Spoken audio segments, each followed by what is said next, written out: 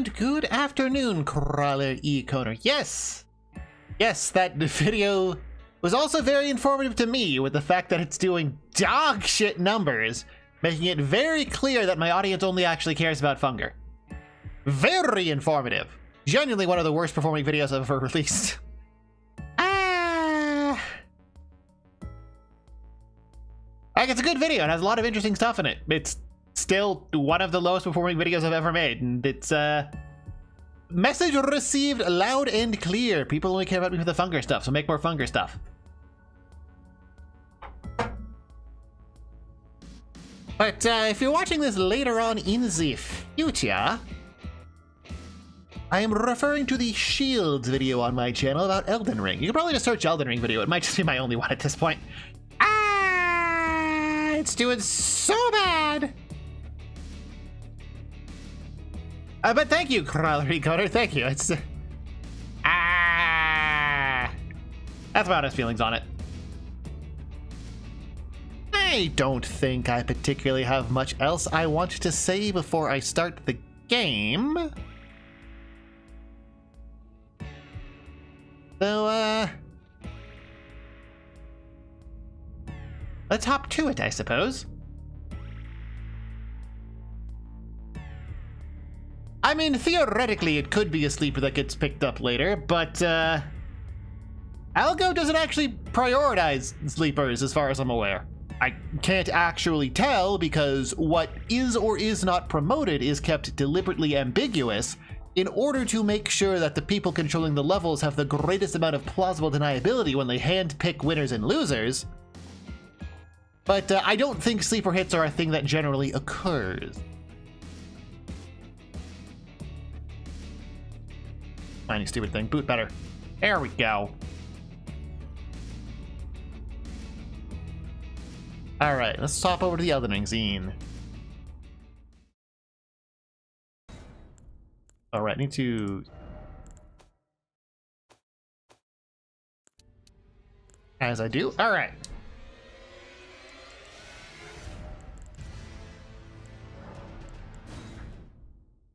Okay.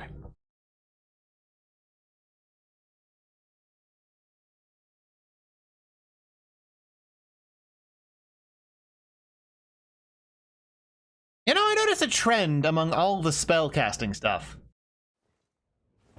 Like, whether it's the dexterity and intelligence hat, or it's like the... Like, all of these hats. All of the glintstone crowns, and basically almost everything else that increases spellcasting.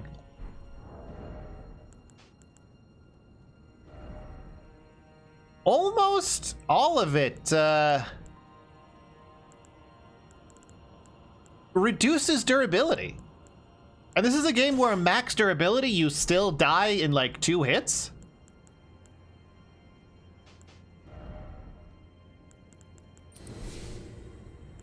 And I just find that interesting. It's like they're trying to communicate to the player that attempting to use any sort of health investment. Oh, I have flask stuff. I can say that. Not gonna do anything, but sure. It's like they're trying to communicate to the player that any sort of attempt at trying to increase your durability as a caster is going to be wildly punished. Just outrageously so.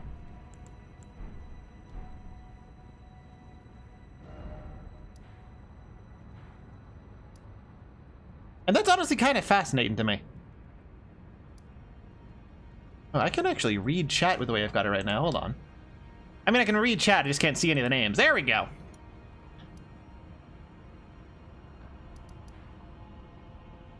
Do I want to get hidden body? I don't know if I want to get hidden body.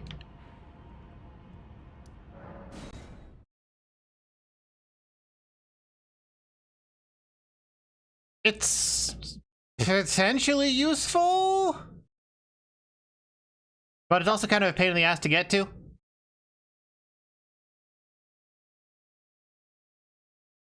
Oh yeah, I guess I could bitch about the Twitch to Twitch. What's my physique doing right now, actually? Am I fat rolling? I'm fat rolling.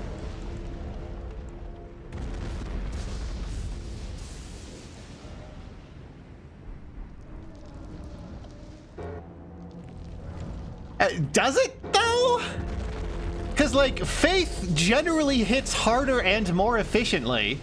Like, Ancient Dragon's Lightning Strike is going to deal more damage per given amount of FP than Soulstream.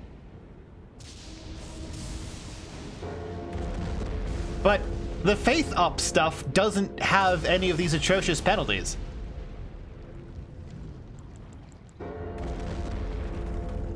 Plus the actual ridiculously strong stuff.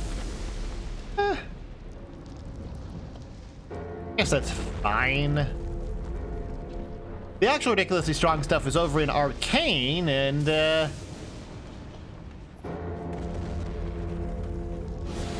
it don't got no issues with just totally breaking the game in half with no downsides.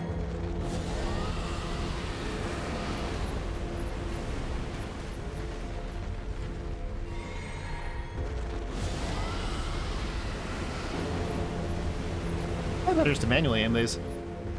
Hey, there we go. There's one rot.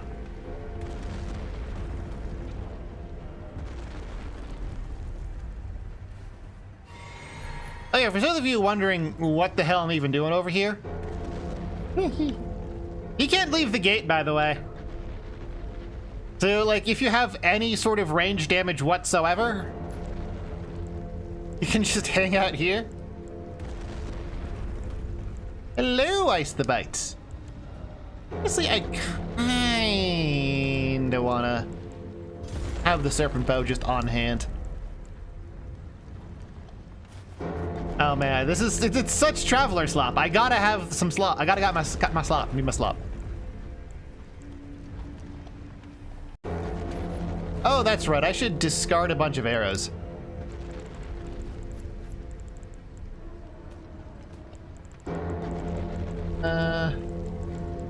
Yeah, I still have way too many of those. I should, like, throw them out. So that they're not cheated anymore. So I only cheated them because I was sick of reloading the title screen. Hey, yeah, kinda, honestly. That and I look a lot prettier.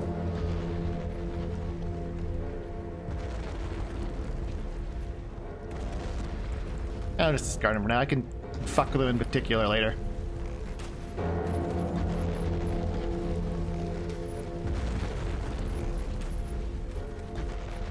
Gotta love that input reading. Oh.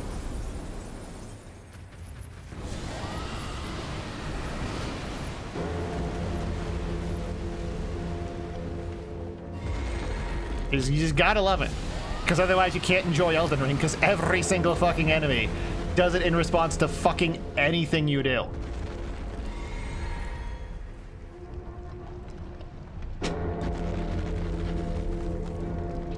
Also, Azalea, go watch my video if you haven't yet. It's really good. Good video. Oh, I don't have Raptor of the Mists on this. I stopped it on the Rapier.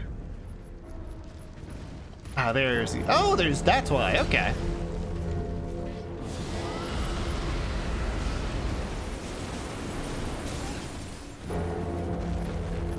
Huh. Was not expecting to actually survive that.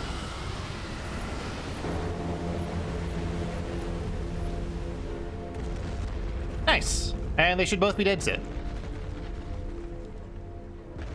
But yeah, these guys don't respawn, and you cannot reasonably fight two of them at once, which is why they let you summon Spirit Ashes here to make the fight doable.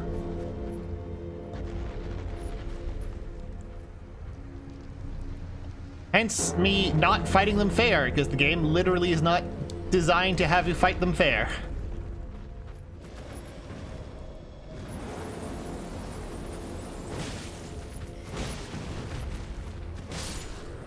Like, one-on-one is fine, as you saw. I can do one-on-one just fine. But like, two-on-one is deliberately unfair and they know it.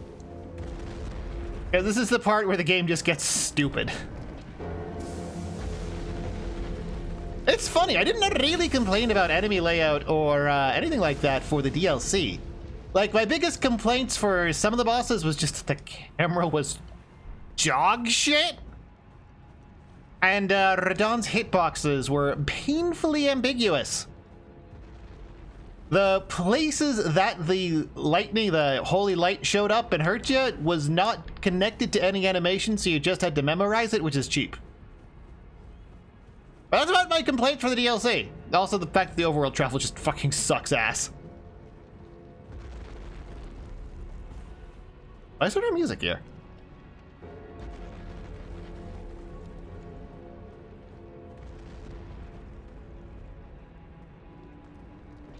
Gonna do the DLC in Cuckma? Probably. Thankfully, I have the perfect excuse not to do Millennia, so I'm not gonna.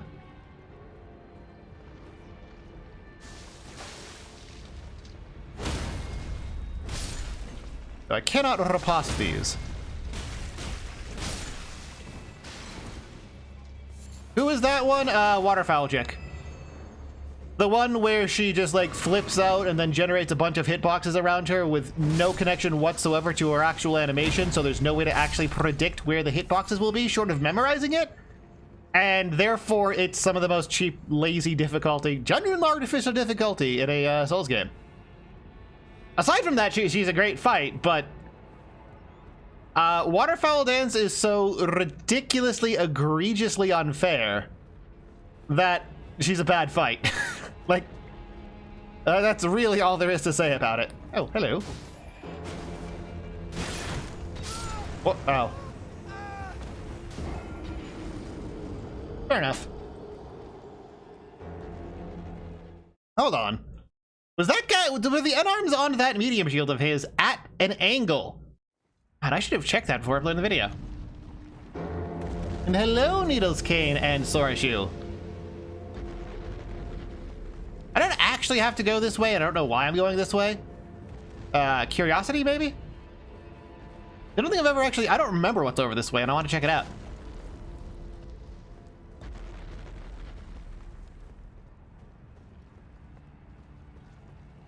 I still don't have Raptor of the Mists.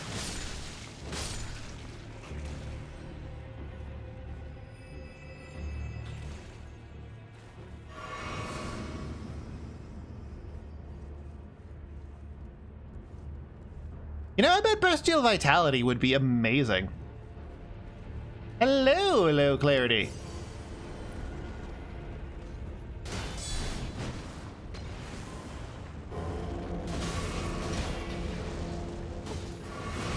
Oh, Jesus. There's really just no safe spot here, is there?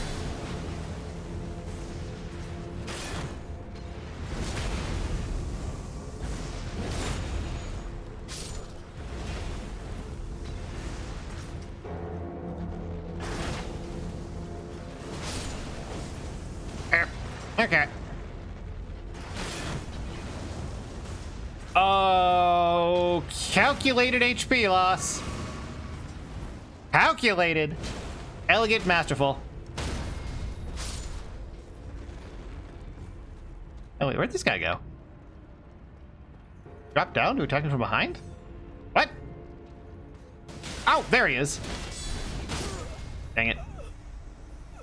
It doesn't look like there's actually anything over here except, like, that item. Which, I mean, that could be upgrade materials. I do kind of want upgrade materials. But...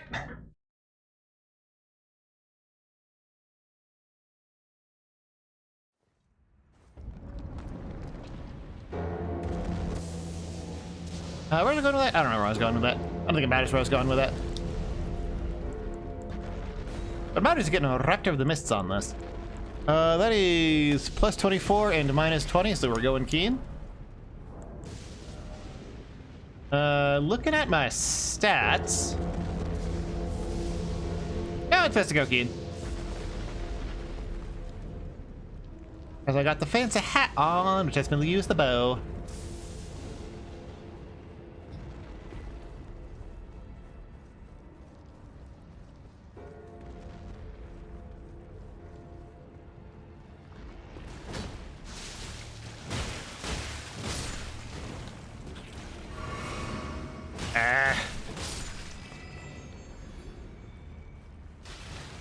Why are there slugs in this castle at all?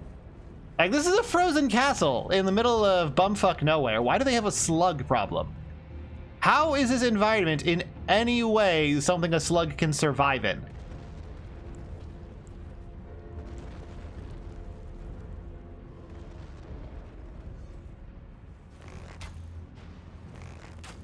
An eye on the shadows on my right to make sure. Mean.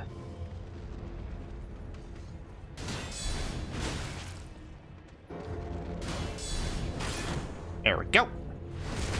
Surprised how little guard damage. Stamina damage? Stamina damage? Stamina damage? Stockpiles of grain? I don't think there is any. Especially not over there.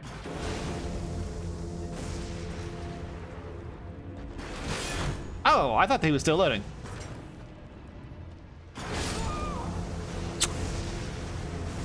I was not expecting. Okay. I'm just gonna try running through because, like, it doesn't fucking matter. The only thing I care about is the item. Also, I found out the most horrible thing. I don't have any access to duct tape right now. And, like, I did some stuff to make my chair more comfortable to sit in for long periods, but I need duct tape to finish it off. Well, more duct tape than I had. And I'm out of duct tape. I'm out of substitute, like, scotch tape or something. That stuff sucks. There's an ankle legs in at all. That kind of makes sense. I'll cop to that.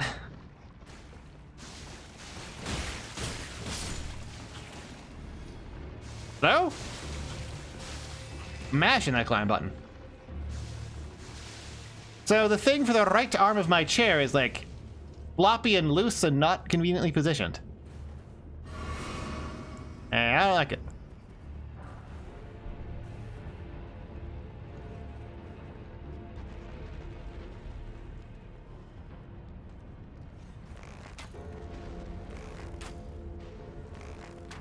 Yeah, scotch tape isn't great. That's why...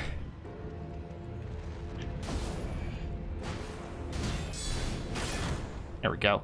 That's why I was hoping for duct tape, but, like, nowhere around here actually sells duct tape. I'd have to go on, like, a day-long journey to a different town to pick up duct tape. Keep expecting them to have to load it before firing. No, it's on by default.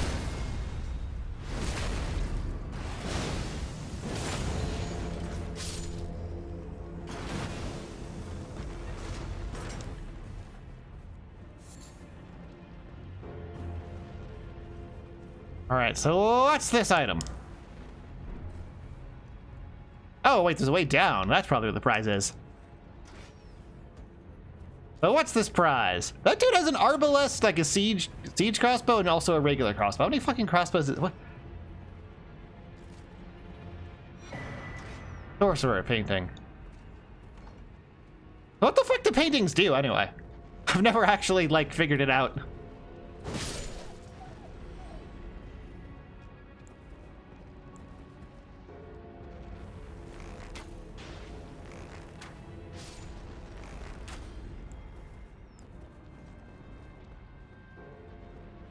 There's a bird right above me, isn't there?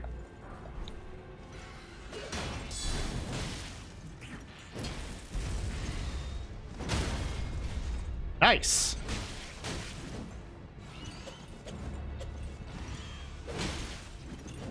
Bird cameras. Birds could almost be an interesting enemy if they didn't cause the camera to just completely shit itself.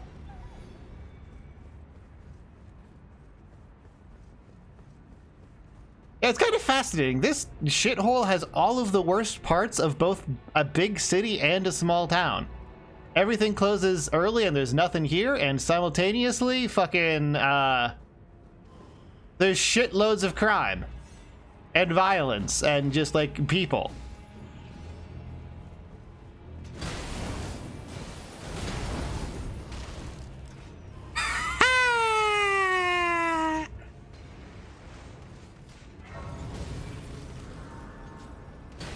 Go ahead and kill me. Thank you.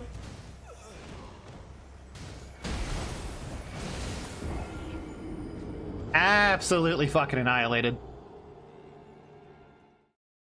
I should move. I'd love to. I need someone in Massachusetts to work with me towards that so I can get some money so that I can move. So I hired a private investigator a while back, which burnt through the rest of my savings. I am just going to go straight to...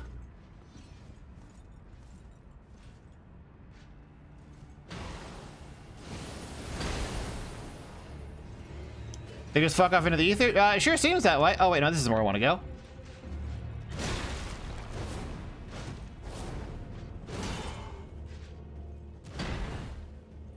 Up here. The fun part is he's just going to teleport to the... Oh, he's not going to teleport to the top of the ladder.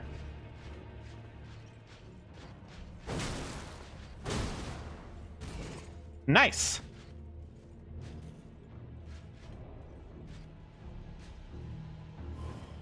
Yep, there he goes. Teleport to the top of the ladder.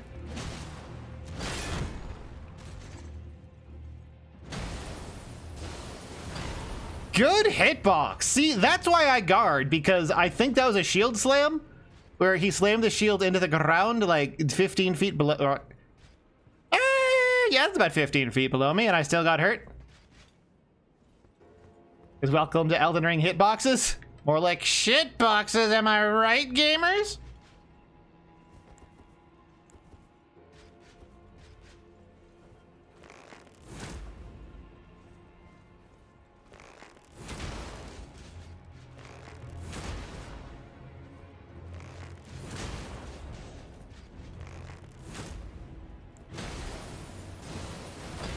Yep, that is his shield slam. That is the hitbox of his shield slam.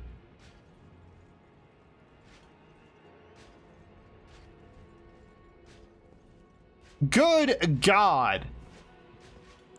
They weren't fucking around when they called this Dark Souls 2 Part 2, because only Dark Souls 2 can get away with hitboxes like that.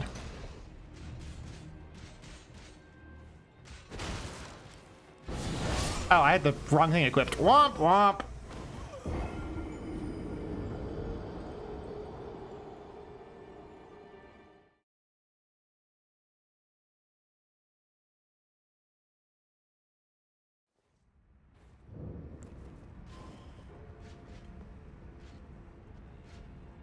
But also, Needlescape, no, Hellish is Brazil. I am fortunate enough to only be stuck in Purgatory-ish.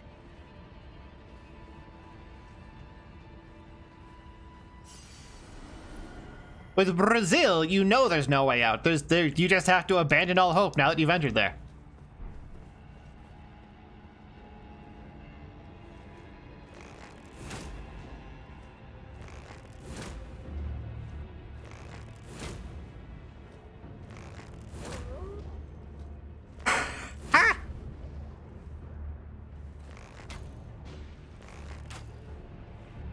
Ah, shit.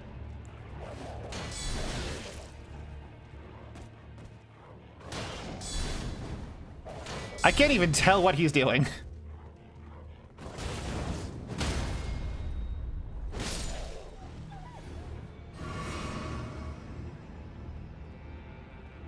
Well, he's aggro too. So the way this is supposed to work is that wolf howls and alerts the other two. But I kept interrupting the howl by shooting him in the face with an arrow. He just left me alone.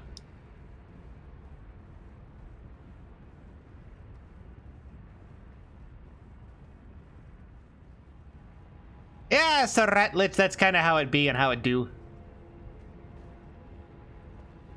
Dark Souls 2 remains the only game I've never done a Soul Level 1 run of. Although I do kind of want to revisit it and do a completely, like you skip character creation challenge run. So that wolf is leaving us alone, right? Yeah, alright. Oh, cool, cool, cool. Ah, this looks about right.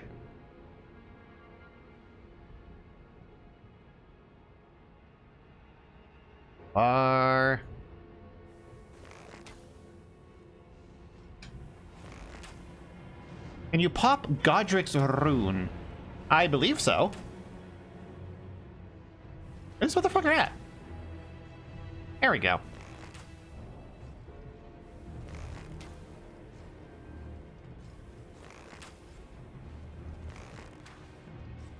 All those fucking dipshit Banish Knights. Blocking the arrows for their leader.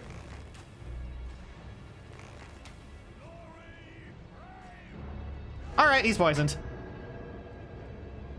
Yeah, so I mentioned, like, last week that I had finally figured out a reliable way to deal with this guy on level 1 run, and now you go. More than that, JR Monkey. I mean talking to absolutely no women whatsoever. I have not talked to Melina, I have not talked to Ronnie, etc., etc. Like, there's absolutely no talking whatsoever going on here.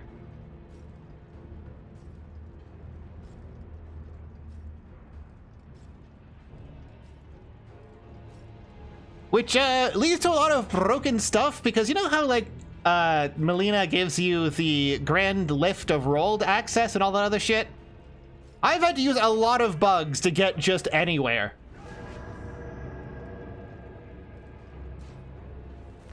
I can speed this up a bit by throwing regular arrows at him.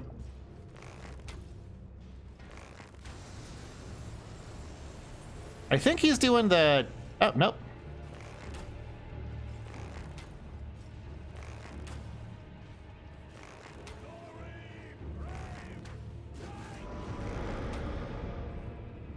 Yeah, not a single female soul spoken to.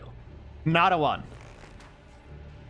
And since I'm not super good at the game, I compensate by using underhanded tactics on everything, and I'm having a lot of fun, like, discovering some of them. Isn't half the people in Elden Ring girls? Yes! In fact, if you want to get any ending other than the default ending of Age of Fracture, you need to speak to women. And Crawler E. Koner, that depends on if the female talks to you. Like, I would not consider fighting Dragon Lanceau talking to women. That's not gonna reach. It's really a shame that he can't launch himself out of the arena with that. She just roars at you.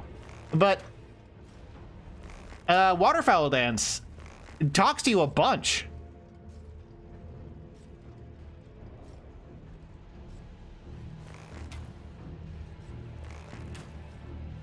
Like, she has multiple speaking lines with you. She's got, like, fucking different dialogues for beating you. Very much you cannot interact with Waterfowl Dance or else she'll kill you. Or else she'll break the run, I mean.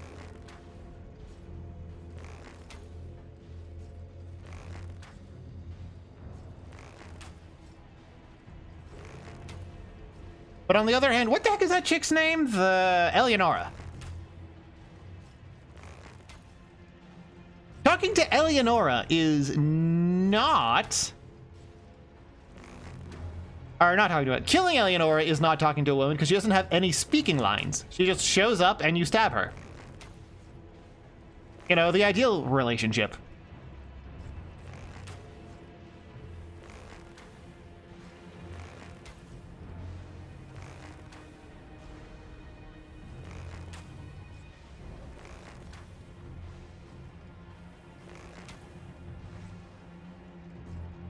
Hell yeah, I can finish him with poison.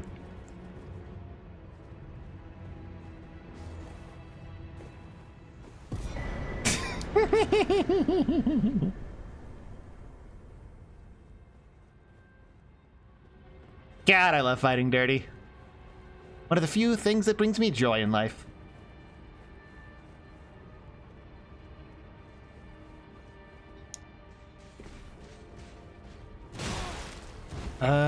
Fuck off.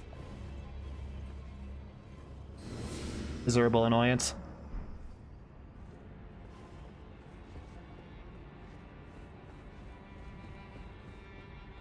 Oh, and speaking of, a show of hands in chat.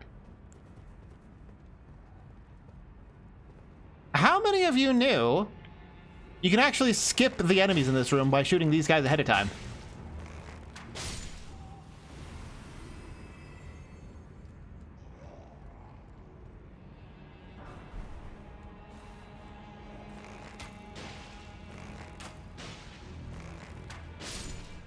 Like, normally there's a bunch of, like, banished knights and whatnot in this room. You can just shoot the guys instead.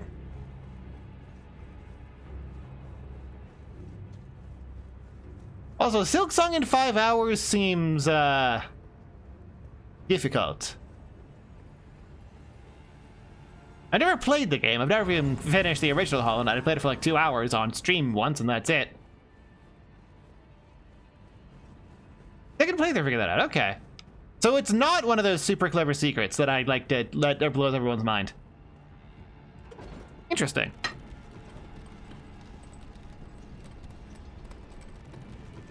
Like, everyone acts like I blow their minds when I do the fucking Pure Blood Knight's Medal as a homeward bone.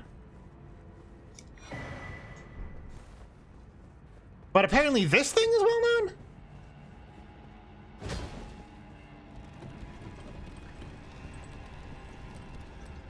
I wonder if this is even going to work. We might need the original Roid Medallion, which means we can never get into the DLC. I know there's a consecrated snowfield skip into a... through a Stake of America, but that requires... Torrent, I'm pretty sure. Ooh.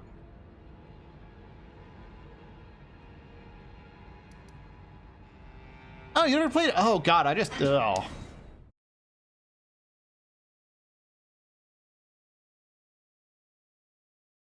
I just realized I'm going to have to walk through the swamp on foot.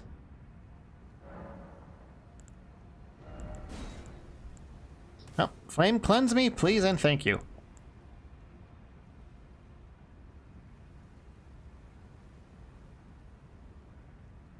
I feel like I could probably break the game in half with this if I really tried. Keep thinking this is pest threats, but it's not. There's too many spells in this dang game, and a lot of them don't need to exist.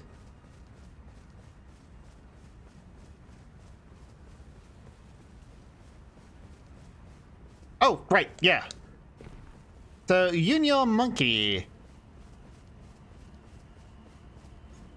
As you can see, there is no level up or talk to Melinda option. And also,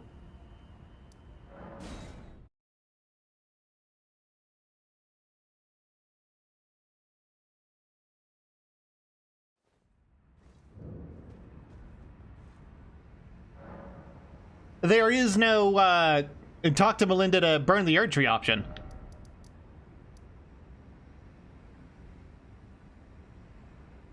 Guess I could buy more arrows, fuck it. I don't really have anything to spend money on.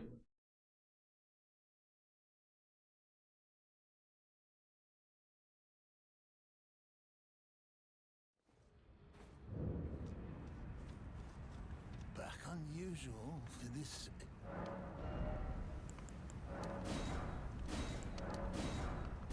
Sure, we can do that.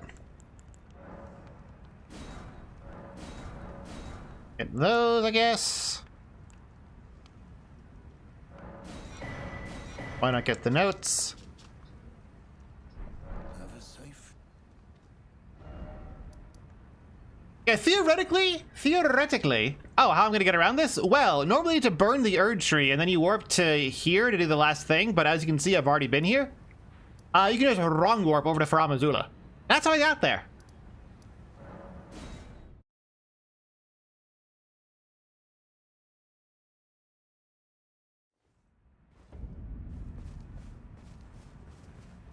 Yeah, not terribly exciting, Hazmat, unfortunately.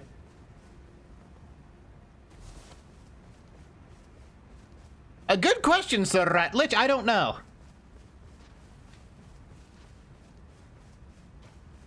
It feels tinged with early millennials irony in a way that I don't quite understand.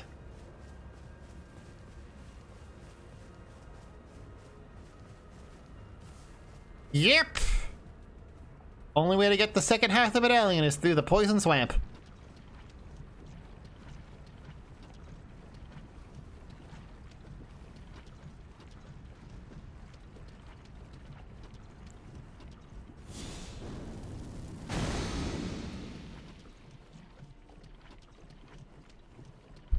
bum.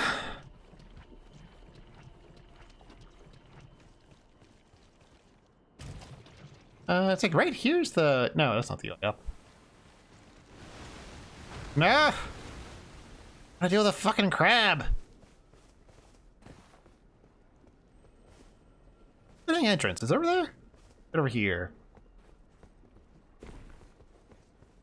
Also, hello to WX. Ah, it's right there. Okay.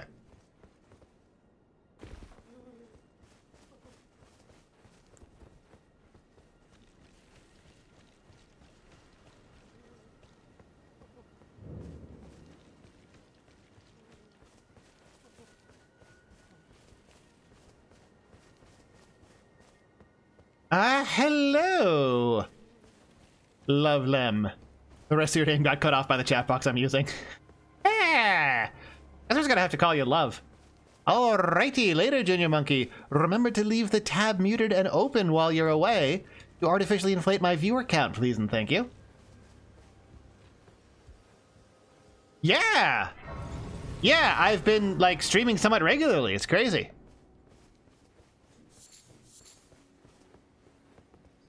Bonk.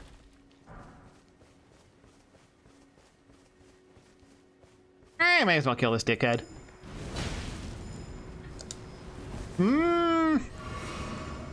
May as well not fight fair because he'll kick my ass.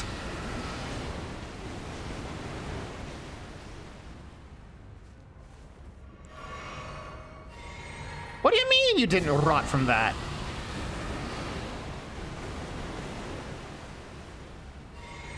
How high is your poison resist? What the fuck?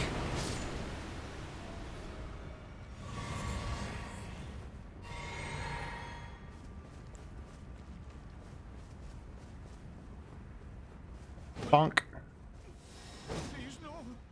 Bonk. Nice. Now I got both. So let's see if this even works.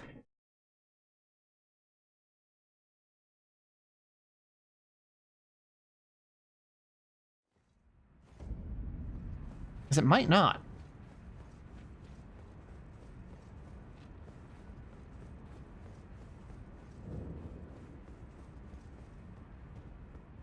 Oh, it does. Okay, so you can get the secret medallion without the main medallion and the lift will work, but now I only have a lift that goes down.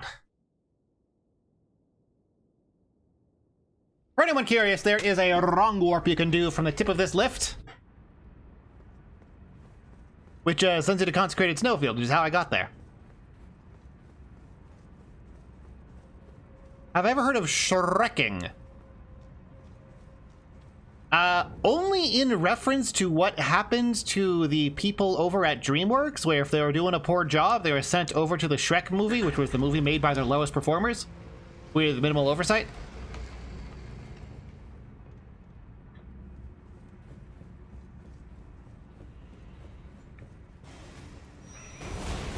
Beyond that, no, I've never heard of it.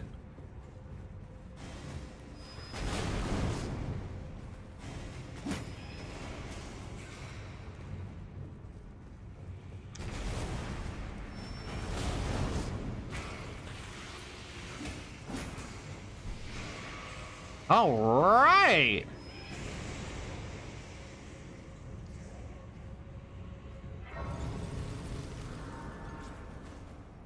Nerds. We are now in the shittiest area in the game without Torrent. Let's go. What does the guy have to say? Remember the path. Okay, so he's telling you to follow the lights. Got it. Trekking is when women deliberately date ugly guys. Well then, to answer your question, of fucking course I haven't heard of that. Are you joking? If it's about dating ugly guys, then it's got nothing to do with me.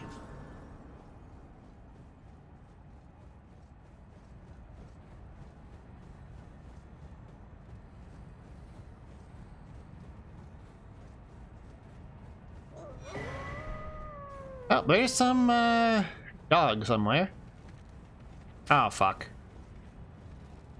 I'm just gonna keep running north and whatever happens, happens. I keep running north, whatever happens, happens.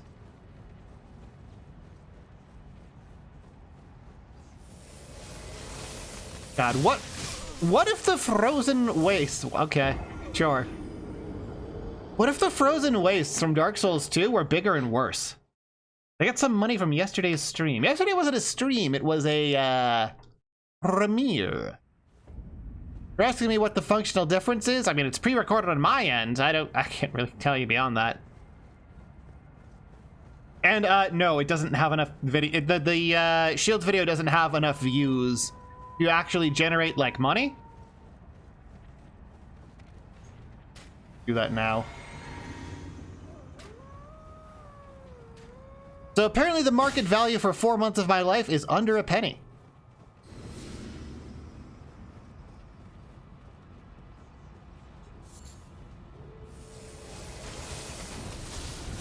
Time to panic roll and hope for the best.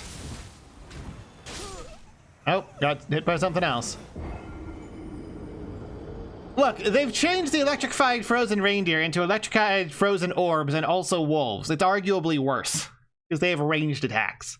With the reindeer, you can distract them and outrun them. With this, you're just fucked. You have the audacity to try to experience this area. They make sure you never have a good time. I don't think the Alien Loy Snowfield is actually worse. I genuinely think it's better.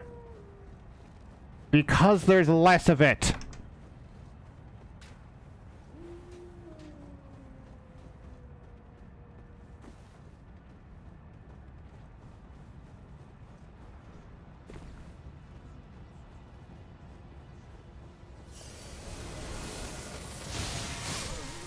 Cool.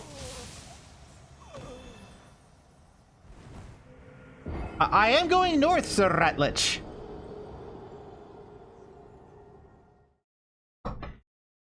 I guess I'll try remembering roughly how long it takes to reach the frozen lightning ball. Not like I can use visual reference to figure out where it is. I guess you can put that there. Let's just go this way. No, I should make this more precisely on the map.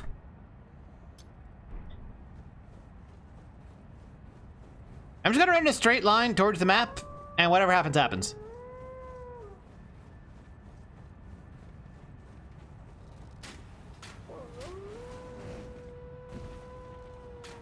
Because there's nothing redeemable about this area, it just sucks. And I just want it to be over with. Ah, cool, some random bullshit. Let's hope it doesn't kill us. Cool, it didn't.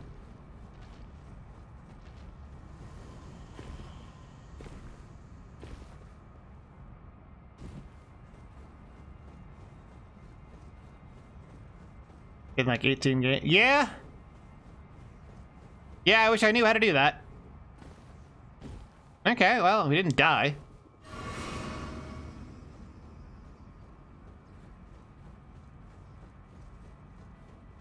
Oh, and I guess there's a checkpoint right here. Cool.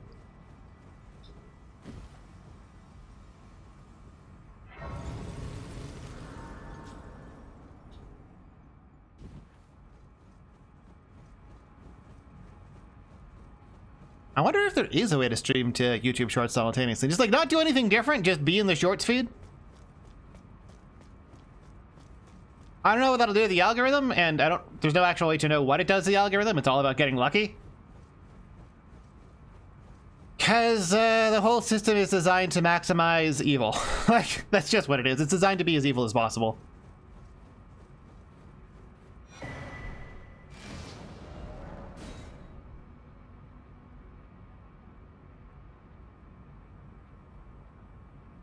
Whatever floats your goat. Look, Clarity.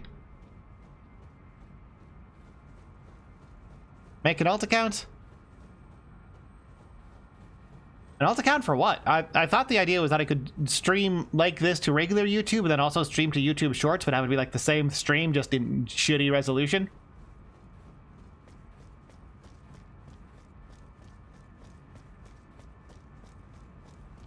Yeah, actually, let me check something. I have a pole weapon, right? Oh, yeah. Huh, well, that's interesting. Oh, I guess we got invaded by someone. All right.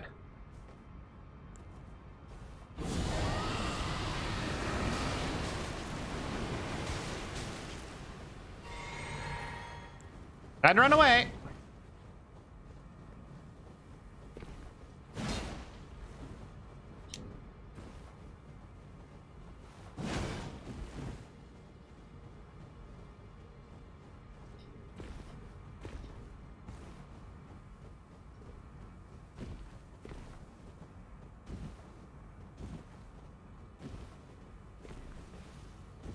Yeah, as you can see, holding block while tapping jump in the right rhythm is in fact faster than sprinting, which is why I'm constantly pulling away from her. Hot speedrun tech.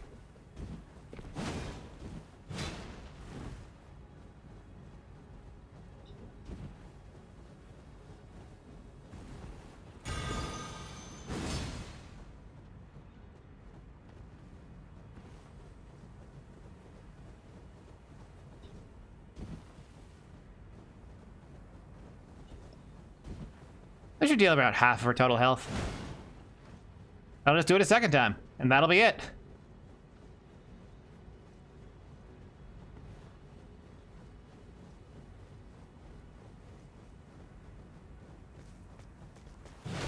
I do like how NPCs have literally infinite stamina.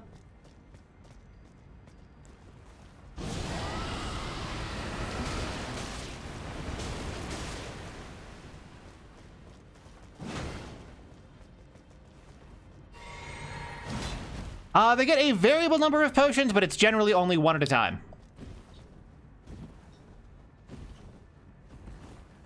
Like, she can just sprint literally forever. Because she does not have stamina.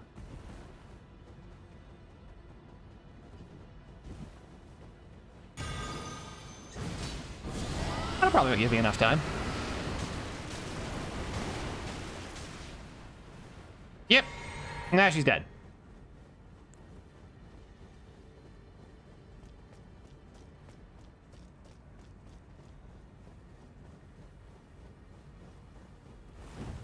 See, this does not count as talking to a woman.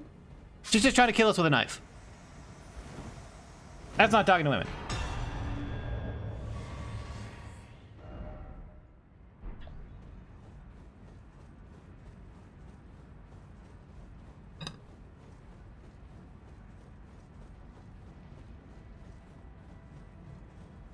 And it's a big knife.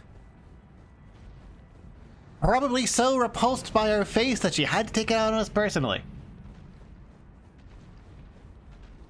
I feel like there's some sort of like looks mask slang that I could have inserted there that I don't actually know that stuff. Like, I think it's fun to make fun of it. That dipshit again.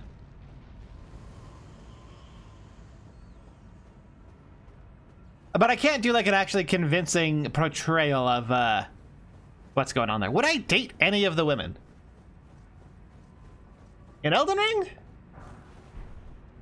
Good question.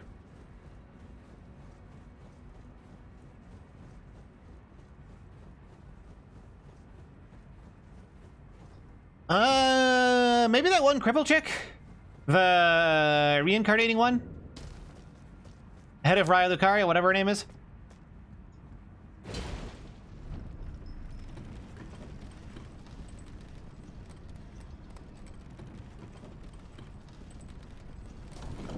Like, she's completely insane, but, like, that's fine. That just means I won't be able to tell once I start gaslighting her.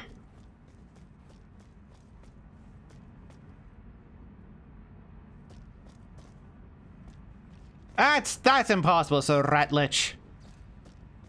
We are a stone-cold true self for life. There's no way she would be attracted to us. Oh yeah, I guess Ronnie counts as a lady.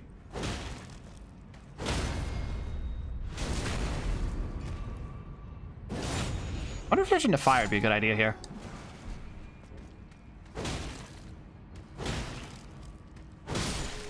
Ouch! Isn't she more puppet thing? Now she is, yes? She was not originally a puppet thing. She was originally a demigod. But she killed her body without killing her soul, and now she haunts puppets. More than anything, she's just a ghost haunting a puppet.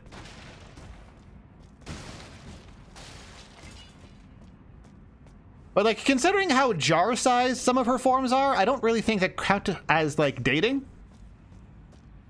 Like, I don't think that one guy was dating his Rainbow Dash figurine. I don't know, maybe I have an outdated view of dating. What's my favorite Souls game? Tragically, this one.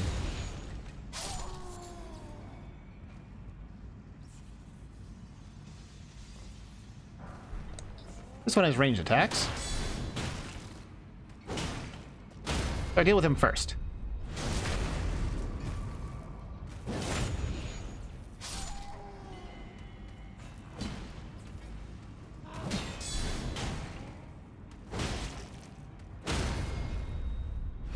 Yeah, I mean, I really like Dark Souls 2, and this is Dark Souls 2 plus a really boring empty world, but also some better ideas, but also some worse ideas. Have I played Bloodborne? I don't own a PS4, so no. I'm waiting for it to come to PC via emulation, because it's not coming to PC any other way, let's be real.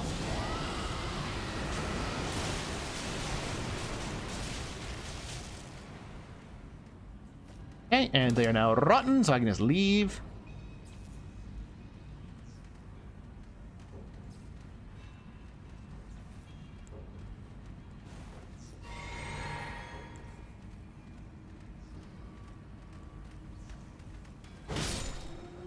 Yeah, exactly, Ice the Bite. And he wasn't doing that with his Rainbow Dash figurine, so we can't really call what he was doing dating. And therefore, he couldn't call what I would be doing with Ronnie dating either. You get it. You understand.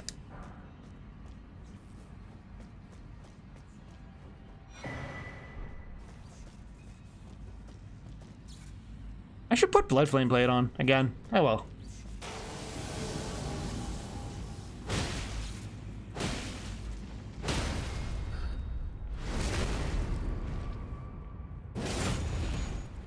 Ah, these guys are meant to bleed.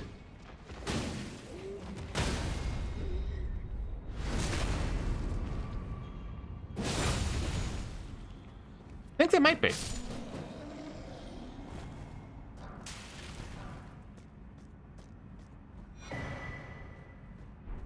Apparently the Alabaster Lord's Sword is stupid good. I've never used it, though.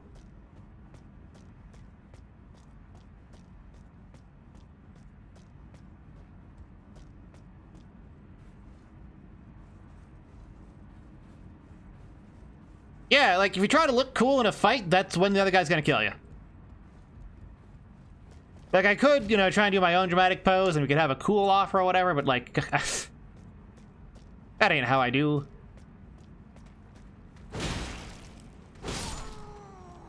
Pretty substantial damage increase doing it this way. Spaghetti tacos or spaghetti with hot dog slices? Oh, now that is a excellent cursed food question. Holy shit.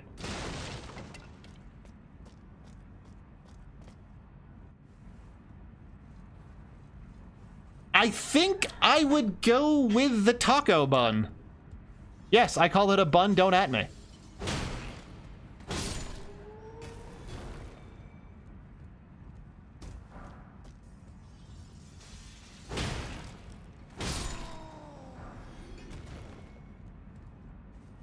Oh, I should get the... what do you call it?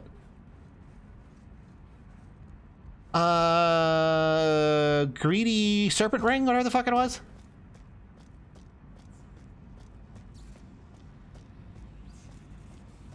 Yeah, that's what I'm talking about, Sir Rat Lich.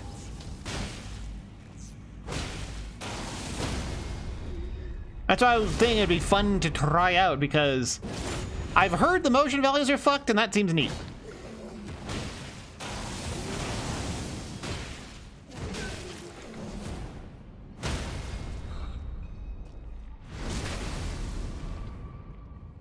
Hell yeah. Okay, so they do can bleed. They just have high bleed resist. Because there's no way I did 900 damage with just the fist on the first hit of a riposte.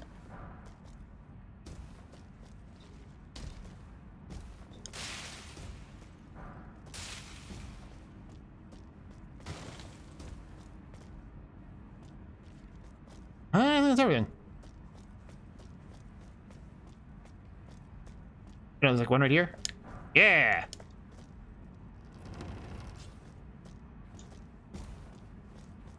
Honestly, a proper, like, full strength int gravity magic big weapon build seems like it would be really fun.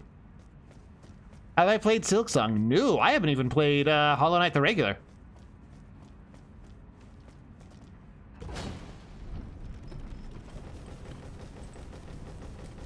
Oh, speaking of the Elden Ring video doing dog shit, I realized that if people really want Fear and Hunger, they probably also want my Fear and Hunger like, so long as I frame it as an out. Take like 3 steps more forward. There we go. So long as I frame videos about it appropriately.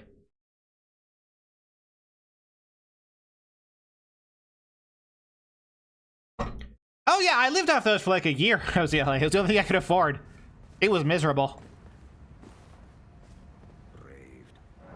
And the way I boiled both the ramen and the hot dogs was that I had to put them in a used, not used, but like, I got a roll of Starbucks cups. 1/8 short, really? Yeah.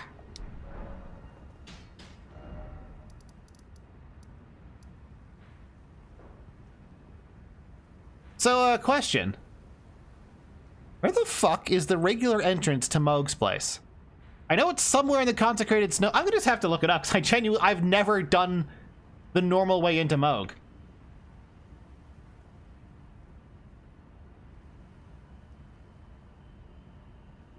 Let's find out.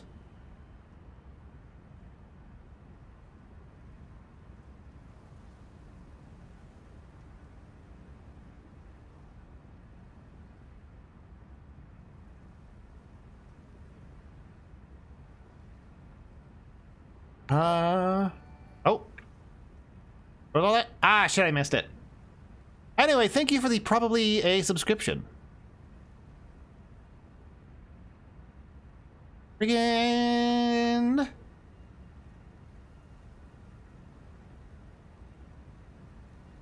Oh, of course, naturally, Effectual Life doesn't show you where the fucking thing is.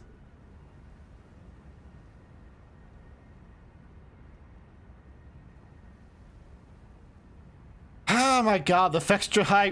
Why was there no Elden Ring wiki dot for, you know, the secret medallion for, oh, where the fucking... Why is there no good Elden Ring wiki? Thank you, the great cosmic axe. Could have milked Fungal like for Polo. I'm planning on trying to do that again. And if that doesn't work, then I'll probably just die.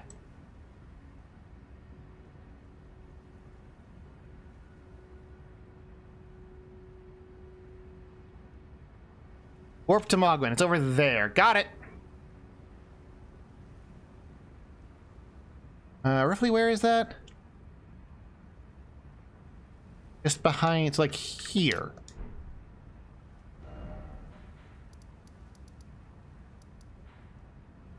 I guess the fastest route would be from the Yellow Anus Tunnel. Okay. Yeah, unfortunately, the video hasn't performed particularly well because none of my regulars are clicking on the dang thumbnail.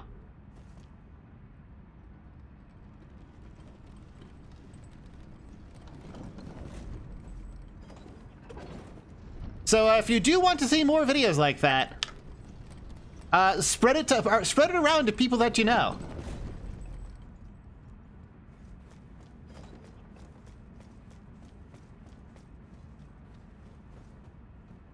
Great time for using Brain Rot Slop to get views. I mean, I can't do what I don't know how to do. I don't know how to use Brain Rot Slop to... I don't even know what Brain Rot Slop is. I'm too much of a chopped unk, as the kids say nowadays.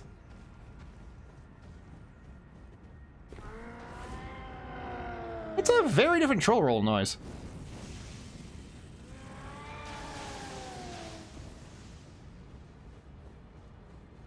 That's weird.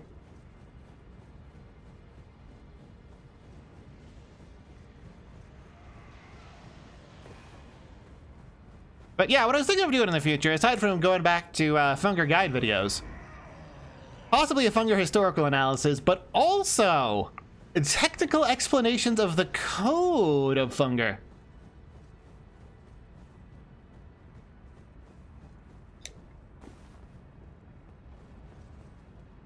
And how I'm doing it better for my game, and why you should buy this plugin that I wrote that handles it better so for you to make your own Funger-like. How old am I? Too old. So, here's the fun part. Another one? Oh, here it is. Plus, this completely limits his avenues of approach. Gonna come from over there somewhere, probably. Maybe up.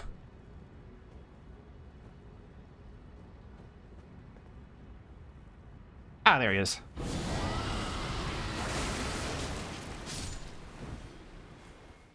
How did I survive that?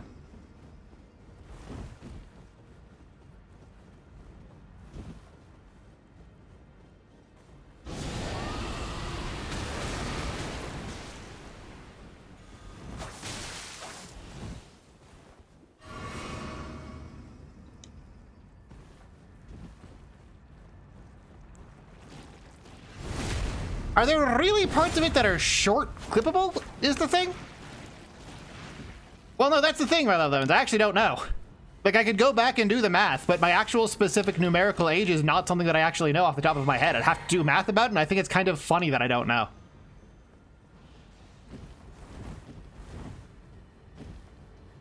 Who the fuck do you have rings of light?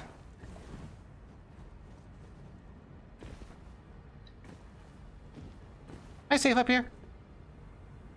Oh, I'm so safe up here. Ha! Cat hiding in a tree defense never fails.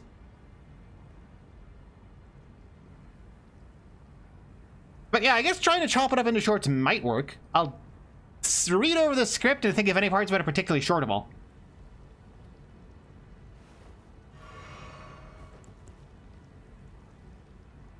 Hey, do you want to throw? I'm gonna do it.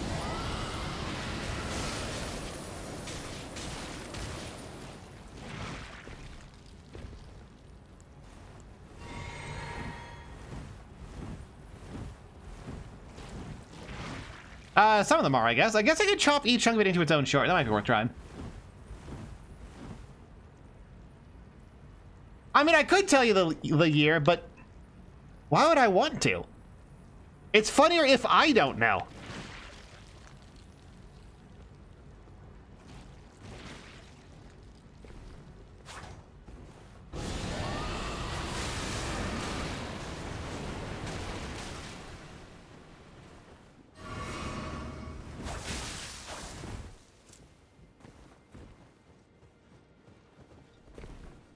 Dang it.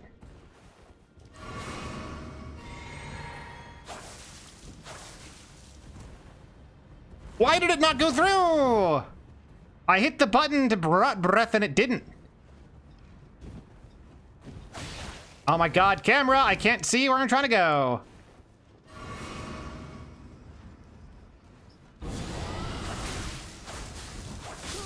That's fine.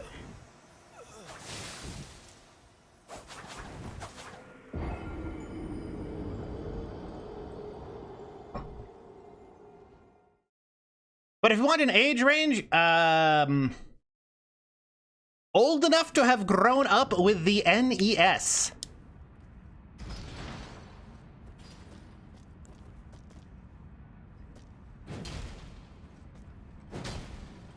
Yeah, I think Funger Code deep dives how to do it better, and here's a plugin that handles it for you. Would be nice. I'd want to patch up my status persistence one, because that actually has a memory leak in it that I wasn't aware of until now.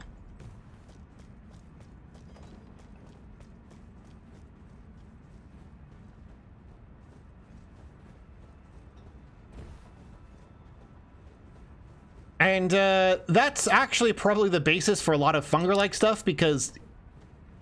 Actually, I haven't tested that part, although I probably should. Will I play the DLC? Probably. Not as part of this challenge run.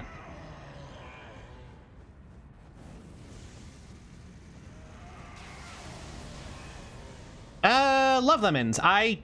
Do you know what that AI is called? Well, enough right, consider me 12. Yes. I'm very much not under 30. I was going gray before I died. Probably have damn near a full shock of whitehead hair at this point.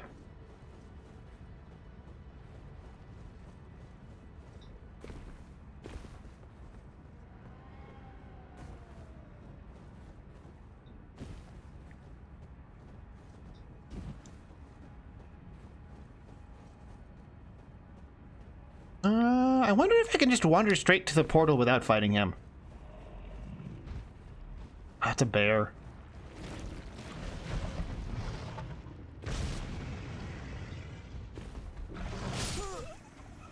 Okay. The answer looks like probably yes. It's just that the bear's gonna be a bitch about it.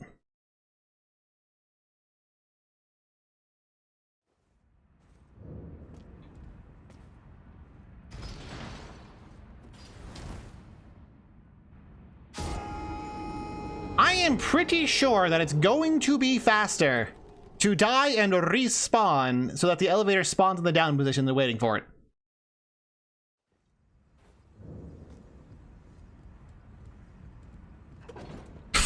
What was that? Why was I sitting there for like 20 minutes? Okay, whatever. Actually, I guess I could ask like AI or whatever if they know of the tool that can look over a stream and find the clippable moments. I should do that. That's a good idea. Here, write that down.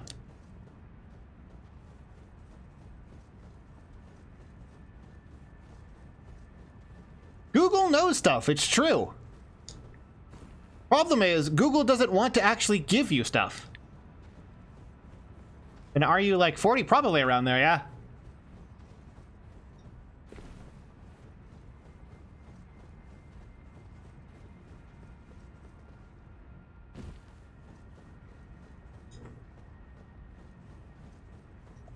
Like, genuinely, one of the issues, one of the reasons I use AI is because I can look for whatever the fuck I want in Google and it won't give me anything except paid results that aren't what I want.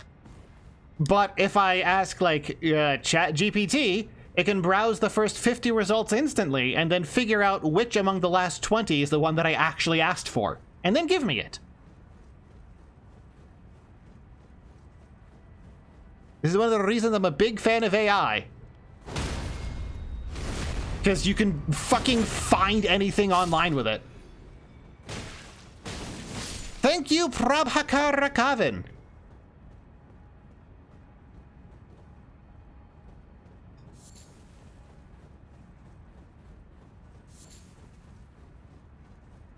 $300,000 pages that are worded slightly different from different AI slop sites. Yeah.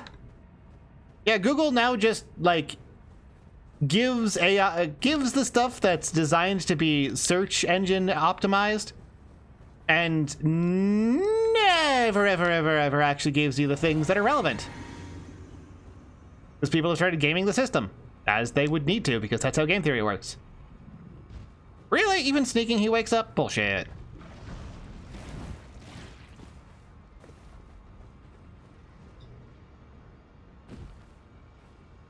You can't follow this far. You might be able to follow this far. Ooh, nice.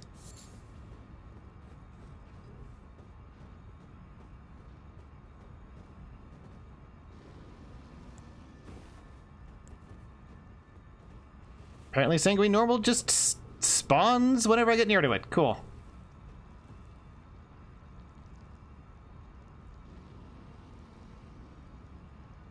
Ah, that's something.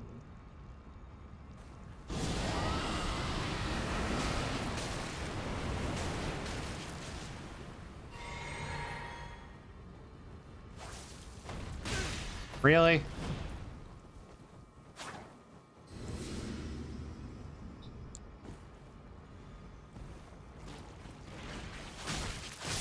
Really?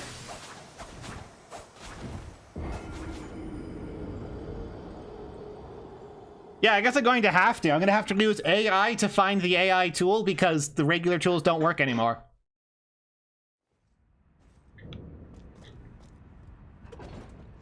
I need to find a closer side of Grace. I'm sick of this walk.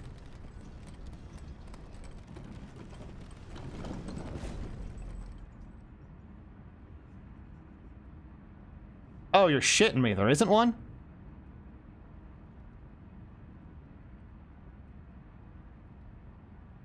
There isn't one. Why?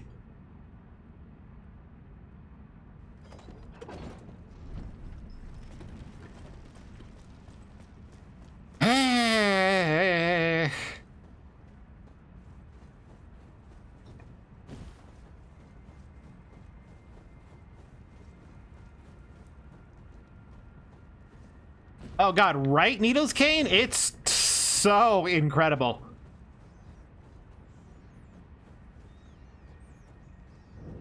Google's AI summaries are fucking deranged. One of my personal favorite AI summaries. Get out of my way.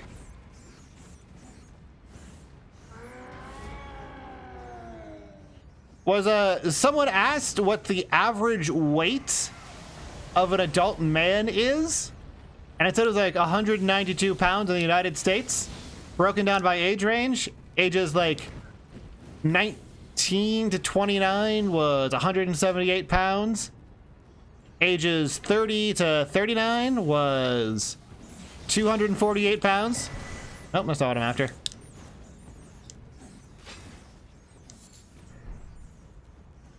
Ages 40 to 49 was 4,238 pounds.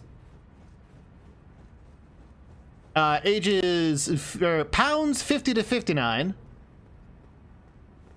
1 year.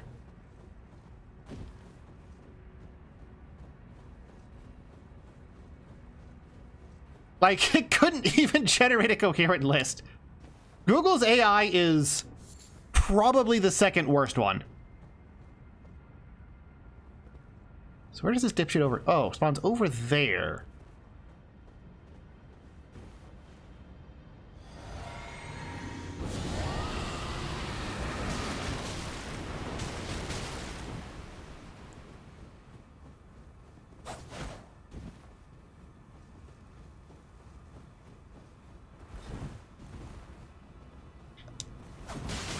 It would be so nice if, like, enemies had to respect spacing by having finite stamina. So that they couldn't just instantly close any distance they wanted arbitrarily. Like, that would massively improve the game, like, having enemies work like enemies. Oh, it doesn't even display on this screen, so I didn't miss it. Anyway, thank you for the sub. Oh, right, I want to do the fucking Blood Flame Blade. Ah, fuck it.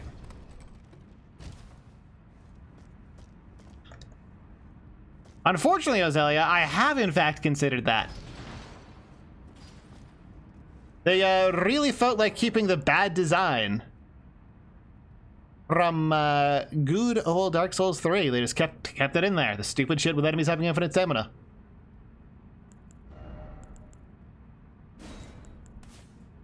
That'll probably help a bit. Can I cast Karain Piercer? I might be able to, but I don't think I'd be able to stun lock him meaningfully.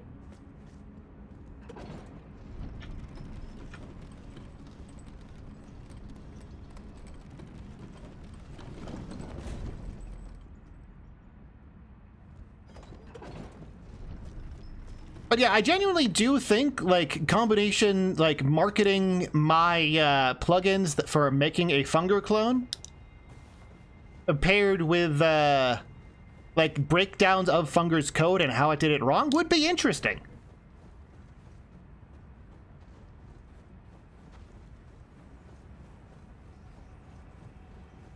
Partially because if you're interested in Funger, you might be interested in making your own game. The fuck's a Funger? Fear and hunger.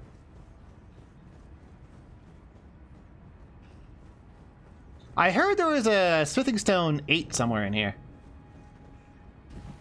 How expensive would be some, most, or all the enemy's stamina? It wouldn't be.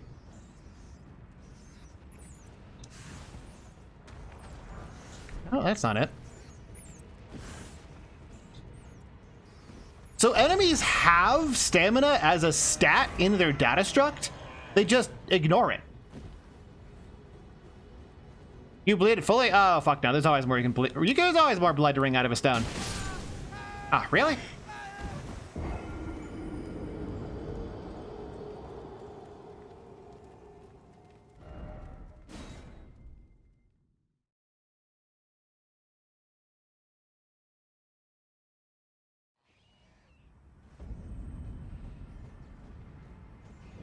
Yeah, they basically have to set a flag that says to ignore it.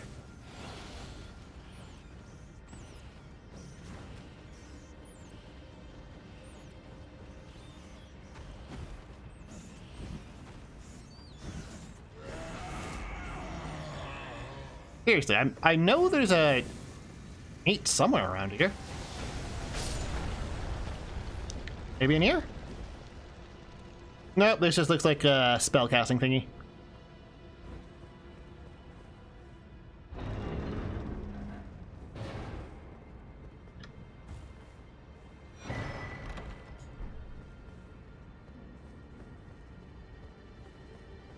I mean, Ozelia would also force enemies to stop attacking constantly and, like, play around the fact that stamina is supposed to be a finite resource.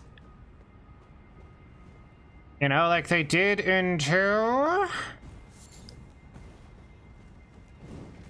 Like, there were a couple of dudes in 2 who had functionally but not literally infinite stamina. Like, the Hammer Keeper guys, which, in a game where player stamina runs from, like, 100 to 300, they had 17 million. Like, that's the actual number.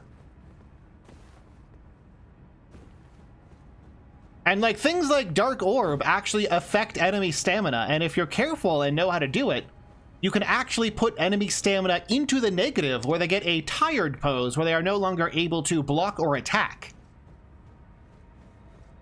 Which creates tremendous vulnerability in what they can or can't do. I can't even use this with the hidden disc that I've got.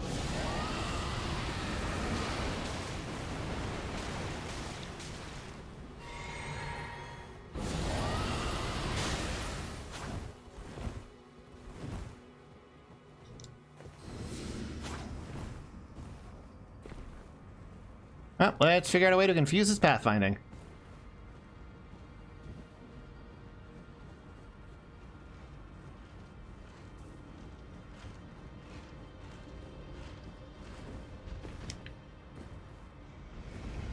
Nope, we've got a bear instead.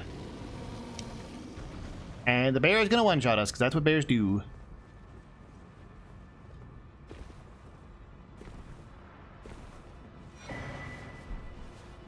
Oh, no, pathfinding successfully confused. Let's go.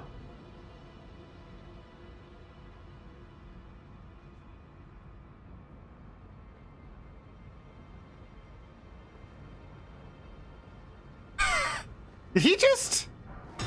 All right. I'm a master problem solver. In fact, I'm such a master problem solver, I can deliberately throw myself into the pit after him and then save myself from it as a flex, and definitely not because I didn't look before I leapt. What are you talking about? Stop being ridiculous. I would never make a mistake as amateurish as that.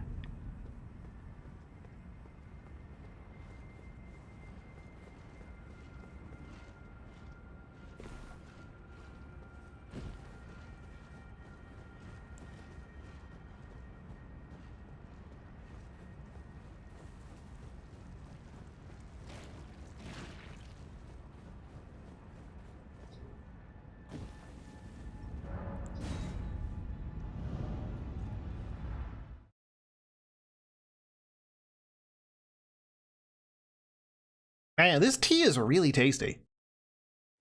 My, freaking, what do you call it? Streamer juice? Made of salt and lemon and whatnot. Honey. Peppermint tea with salt, lemon, and honey in it. And you might be going, of course, well, aside from the salt, that sounds tasty, so why wouldn't it be tasty? Well, previously on Dragon Ball Z, I had been using expired lemon juice, because I mean, it's not like it's gonna kill me. It's just slightly less tasty. Still has the things you need to maintain a proper pH balance for long streams.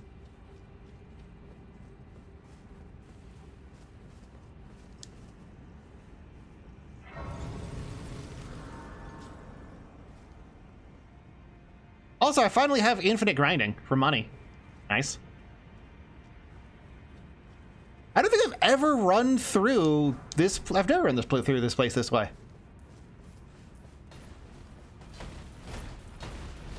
Let's see how well it goes. Probably not very well. Yeah! I don't recommend things that don't work generally. I think it's bad form! Oh, I did die. Yeah, so everything in here is just gonna be a one-shot.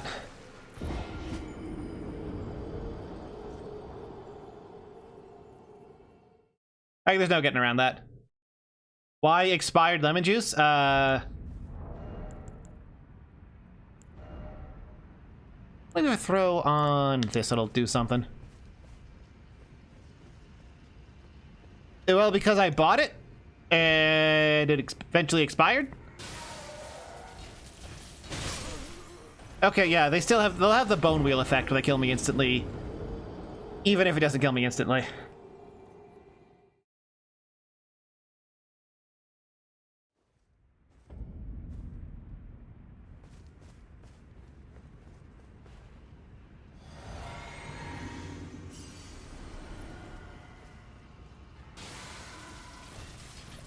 Like, it's not like I specifically sought out expired, oh my god, expired lemon juice or nothing. It's just that I bought lemon juice a while back and it had expired. That's normal and natural and not at all weird. Things change over time, Sir Ratlich.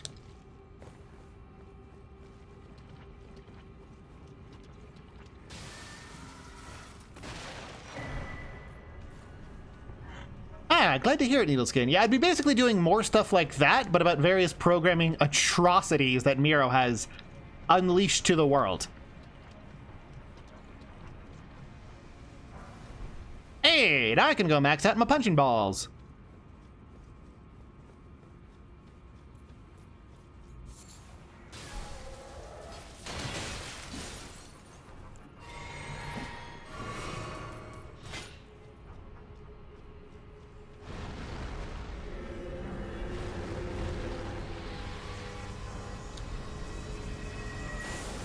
He's not gonna get me with that laser. Oh, he's gonna get me with that, though.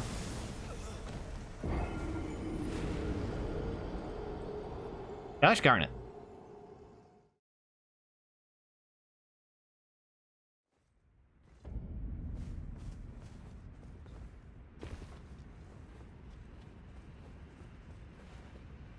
May as well chuck it here.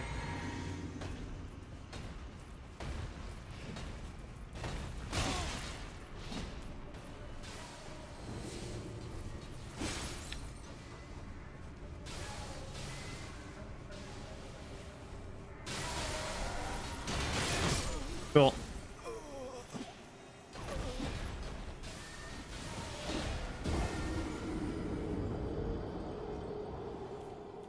This is gonna be a real pain in the ass. Ooh, that'd be appreciated, Hazmat, but I'd think they just won't see it if you don't, like, have it verified or whatever. Permanent guard plus meditation bug. Yeah, I'd have to look at how those work, but I could figure it out.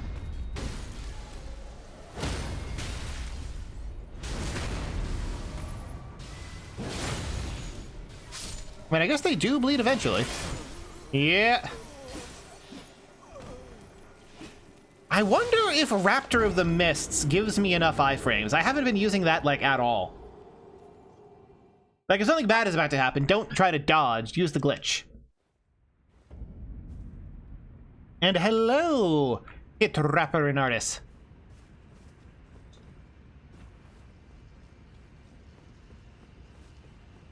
Yeah, this is the Elden Ring Challenge Run stream, where I don't talk to women, including the chick what lets you level up. It is, but I haven't been using it while testing. Like, I've been testing various things on other characters to see if they would work for the SL1 run. Well, not really, the no talking to women run. Okay, no, it definitely doesn't work that way. Noted.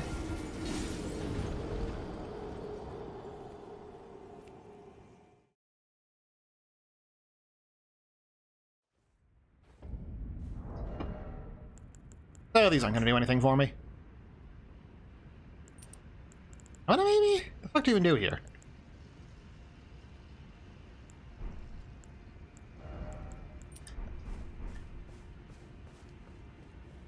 Cartwheel's hitbox just lingers longer than its iframes.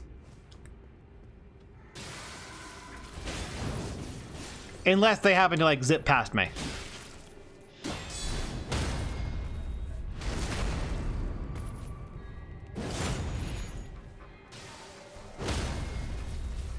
Ha! I framed right through that motherfucker.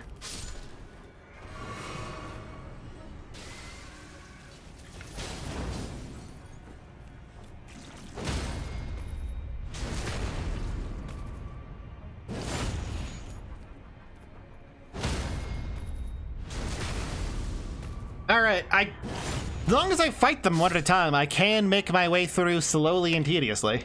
I swap the handedness on this. Just gonna take a while.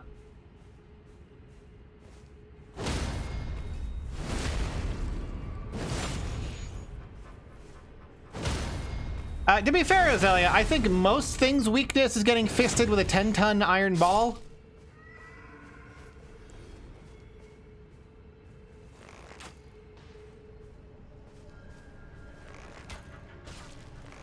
Malekith. Yeah!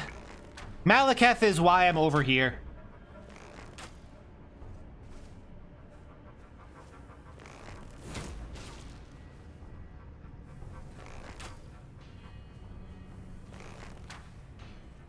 Want to pop into the DLC in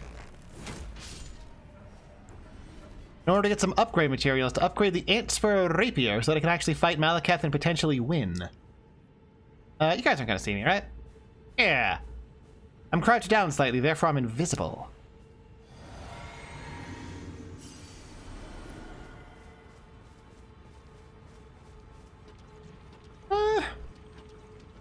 Gnaw might be a good thing to get. It's like right over here, isn't it? I think this is Blood Tax. Blood Tax is also good.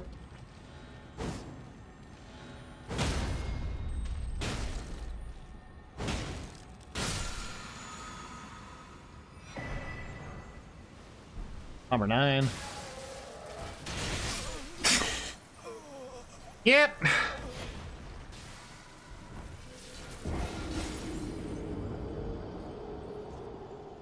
What if we took bone wheels and made them deal 10 times the damage?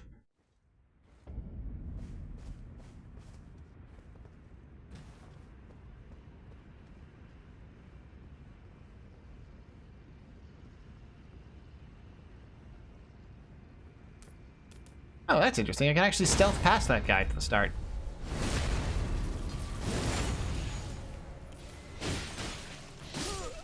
Yeah.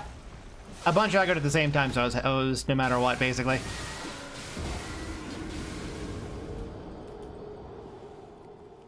that a giant magical dung beetle? Yes. Yes, it is.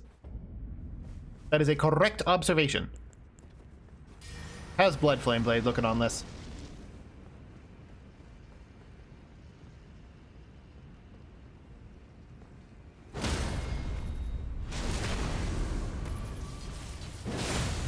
Well, it bleeds them, but that's still not enough to kill them.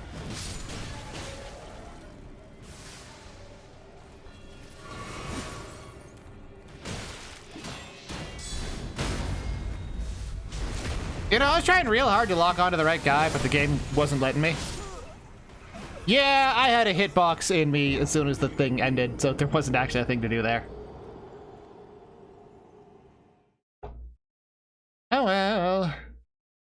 We're gonna be here for a while. I may at some point... Guess I should probably just go upgrade this, shouldn't I? That might be enough to make this lethal.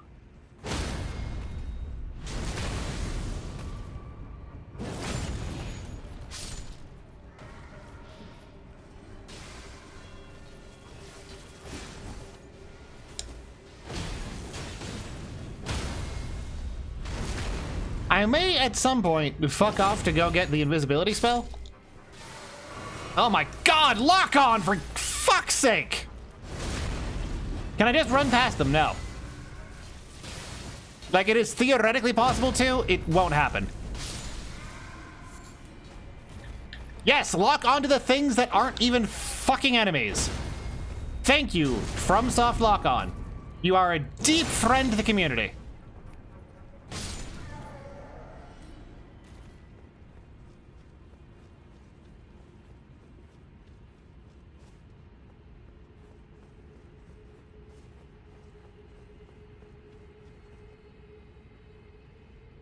I think I'll just like let them go over here. They won't notice. Cool.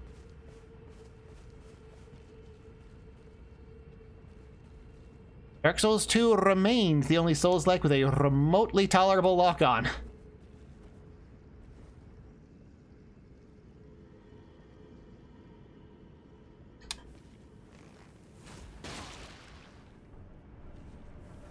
Surprised it didn't instantly poison him. Surprised none of these fucking hit.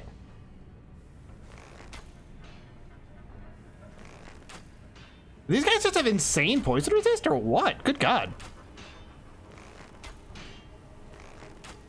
Holy fuck. Are they immune to poison?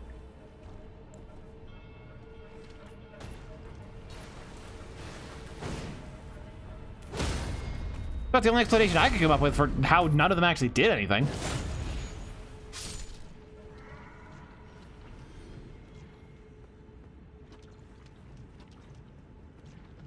I have never played a Ring of Pain, Needles game. Not once, not ever. Oh, there's just a bunch that are spawning. Oh, there's a bajillion that are spawning. You guys have fun over there, I guess.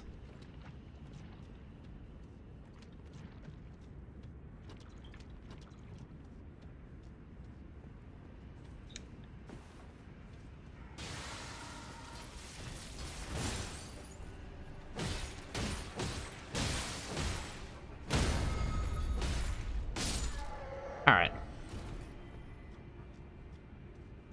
So if it's only one, I can stun lock him pretty comfortably with an R1 combo.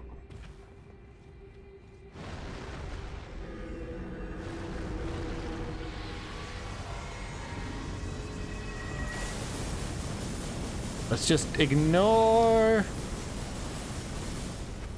What are these called? These are a specific type of Japanese yokai. Kashidokuro, that's the one.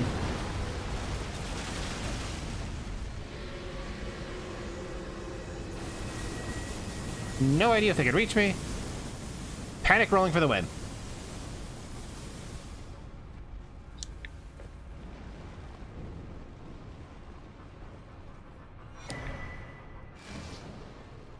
Ah, we made it.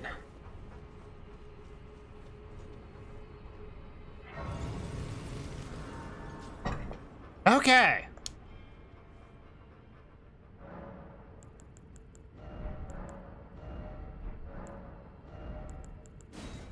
I need to have... I guess I'll have to do it with Lord's Heal, because I don't think I have any way to get anything other than that for heals. That's kind of funny. May as well max out my fists while I'm here.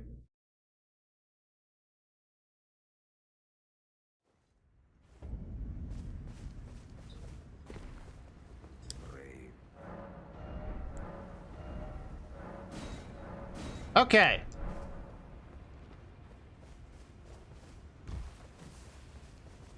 Thankfully, I am not hard locked into any particular...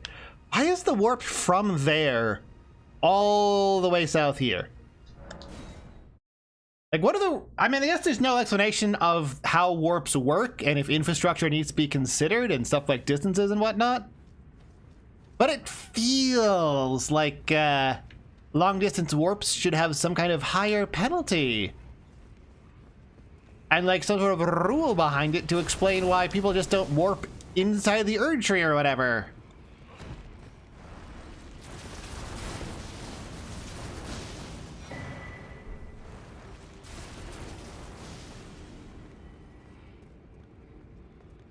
But I mean, the real explanation is that it is a video game. Therefore, stop worrying about it, nerd.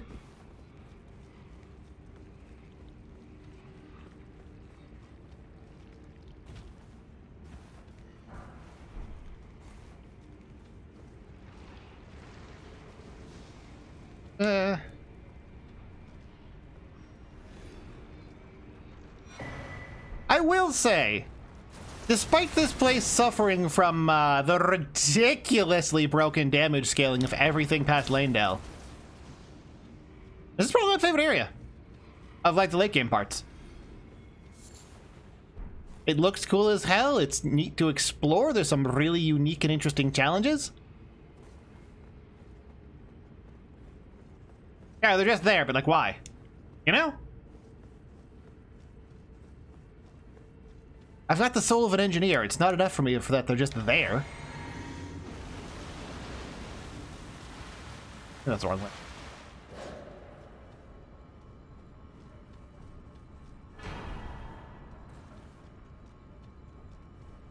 Ah, I do want to get these.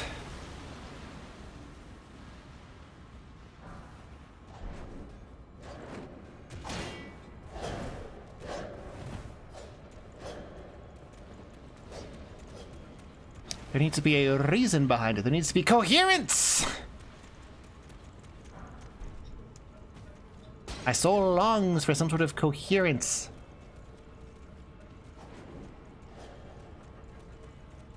Why the setting of the game that I'm working on is here's just physical reality, with one small difference.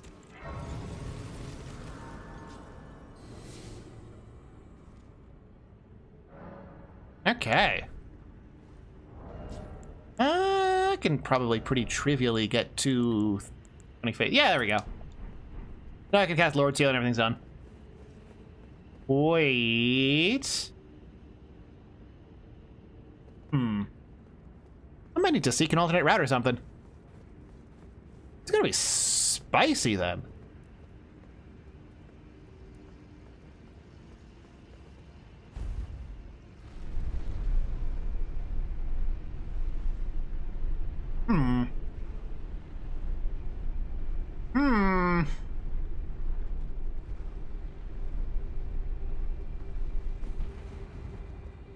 But I still think there is a way to, like, get over that wall and fight him from there. Just remember what it was. Never used it.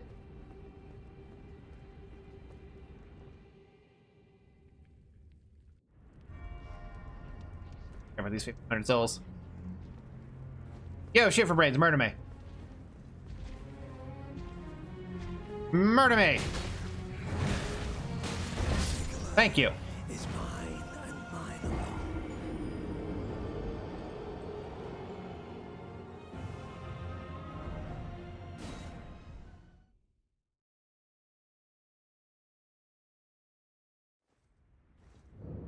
Yeah, he can't handle stairs stairs. He just can't handle them. Dude's elemental weakness is stairs. They even fuck him up in the, like, there's like a 2-step staircase in his other boss room, and it still fucks up his swings.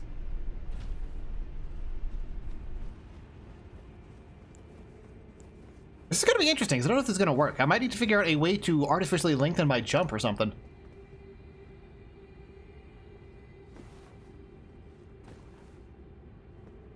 Jump. There. Run, jump while falling. Here. And we are successfully out of bounds. The issue is, how do we get over to that rock?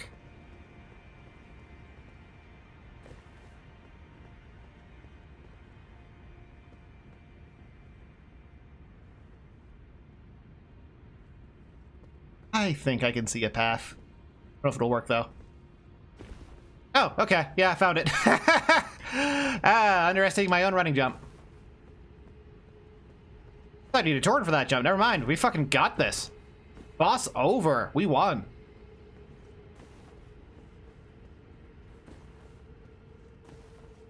Fucking piss easy.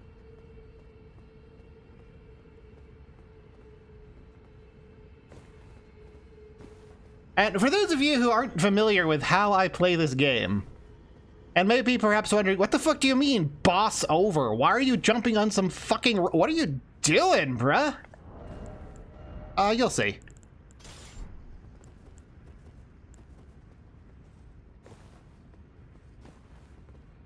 This is a rock.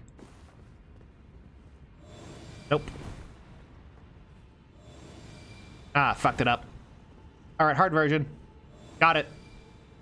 Alright, so we just beat the boss.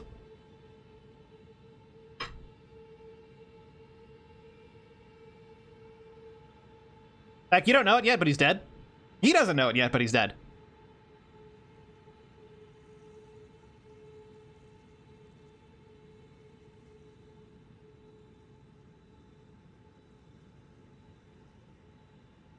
Just, you know, you have to kill him with one healing spell. You just have to cast the healing spell at a very specific place to kill him.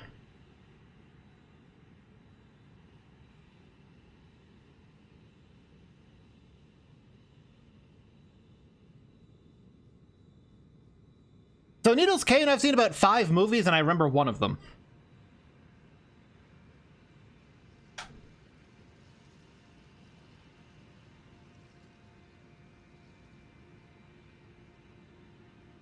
That's, I don't think any of them were Harryhausen, unless he directed, Friday the 13th, Jason's Revenge, I think it was, with the one where he comes back as a zombie.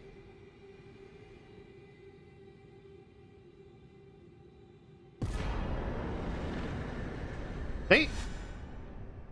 Fucking easiest boss in the game.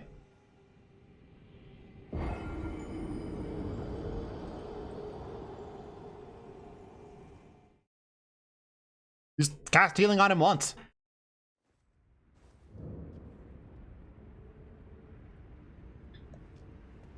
All there is to it. Just cast heal on him. Done.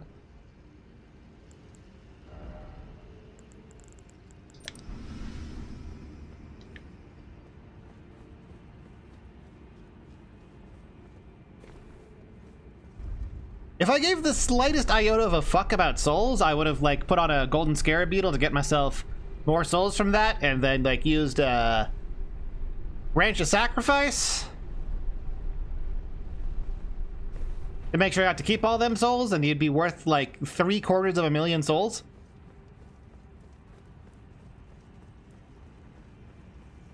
But, like, who cares? I can't level, I don't have anything else left to buy, as far as I can tell. So bada bing, bada boom, we are in the realm of shadow. Completely maidenless, without talking to a single woman.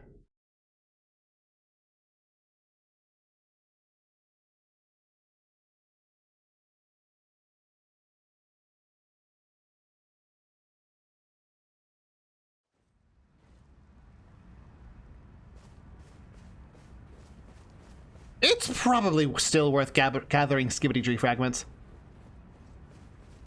Flash the Seventh Ways of Sinbad.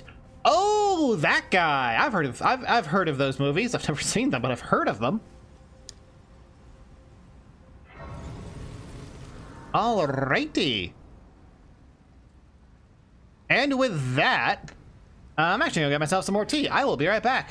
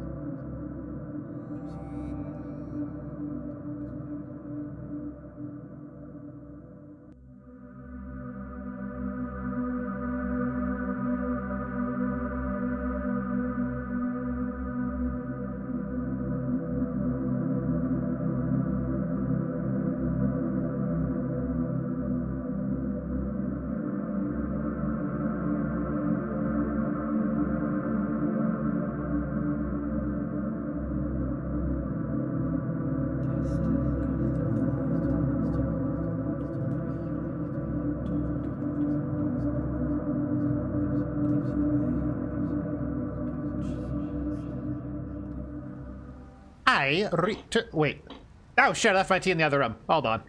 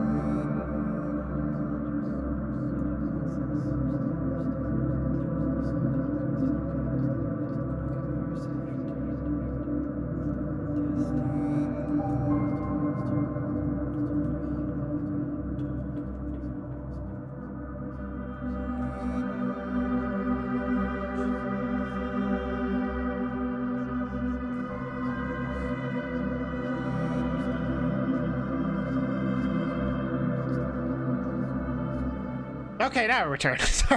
Sorry about that, that false start. I realized that I should probably get the silver scarab.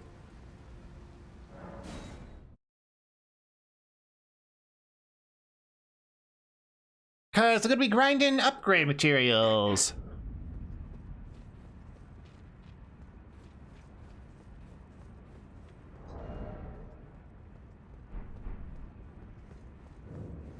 Bum.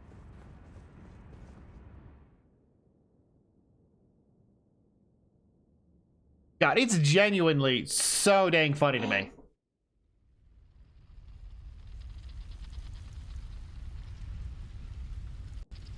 That this actually works.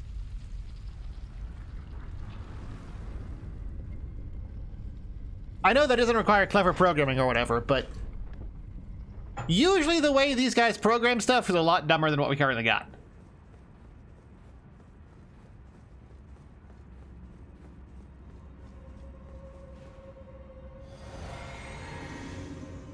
Okay, if memory serves, to get the silver scarab, I need to hop down the invisible bridge and take a left. And then Moog's shackle will reveal the path. Pretty sure? Pretty sure.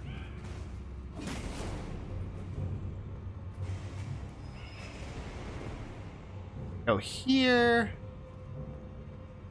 Run like here. Yeah.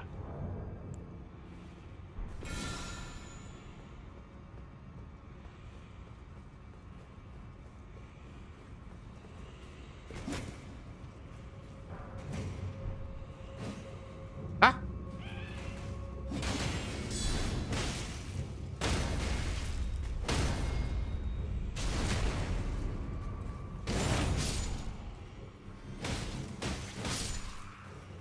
Was this not the place? Hey, dog object. No, I finished going on my route for prep for him. I just need to grind some upgrade materials and take another shot at him. This is also definitively not the place. Unless this is it, but I don't think it is. No, it's garbage. And where the fuck is the silver scarab? I guess I'll have to look it up.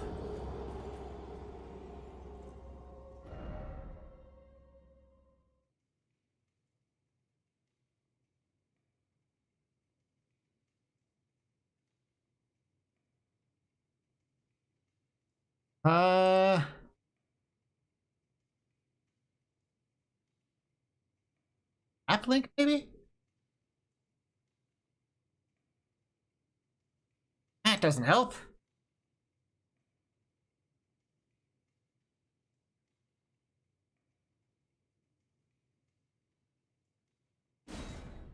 it's in a chest. Thanks, special guy.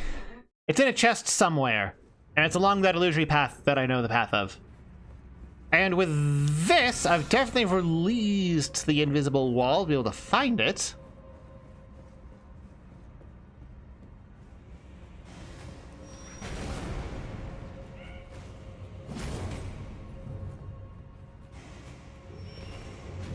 Oh, maybe it's here.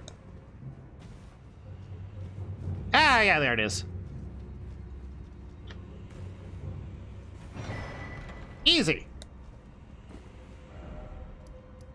What? What do you mean? Oh, right, I've technically killed the boss here.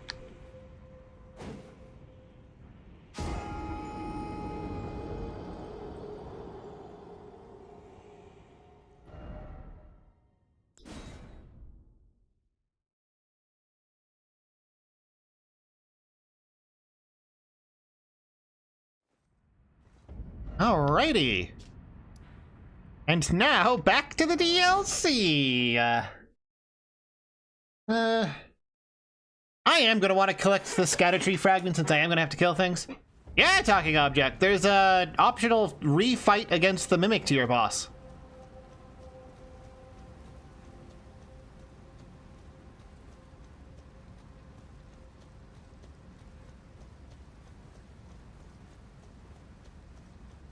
It's, I mean, it's not any different from the real one because the gimmick is that it copies your stats exactly.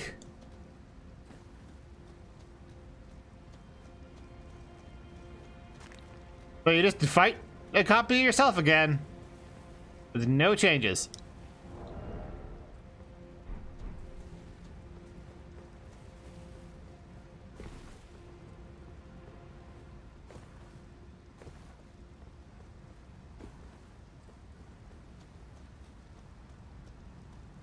Okay.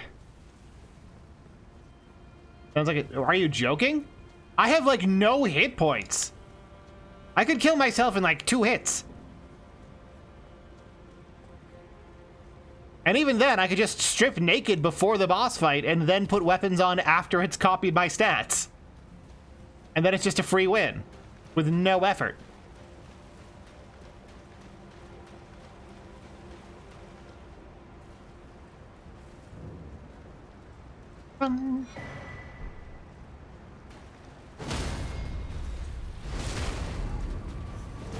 Bleed and kill. Yes! No drops, though.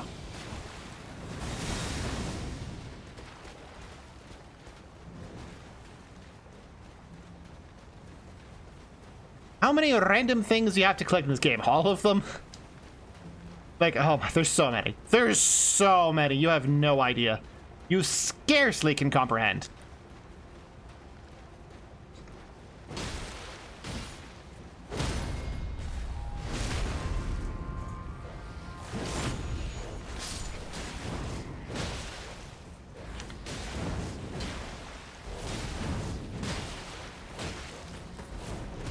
Ah, dang it.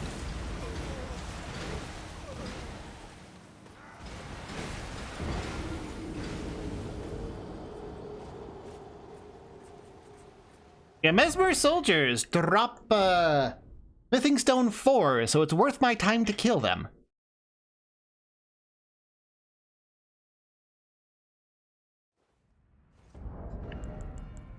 I don't really think I need this on right now, so I may as well go Silver Scarab. It puts me into heavy load. God damn.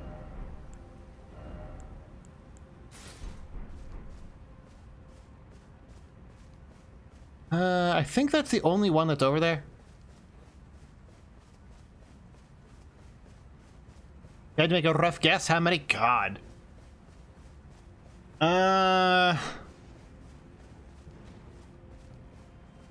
Realistically, DLC included?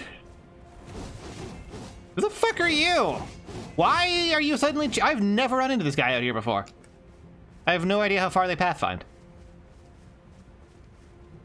I'm just gonna run. And hope for the best. Okay, cool, it gave up.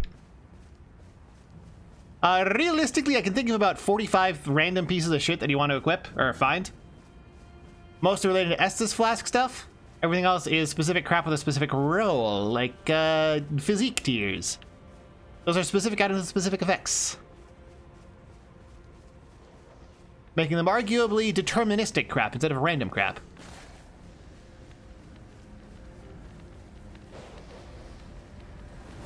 Gee. No! Oh my god.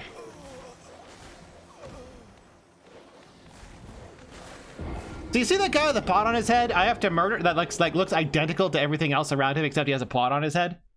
I have to kill that guy to get his thing. I forgot to cool off my tea. It's still super spicy.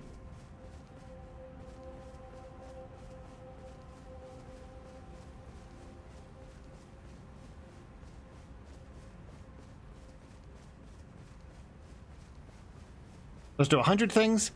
I mean, it depends on where you're defining random crap.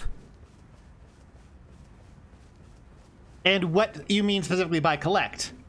Because theoretically, you could just, like, get the bell bearings for smithing stones and stuff those into the the twin maiden husks and not collect upgrade materials for weapons. But if you include upgrade materials for weapons, let's see. There's 8 tiers of equipments. Each one takes 12. Plus the ancient dragon stone. So we're looking at a couple hundred. If you consider those like random things that are worth collecting.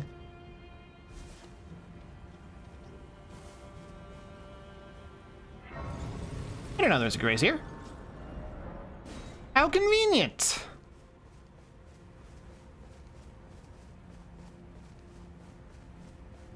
Wow, Snow X Fall. That might be the latest anyone has ever redeemed first, 2 hours into the stream.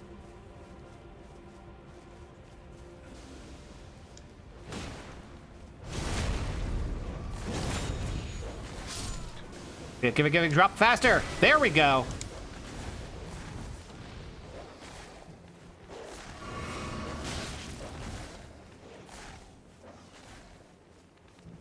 Oh. Couldn't even tell that was a fucking fence. All the filters they put in the DLC makes it kind of hard to tell what the fuck is around you.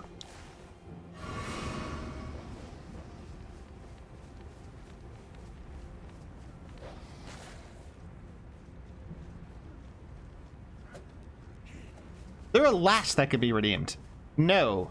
How'd that even work?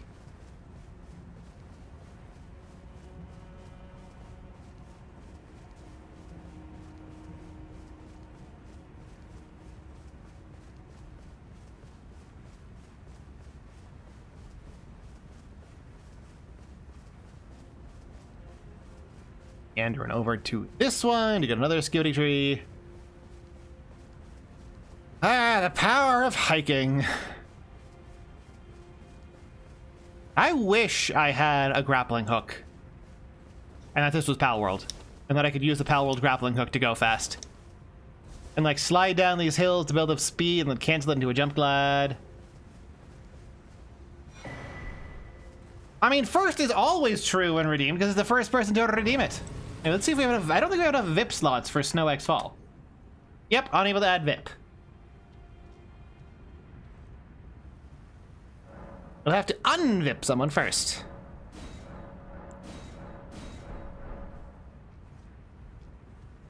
Now we need to head over here, get another one by the other thing, another one by the other thing.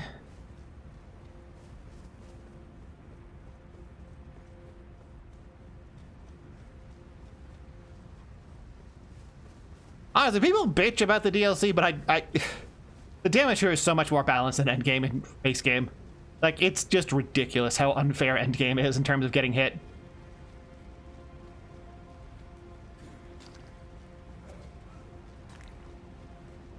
Fairly certain I am wrong. About what, Needlescan? About how it could possibly work?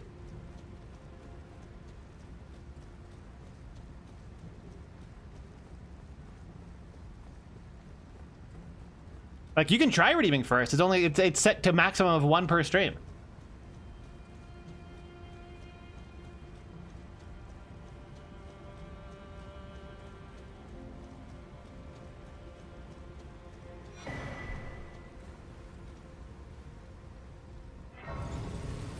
this.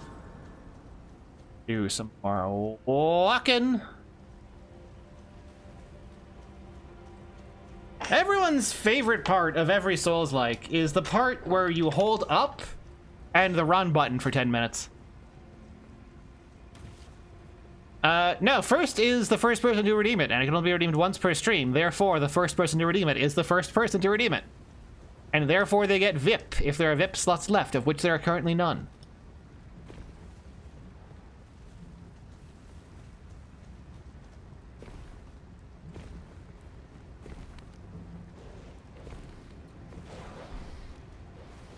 Yeah, this place is just dripping with Titanite.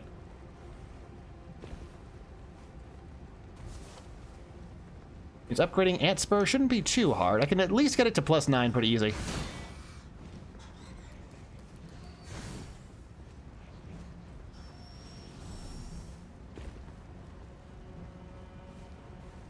Plus, I kind of want to upgrade the Finger Seal. Maybe not for Mal. Do I want to upgrade the Finger Seal?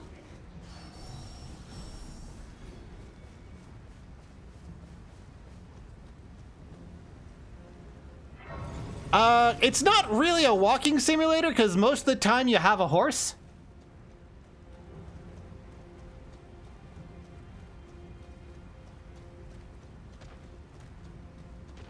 So really it's more like a desert bus simulator. It's like you desert bus in between the cool parts. I really need to make that mod for Elden Ring, and if you don't know what I'm talking about, I've been threatening for a while now to learn how to modify maps in Elden Ring so I can make one that takes 8 hours to ride down on your horse.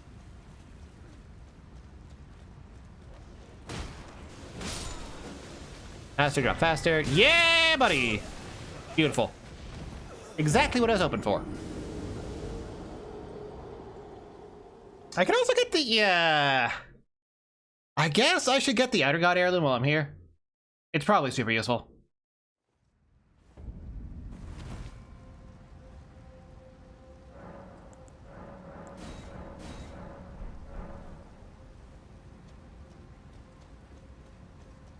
And the way the map mod works, aside from being 8 hours to ride down on Torrent, is you're constantly taking damage would have an infinite Estus flask, but if you drink too much of the Estus flask at once and overheal, you'll explode and die.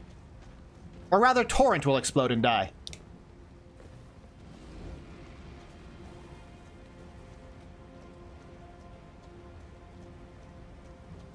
And you need Torrent for a double jump at the end. And if Torrent dies, you have to walk all the way back to a bonfire to respawn him. See, infinitely more reasonable than even just fucking Mogwin Mausoleum or whatever it was. I took a hit and survived and then died on the second hit. You can make mistakes in this version. This area allows you to make mistakes. It's not pure cruelty all the time. So where the hell am I? Oh, what? I was going completely the wrong way. That's why I couldn't find out where I was going.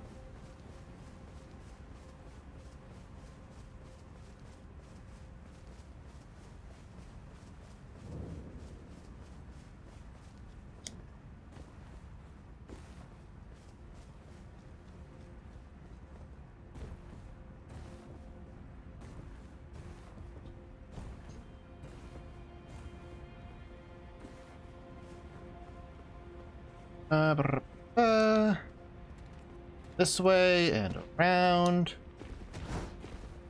Easily outrun the Blood Fiend uphill. I think you guys are called right, Blood Fiends. They dropped the Blood Fiend's fork, which I've heard is completely busted.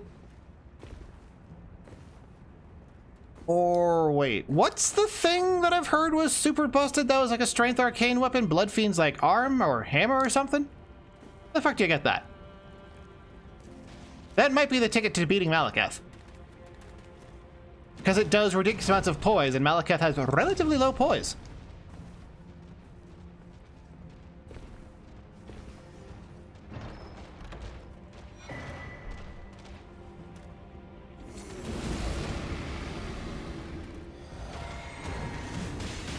Oh, that went well.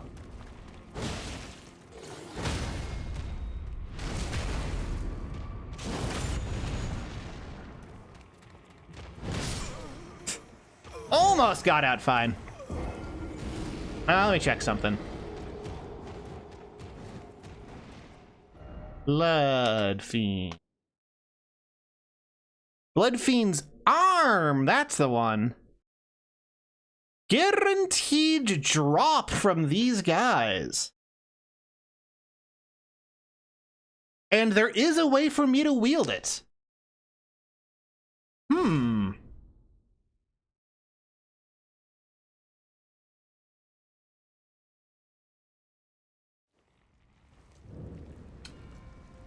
Huh.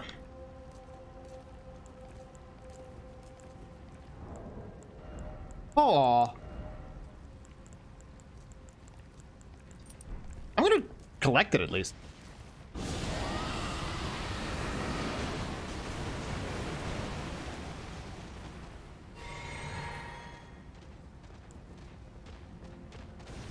Run away!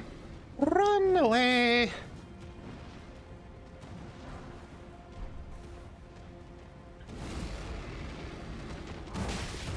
Aha! I tried to rely on the reduced hitbox from the jump. It didn't work. I should have rolled. Whatever. I think I can do this. This is like a lot more like fun and doable than like Consecrated Snowfield.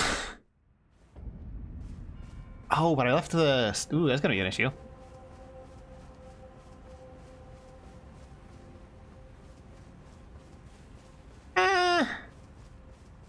I think it's worth the time investment. Also, fighting Malakath is really boring.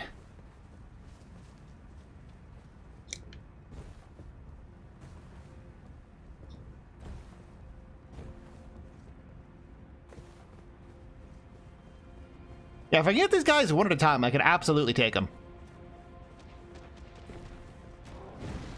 The issue is that they always spawn in groups of 3 that I think have linked aggro. I could try pulling one with the bow and seeing how that works. Okay, so if I actually want to run from these guys, I need to go this way.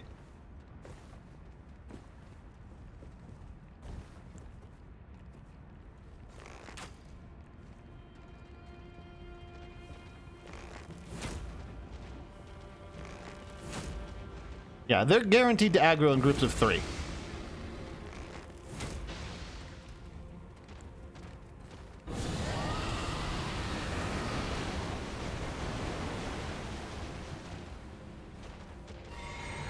And, doesn't look like I can actually get up here?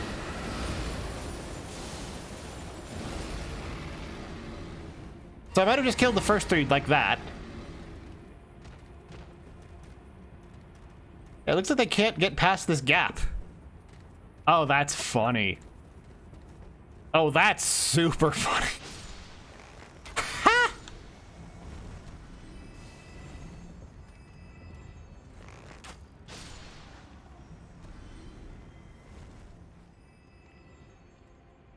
Then...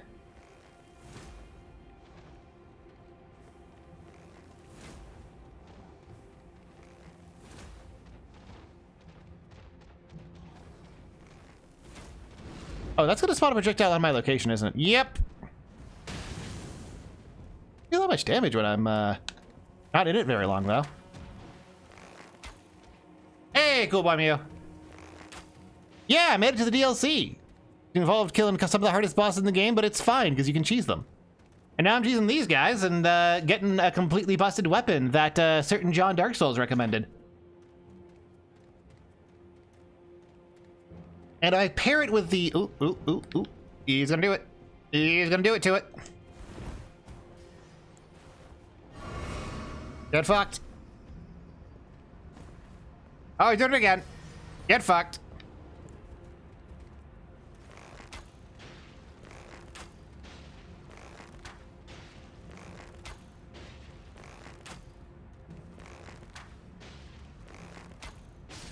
I still don't think they can even attack me at range. Yeah, they don't have a way to cross this gap. So I can just, like, bully them.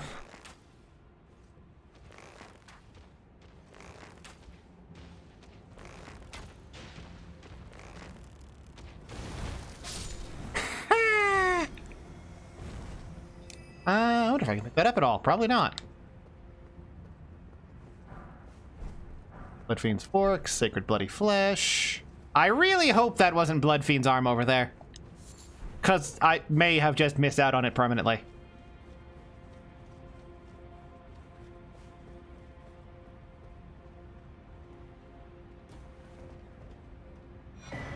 Oh, all right. That's what I wanted to see, baby. All right.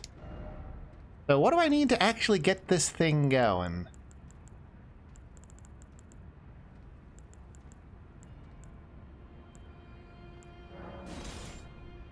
So 16 Arcane, which means Outer God Heirloom and America's Star Seal are going to be needed. By two-handed at 15, I'm at functionally 21. If I get the Strength Talisman... Oh, I'm overloaded as well. Or wait, why do I need the Strength Talisman? I can just do that. Drop that. Drop that. Wait, what?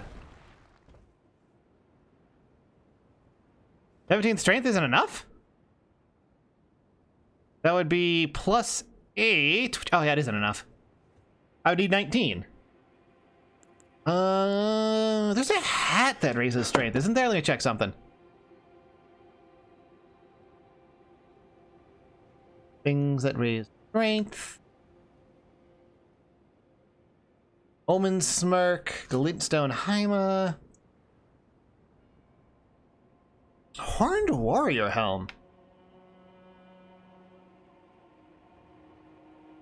I have to farm Horned Warriors for that. Fuck that.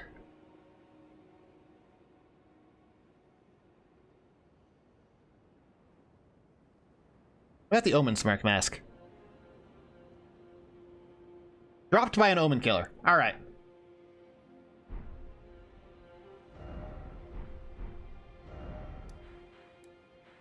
Coolio.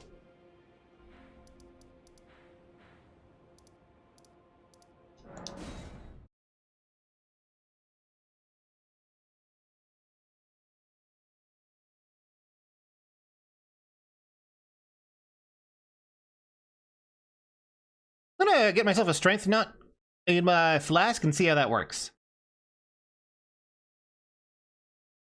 Fashioned by like plus 5 million. And about nothing else.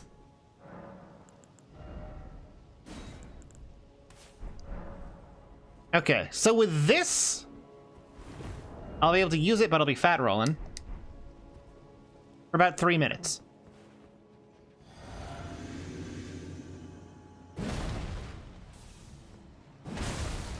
So it's just the strong attacks that do the thing. What about the light attacks? So it's the special strong attacks that apparently have outrageous poise damage.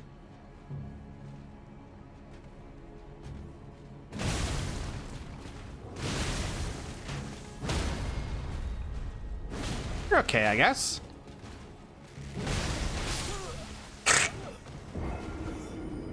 Doesn't seem like the play here, though.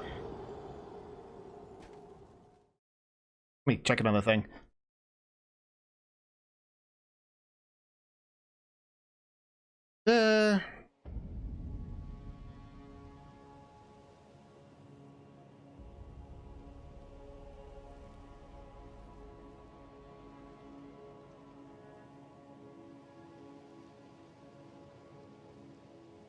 Oh, theoretically. Oh, you can slap Cragged Blade on this. Oh.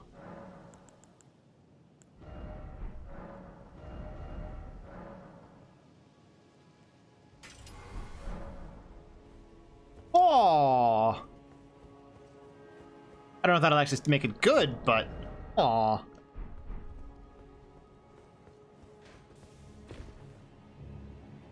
Oh, I fucked up the jump. But I want to, like, try it a bit. Because Malakath has relatively low poise.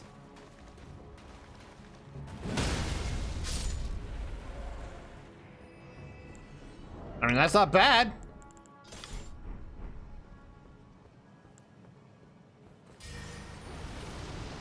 Apparently it has a uniquely beneficial interaction with Blood Flame Blade as well.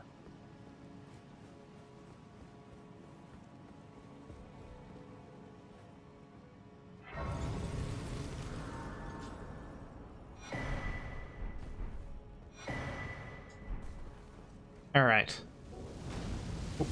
Ah, this is the guy. That went well.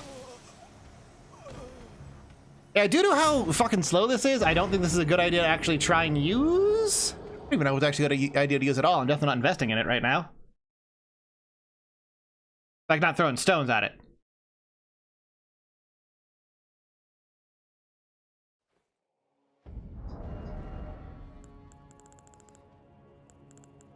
But, it is an option. An option worth thinking about, even if not worth using.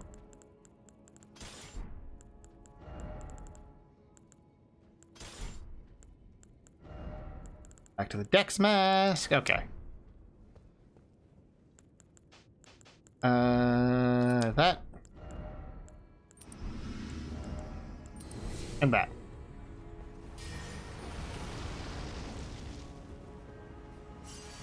Alright, let's just try full aggro on this motherfucker.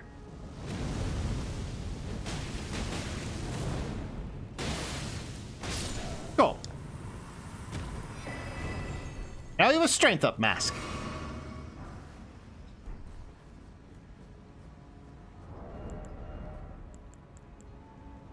Where's it at? Here, yeah. Strength +2. I think if I stack that with Radagon. The other Radagon.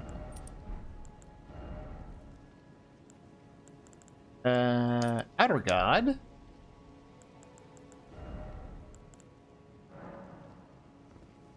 Unable to use it. Ow! What? Oh, open smart, right.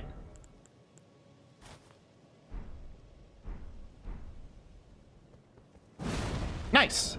So yeah, with that set up, we can actually use this thing.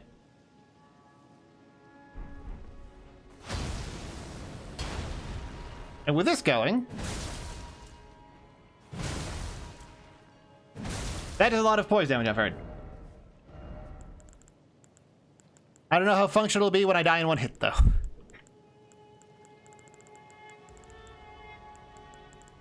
Where's my fists? There.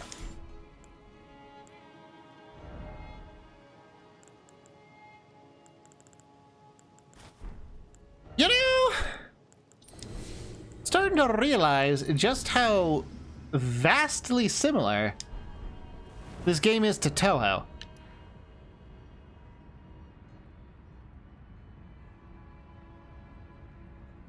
Because it's all about the value of the silly hat.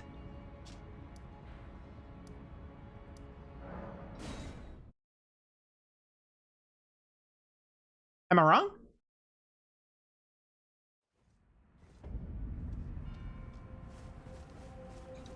You know what? There's a lot of women in this DLC, so I'm gonna make a backup of my save, like, just in case.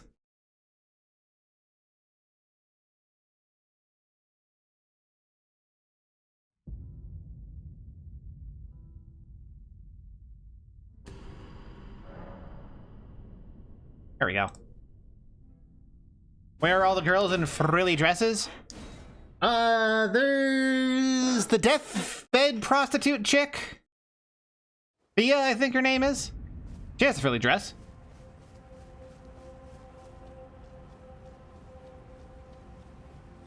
Mostly it's more lace than frills here, though.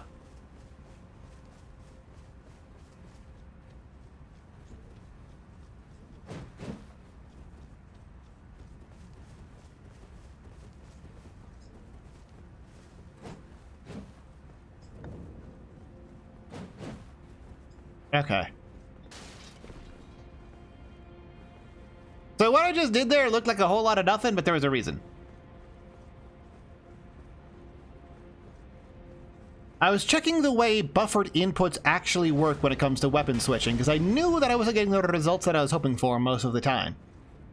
So if you buffer in a switch weapon handedness command, or switch weapon command, it just fucking ignores it.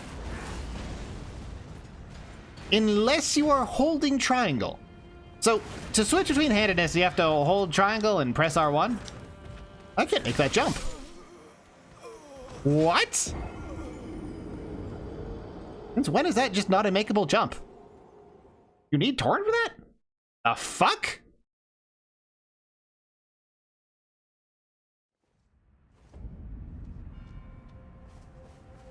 Anyway, it is hold triangle and press R1 or L1 to two-hand or one-hand a weapon. But if you press that input to buffer it to go off after the next input, it will read only the R1 at the time and not whether you're holding triangle. So if you press the input and don't hold triangle the entire time until after the current action is completed, it's just going to do an R1. You have to hold triangle the entire time to actually switch to buffer an input weapon switch. Because it executes the buffer. The R1 input gets buffered, but it doesn't check whether you're holding triangle at the time, only if you are currently holding it.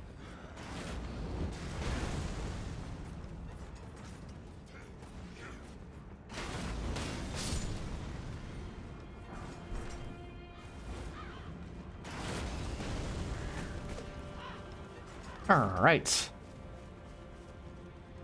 I think I'm going to go for this first and then beeline for the thing.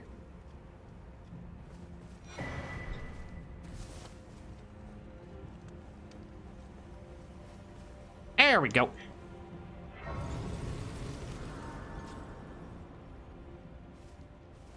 that enough for another upgrade? Yes.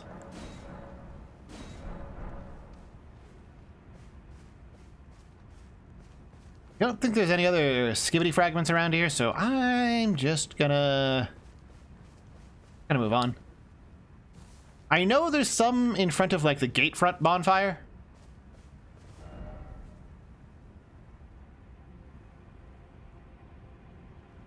I think I want to go here.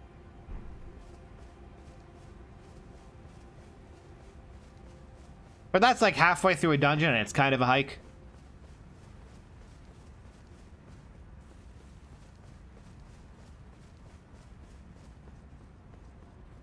Yeah, that's where I want to go.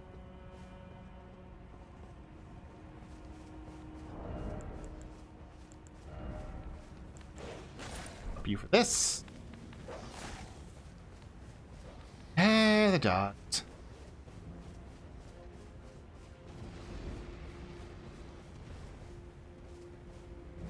Plus, there's another 5, like, over there that are easier to get. If I really feel like my damage is too low to grind easily, I can just go get more skibbity fragments.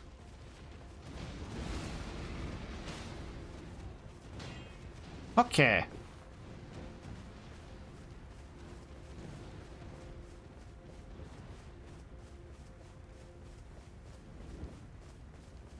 This is the place, right? Yeah!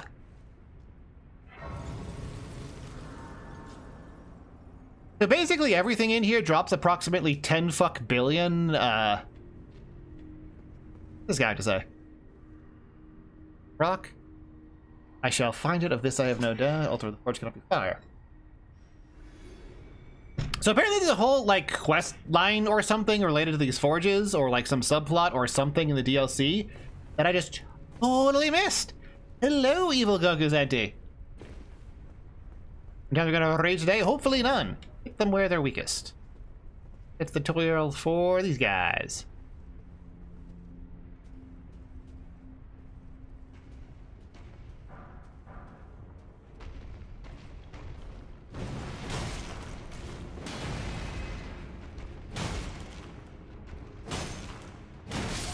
Huh. I assumed from the big ol' fucking backstab me here thing that I could backstab them. Why is there a rock in his butt? Why is there a rock in your butt, talking object? My week was alright. Kind of ruined it when I released a video and it got, like, no views. Yeah,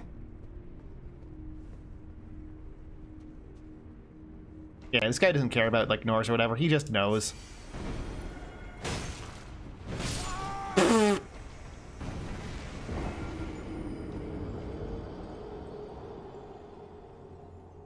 What if the ritual shield talisman will help here?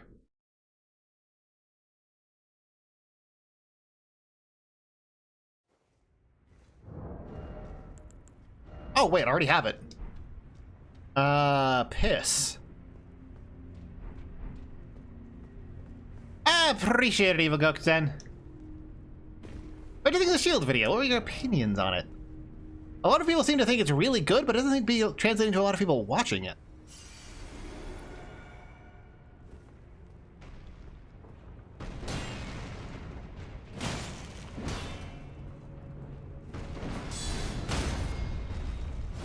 There we go, okay.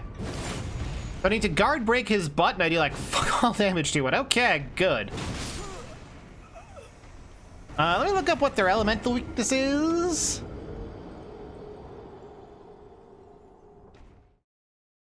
Usually these guys are called golem smiths. Apparently they're called smith script golems. All right.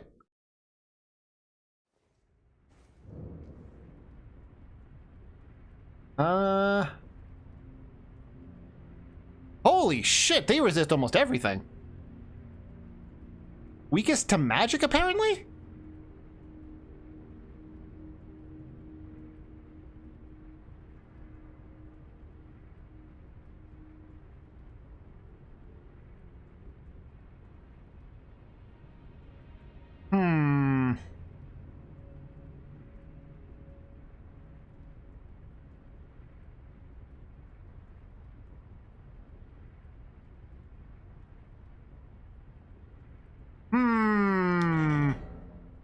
My streams are on YouTube. You can watch them whenever.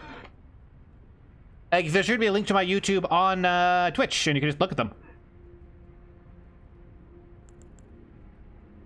So this doesn't do shit for me.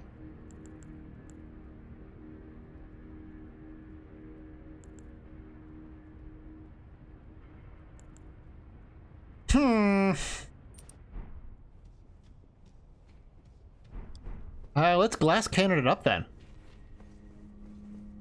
These guys are also immune to every status effect, which is a bit of an issue for my magic or for my status effect build.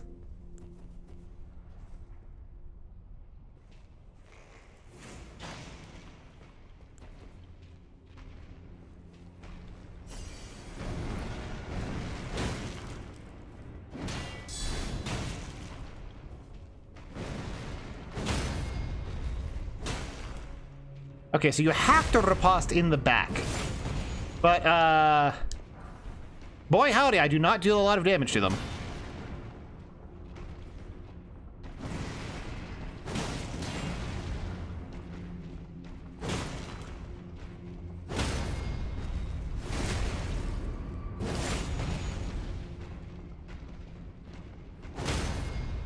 Oh! One charge to their butt breaks their posture instantly.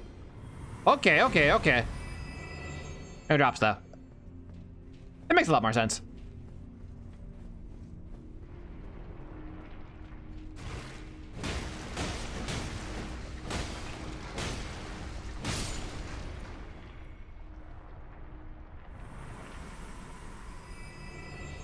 No drops from him, but I think I want to change this to ice.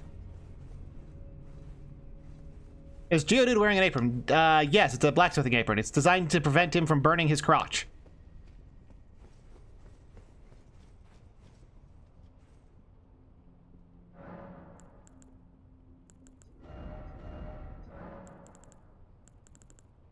Cold. Cold?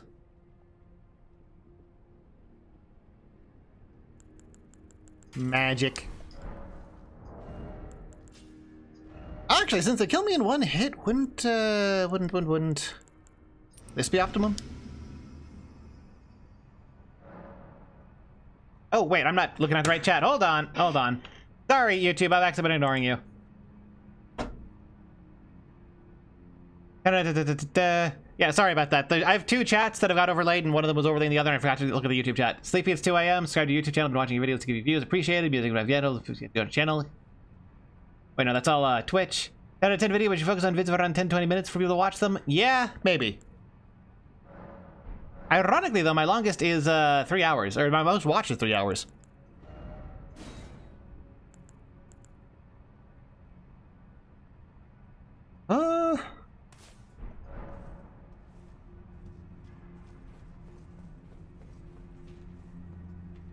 He's a Geodude, is burning his rocks really a concern?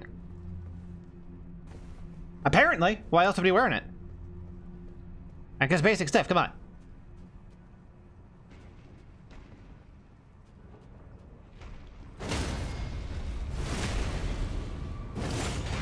Yeah, I got this guy down. I just clip right into him easy.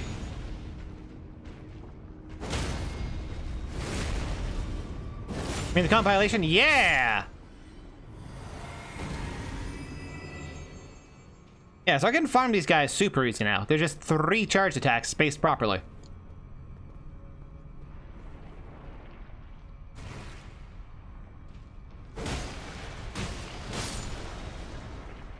Alrighty, later, love lemons. I don't think we got any drops yet, though.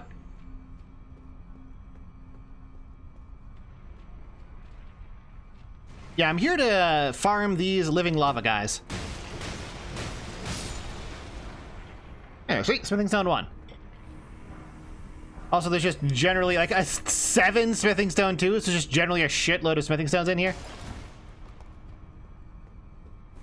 As we're like in the blacksmith's forge or whatever.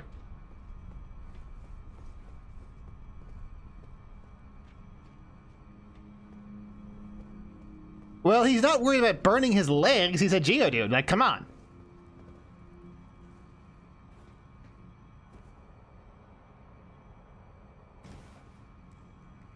Appreciated, love lemons. Remember to leave me open and muted.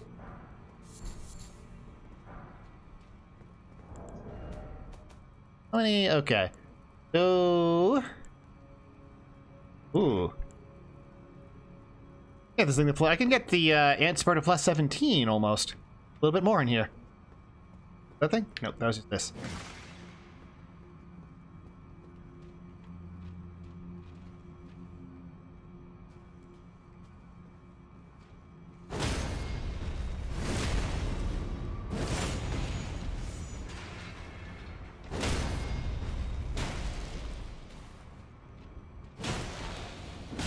Ah. What? I guess his pounds ignore the getting up frames, otherwise would have done something more. I mean, that's fine. I guess I have a chance to kill a couple more.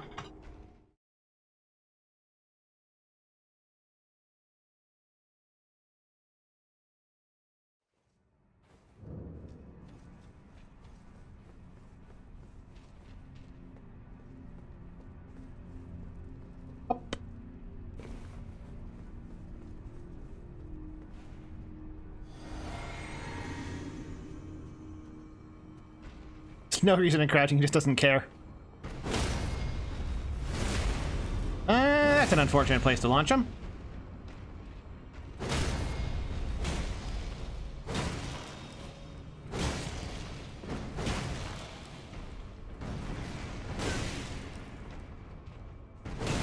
Ah.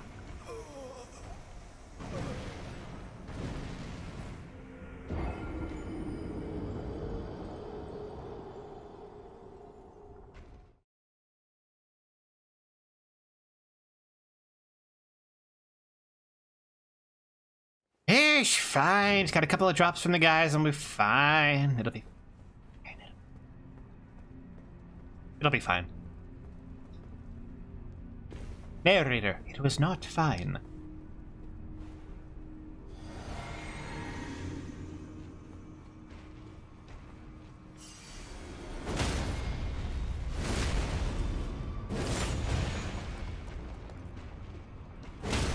Yeah, pretty much just gotta start charging when he takes that second step on the wake up. I was... Come on.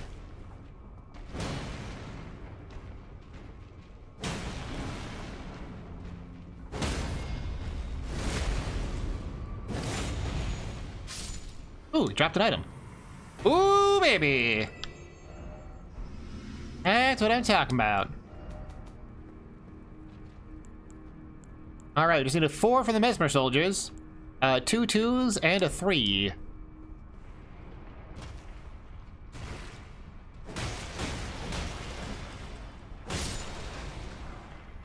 Okay, we got the 2 2s. We just need a 3 and a 4. I think drop from the Mesmer soldiers. Don't know if they'd also drop from the golems.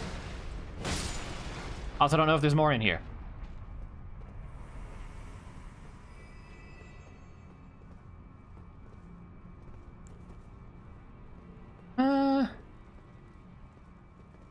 Where's that lava cat?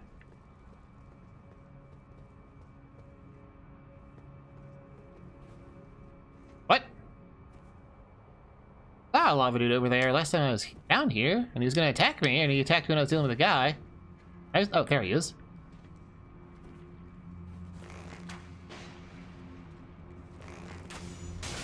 Ow.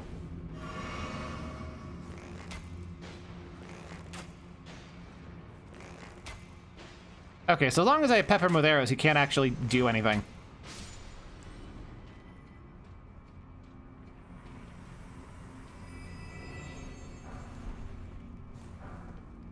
More things that use. It's nice.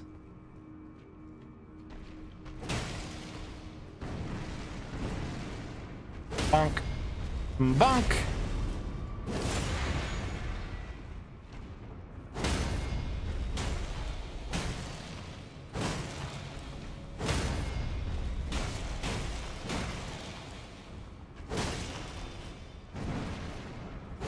Easy. Oh, we got some 3s. We got a 4. Ooh. Everything we needed. Is that everything we needed? Hey, that's everything we needed. See, this is why I came over here. This is like the best spot in the game for getting shit. Look at all this. There's so much.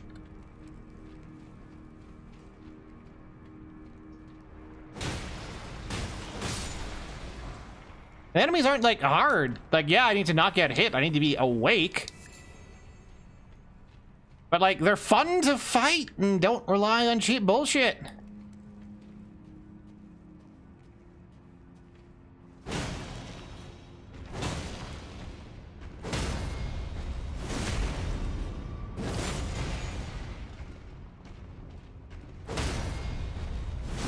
Just a matter of controlling them very precisely. Easy. He dropped a Somber 6 for me. And I got more 3s and more 4s. See? Ah, coming here was such the right choice. God, go to the DLC is such like a spiritually refreshing experience compared to the fucking consecrate everything after Landau.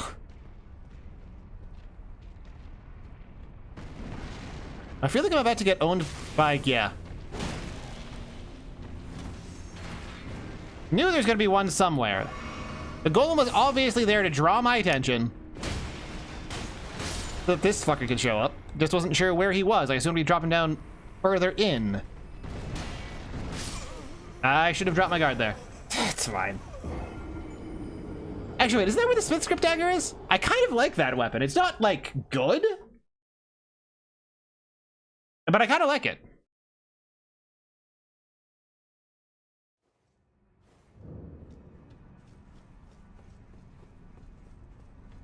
It's heavily based around getting like 80 dexterity to make it deal any damage at all. But I kind of like it. It's gonna be completely useless for me. But I kind of like it. So I think I'm gonna get it. Not because it's the right thing to do. But purely because of impulsiveness. And crude materialistic desires.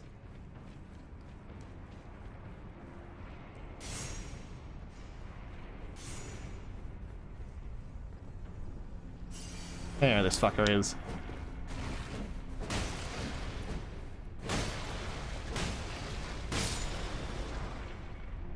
Hey, free smithing stone, right?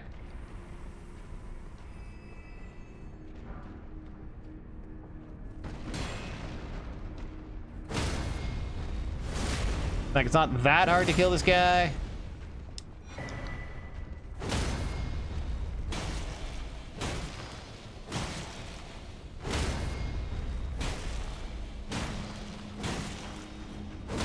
It's pretty trivial to just lock him in place.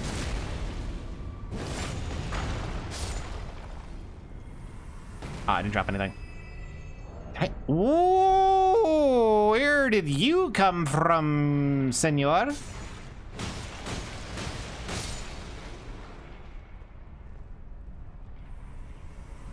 Right, were they ever expecting you to like hike all the way across lava? I've never actually completed this dungeon, but I don't know what you're supposed to do here.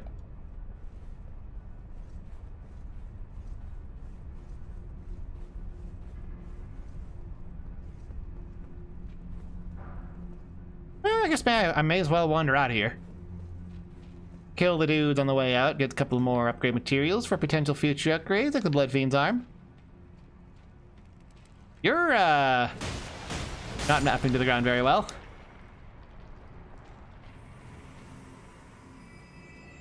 Oh. Also, there's a thing over there I missed.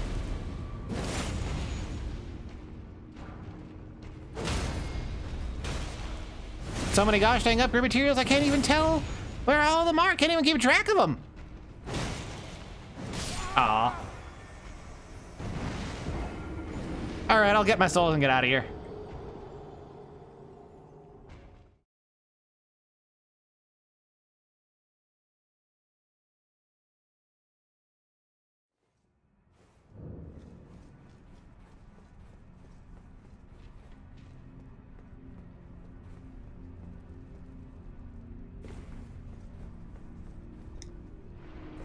I think you need to kill the Fire Knights for 7 and 8s.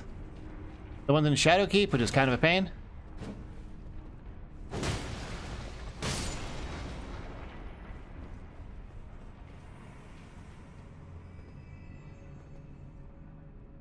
I guess I should just, oh wait, there's a thing over here. This thing over here. Are there perhaps prizes over here? I see prizes! And also enemies. Like way over there. Ooh, smithing stone 7s! Yeah, boy. Okay, so he's here to trap you if you go for these. There he is.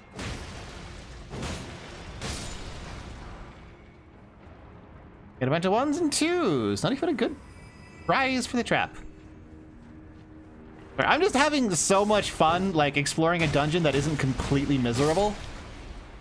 But I'm having trouble, like, playing the game and making progress. Like, I don't want to go back to Malakath. Malakath's so fucking boring. I want to be in the DLC instead. Because, like, as flawed as the DLC is, it's still pretty fun. Oh, wait, does this, like, pour water out of the big old tube? Or the tube itself lowers and forms a ramp?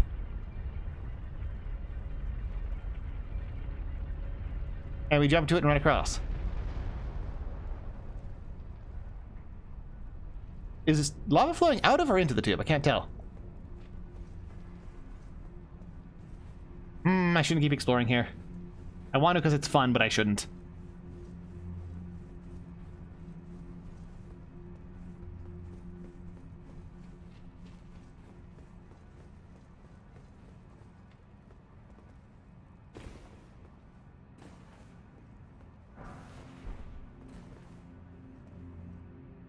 All right, let's, well, first off, let's kill the slime from up here where you can't fight back.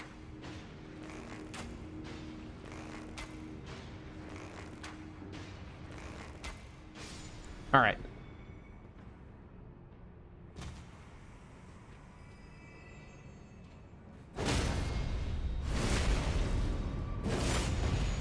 Now let's get our shit back. Ah, dang it!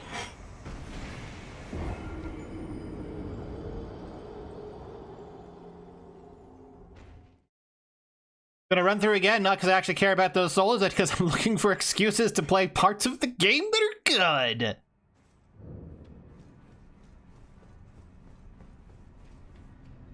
Like, I really enjoyed the micro dungeon, the DLC. Like, I'm not gonna pretend this DLC is flawless. That my honest conclusion of it hasn't changed since my first impression of it, which is worse than the early game, better than the late game. You guys drop a ton of materials.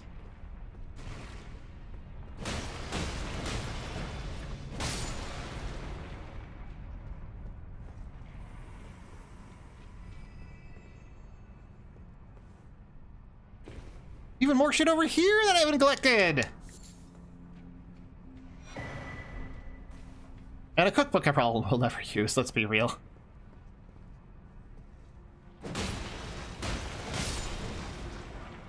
Look at that! 1, 2 2s, and a 3.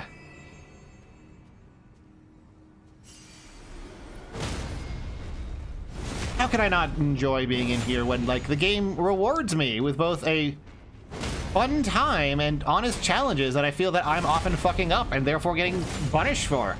That's like what you want from a video game.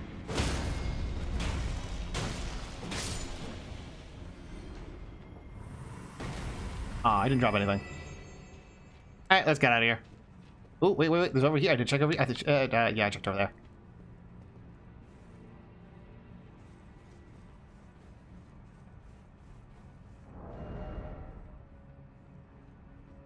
What's the requirement to use the ant spur again? 20 decks, which means I will have to use both the hat and the scar seal. I have an arcane requirement? I don't... It doesn't. Unless I'm dead set on using the bow, I could drop it.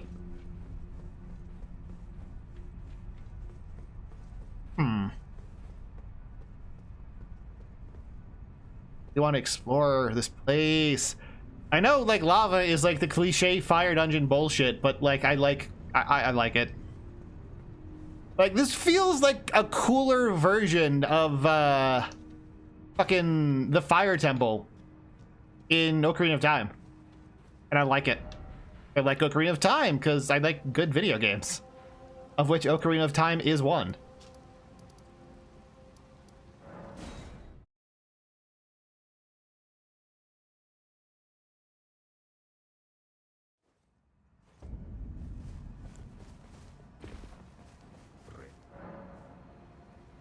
Alright, Fat Boy Slim.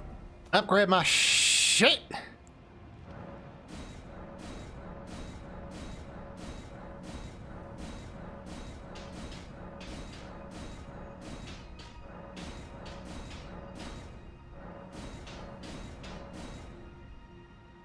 Uh-huh. All the way to plus 22. Let's go. Build some left over for the finger seal.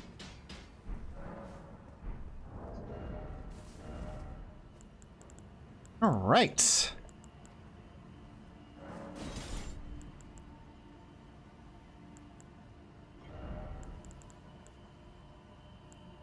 And I'll have to use Radagon because there's no way to get another dex boost because those require talking to women.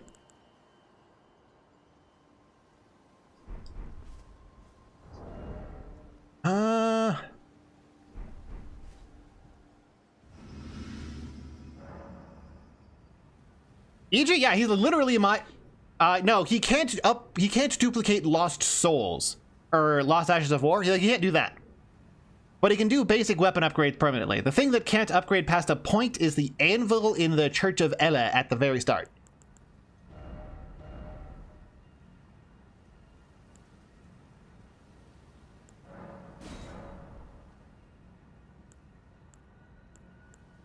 So I'm losing a little under 20 and I'm gaining over 20. So yeah, we're going Keen.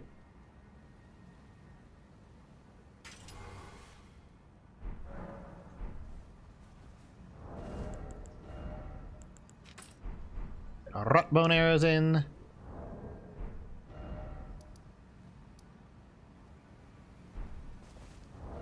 Do with this. And I could buy some numbers.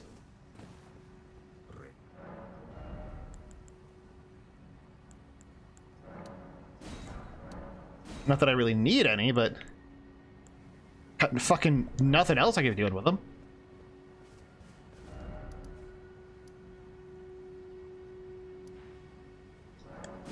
All right.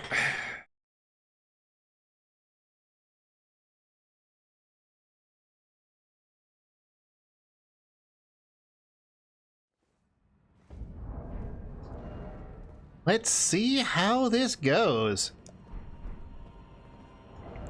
I think I actually want to have the defense one on because that allows me to survive a hit sometimes? Not sure, actually. Fuck it! Let's just go like damage. Let's fucking stab this bitch.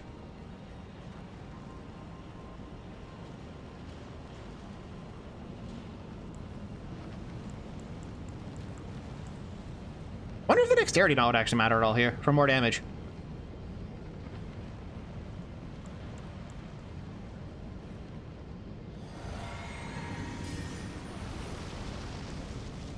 Realistically, I'm supposed to drink that at the second phase, but whatever. This is like the D-Rust. Alright, Captain Dickhead.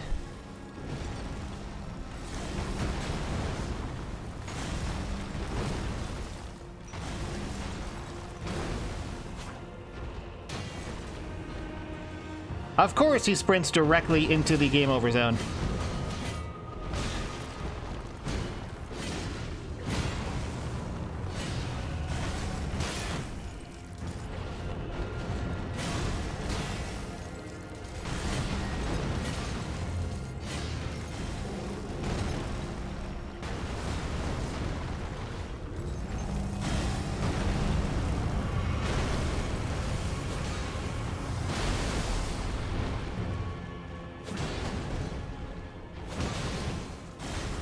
Oh my god, okay, yeah. We don't actually need shield.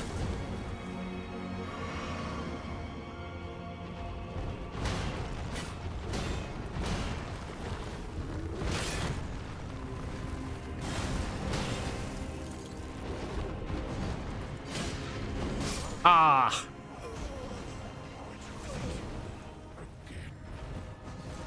Yeah, no, I should just be able to like regular fight this guy. I don't think regen's gonna help me that much. Why not use the brass shield? Do I have the stats for it? Oh, I do. I could use the brass shield. Because I guess I'm gonna go grind forward is why I'm gonna go use the brass shield.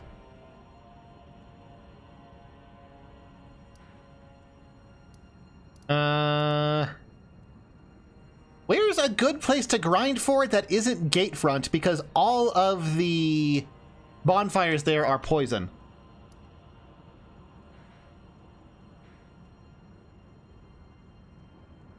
I will Google. By Google, I mean use Fextra.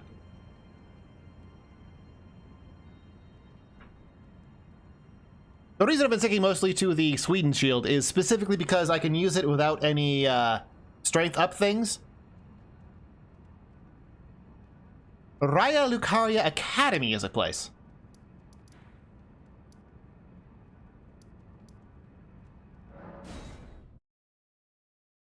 Let's try that. I can't call women poison? Sure I can. I just did. If I don't like it, it's poison. My preferred version of saying slap. Ah, woman. She's not a woman, she's woman slop. She's not a waifu, she's void slop. This is funny only to me.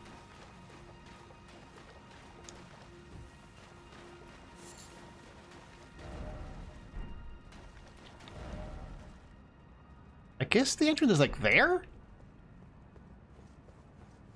I fucking hate this place because it's all foggy and you can't see shit. So you just pick random directions and hope for the best? The only way I've ever found to actually get anywhere in this place. Alright, fuck it. We're just gonna do it backwards.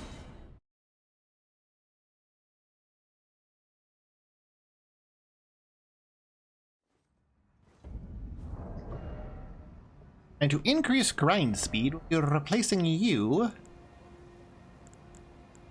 with the Scarab.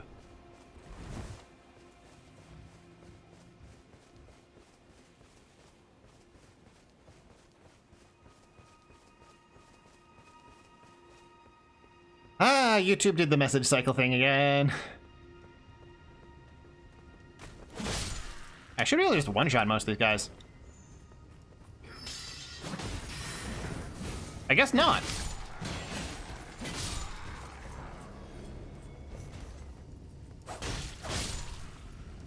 And it really is that bad.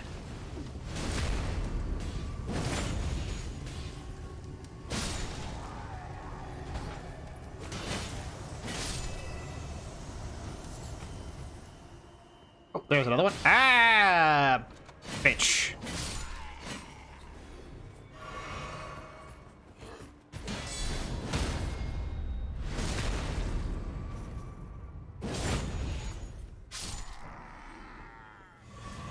Great sword.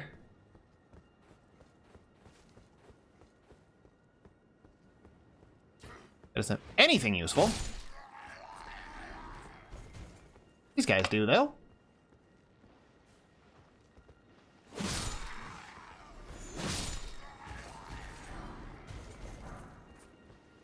Great sword, gosh dang it.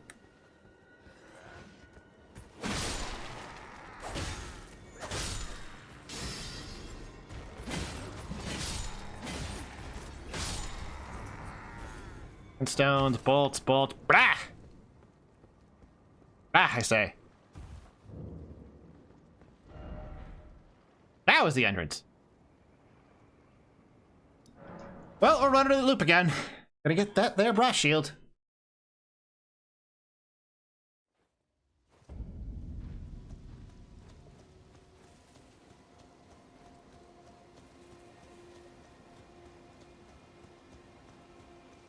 Gonna need to spend some more time dicking around in the DLC anyway. Because my plan for the final boss is the... Ow.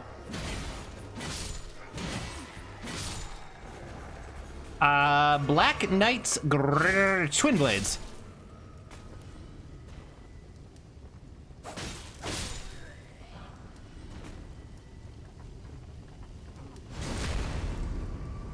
Gonna slap Black Flame Blade on it. How am I gonna beat the pre-final boss? The Twin Blade. Gonna switch Black Flame Blade, the buff, onto the Knight's Twin Blade. Or Black Knight's Twin Blade. And just rely on the fact that it does percentile damage. And if that doesn't work, I'll get good. This was my only options. Fucking immune to everything like a bitch. I don't care about the greaves. Give me the shield. Unless you're not talking about Radagon and are talking about Horalu. Horalu's not a problem. I'll just hit him with status effects and like, that's it. Like really, that's all I need to do. I just need to, like, I need to do this.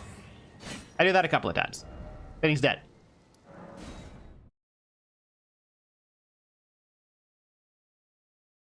If it rots, I can kill it.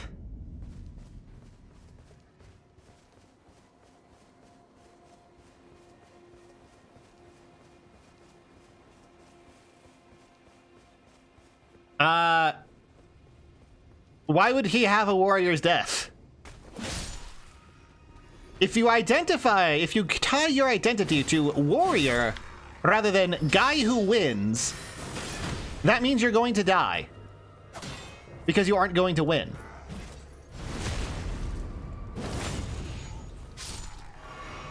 Honor should be reserved for the honorable, of which I am definitely not.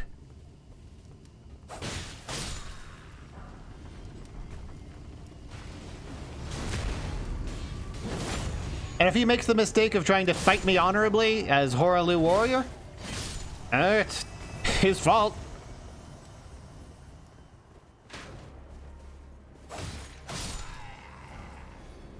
I'll still have all the Lord Torment bolts that I'll ever need. Oh, another one right here. Ow.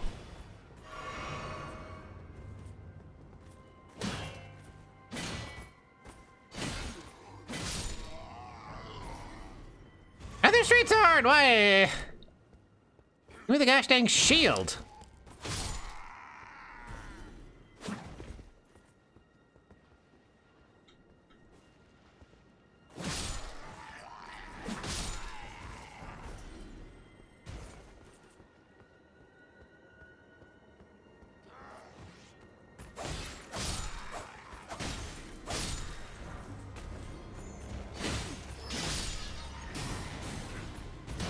The sound design on the Cuckoo Glintstones is so well done.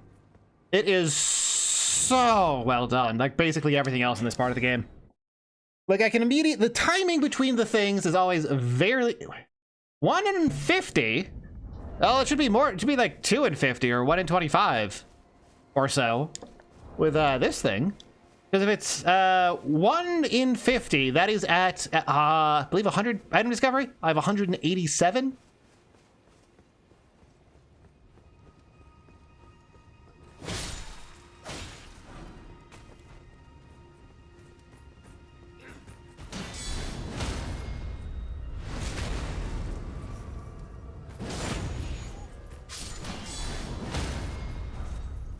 Now we get to smithing 2s. I can use that to upgrade my finger seal.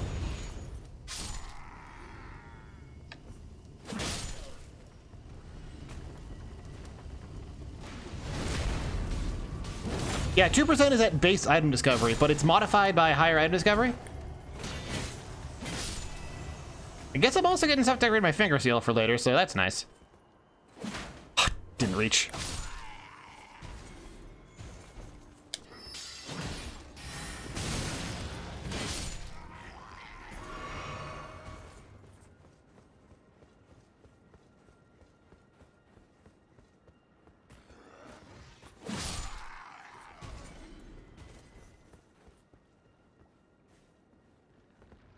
Poke. Poke. Come on, game. You know you want to give it to me. You know you don't want to make me have to cheat engine for it.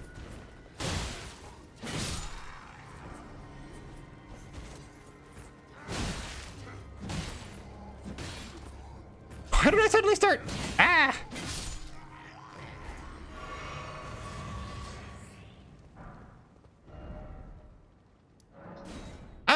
I might just cheat engine for it, because, like, fuck it. This is slightly more boring than fighting Malakath. So I'd rather go back to fighting Malakath.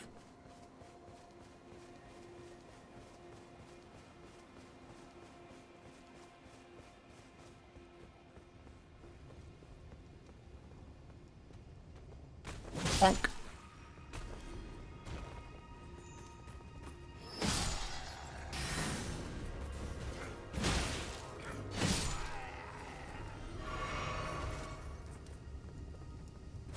That did 402. If I do that in charge like a little bit, it's 401. So partial charges don't count to damage up. Got it. That's what I wanted to know. I never tested that until now.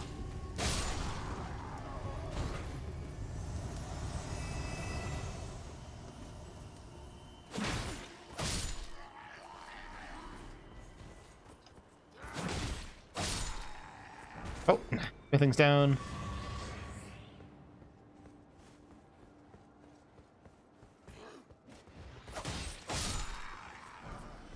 I got the Kuko's surcoat.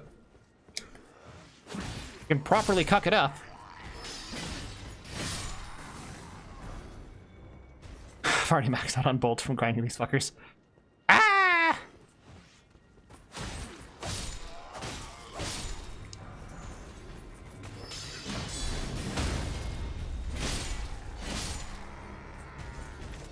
Martin!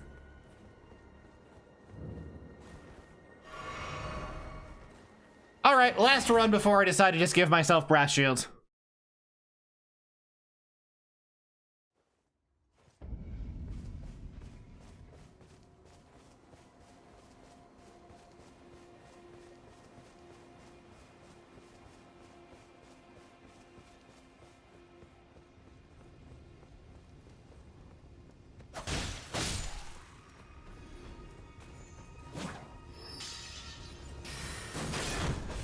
Oh wow, died that time.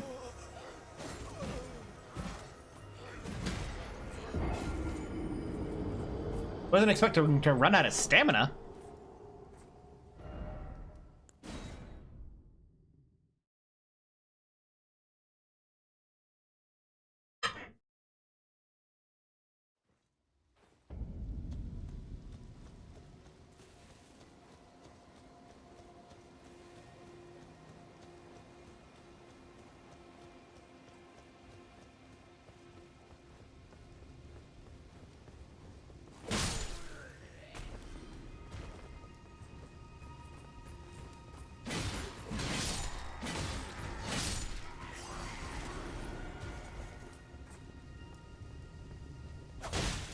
Yep, as we all know, every bear only has a 1% chance of having an ass.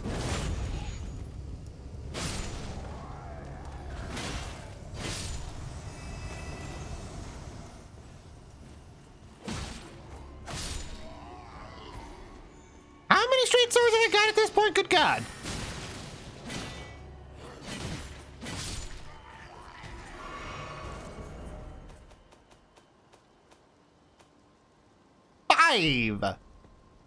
Five of the rarer drop.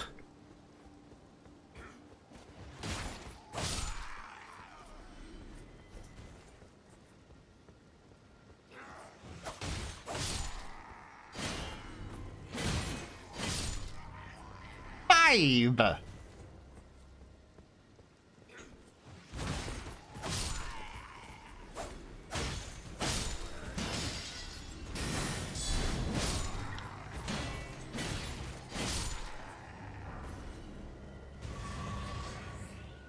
Alrighty! Wow, we just magically found one in our inventory. Hold on. Da, da, da, da.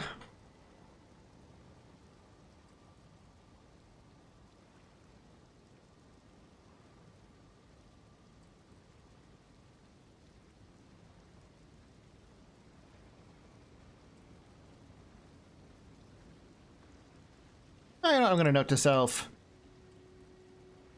Look up AI clip thingy.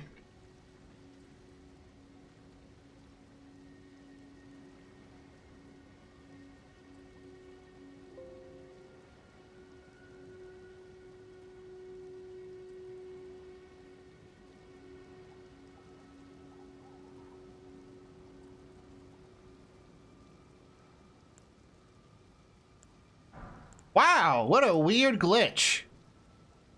We just randomly got one added to our inventory. How very strange. Otherworldly and bizarre, even.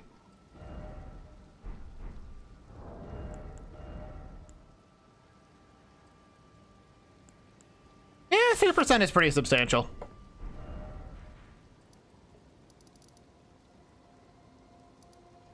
Yeah, man, I cheated myself out of wasting 2 hours doing the same non-challenging thing over and over until I got a thing.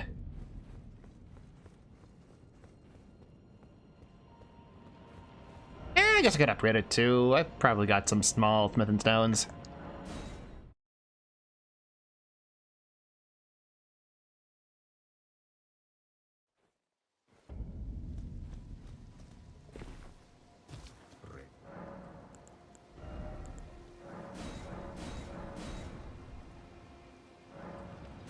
Yeah, it's probably worth it.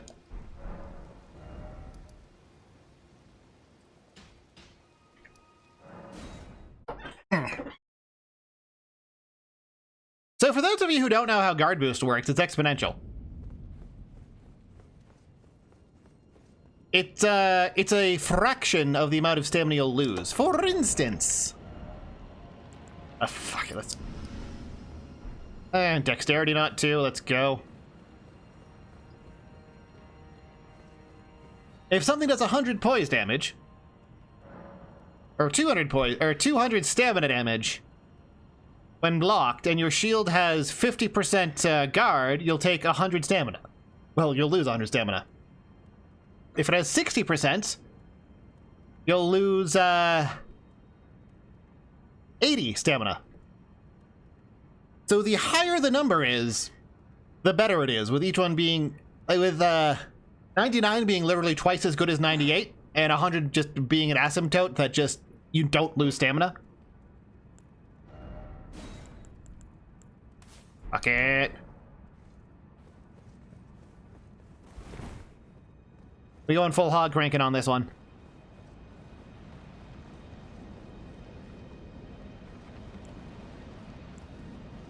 This means that the linear display of numbers going up by 1 seems like nothing, but actually has a huge impact. It's not a very clear display overall, I'd say. Kind of an issue.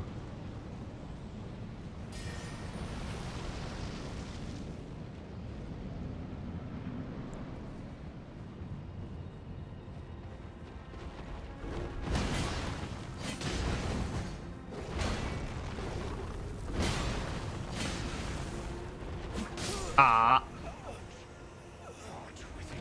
Yeah, I'm getting greasy and going for poise breaks. I also don't care. I think being greedy and going for poise breaks is fun, so I'm doing it. It's the wrong thing to do. I'm not gonna not do it, though.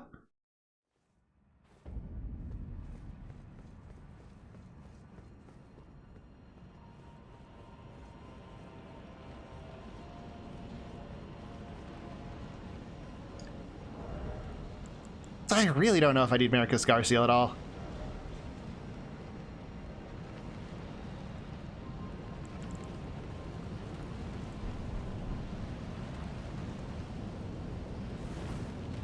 Really feel like just going like balls out all on the poking might work better.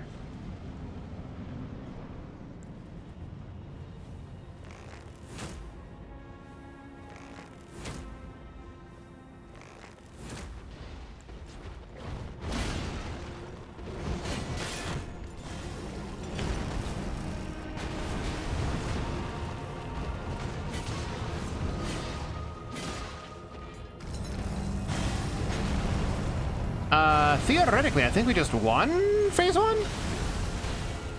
That was really good RNG on part 1. Let us lob 3 arrows into him. Now we just backpedal.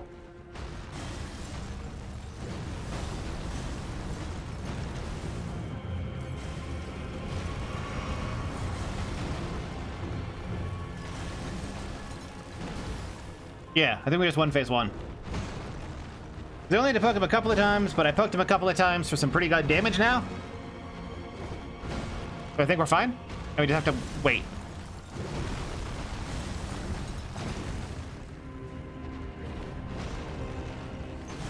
Because he's not smart enough to understand what a pillar is.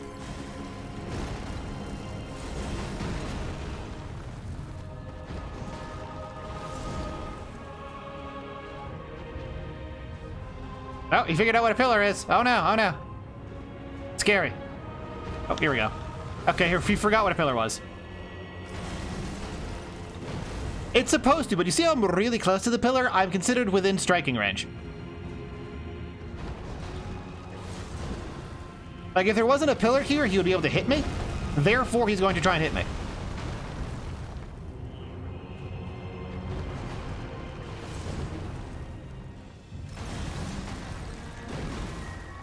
Like, he doesn't need to path to me. I'm clearly within striking distance. Okay. But it wasn't quite enough.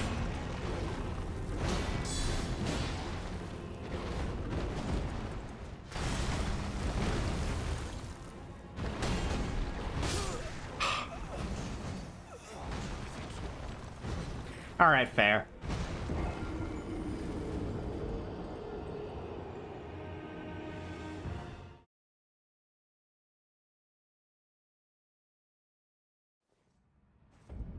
Yeah, I got greedy, went for strong attacks. I should have just gone for safer pokes.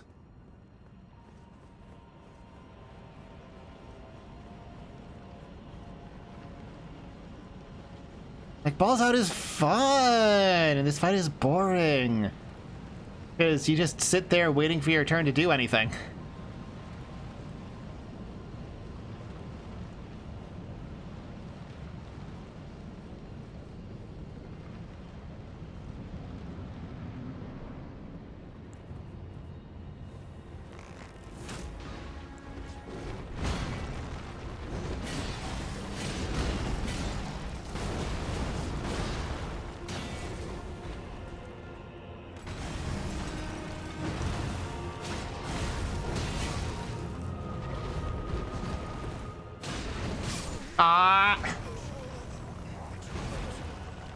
Yeah, this is something I really don't like about every Souls except 2.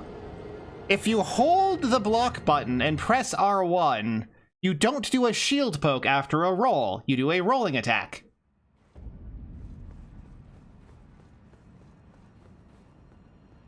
I don't like that input buffering priority. Very awkward to deal with. It's not actually responding to my input.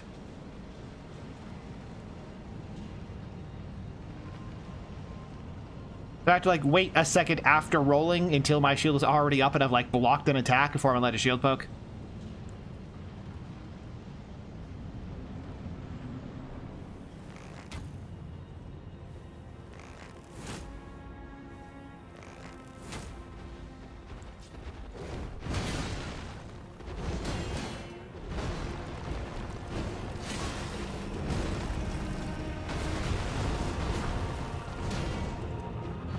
Don't ask me how that plunging attack I did after Raptor of the Mists that clearly went through his body didn't go through his hitbox.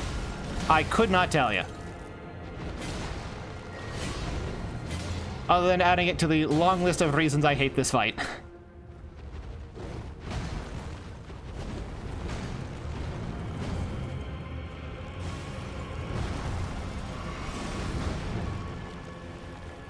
Alright, well, since he's both poisoned and rotten, we can just wait.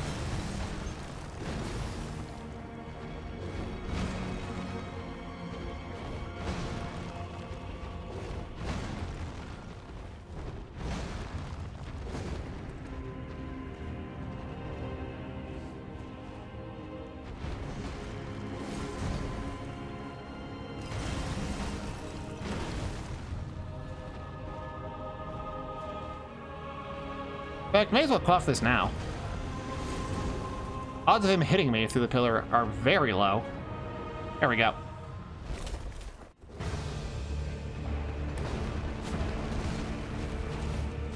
Oh, he's gonna do the flippy wit dippy bullshit.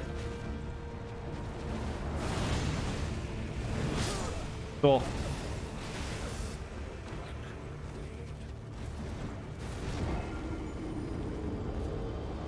Yeah, it's really hard to gauge the distance of a particle effect because you can't, like, use perspective.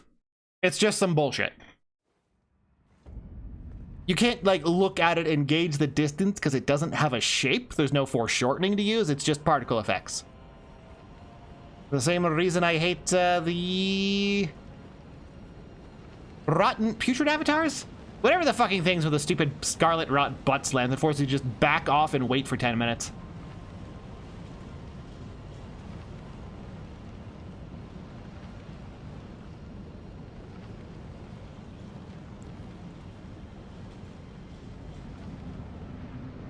Alright, what's our RNG looking like? Bad. Cool.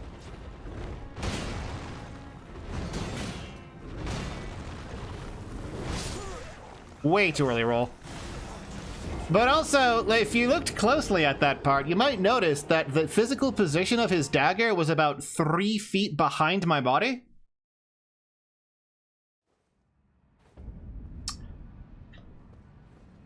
Just saying.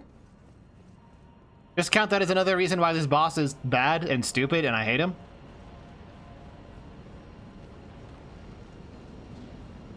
Like, he's no Melania, he's still a bad boss.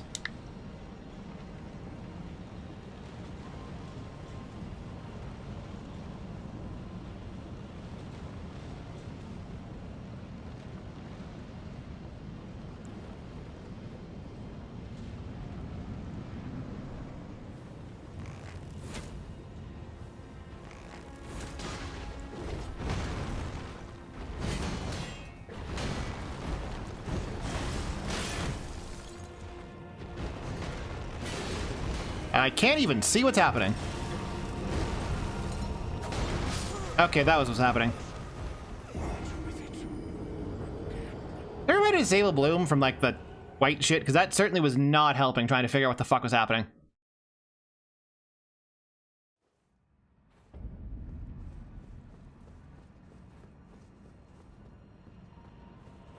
Right, talking object? Like, there's a cheat engine script for it. I've used it in a couple of boss fights, and it makes it, like, 1,000 times better.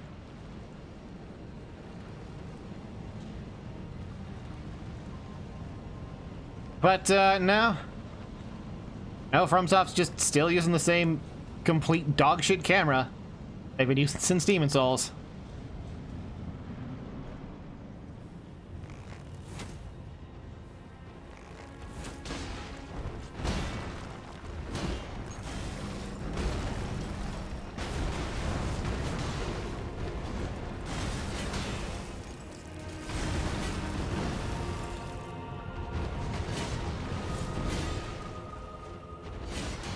I think the reason I can get him in 2 poison arrows now is because the Ritual Sword Talisman... let me out, please. Thank you. Ritual Sword Talisman actually applies to poison buildup as well, because that's considered a type of damage.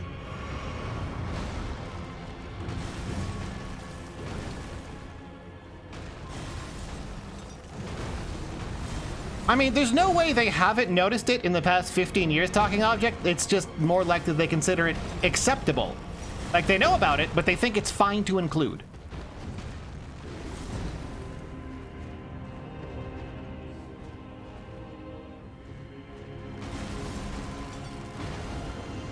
As well quaff that.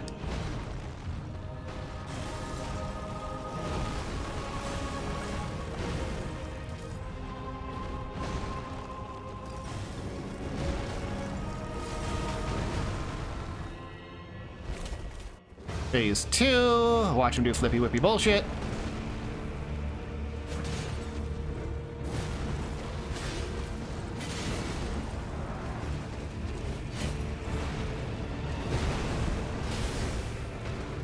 No idea what that hitbox was. Oh, cool.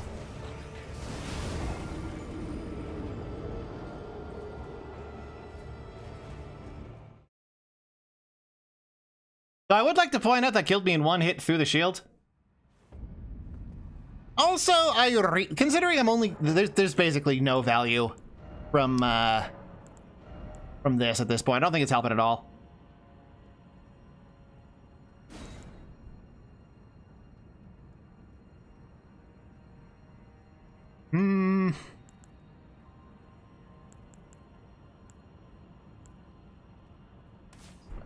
Okay, let's try green spell.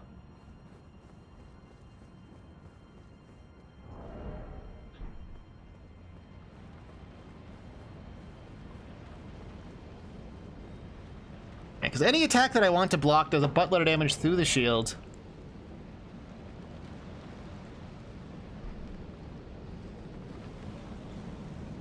And I bet even if I had the Opaline hard tier, the one that makes it harder for me to, like, that cuts damage by 20% flat, I'd still probably get one shot by everything, even through the shield.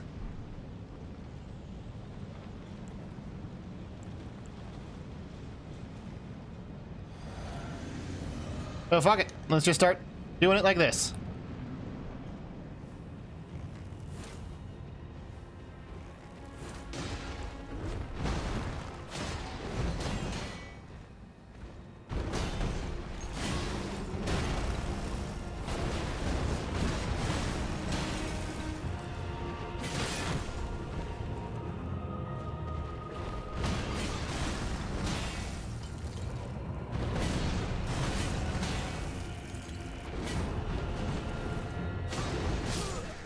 Yep, I tried to do a poke attack and it did the rolling attack.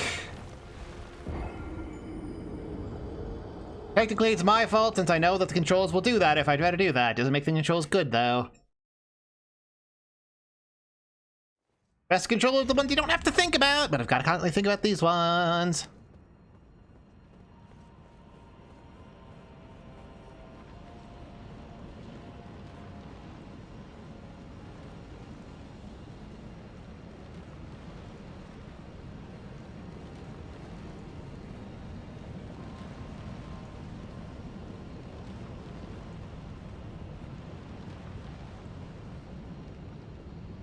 Probably messed up some inside sections, and then YouTube immediately did that glitch, which erased your message for me.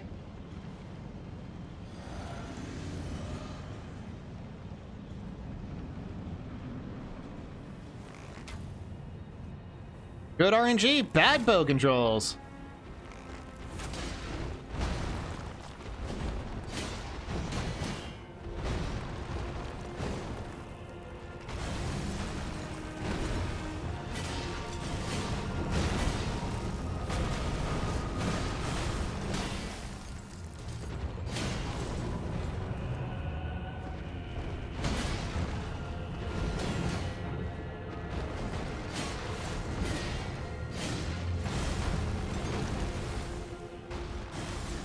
Oh, he's already rotted and poisoned. Cool.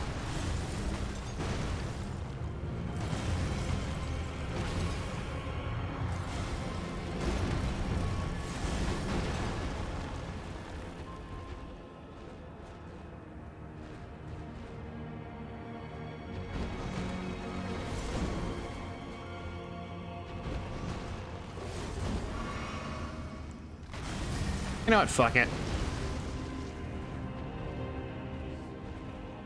This is not going to amount to anything because it does like fuck all bleed damage.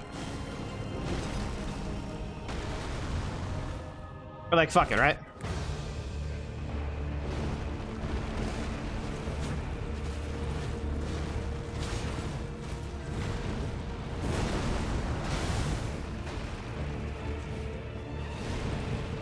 Gonna explode and backwards.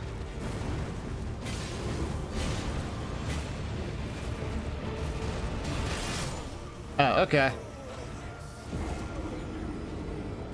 Yeah, if I had known that the stab into the ground would generate an AoE out of nowhere, I would have been able to jump, and that would have reduced the AoE damage to nothing. But, you know that whole thing that this series does, where you can predict the hitbox by looking at the animation? They don't do that a whole lot for bosses like this. And it's what all of the bad bosses have in common.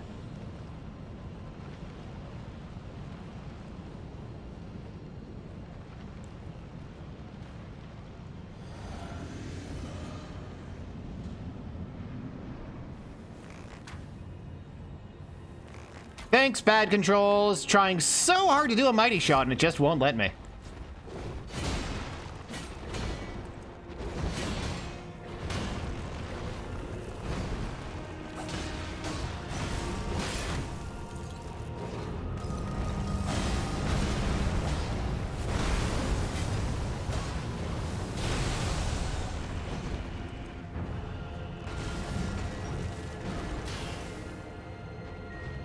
You know what? I think I'd rather just hide behind the pillar for a while.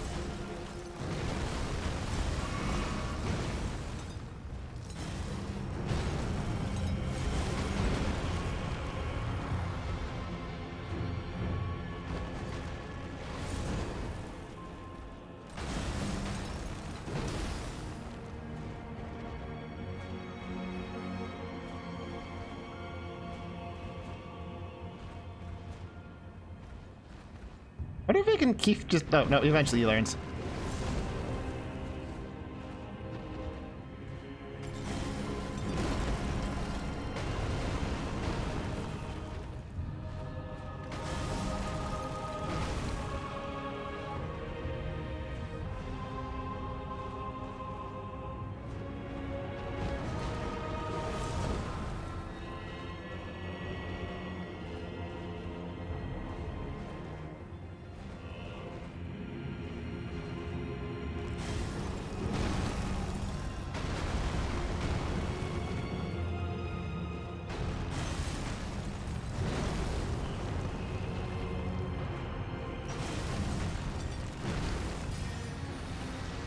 Fuck it. Oh, that was enough. All right. Towards me.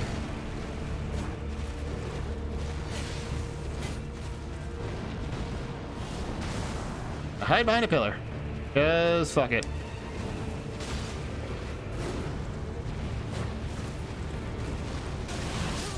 I tried to jump, it wasn't fast enough. Because now I know that that move generates the instant kill hitbox around his entire body.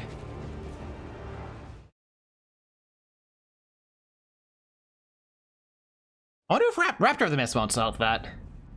Raptor of the Mists will deny the first hits, and then I'll get immediately knocked out of the air. I mean, I guess I could try it.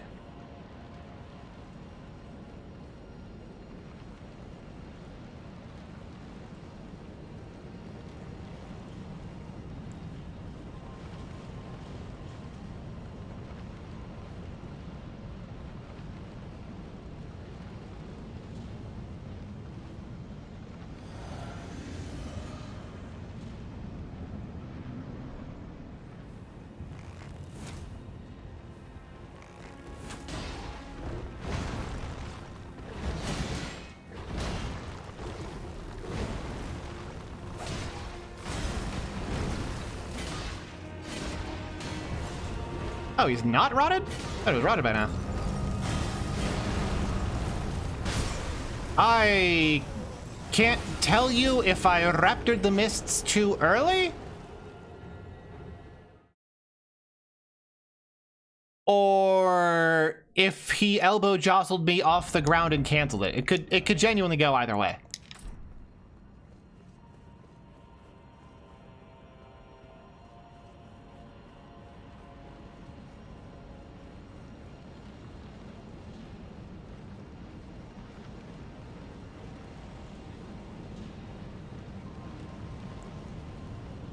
I guess I may as well check what we saw over on Twitch chat. What was that going on? Probably messed up some inside section that can't be bothered to account for. Maybe. But it worked fine in Dark Souls 2. I think they'd have to change the state flow transition permissions, because those are all manually coded by hand.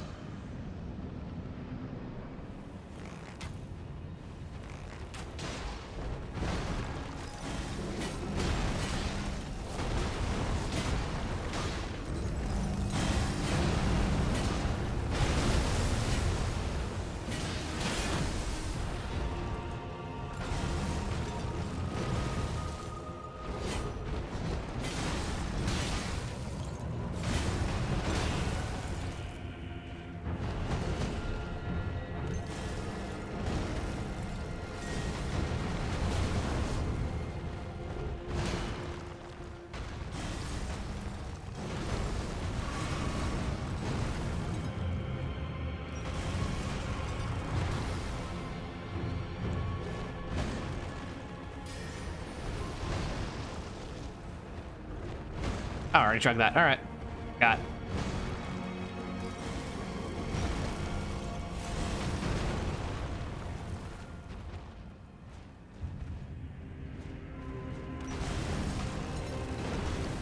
Wonder if Ancient Dragon's lightning strike would pierce through the pillar.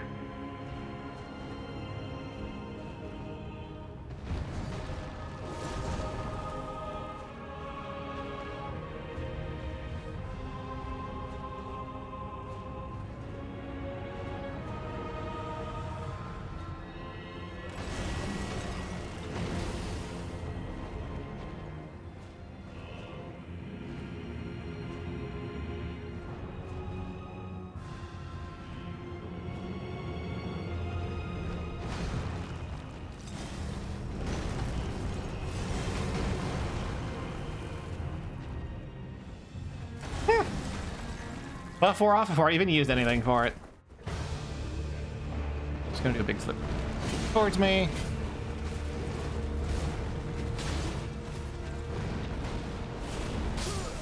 Oh, I guess I wrapped it too early.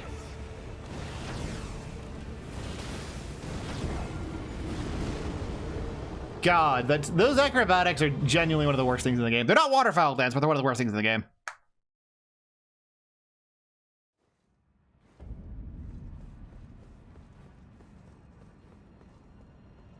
Like, I can deal with the enemies pop faking you on half of their attacks, making them delayed and hitting you. But, boy, howdy.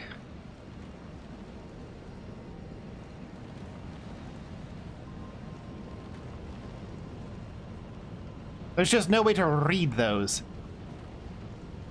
They do not follow any physical laws. They just sort of happen. Good RNG.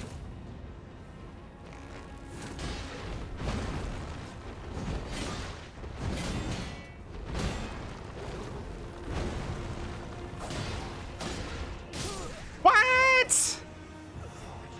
That's unblocked. The fuck is this?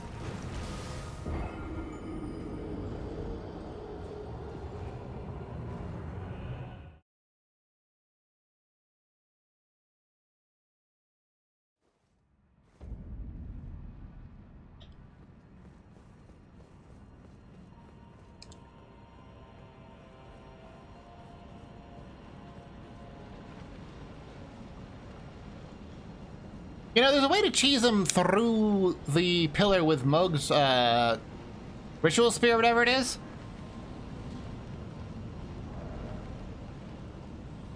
But I don't have any way to actually make that weapon because I can't get to Round Table Hold because I can't talk to a woman. Even then, talking to a woman to get it made would be talking to a woman, so...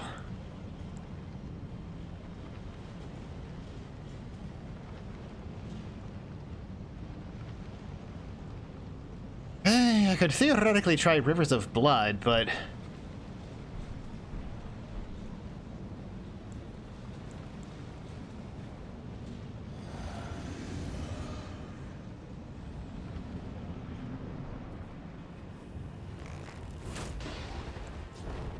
Bad RNG.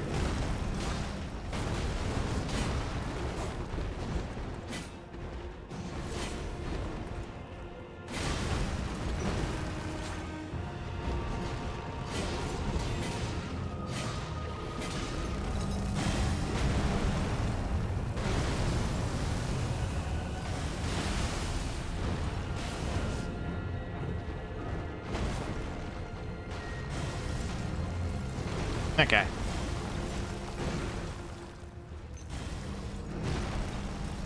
And now we wait.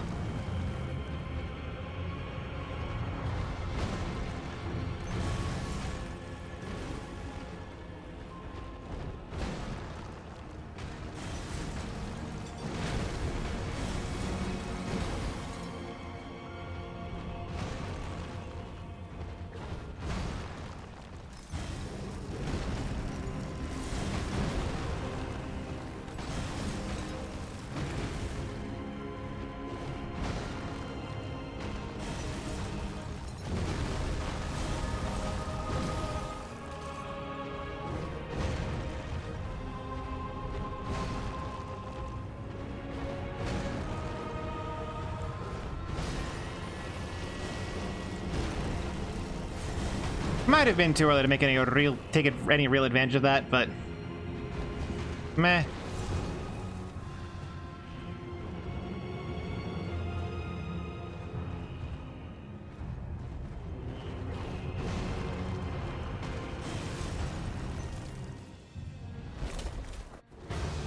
Gonna do a big flip towards us.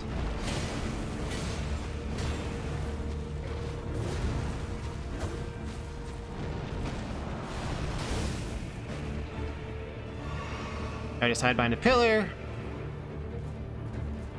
See what he opts to do.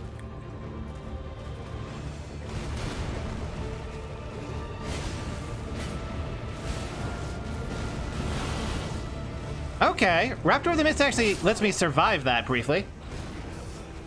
I take a bunch of damage from it, but not lethal damage.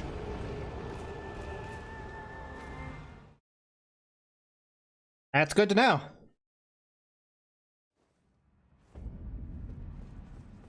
Wonder if Bloodhound Step wouldn't do me any more good, though. I don't know if you even have Bloodhound Step.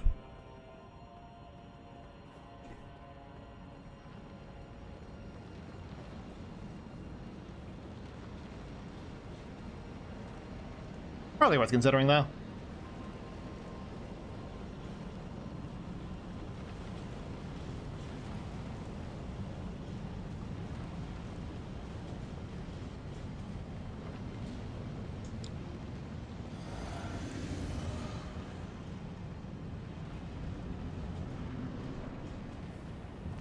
Bad RNG.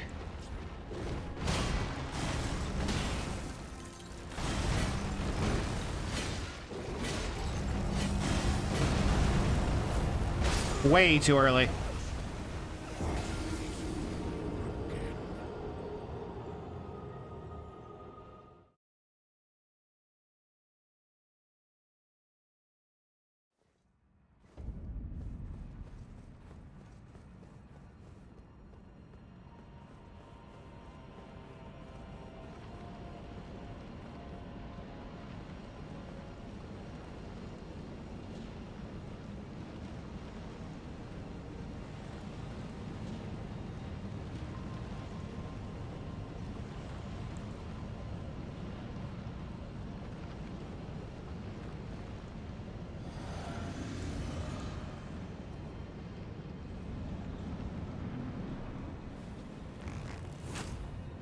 All right, good RNG, and the controls fucking responded this time.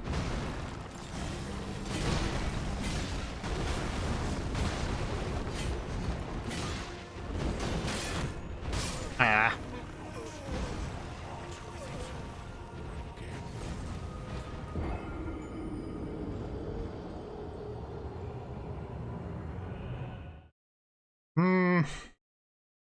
I don't know.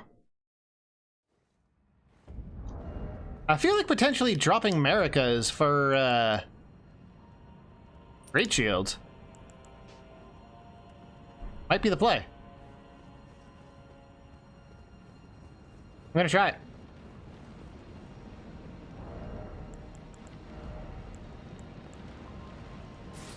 Up to heavier gear.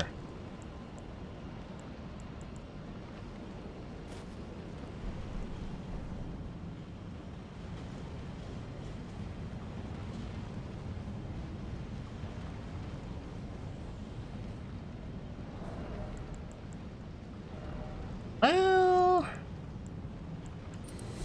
nice shield. See if that fixes anything.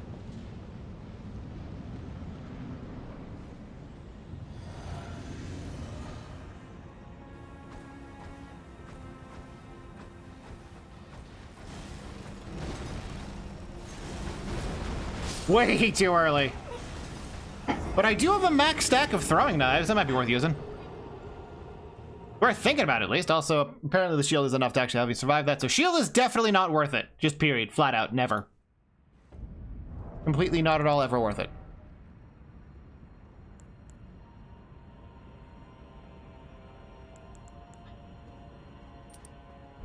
Okay, great shield.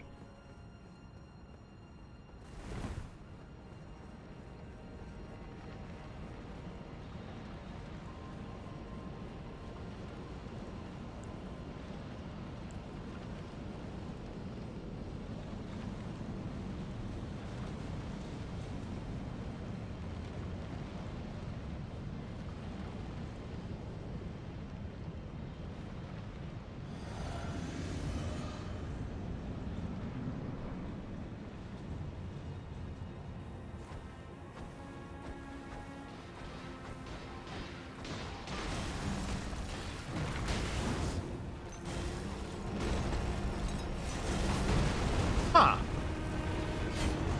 So I can reliably poison him with throwing knives.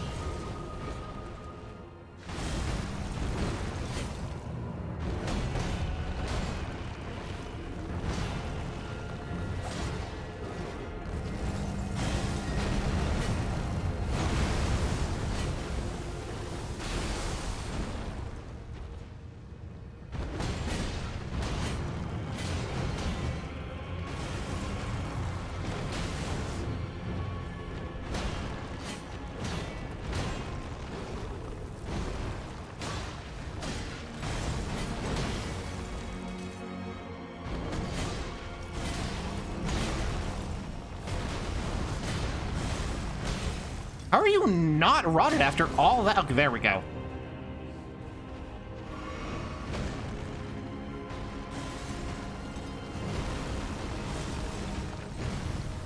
I wonder if I can spam throwing knives at him during the startup. Because he always starts phase 2 with the exact same attack. I wonder if I can spam throwing knives at him during that to poison him. That might be the sauce.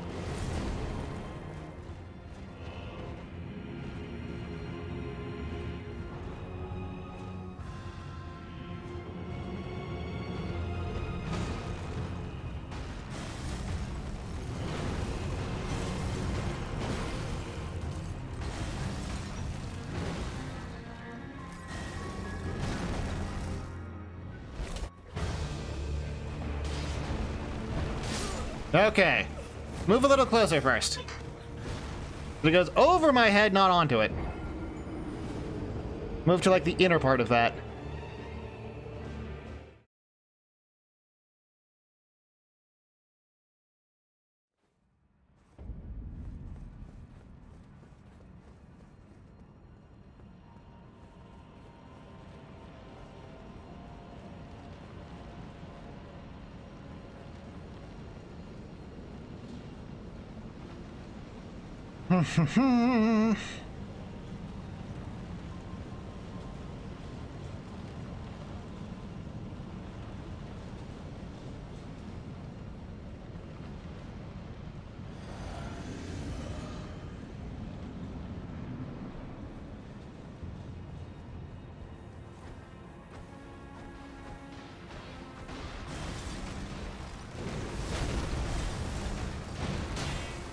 There we go. It's not free the way Mighty Shot is, but it's something.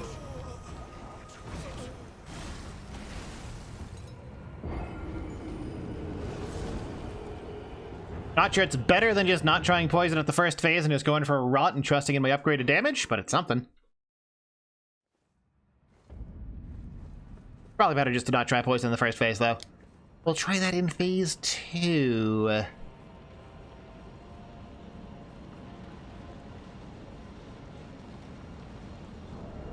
I have another bow that doesn't require...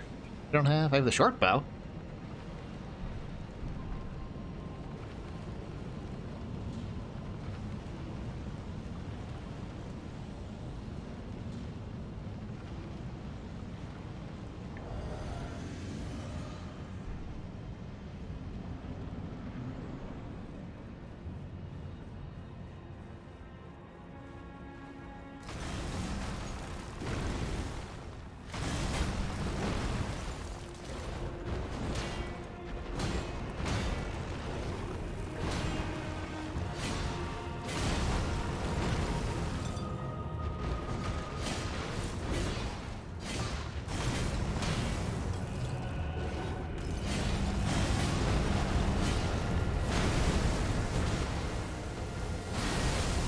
How did none of that hit me?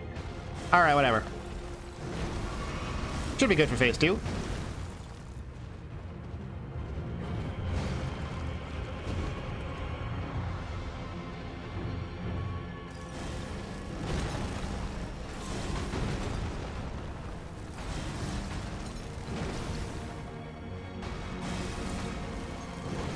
Probably did enough damage, I don't need to worry about anything else.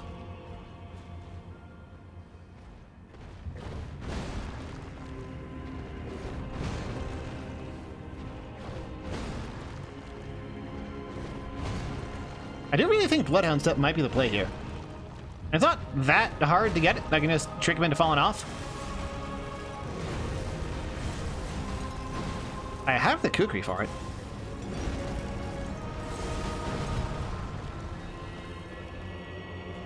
And after this temp, I'm going to get myself more tea, and then I'll probably go get Bloodhound Step, and then I'll probably do more shots at Police Curcumin.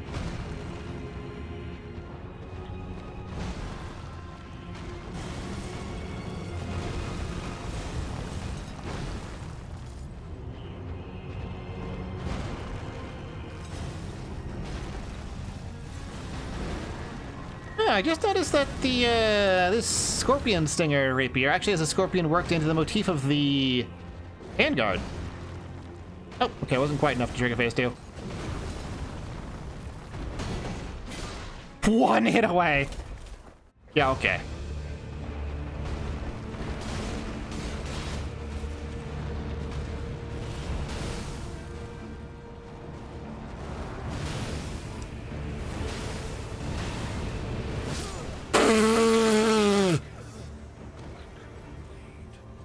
Hitboxes. Like, if you go back and review the footage, I was blocking, which means either that attack is oriented in such a way that it didn't care about the fact that I was blocking, or it just did enough damage in one hit to completely ignore how many hit points I had. Alrighty, I'll be right back. I'm gonna get more tea.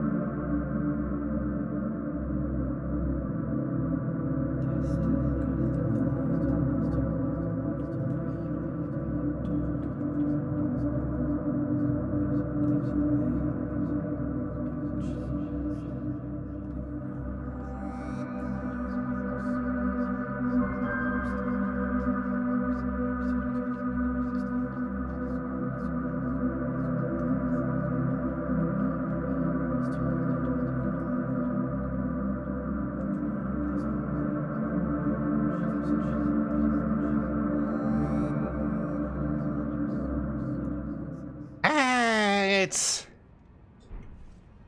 difficult to overstate how badly I wish Malekith was not an unnecessary fight. Because, like, I know that Horaloo is going to be pure CBT, but it's going to be fun. Like, it's going to be fun CBT.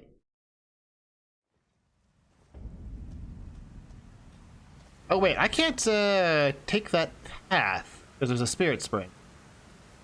I think I have to walk the long way. It's like, Horaloo, when he does a thing, like, aside from his stomps having a giant shockwave, which isn't super well telegraphed, like, that there will be a shockwave is telegraphed by, like, every other boss in the game. But the sheer size of the shockwave is not particularly well communicated to the player.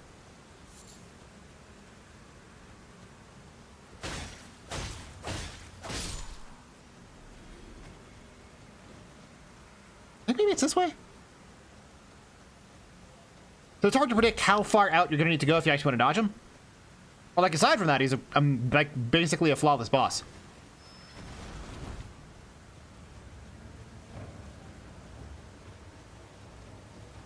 And like, that's a very minor quibble.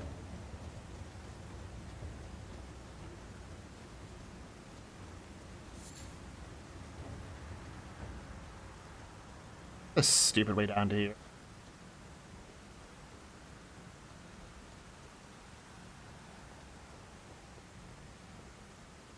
And that looks survivable enough. Ball counter. Cool.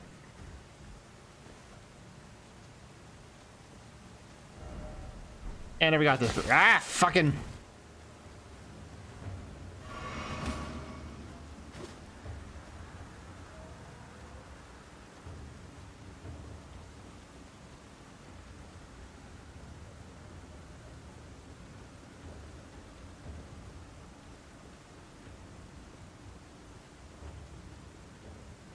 But yeah, aside from, like, just the shockwaves, he's one of the best fights in the game. Genuinely.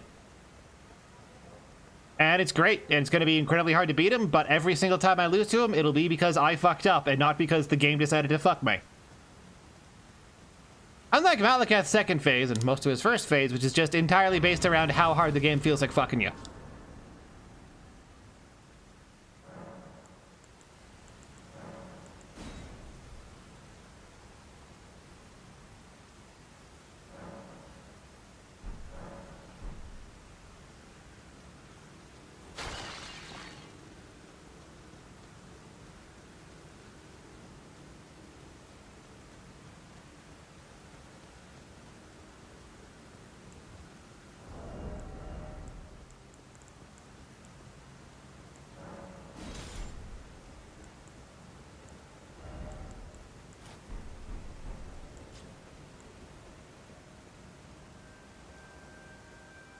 I sure did, talking object. That not get his attention? Guess not. I'm probably gonna get spotted while I put the kukri on. Fuck, are they?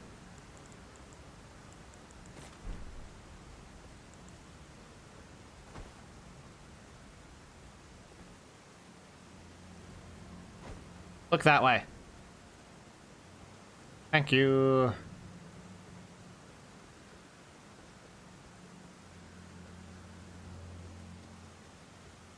Look that way.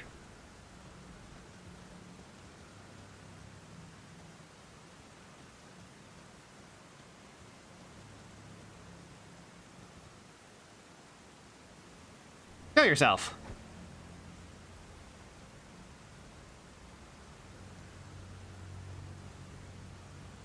Cool. Real hard boss, let me tell you.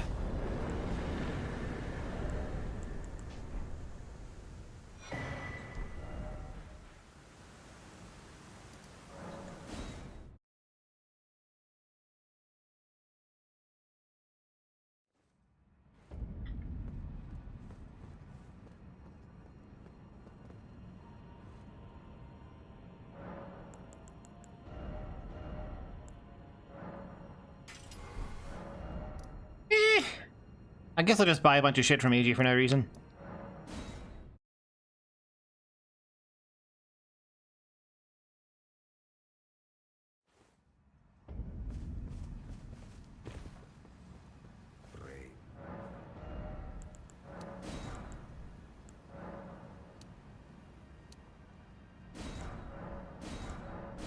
Cool.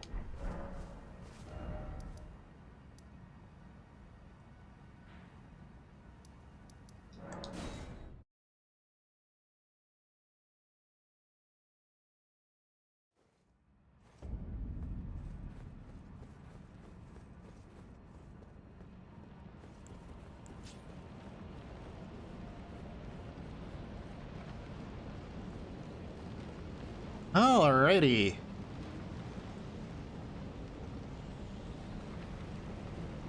Let's do this all over again.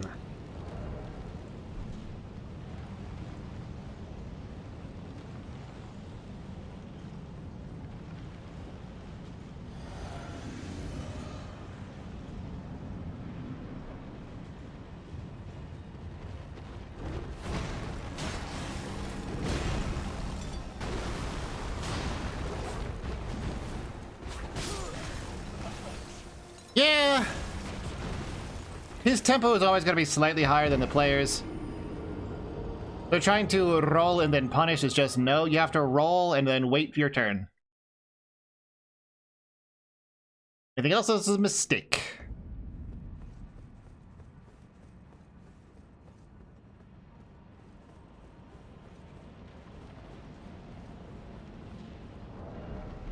You know, there's like a Crimson Burst crystal tier somewhere, isn't there? One that raises your max HP? I wonder if that'd be enough for me to take a hit. Probably not, but worth considering.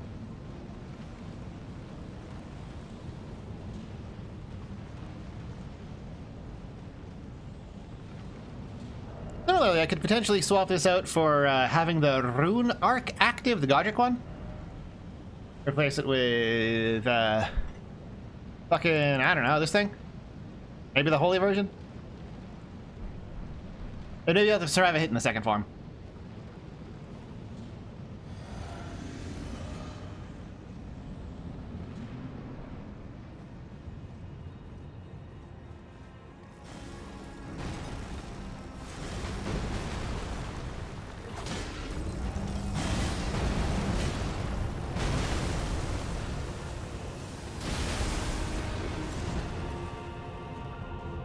I'm just gonna... I can keep going.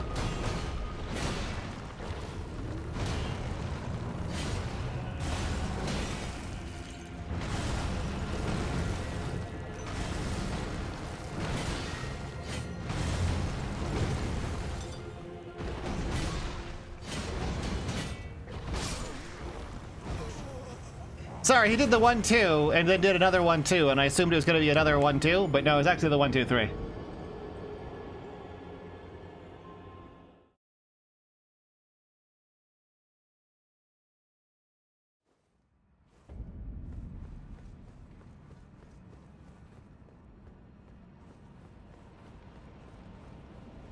Gotta react to those differently.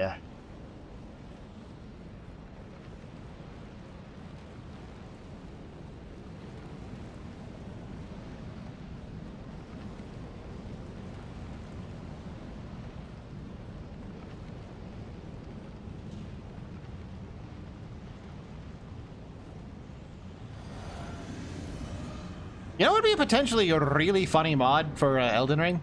Something that guarantees that every boss spams nothing but its single most bullshit unpunishable attack over and over.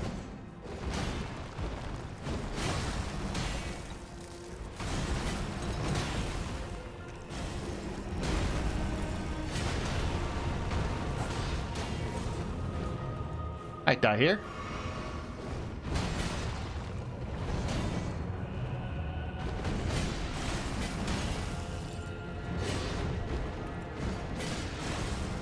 How are you not rotted? I've taken away like a quarter of your health.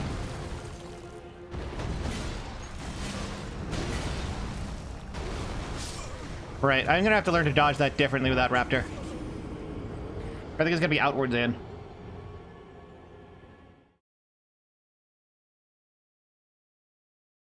But I felt a spider on my leg.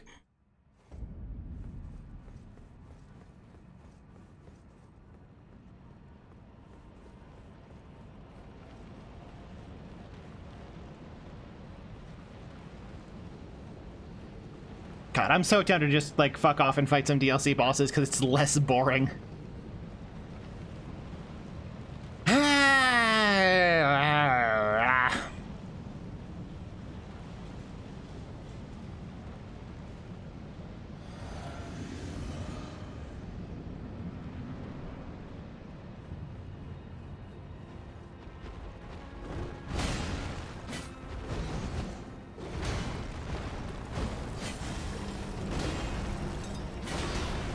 Or I guess I could just start blocking them. So that was really interesting. What happened there was after blocking it, which I wasn't planning on doing, like I hit L2 to try to Bloodhound step through the bullshit. And bullshit came out slightly too fast and hit my shield. And the Bloodhound step got stored as the next buffered input. Before the Bloodhound step actually activated, I tried to do a shield poke. But that just got added to the buffered queue. And since shield pokes don't execute after a roll and Bloodhound step qualifies as a roll, I lost to bad controls.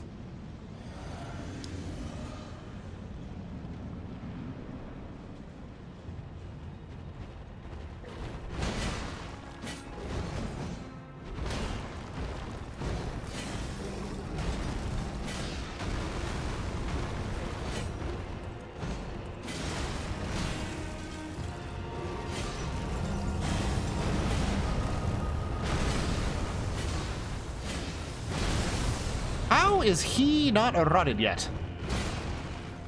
There we go.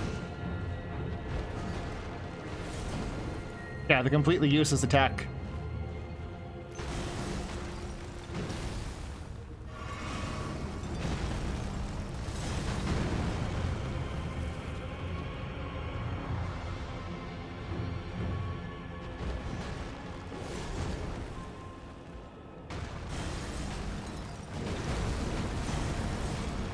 Alrighty, time to try and learn how to do phase 2 with the Bloodhound step.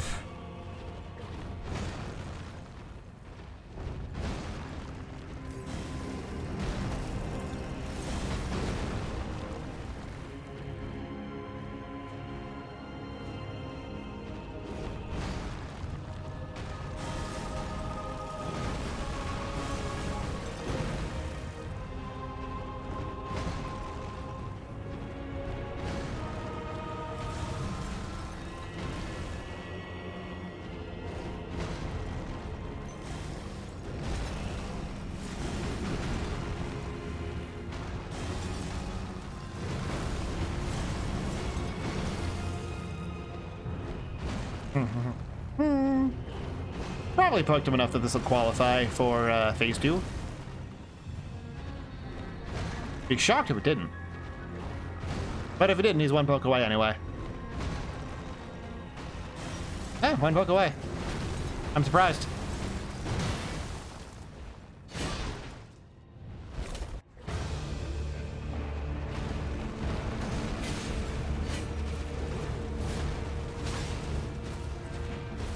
I have no idea what that spasmastic is. What the fuck?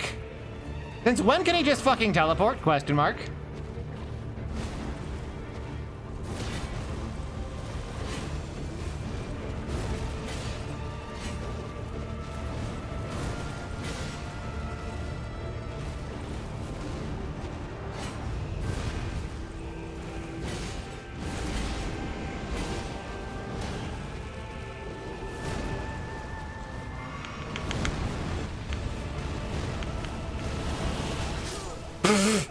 Okay, Bloodhound stepping away won't be enough. Noted. Good fight, though. Bloodhound step towards whenever he does anything genuinely puts me out of his attack range.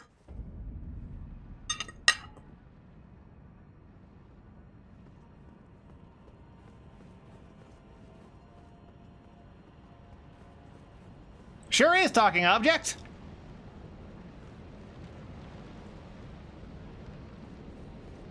It's also responsible for like 80% of my deaths in phase 2 because it's not really dodgeable.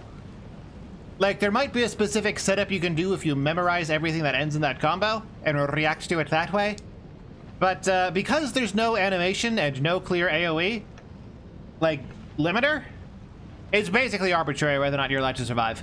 Comes down to when he throws that out.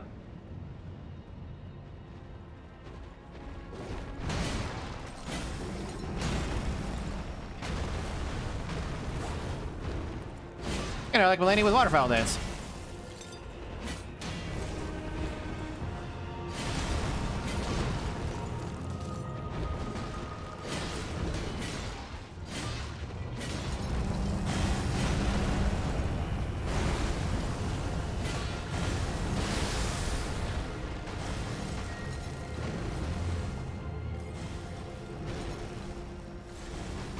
Oh, I forgot to do that entirely. And I really don't think dexterity is doing anything for me.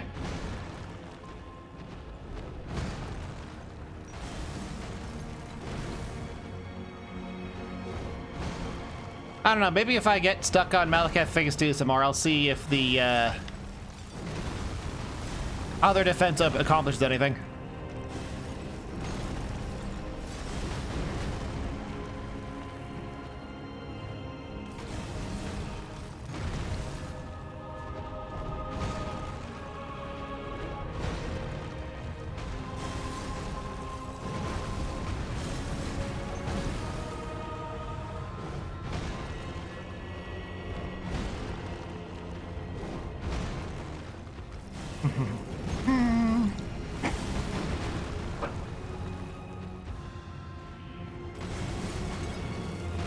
Yeah, just sipping on tea and waiting.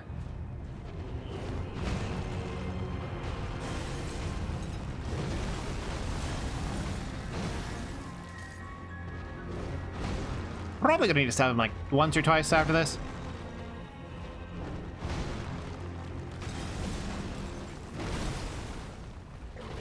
Just once.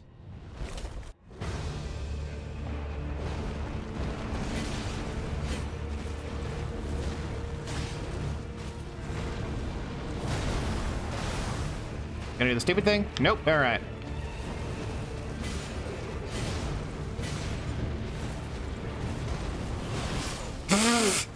Yep, even trying to flash step behind him isn't enough. I really do just need to jump and tank it. Otherwise I just lose. I just have to hope he doesn't hit me on the wake-up frame, otherwise I just lose. At least shorter from behind him, which is good to know.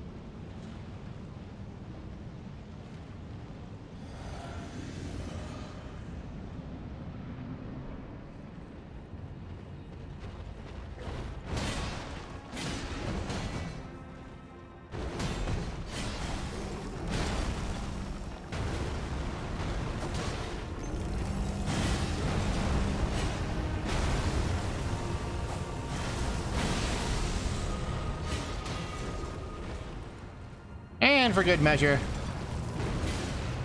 extra 2 pokes.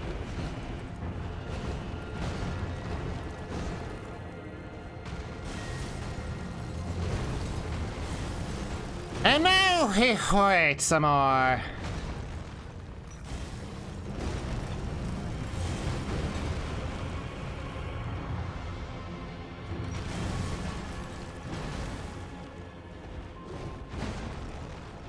I can sort of see what he's doing by looking at his shadow over there. That's fun. That's gonna be the oh, more knife stab. Oh, he's doing the shockwave Big AoE one rather than the aimed one. Kinda hard to tell. I think that was a singular boulder, but it doesn't cast a shadow, apparently.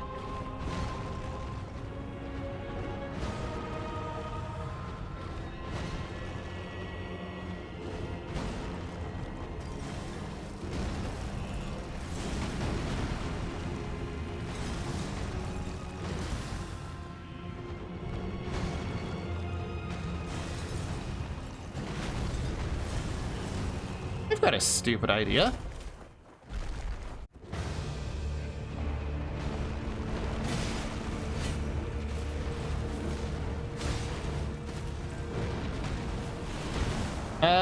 Well, comes down to lucky now.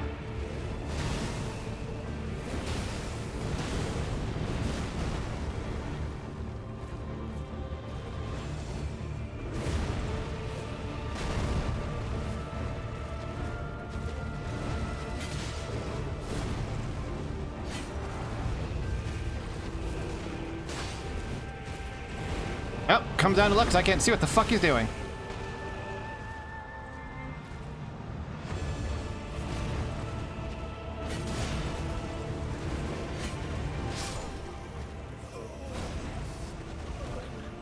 Did that one shot me through the shield? Or did that not count as blocked? I can't tell. If it didn't count as blocked, why the fuck not?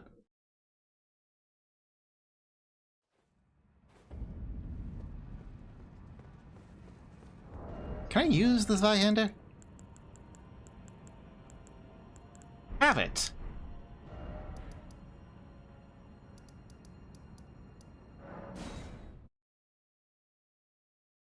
Hit for full stam plus health? Really? That doesn't seem right. But unusual to this. I did buy the Zwei.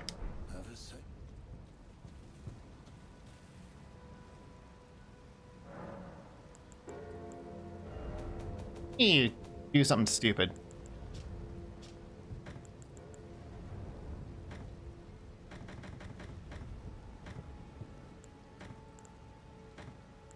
There it is.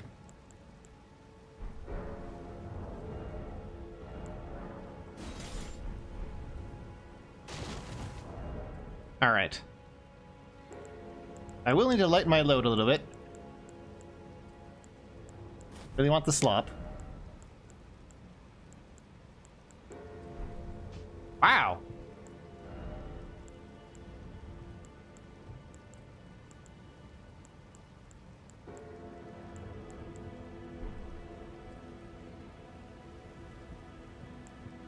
That's something.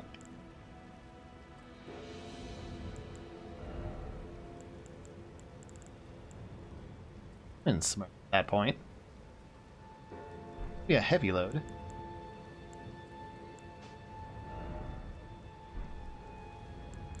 Casting spells, maybe that'll be enough?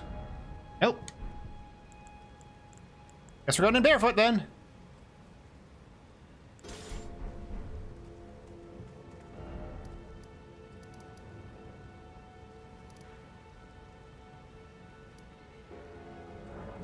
What Ash of War would it? Cragblade. I want Cragblade.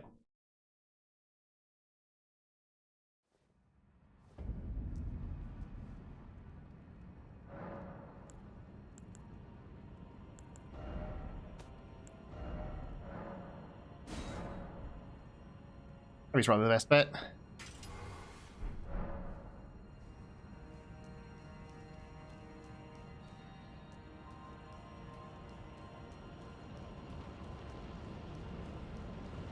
Guess I also could potentially put Bloodhound Step on the Zwei.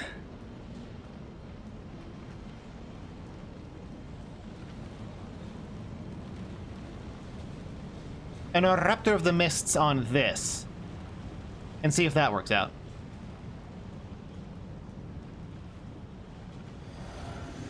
Oh wait, do I have the... I bet I could get the Feather Load. The fast roll one. That would probably help too.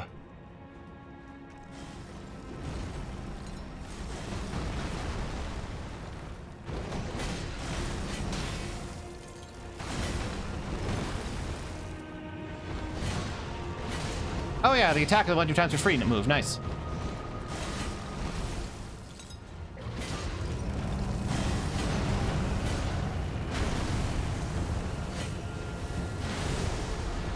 Can I poke him twice more?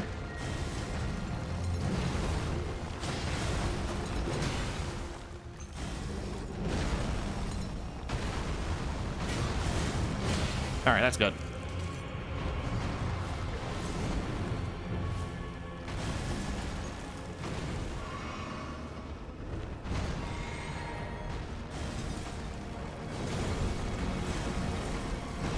Omen Smirk. All right. I know this Vi isn't upgraded, but you'll understand. You'll understand if this works. Gonna go balls out.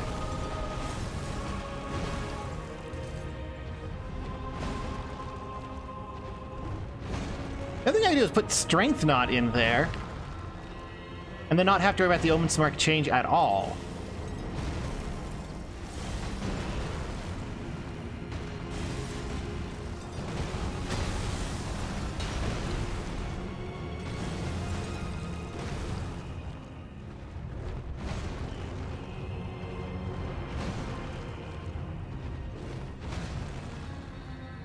Yep.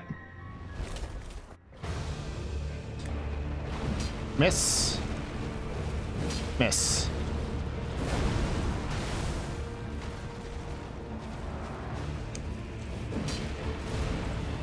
That's gonna be explosion, and you can follow it up with a bigger AoE.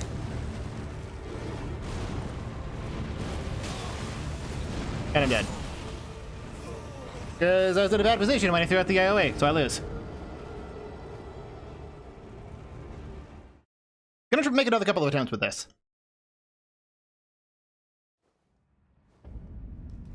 Because I have an idea.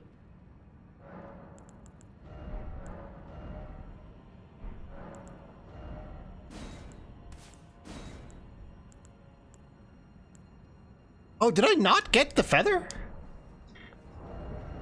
I'm not committing to nothing yet. But I have an idea.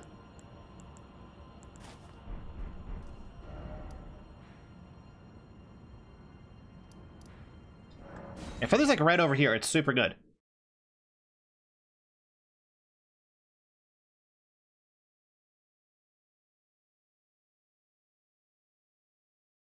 So, Malekith actually has relatively low poise, which is one of the reasons I was considering Bloodfiend's arm.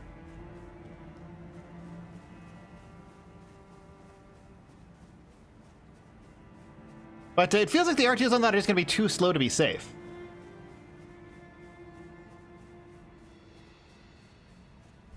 I'm familiar with the Zweihander's attack speed, though, and I might be able to safely slip in a bunch of attacks with it. With how relatively slow-ish he gets in Phase 2, like there's a lot of lag between each attack. Where's that bowl? So I could see myself having a couple of windows to slip in a charge dart, too. And a bunch of windows to throw in jumping attacks.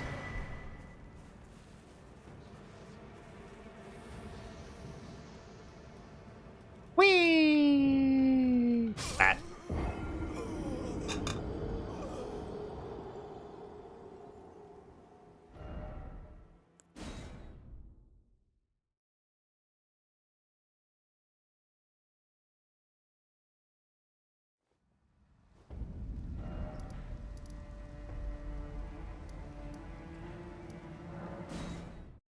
You know what I'm gonna try?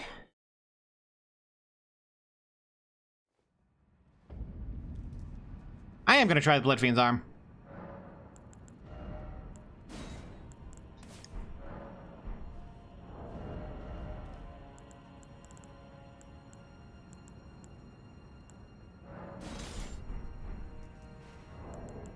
I chug the thing, I go into light load.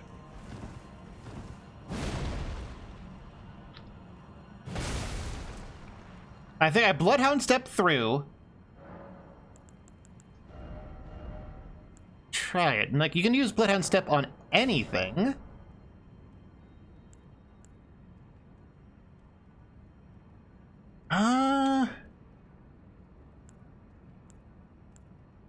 Quite keen.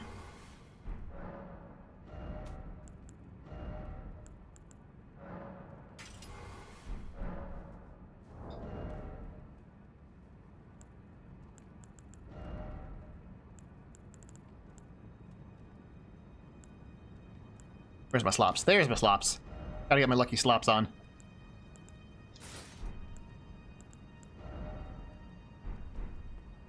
Clean up this shit a bit.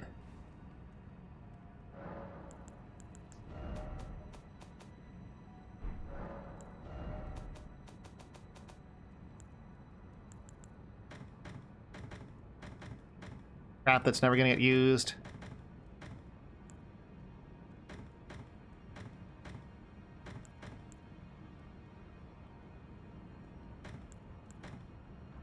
Okay.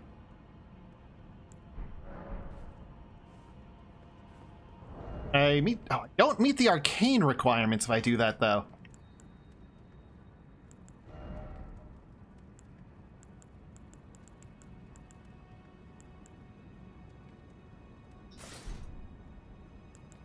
But I do with that hat.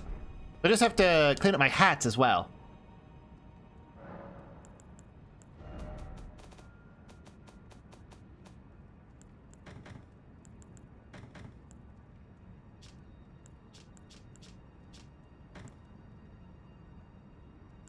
Grace's Faith, Grace's Arcane, nah. Intelligence, that.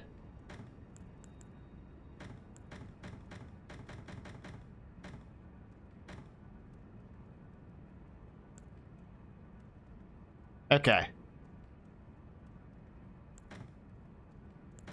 A hot swap between those two.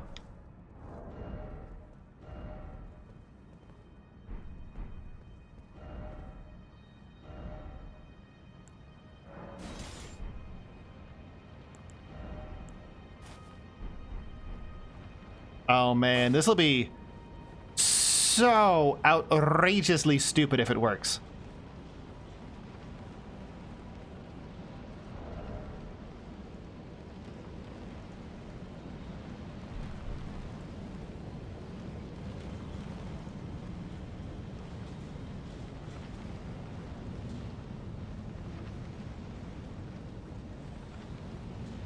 Probably should have made like bleed or poison or something.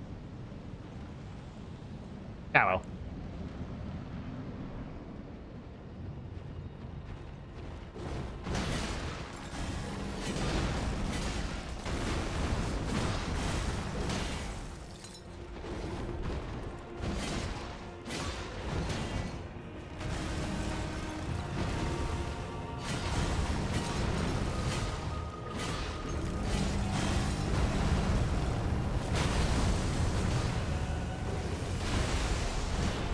Okay, he's definitely taken enough damage for me to use the pillar safely.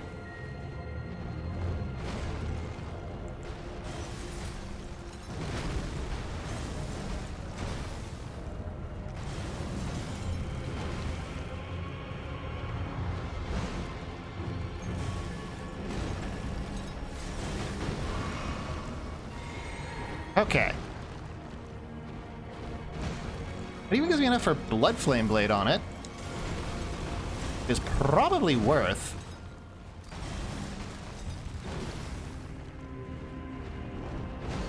Gotta wait till this HP gets a little bit lower down.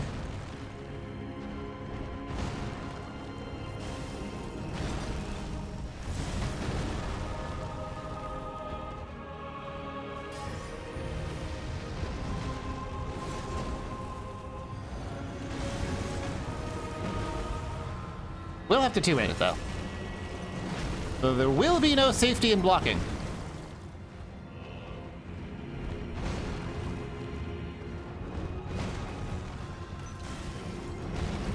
All right.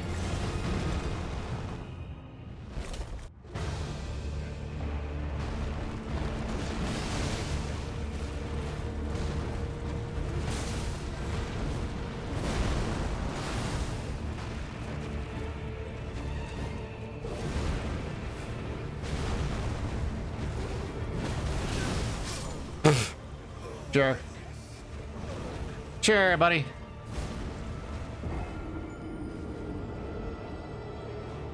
All right, not worth trying. That is my conclusion. If I gotten a poise break from that much, it would have been worth it. It's not. All right, experiment failed. We're going all rot all the time.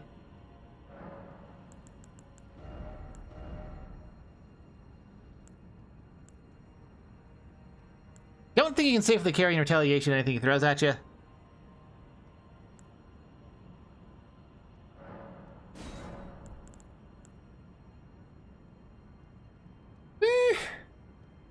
Maybe making it sacred for a slightly higher boost, but then I'll maybe taking a bunch of chip from the physicals early on. I already take a bunch of chip. Fuck it, we all.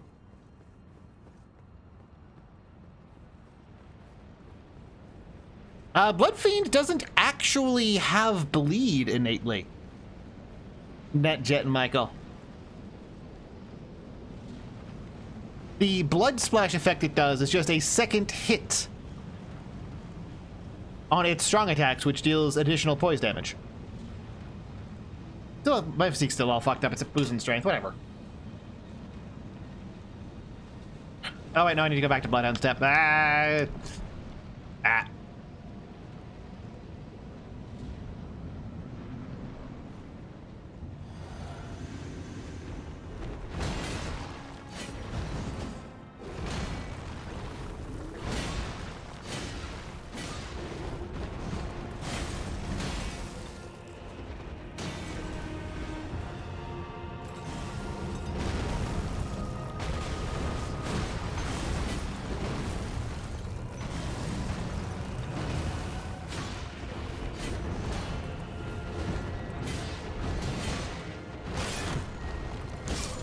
Yep, and dead.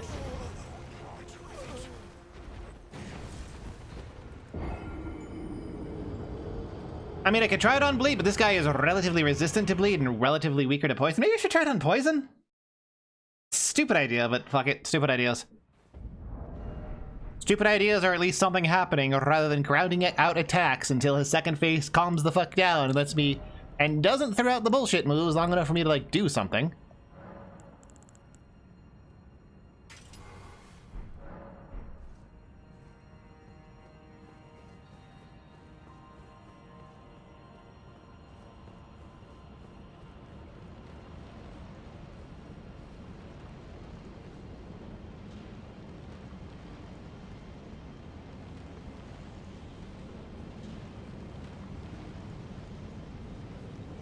I equipped these at the same time. I'm only in heavy load.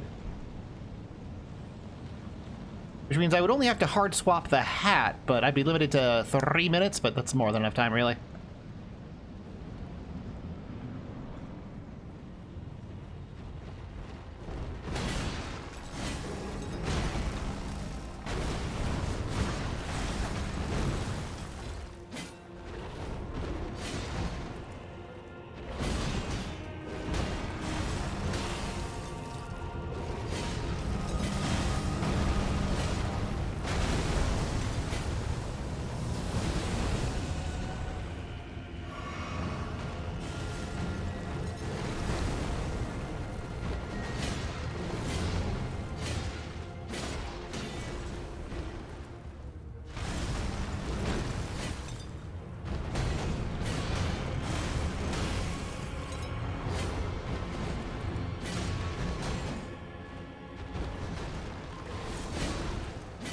Okay.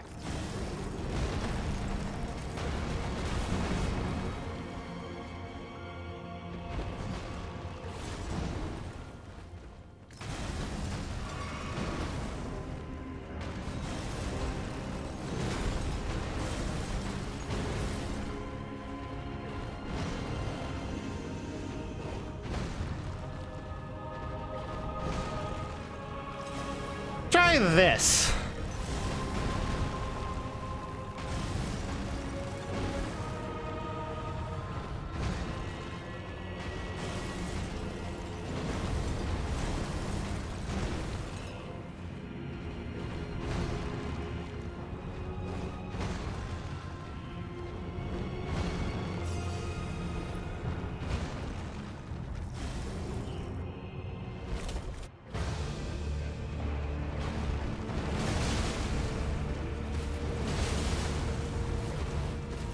Nope.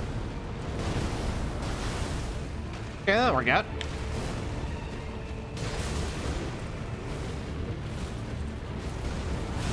Yeah. Yep. He opted to follow up the big swing with the AoE, which doesn't always do, but he did get poisoned that fast. Okay.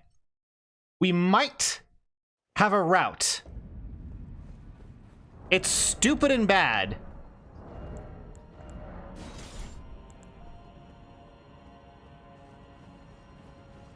But if we land just a couple of strong attacks, he should get almost instantly poisoned.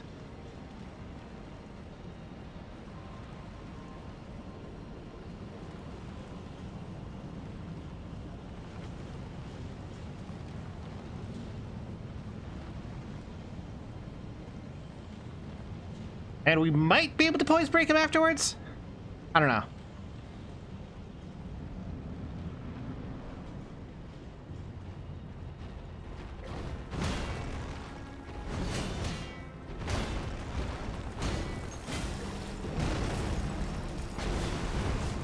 Definitely don't get the impression that this Holy Shield's doing me any favors, though. Especially not in his face, too.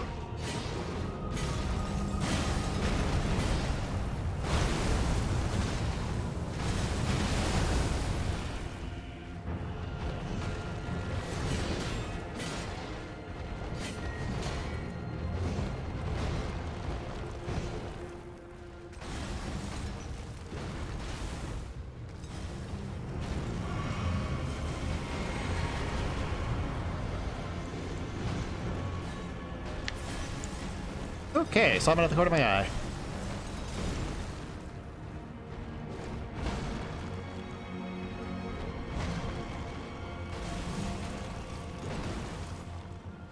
Does the jump attack... the jump attack doesn't have AoEs. It's only the much slower strong attack.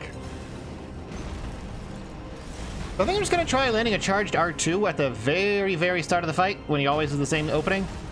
And then go for a couple of jump attacks and see how that and see where that takes me.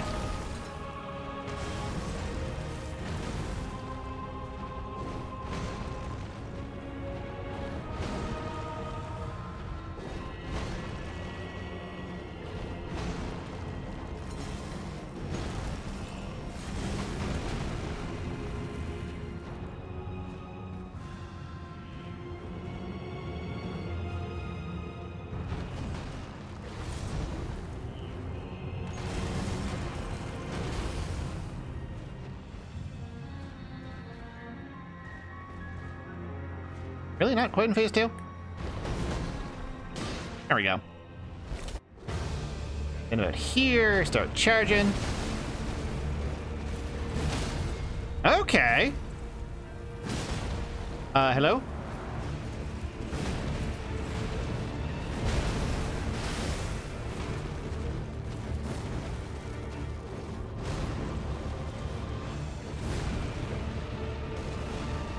I do the big AoE. Wow!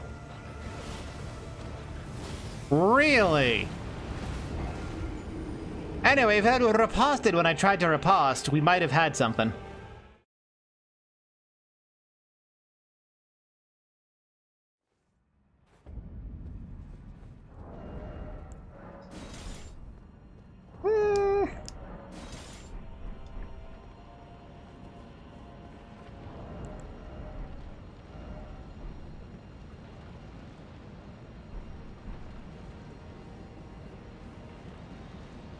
Yeah, that AoE has no warning, huge range, and can hit through walls, so if he decides to do it when you don't have visual confirmation on him, you might just randomly die. A very excellently designed fight.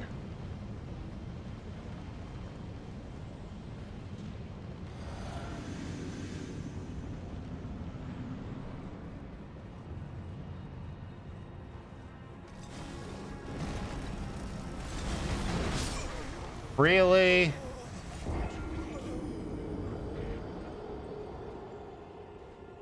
I don't know, it might be worth the time to grind up the Blood Fiend's arm to something. Like plus 18 at least.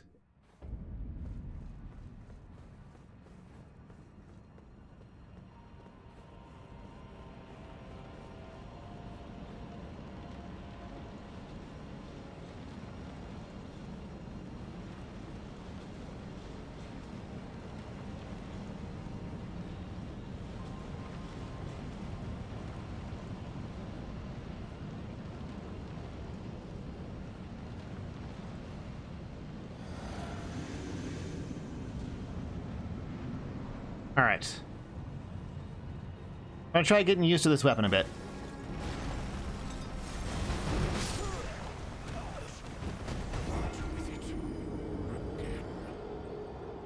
I'd use to do that with Bloodhound stuff. Maybe I should try going to the sides. The hitbox on all the claw swipes are just totally fucked, though. Like, I've bitched about it before, how you can visibly be, like, have several feet of clearance on both sides of the claw marks, and you'll still get hit.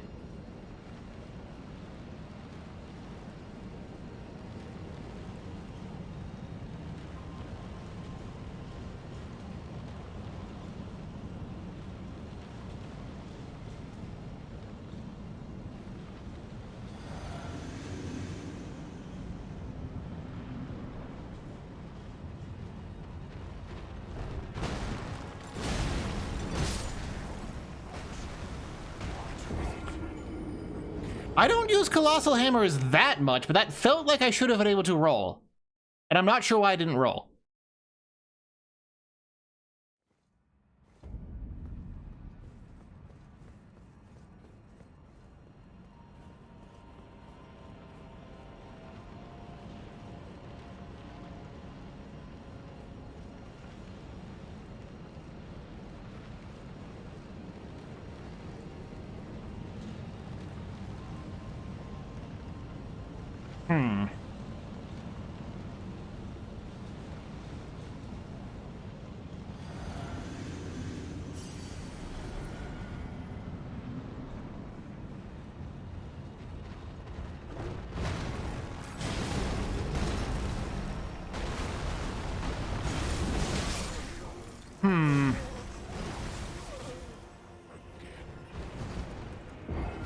This weapon is definitely not even remotely worth it in Phase 1, but I can get a poise break immediately during Phase 2.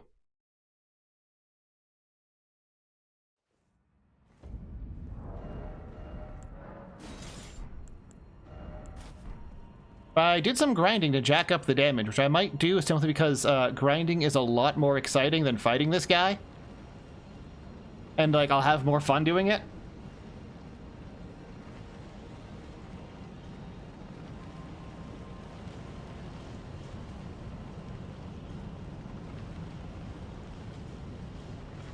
Hello, Magpie928. Well, you might be able to meet me on a couple of other days. It's just, pretty rare for me to go so long that he can get me.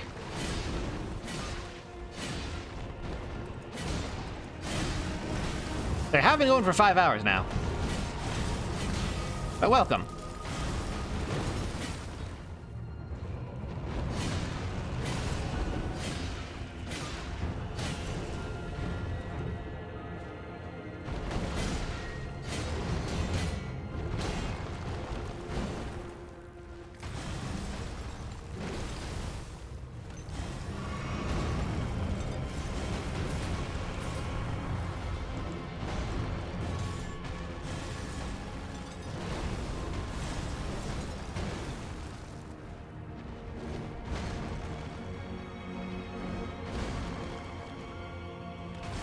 There's no reason to try to maximize the time. It lasts 3 minutes. I don't last 3 minutes.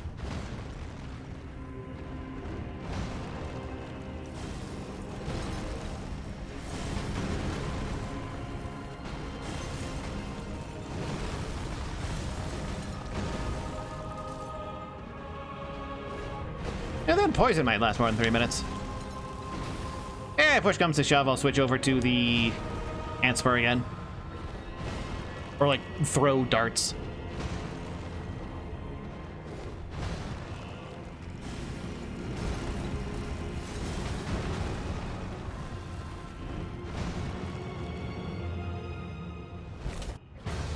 Hey, step to about here, lock on.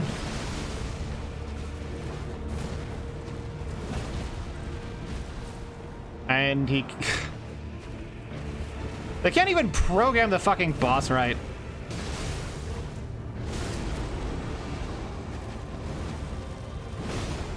How is that not a poise break? How is that not? I pressed the button to dodge and it didn't. Oh, if he has to do the respawn because my programming fucked up thing, does that automatically reset his poise? I could, if that is how it works, that makes a lot of sense.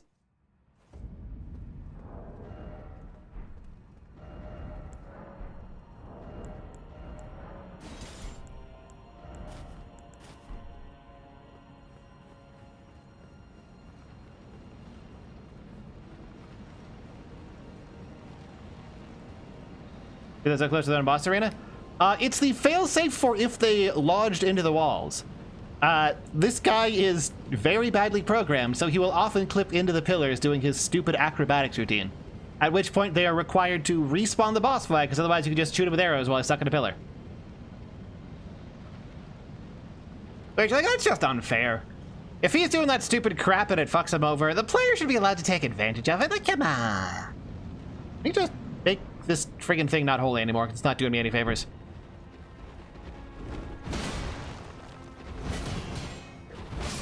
Dang it!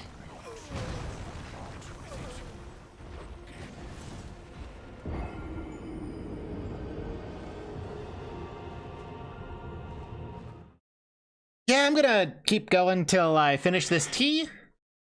Then I'm gonna go grind.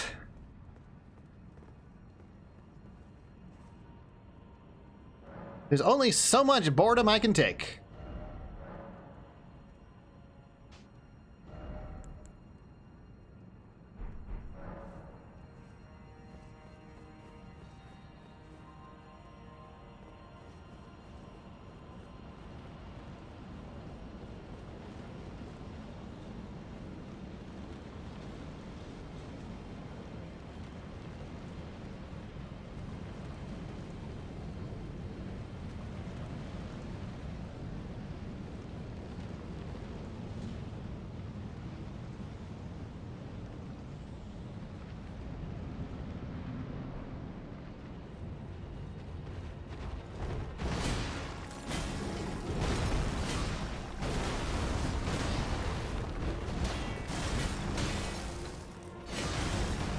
Yeah, I don't know if those are even dealing holy damage. The amount of chips seems to be basically the same.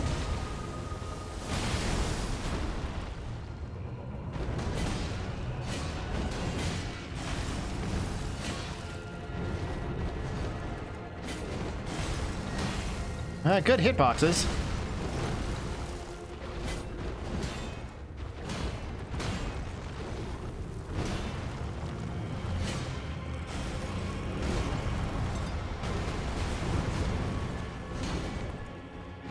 I'm gonna trust that was enough.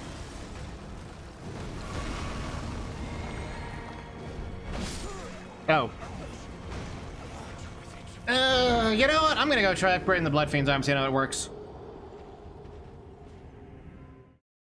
Because I'm bored. I am just genuinely bored. I am so bored I am no longer trying to play the game.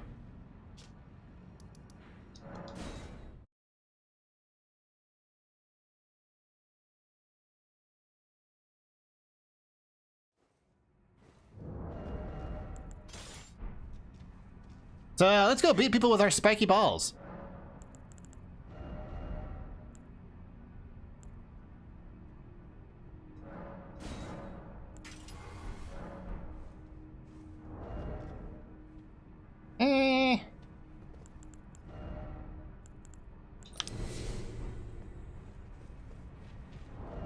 Oh yeah, I don't really... No, they kill me anyway here. I'll do this.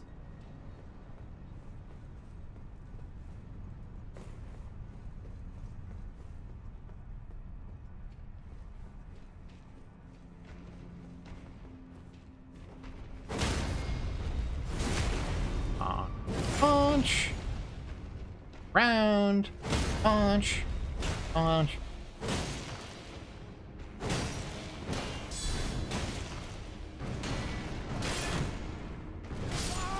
Wow. They very specifically crafted that third hit to last exactly as long as it needed to land on you after a guard break. Also, apparently, really Radcam followed me at some point. Looks like it was when I was getting tea.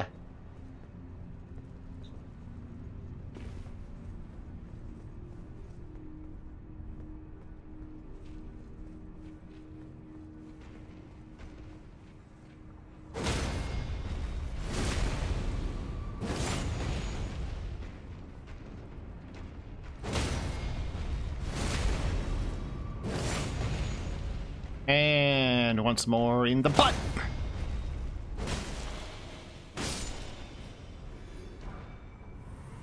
Ah, somber. I don't really need sombers.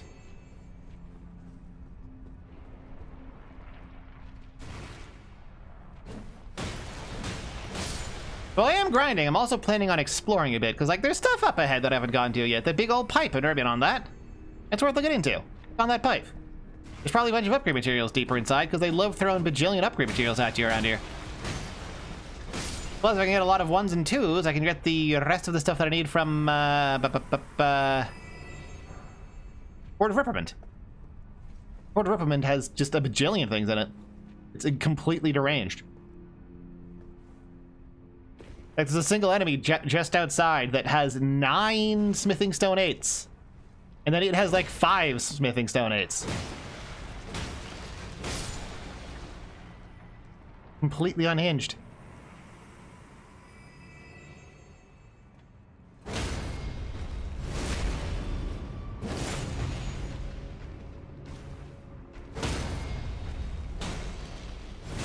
Nice. Was not expecting to get it the second time.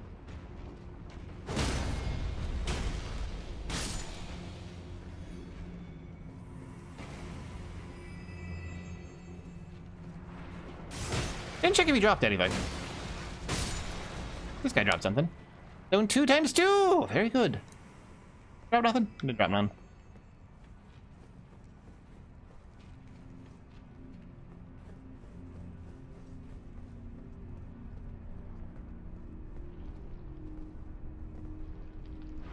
See you. Get down from there.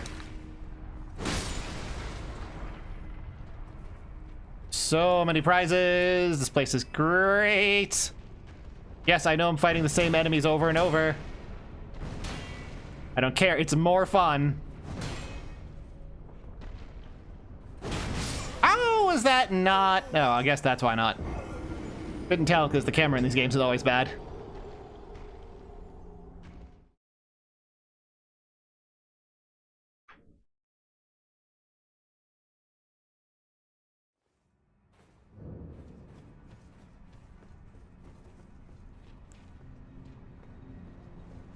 They're immune to every status effect, so I can't rely on my magic to deal with them either. That's irritating.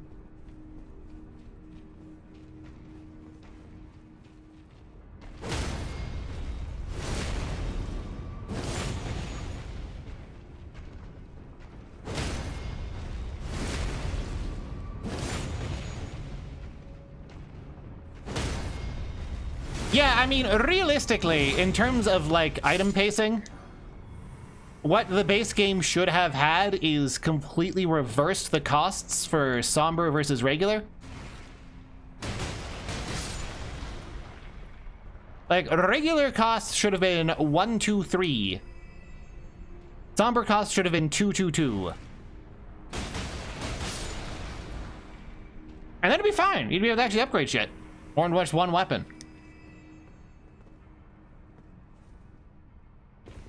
Honestly, a shame that took so many lessons from Dark Souls 2, but didn't figure out to take its lesson on item pacing.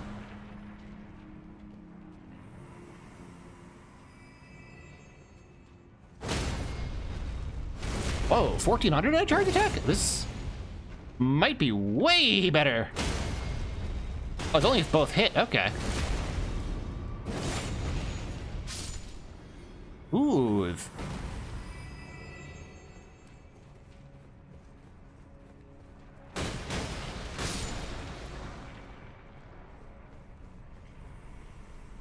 And yes, we are Docking Object because it's fun and I'm enjoying it.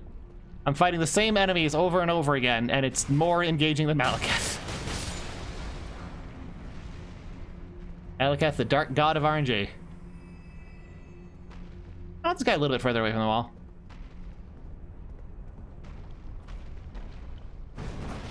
Yeah, like there. But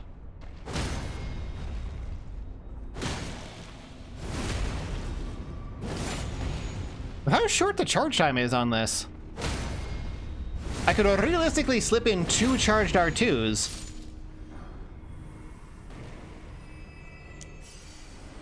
Like I hit it with a charge R2 to stun him, then slip in another one, then backstab. Make the jump! Yeah!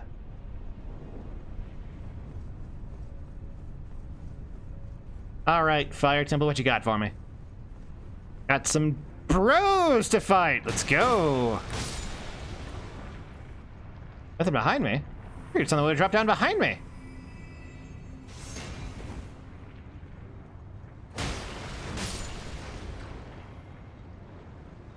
Okay, so that's drawing lava up. I see.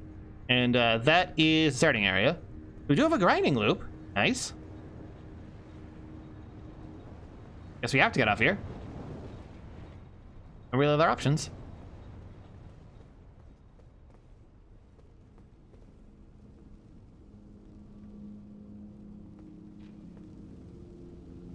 Any?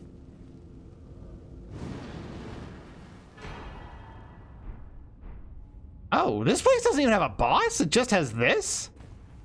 Huh.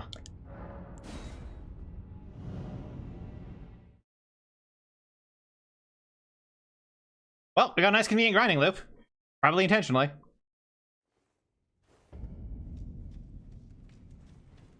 This is Ruined Forge Lava Intake. Of course it's drawing the lava. It's the lava intake, not the lava outtake.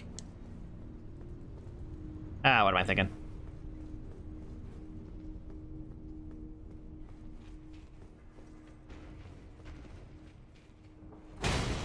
Ah, come on.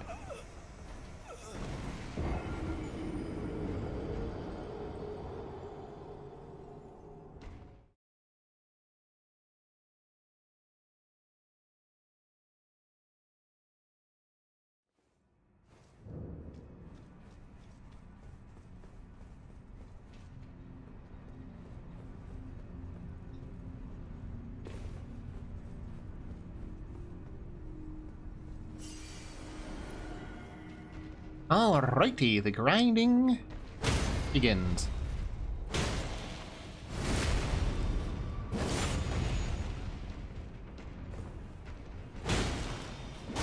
Come on, that was definitely a hit in the back. We all saw that. I guess the vulnerable part is too low down to hit from the pot? Insane.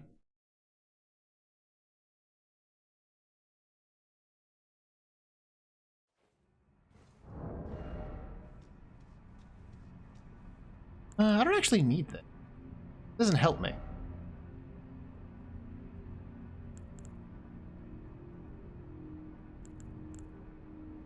This does in fact raise item find very slightly.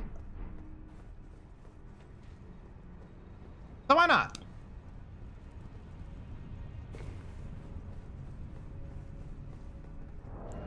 We're massing out item find.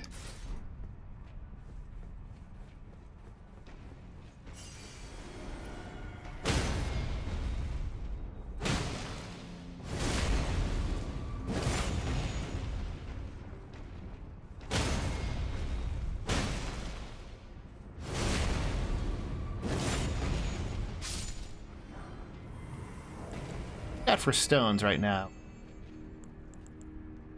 We're gonna need...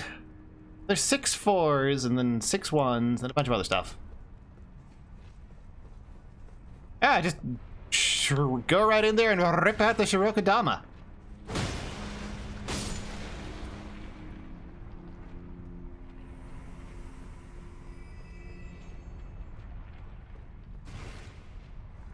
Fucking cap on that guy's ass. Not popping a cap in his ass. Pulling a kappa on his ass.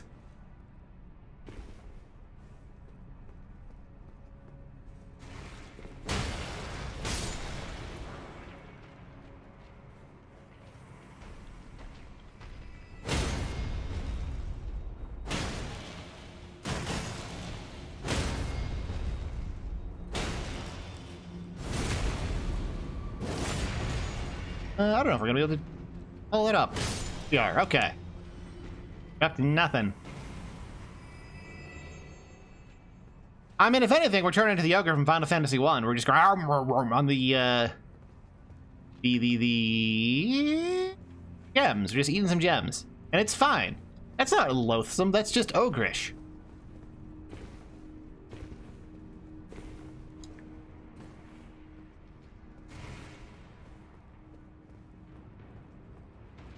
Drop down.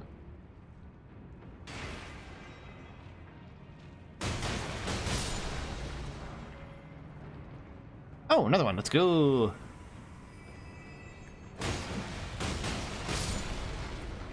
Prizes? Nope.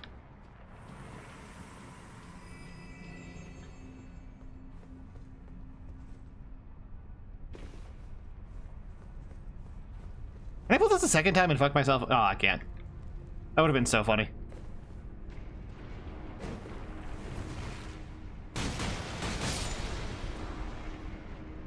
I do kind of like how they combined the animation sets. What's the first one called? The likes from Dark Souls 1.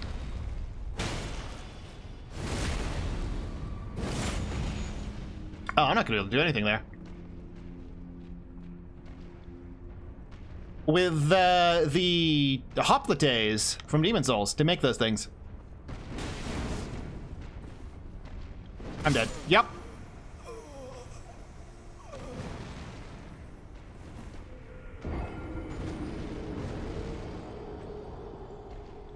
See, I can predict that I am going to die and know where my mistake is. That's what we call fun. The shame Malekith doesn't know about that. Just that sometimes you die because he did a thing.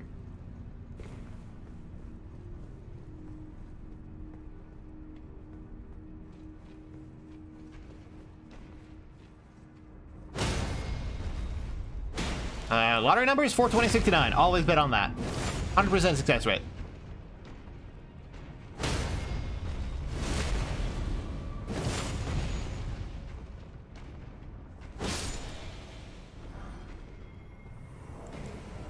We need a buttload more low-level ones, but like these guys drop tons of them. Usually all at the same time. I one-shot him with a charged R2.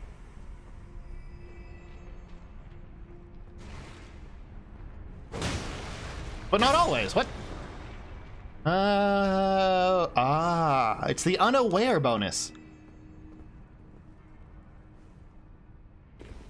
That's what's going on.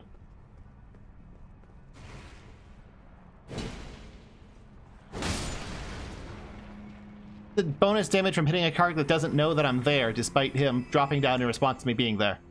Don't worry about it. This game's excellent. Flawless and without fear.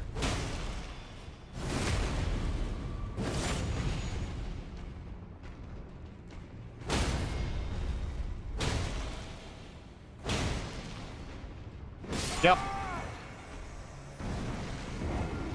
Well, I learned a lot from doing that, believe it or not. See, my plan was to see if I didn't have to space out my R2s. I can just keep doing that to stun lock him. No, I do have to space them out a little bit. I want to do 1-1 pause, or 1-1 pause.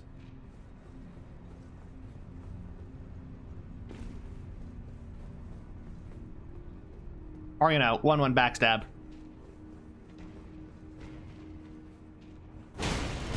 Dang it!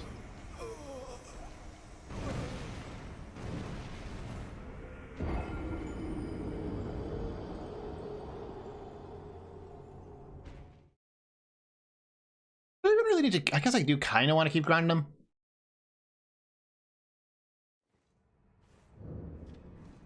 I think the theory behind the Titanite drops in the base game was that you should just purchase them. They tried to make it easy to find them, to be able to purchase them. But the purchase kind of sucks because you don't get them until you stop needing them. Oh! I should have died there. Miracle I didn't. Hitting that guy into the wall was a stupid idea. Oh, I do need the Protagon. I'm gonna use my shield.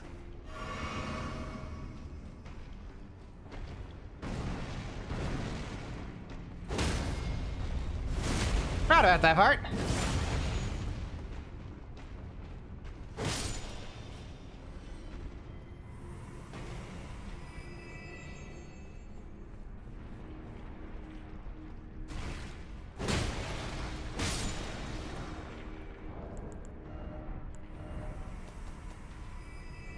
Need a couple more 12s, a couple more 2s, a couple more 3s. Really, I just need to focus on killing the lava slimes. Drop everything I'm looking for right now. Need some 1s and a 2.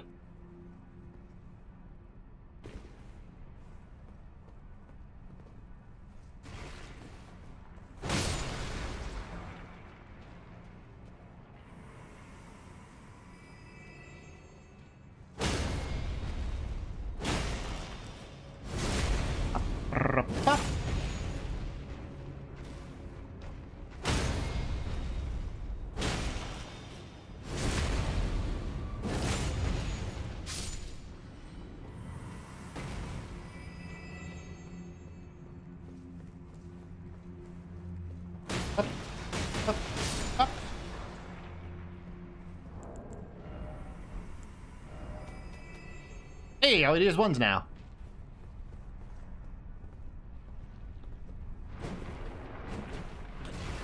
Oh, they do have the drop on you. Ha! I just had instant kill. All right. Oh, that's what I get for getting greedy.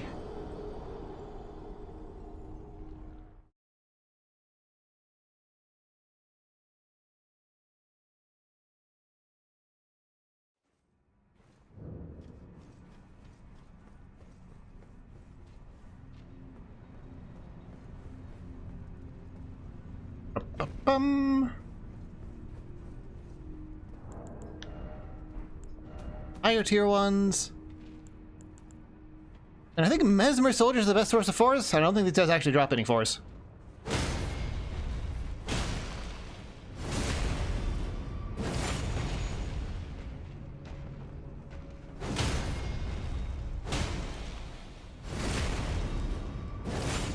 Or rather, yeah, I think Mesmer sources are the only ones for 4s. These guys are up 7s and 5s and 6s, but not 4s. Gotta go kill Mesmers for those.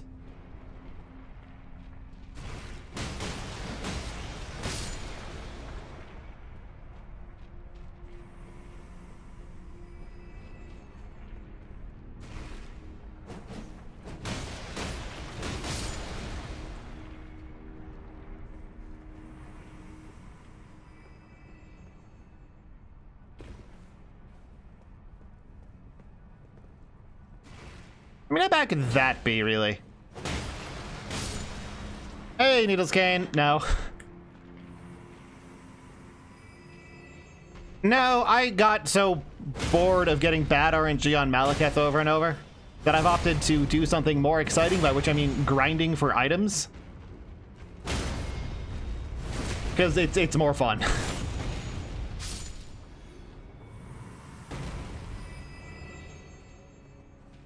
Like, I have more fun doing this than dealing with Malekith.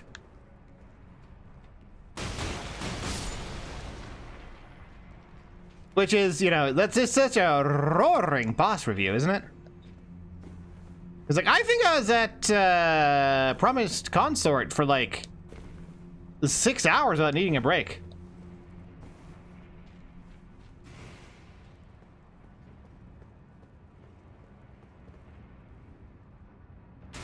There you are.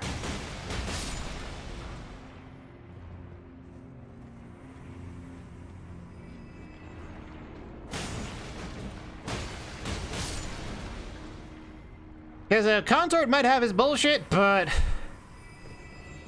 there's one thing it's not, it's boring.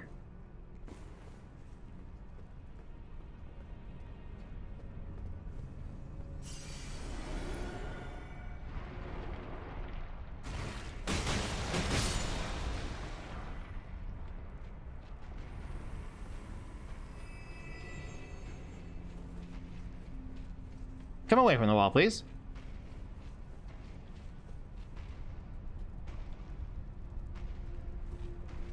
Yep, I sure am. Because they drop upgrade materials that I need. You know what these guys feel like? The ogres from Dark Souls 2. You know the hip ogres, right? You know what I'm talking about.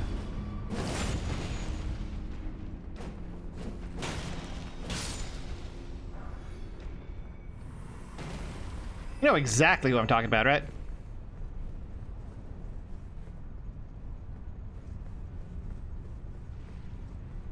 They show up in like the tutorial area and then two at once in the tutorial area.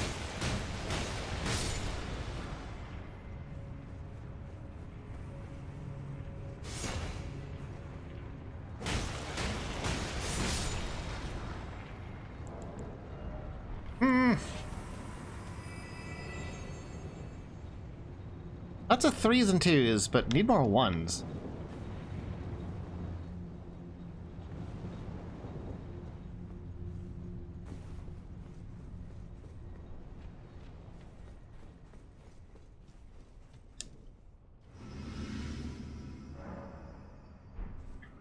What is a better place to grind 1s? No idea what I'm talking about? So in Dark Souls 2, there's these things that are ogres, but with the face of a hippo.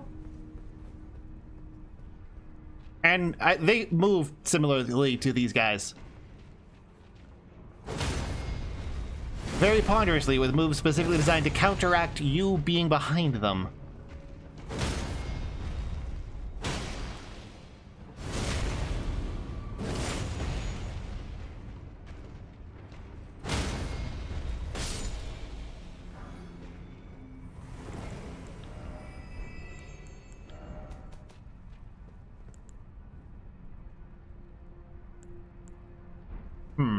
I think I'm just gonna stop at 6s for the Blood Fiend arm.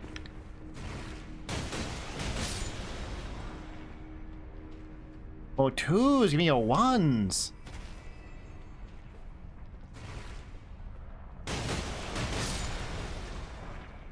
E. 2 more 1s needed.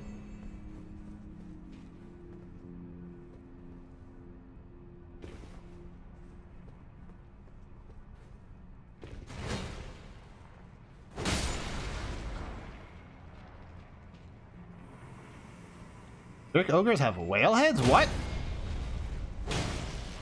That's news to me. What? I mean, are there ogres in Berserk? I know there's like goblins and whatnot.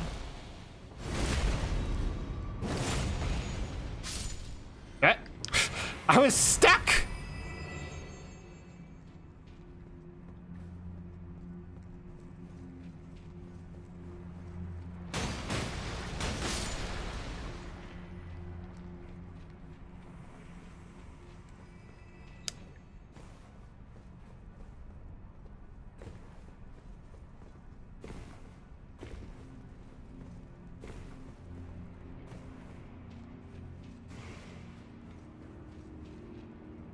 But also, Berserk has been updating so slowly.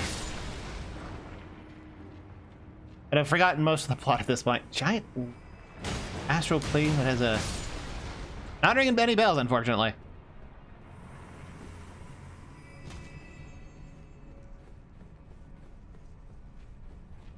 I mean, I'm not saying you're lying, I'm just saying I don't remember.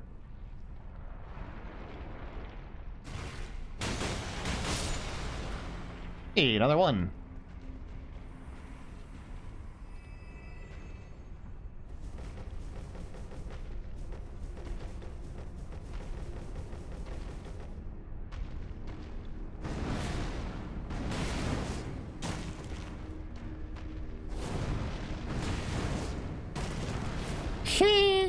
I should stop playing around like this.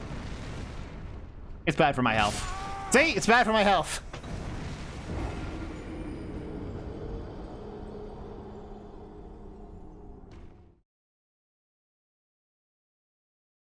The hairy monkey trolls?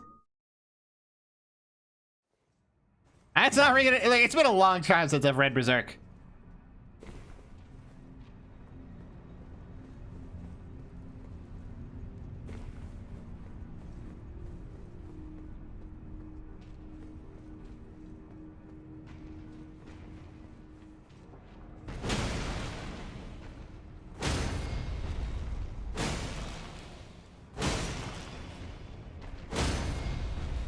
I'm just gonna go charge R2s on this dude's butt. Because he's up against the wall and I don't want to backstab him.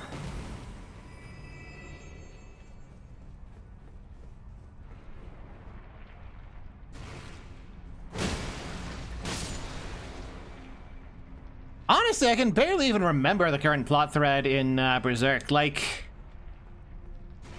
Guts has gone catatonic because Griffith stole his wife. Alright, all that's left is to grind some foes.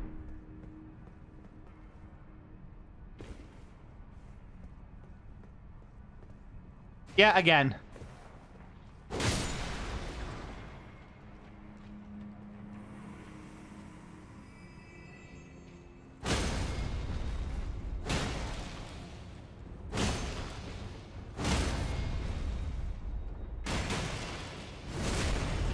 Not about quite enough to finish him. But this will! Drops, because the aura of the souls that he gave out was golden instead of silver. Same for him.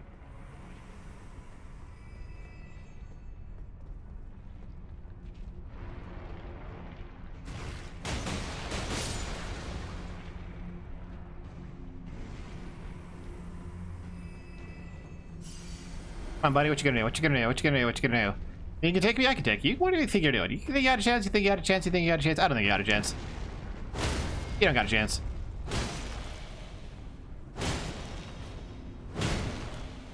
No chance at all.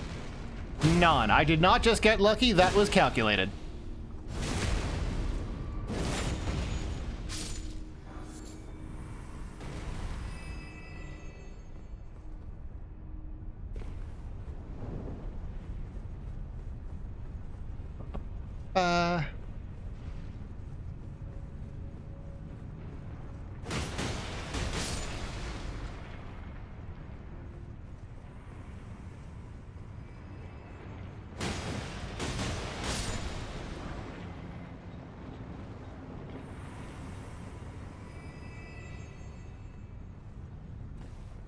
That was like 20 years ago in real life.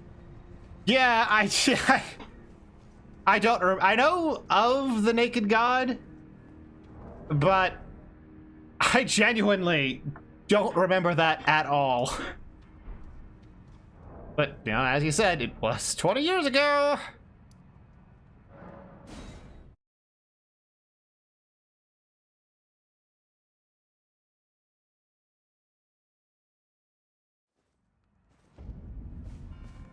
Alright, so there's probably a buttload of, gym soldiers around here that I can go bully. Can't really spot them with how murky all these filters make the game. This is a bunch of perfumers. That's not what I'm looking for.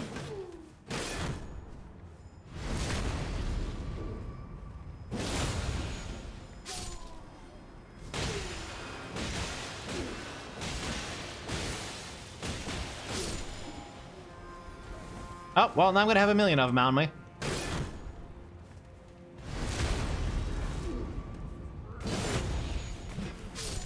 What soldier?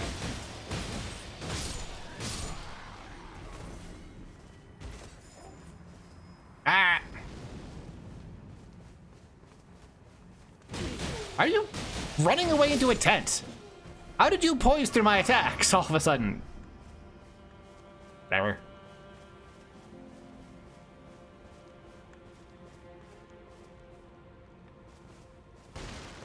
Honestly, kind of crazy how much detail they put into all of these tents and how little it actually matters, because there's no point in going to like any of them or doing anything with them.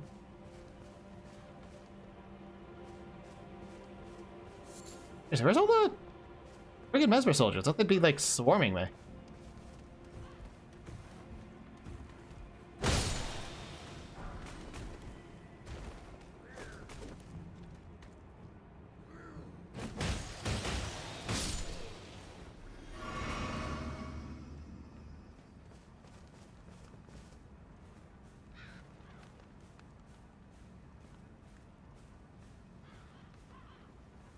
Black Knight? Not sure I want to fuck with that guy.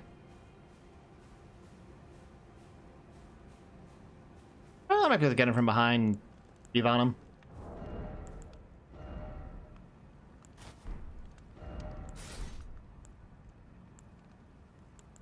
Back to the Sweden shield, because I can use it with these stats. America, so I can cast the other things that I want. Alright.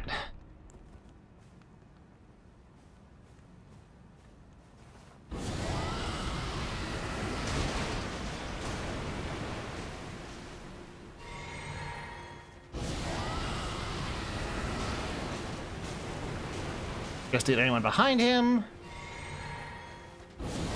I'm probably dead. No, he backed off for some reason. How is that not a riposte? I'm calling super bullshit on that one. What the fuck?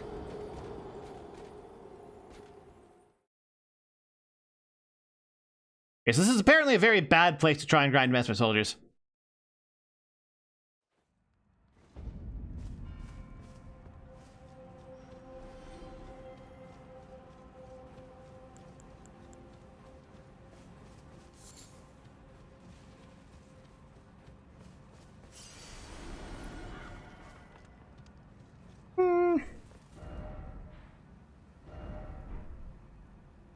For now, though, I'm just going to upgrade the Blood Fiend's arm, see how that goes.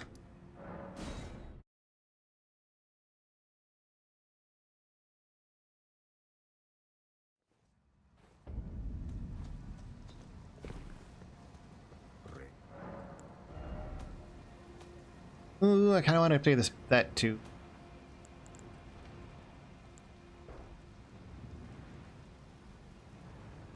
I think Art Spear?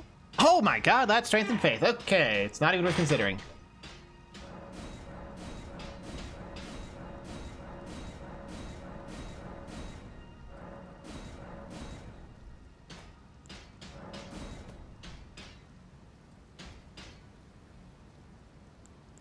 Find a buttload of furs.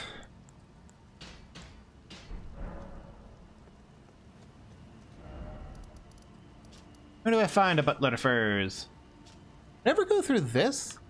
I did. Did I ever go through the Gale Tunnel? You did. Let me look this up.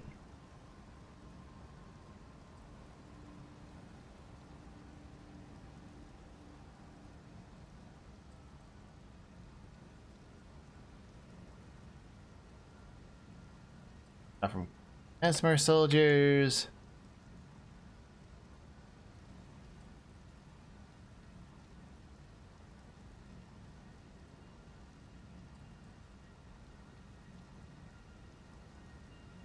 Shadowkeep Main Gate Plaza is apparently the best place to grind.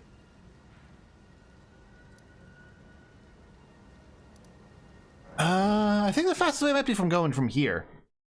Might not be that much faster than the other route, but meh. Meh. You know what I mean? Meh. Ah. Well... No, because this is like a cliff or something, right? I don't think it connects to it. We'll explore. Exploring! Adventuring! Interesting stuff happening.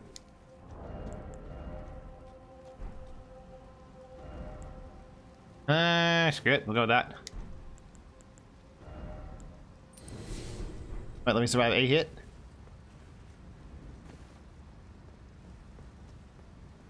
We're gonna go places. We're gonna do things. We're not going to be stuck at the Dark God of RNG. I think if we go this way and hook a left...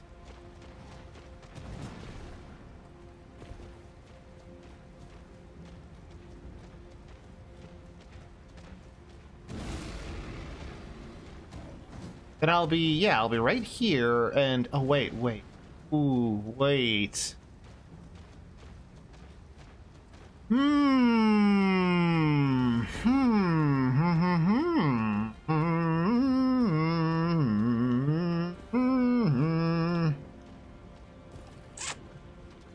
That's a Spirit Spring. I don't have Torrent.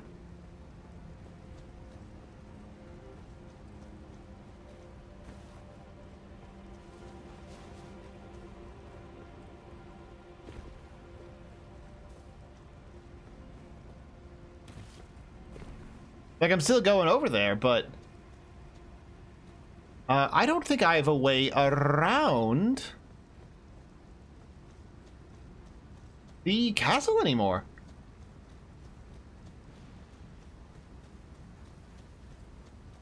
Hmm.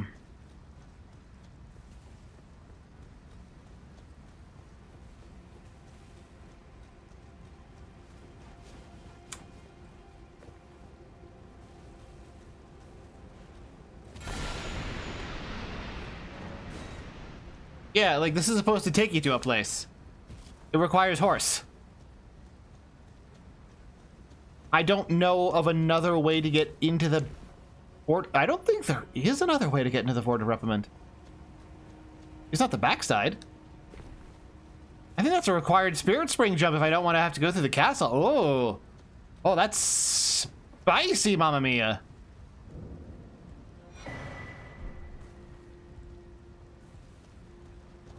Talisman of the Dread?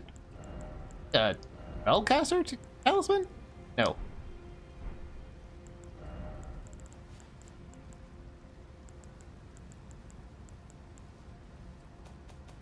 Key item?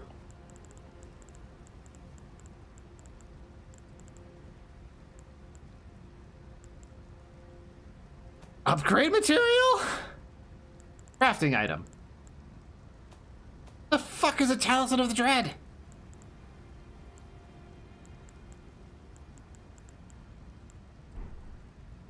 Weapon?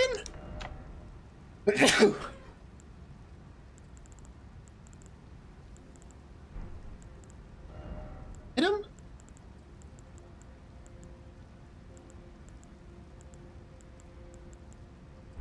The fuck? Alrighty, Magpie0928. Good luck at work. Hope you're gonna have a better time there than I'm gonna have here. Ah! Alright, well, I'm just gonna have to take the front gate. We're gonna have to force our way through the castle.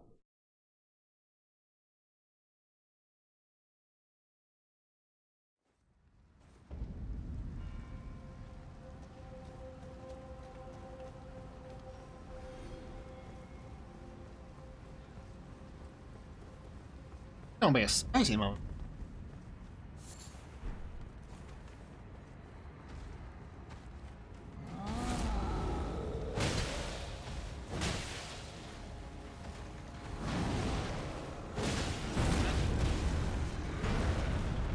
Shockwaves.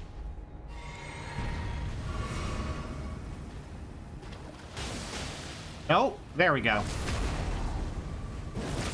It's such a nightmare trying to actually hurt boss in this game.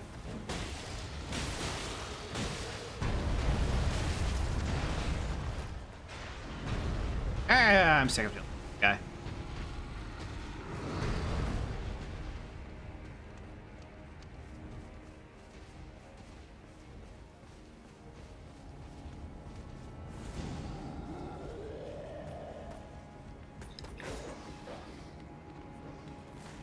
Ladder. We in there.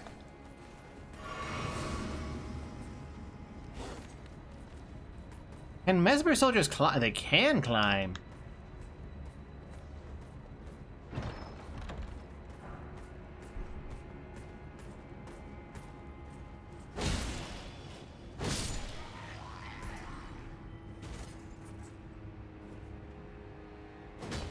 How was that a miss? And dogs attack too fast to let me do anything.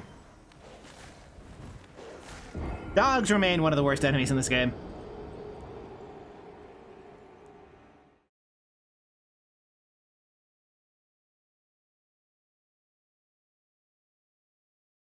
Particularly with the fact that when they decide to dodge, and they can decide to dodge basically whenever, they just get hyper armor. So even if you execute correctly, they can just decide, nah.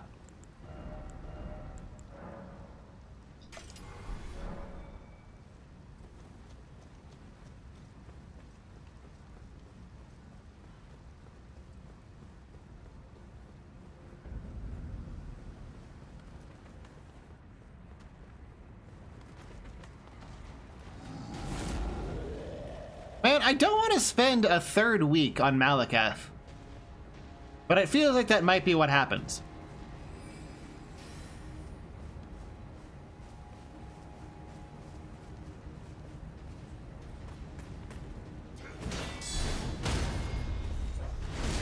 I'm gonna go off the cliff, so I won't be able to get anything from him. Which is horrible, because he did just drop a thing, as I can tell.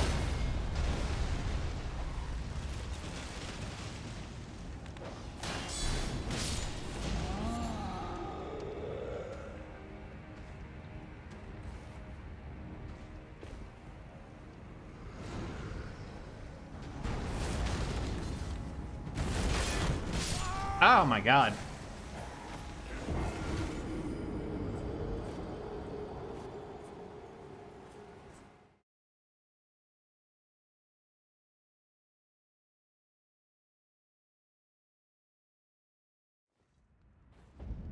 Just need to find a good grinding spot for smithing fours.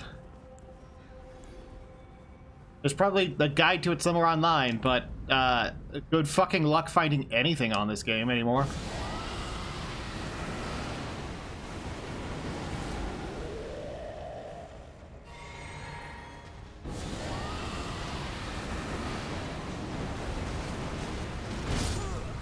Yeah, it's kind of what I figured.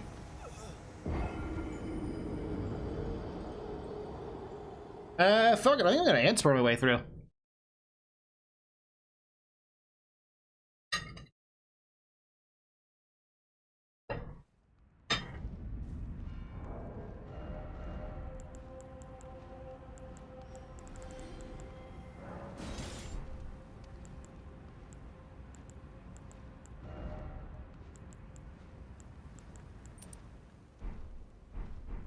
Everything kills me in one hit anyway, why not, right?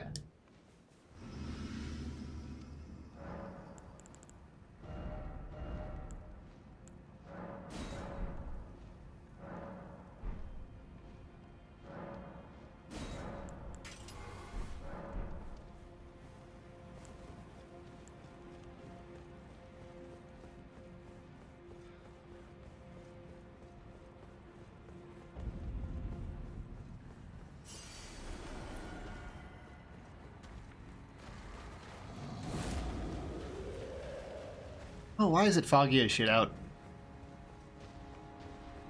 Not a fun environmental detail, that's just annoying.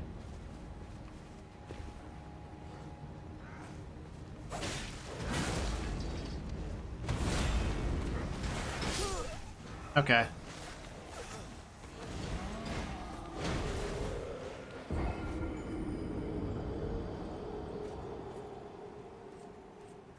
And as soon as I make it slightly deeper in to find a better place to grind. And not have to deal with that fucking troll at the start. Because he respawns. Like, if it was just fight him once and then he'll never come back, it'd be fine. But, he respawns.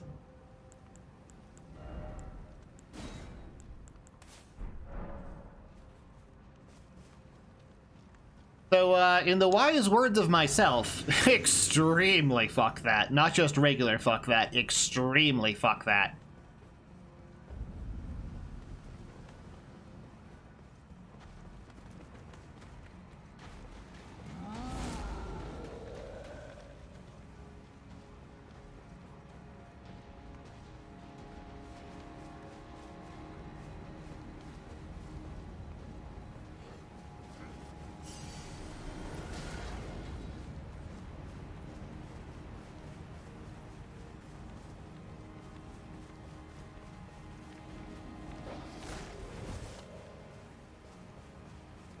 Yeah, pretty sure the checkpoint is like right there.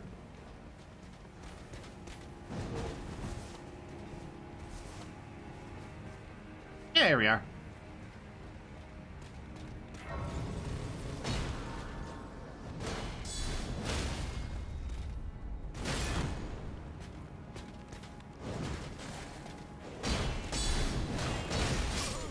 That's fine.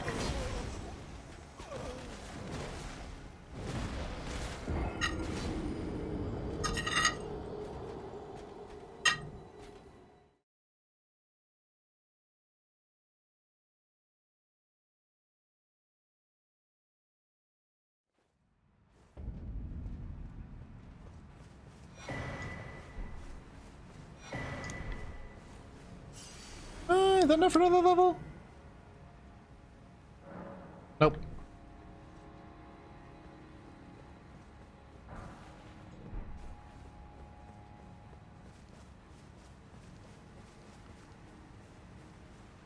Look, there's a Master Soldier right here.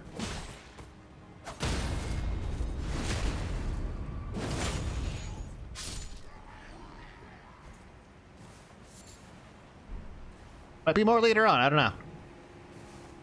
But it's worth checking out. That's the hole where they murder you.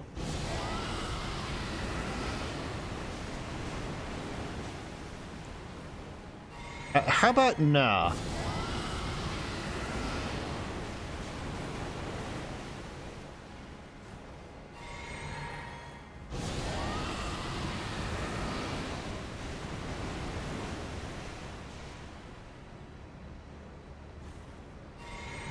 And how about we just wait a bit, right? No reason not to wait a bit.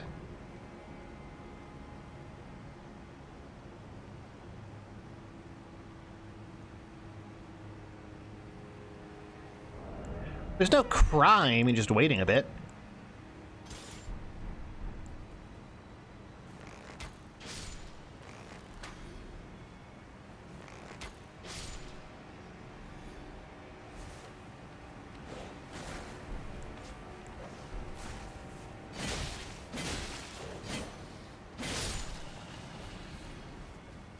So dropping down the hole might not be the best way to grind, but I'm pretty sure if I open up that gate, there's a bunch of Master Soldiers right, just like right there.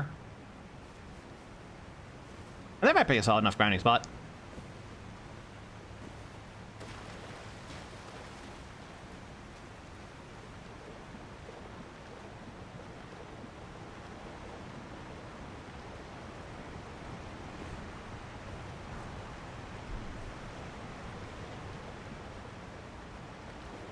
Feels like a trap. Not a trap.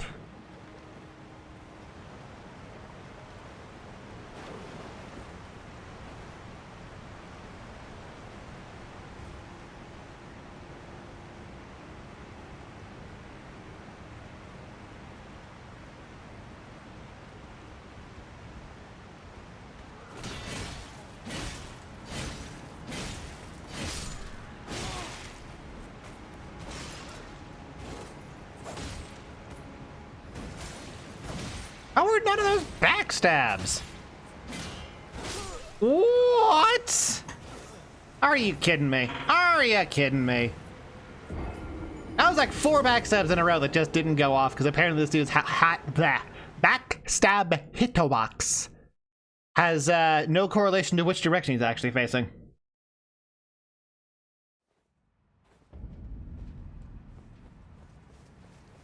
Happened a lot in Dark Souls 1 too.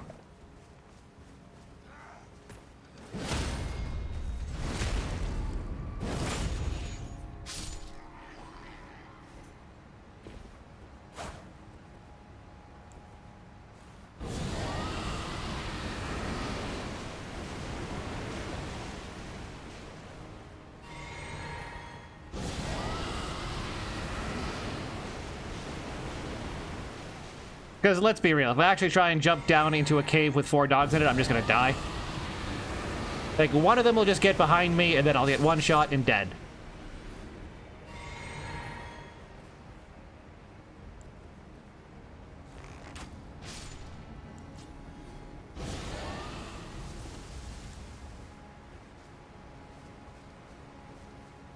Oh, 3 dogs. Thought it was 4. I'm gonna assume there was one previously and that the game just doesn't respawn that one dog in particular for no clear reason. Just because they think gaslighting is funny. And I mean, in their defense, it totally is.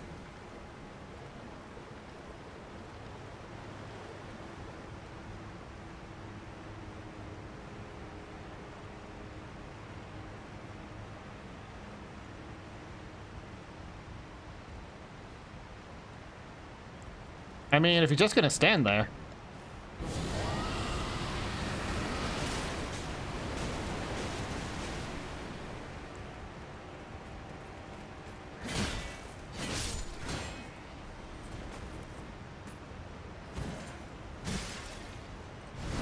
Finally, an actual backstab.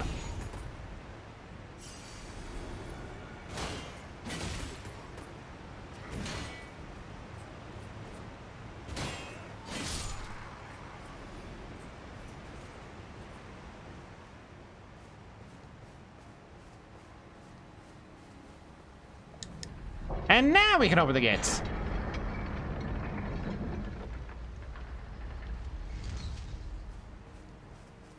Yeah, we should have a decent enough grinding spot. Probably, hopefully, maybe.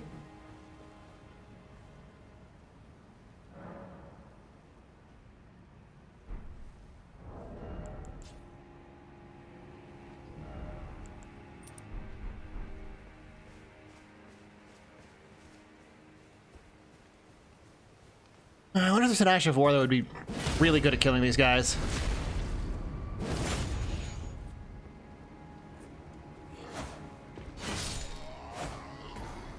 Okay, I was rewarded that one time, but I don't think it's worth trying to chase that guy down the ledge.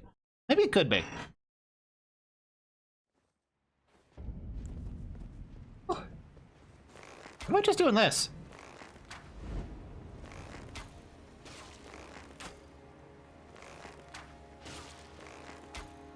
This works pretty good.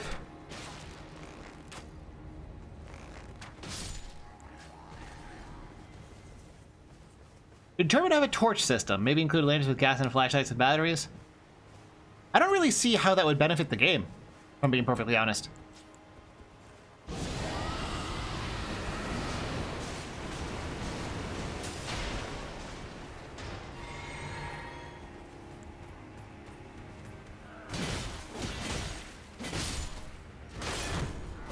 And I'm dead. It's OC, so it's a moral victory, because he's going to die of plague shortly afterwards. Like, torches in the first game helped because they were a finite resource, and that created tension.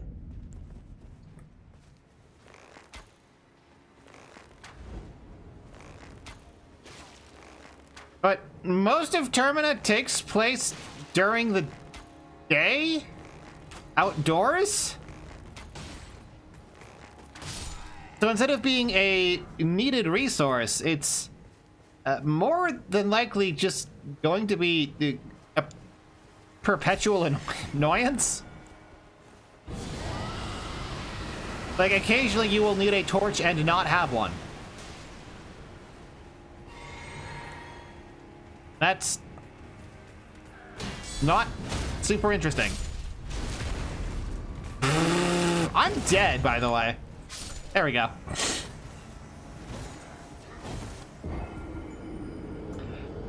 I knew it well before the game did. Like, I saw that I had an empty health bar and pointed it out. Maybe if I didn't point it out, I would have lived. Like, is this like Wile E. Coyote?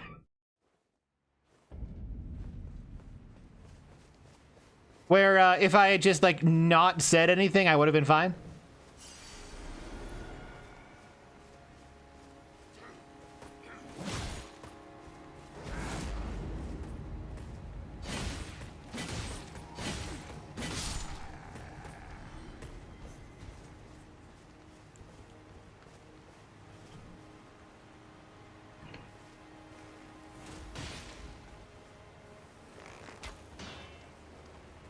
Go.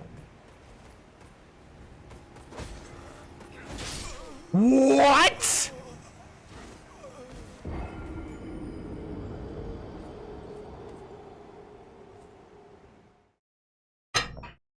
I mean, having it have more interactions at night doesn't mean that it's a critical resource to manage. It means it's something that temporarily relieves a source of pain, which is, for the most part, ah, dang it.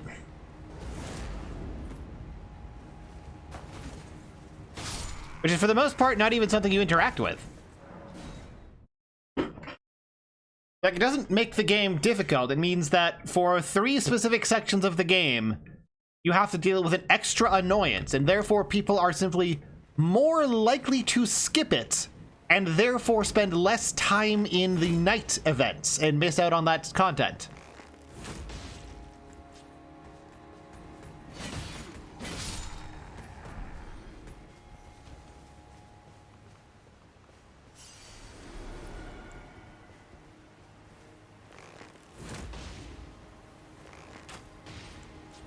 Termina is a fundamentally very, very, very different game than Fear and Hunger 1. You know why I don't like it. And you really need to change the entire design ethos to really be able to do anything with that.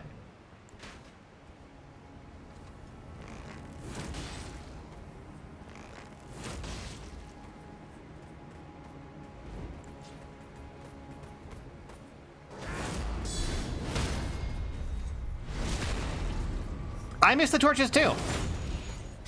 I also miss the sense of claustrophobia and of mystery and of wondering what's going to be around the next corner.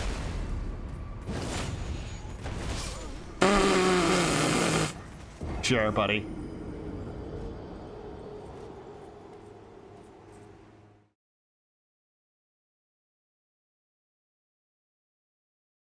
Termina does not have claustrophobia.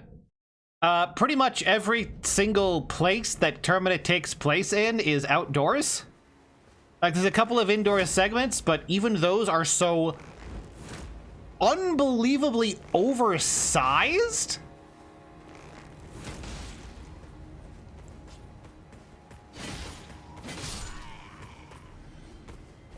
that there's no sense of claustrophobia or tightness to the movement. If anything, it's just a perpetual feeling of just how overwhelmingly huge the city is. Particularly with how fucking long it takes to walk from point A to point B.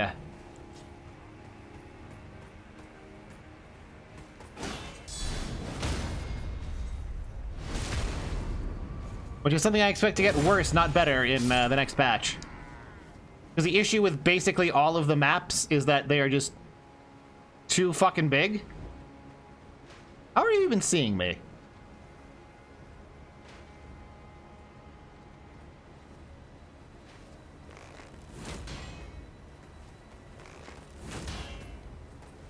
And Mira seems intent not on trimming the fat,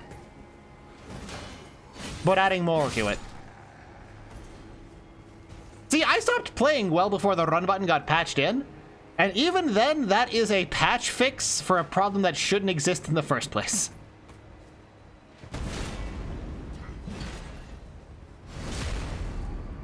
Like, if you're making a horror game and you have to patch in a mechanic to make the player less bored, you fucked up somewhere. You fucked up real hard.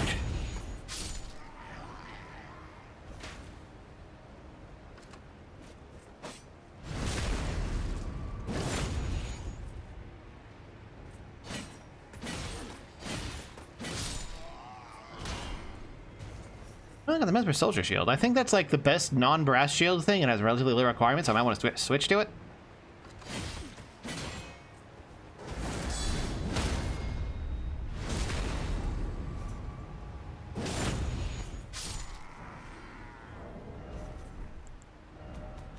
Just haven't dropped Jack Diddley squat for smithing fours.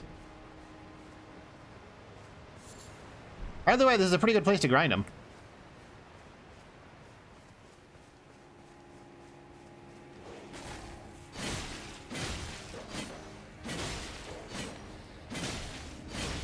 Why do dogs have this much health?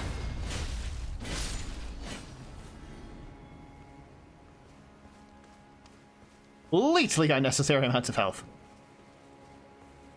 Mystery and surprising enemy interactions. Well, the thing with that, Needles Cane, is that they're not actually enemy interactions. They're scripted events that involve the enemy rather than an organic thing that the enemy does. And it's a lot more dull to me. Like, you could enjoy it. There's nothing wrong with that. No. Yeah, and then it's just a bunch of bullshit. No more Mesmer soldiers.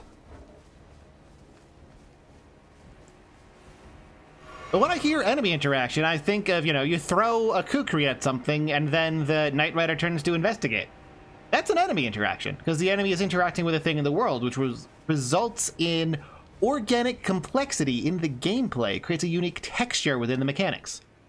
This is the hallmark of basically every single one of the, not Funger-likes, but Deus Ex-likes? What's the term for those? Immersive sim, I think? That's what they go with nowadays?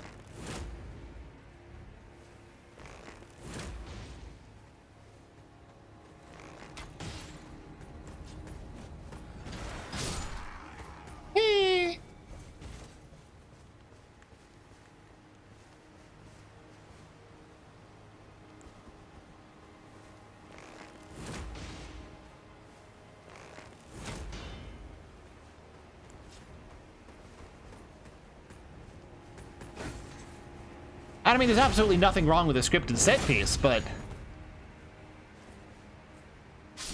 sure as shit ain't what I played Funger for.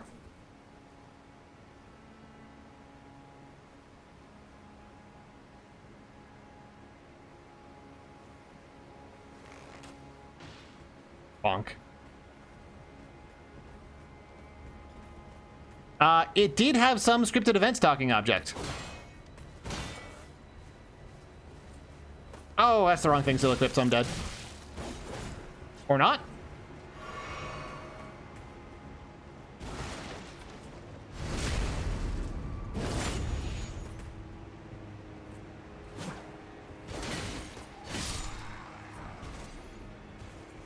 Is the Besper Soldier better? Oh, totally. And lower stat requirements too, good god.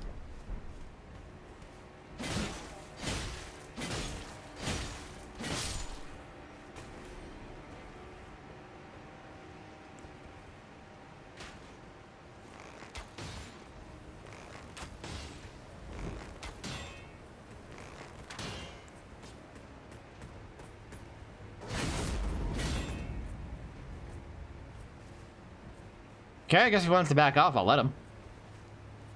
Fine with me. I think I get this out before he gets his crossbow off. Gableton won, baby.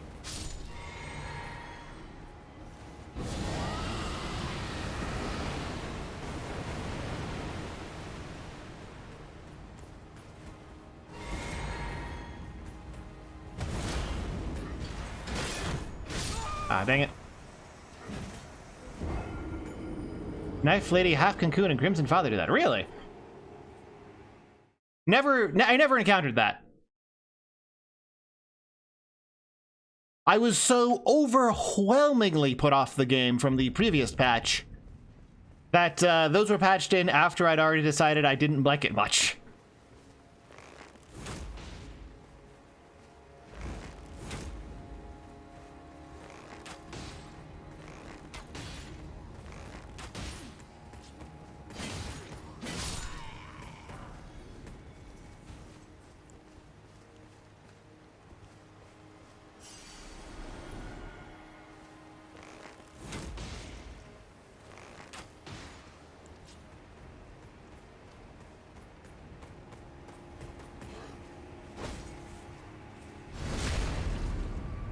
There we go.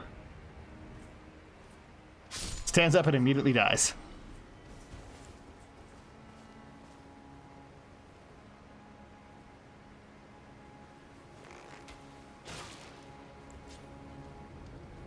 Yeah, I mean, the biggest problem for me in Termina is the save system and the fact that it does have a leveling system.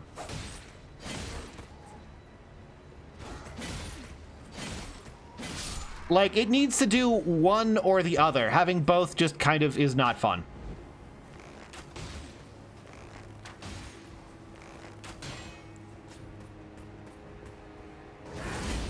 There's a lot of points in the game, especially early on with the villagers, where you are essentially grinding. Oh, I was gonna have Rotten Breath start charging.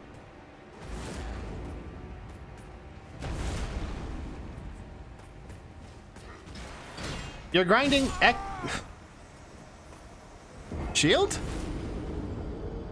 I was holding the shield button. And hello, PeopleShit25. Thank you so much for the follow. Basically, early on when I'm dealing with the villagers, I have to, like, hit a bunch of guys and chop off their heads, and then I can upgrade my character, which the game is designed around you doing. And that's like 10 minutes of walk in, hit the guy. Here we go.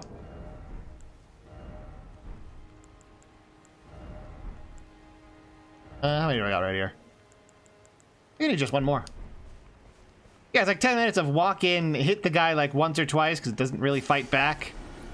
And then chop off the head in a long, drawn-out animation.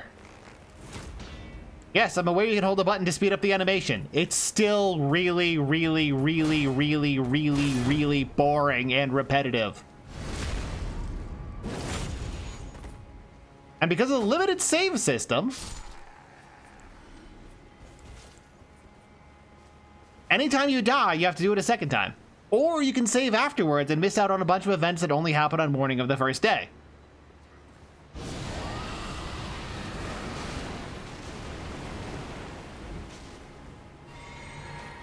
This means that I'm not making a choice, not making, you know, difficult choices about what I'm willing to sacrifice to make progress. I'm making difficult choices about how much of my fucking time the game is going to get to waste.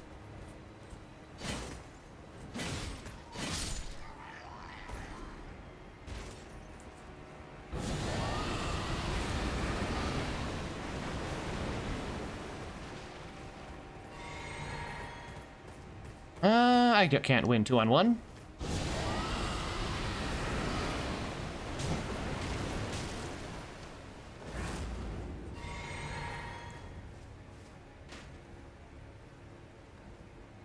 And the end result isn't like a tense, engaging experience where I'm biting my fingernails about the consequences of dying and how careful I need to be. The end result is, oh boy, gotta do all this bullshit again!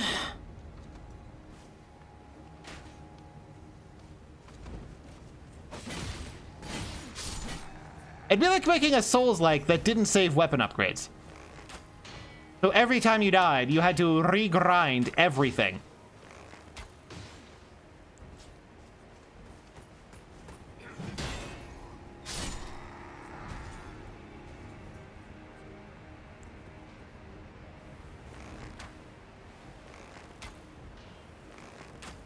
And I do mean like everything. Like you have to, every time you die, your weapons are reduced to +0, do it all again. Change nothing else about the game. I think the entire system where you can cut off heads to trade for stone shards is bad.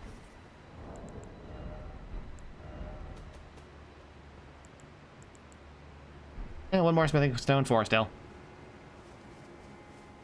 Because it encourages you to fight enemies. Which is not generally how a horror game should go. I think the game would be vastly improved if there was no way whatsoever to trade Sever Head for Soul Stones. You had to use them for something else. I don't know what else, but something else.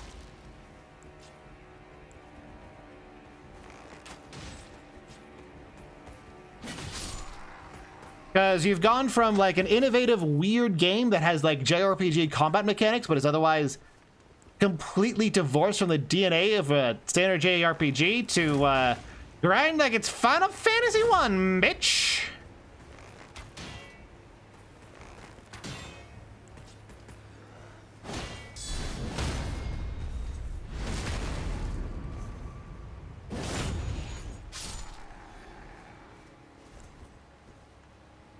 Yeah, I genuinely don't think the problem is abundance. I genuinely think the problem is that they are a thing you can trade for at all.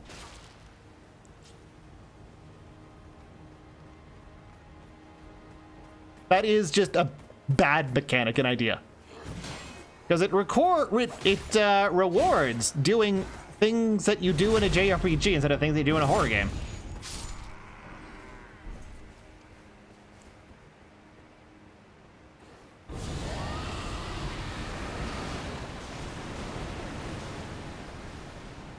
For all intents and purposes, he has simply added an EXP system back into the game But in order to be allowed to do anything with the EXP, you have to spend like 20 minutes after a fight wasting time.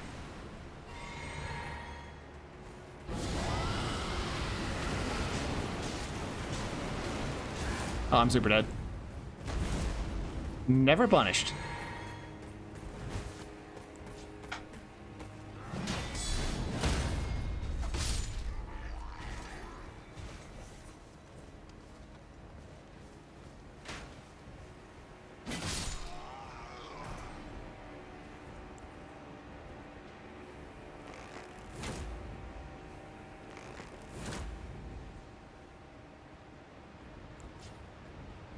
Yeah, like, trading heads for soul shards doesn't make a whole lot of sense. It's just kind of there because he felt like he wanted a progression system.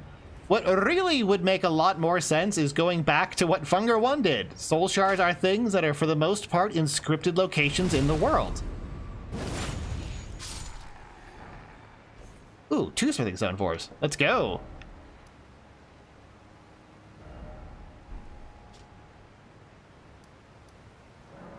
All right, before I waste all this with EG, I am just going to make a backup of my save data. Maybe I'll try SWI instead.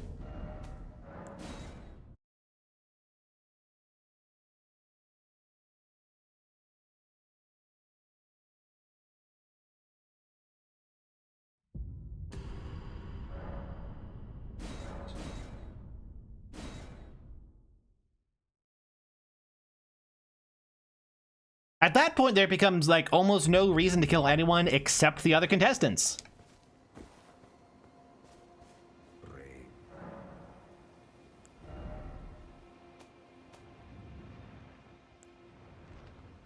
And probably I think that's a lot better.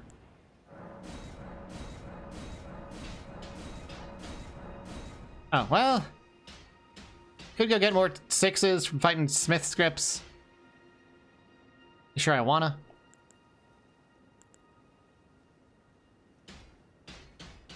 Yeah, I kinda wanna.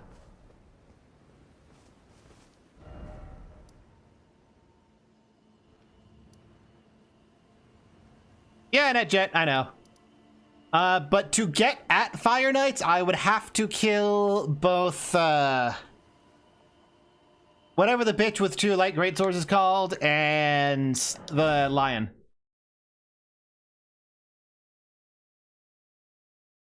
Not actually true, Needlescane. There's a lot of cases where other things have died and you can absorb their souls. Like, if you get the Moonless Village in Funger 1,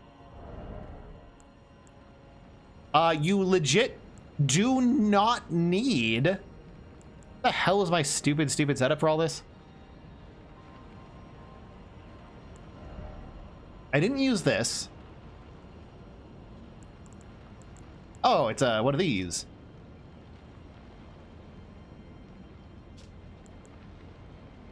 I think I definitely had the sword.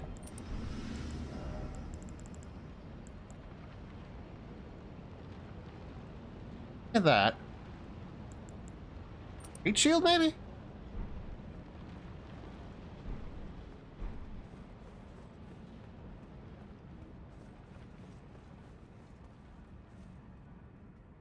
Yeah, I'll just go with a few guys. There are ways to get soul stones for, without having to actually kill stuff. It's neat. I'm gonna do something goofy.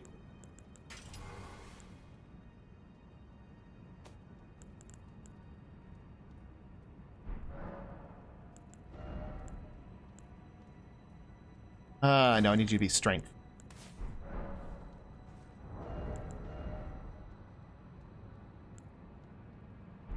Get rid of that Mesmer Soldier helm. Get that out of here. Get that crap out of here. Disgusting.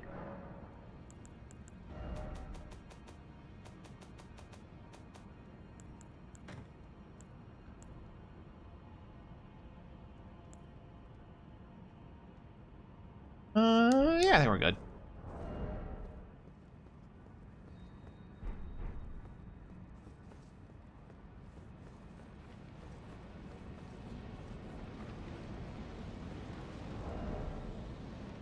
Switch the hat. Chug the thing. Do we...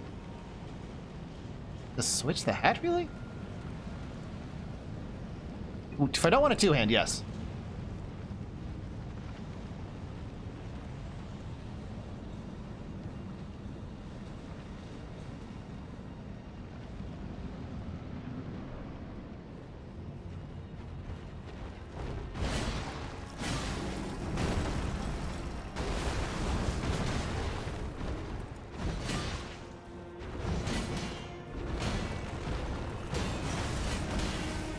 Oh, I should probably switch to Brass Shield instead of this.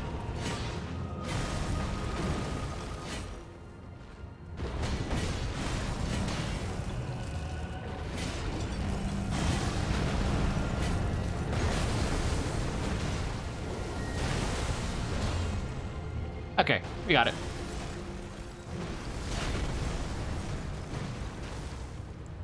And making the villagers dangerous kinda is trading...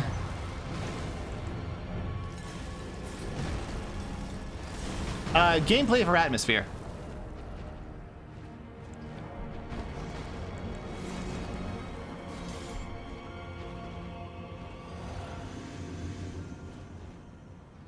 Which, I mean, you're not wrong to want to do that. But Determined made a strong decision to focus on one rather than the other. Which one I prefer? Which one do I prefer? I prefer having them work harmoniously rather than one or the other.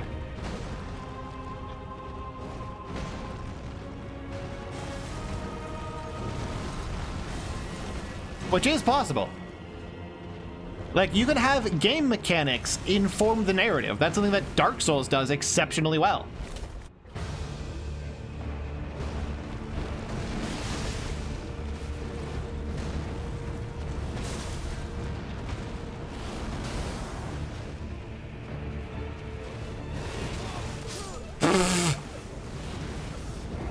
Cool. He jumped behind a pillar and threw a projectile at me, so I couldn't react.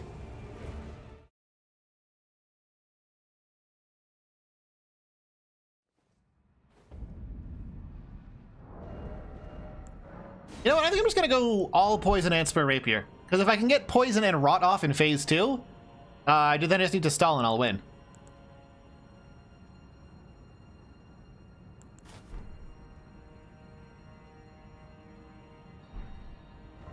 Of course, stalling is gonna be a fucking nightmare, but...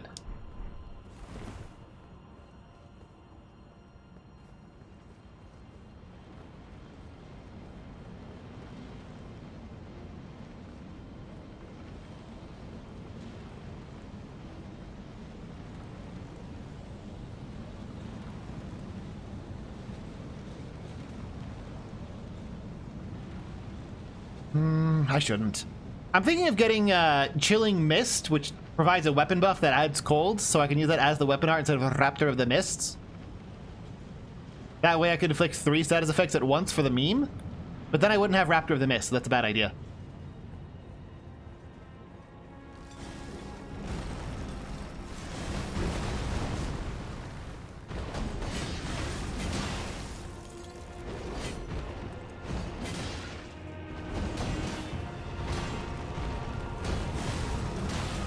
Really?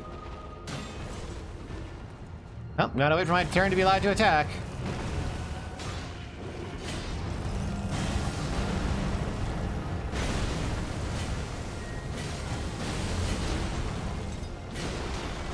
I didn't really realize he was doing that because of all the fucking particle effects.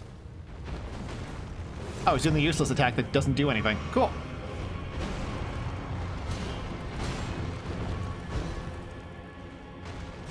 Alright, phase 2.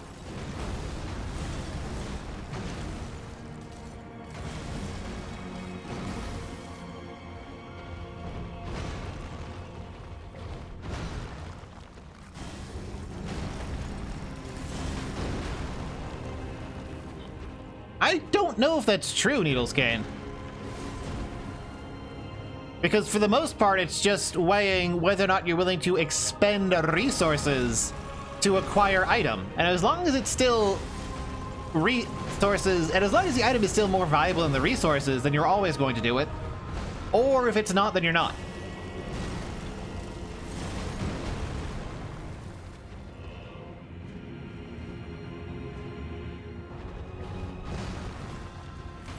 And while the value evaluation would change based on the amount of resources you got from the roguelike elements, it's still a very linear decision space. Oh, he clipped inside a pillar, cool.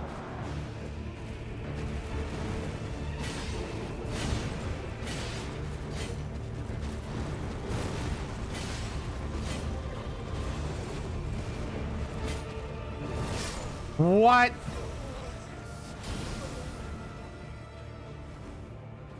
Whatever, I almost got rot off. This might be the better option.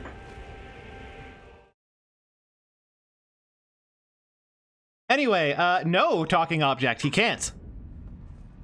What happened there is that, you know his ridiculous acrobatic fly through the air and spam projectiles bullshit that you just have to sit there and wait and watch until you're allowed to play the fucking video game again? It turns out that dogshit move is programmed so badly that about half the time he does it, he will clip into the pillars and glitch out. In order to avoid the fight just like being completely fucking broken and instead merely being miserable and unfun, they have a failsafe where if he's inside the pillar... Oh yeah, I should change my physique to like, I don't know, something. They have a failsafe where if he's inside the pillar, he'll teleport to the start of the arena.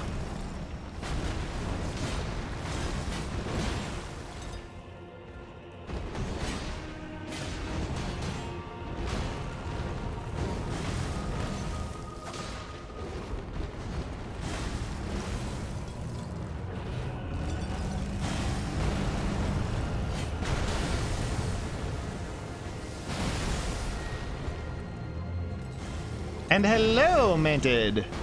Oh, right, that was in the very front one. That was the everywhere.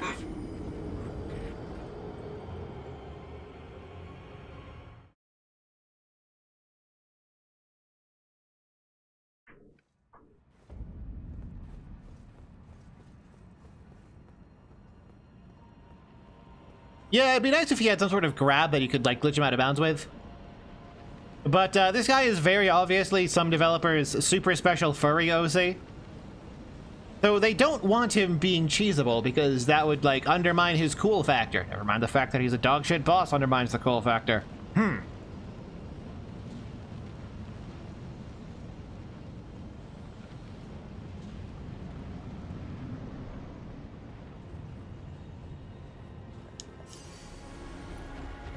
And thank you, Almighty. Yeah, I spent 4 months on it.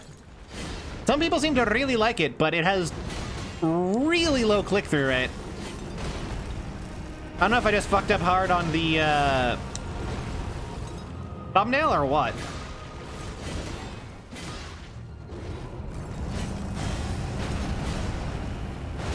What?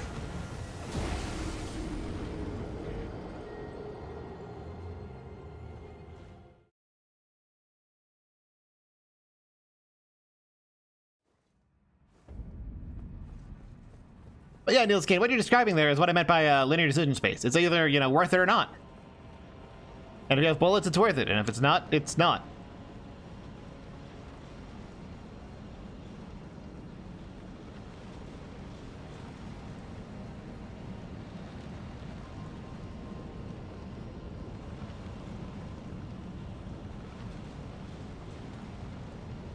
I really need to do something better with the bubble, with the physique.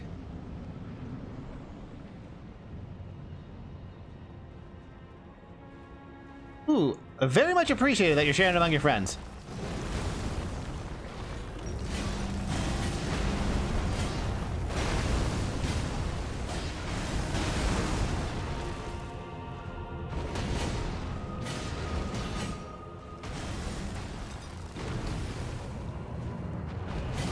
Oh yeah, he's using the useless attack. Let's go. Free win.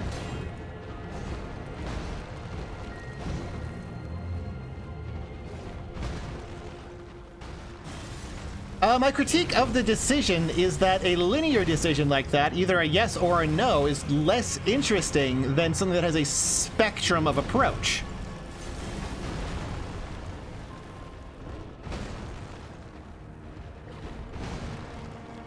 Like, the use of soul stones has a spectrum of approach. You can decide what is more valuable. Do you want to curse weapons? Do you want to upgrade your skills? Do you want to capture specific boss souls? There is no single yes-no answer. There is a complex set of valid answers.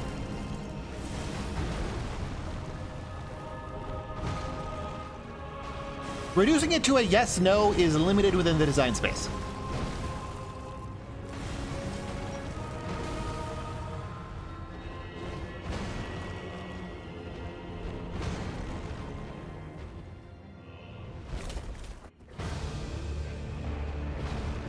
There. Can't get 2 pokes in, only the 1.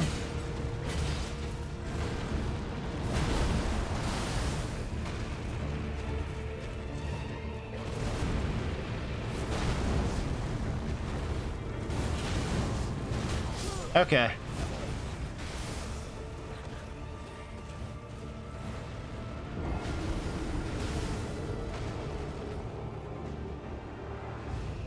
I guess I have to Bloodhound Fang for this.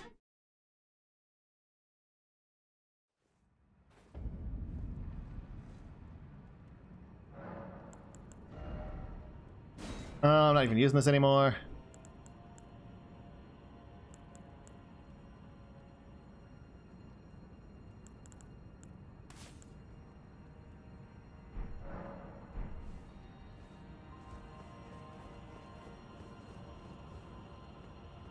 Oh, right, Bloodhound's Fang.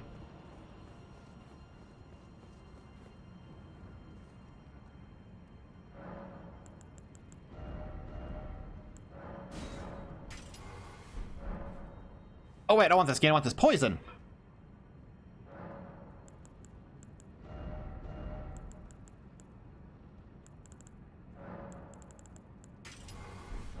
Yo. It also makes dexterity less valuable, so that's... I need to figure out a second thing to put in the bubble tier that actually provides value.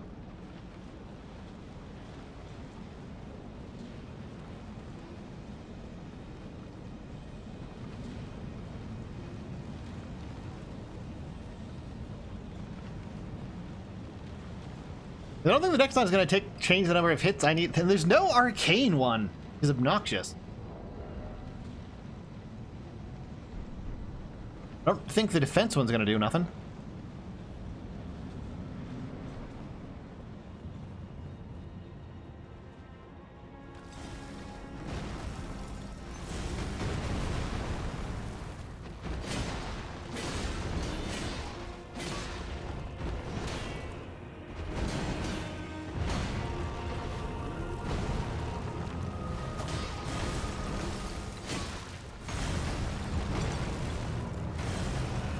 Oh my god, will you stop spamming the back away moves long enough that I can actually play the fucking game, you stupid dogshit boss. Ugh. I'm getting tilted out of boredom. Because the boss can simply choose to not let you interact.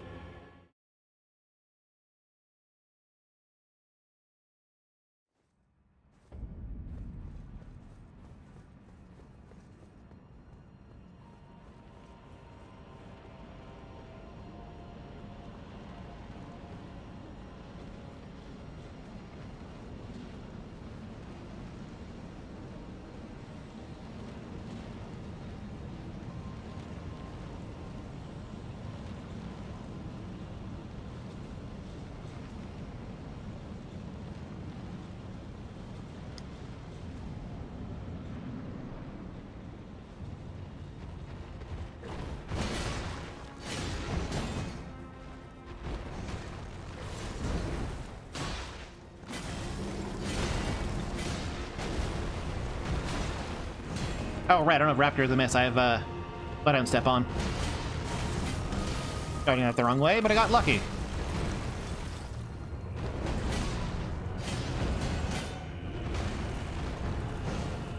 Big fan of the word Mongoloid? I'm a big fan of the word Mongoloid. It's a fun word.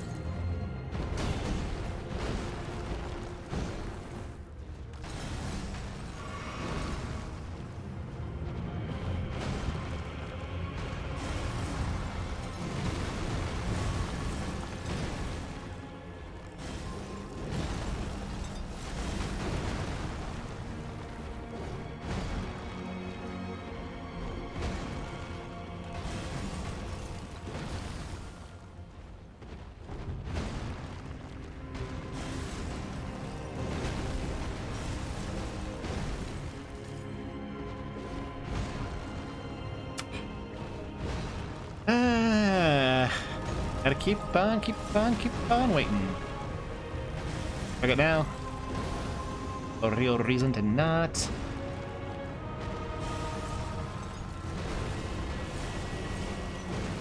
What even is this boss? Badly designed.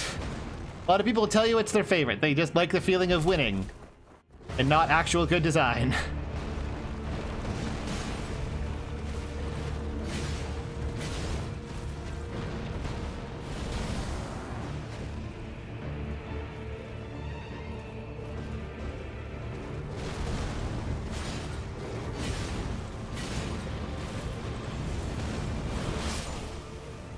I was trying to dodge step out of the AoE. I should have just jumped and tanked it. Because it doesn't kill you when you're in the air for some reason.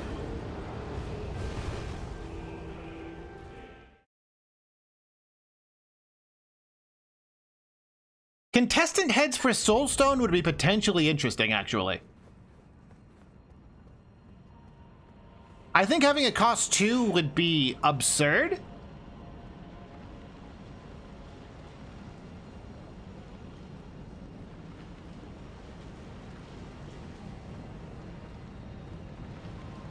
I mean, I could beat this guy without power leveling. I just would need to change my equipment.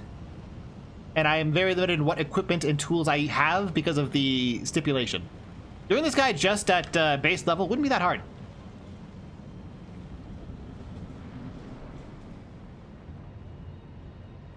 It's just that I'm very limited in the tools that I have.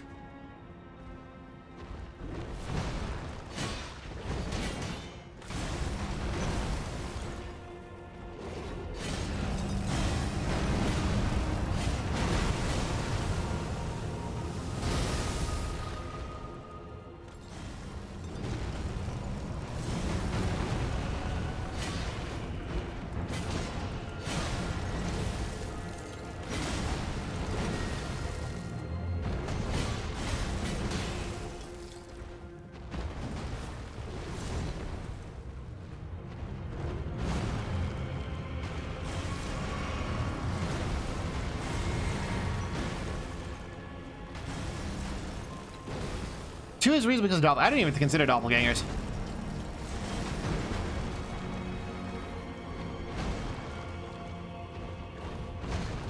But factoring in contestant heads, total, how many are there in the game and how many things are there to upgrade? Thoughts on Morrowind? I've heard cool things about the setting, I've never played it. My only Bethesda game ever was Oblivion. And I enjoyed it. That game's a broken piece of shit in a fun way.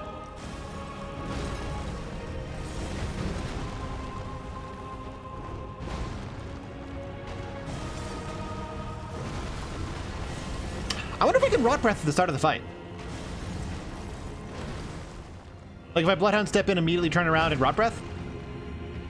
I haven't tried that yet.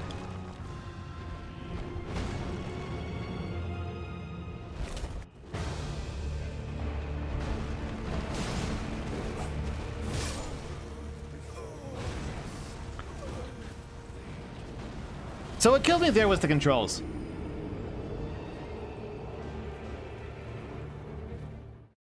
I tried to do a shield poke, which would have let me block that attack and also generally been quicker.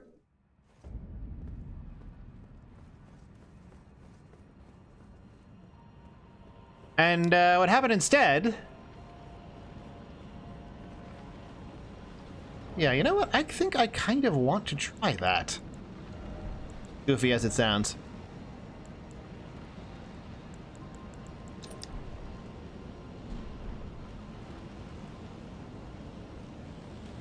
There's no way I could get off the full rot breath, though. It's worth a shot. Let's see what happens. Maybe we'll get stupid lucky.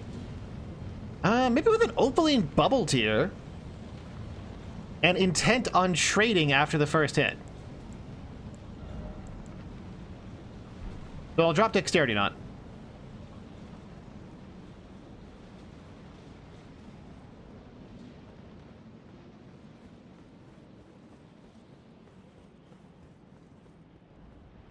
But yeah, Ken, I guess the question that you really need to answer is, how many upgrades is the player expected to get during the playthrough? And how many would they be able to get with 2?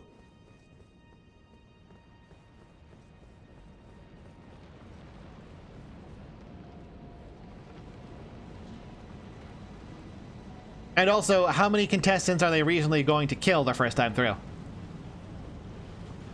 Because the game very harshly punishes actually trying to kill contestants, which is why I and a lot of others wind up going into the quote-unquote secret ending in the White Bunker, like, first.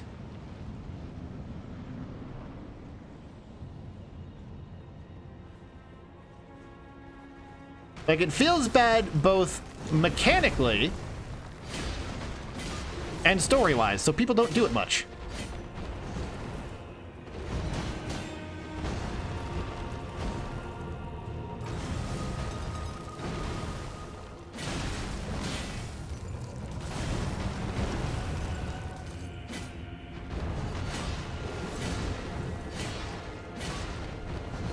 How are you not rotted?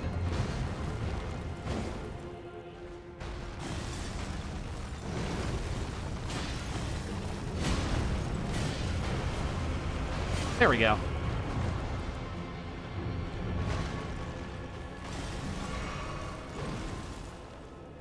$13 plus 4 doppelgangers, 8 doppelgangers instead. Doppelgangers not gonna move around as invisible. So with 60 Hexen skills and 8 doppelgangers, and probably no more than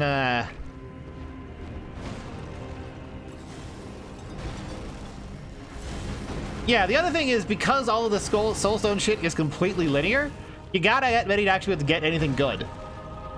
So if you were to limit it to just 1 per Hexen head, or 1 per head, and then redid the entire Hexen table so that you could just pick and choose which are good?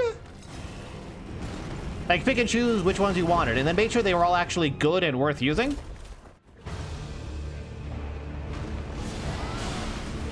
That was not quite spaced right.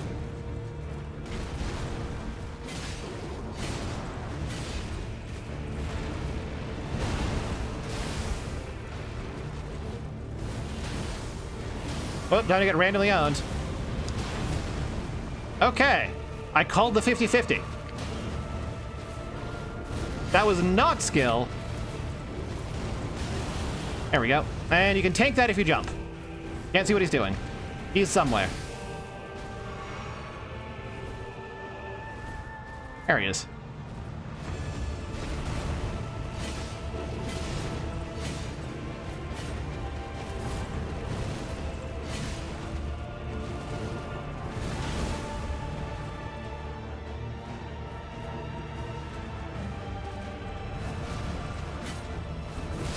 Really? Really?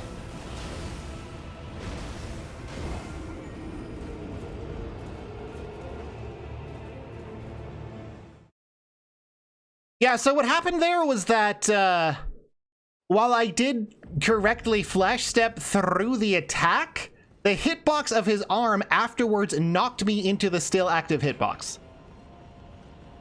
Fantastic.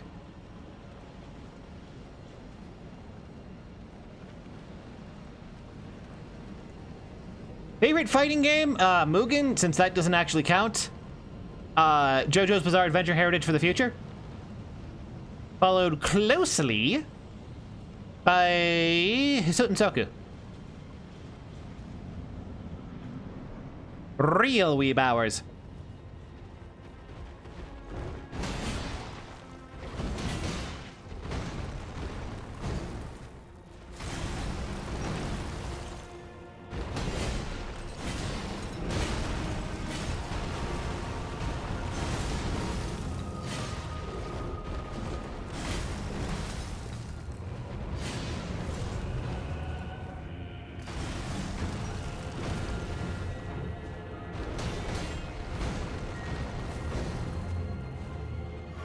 I didn't even technically get hit there.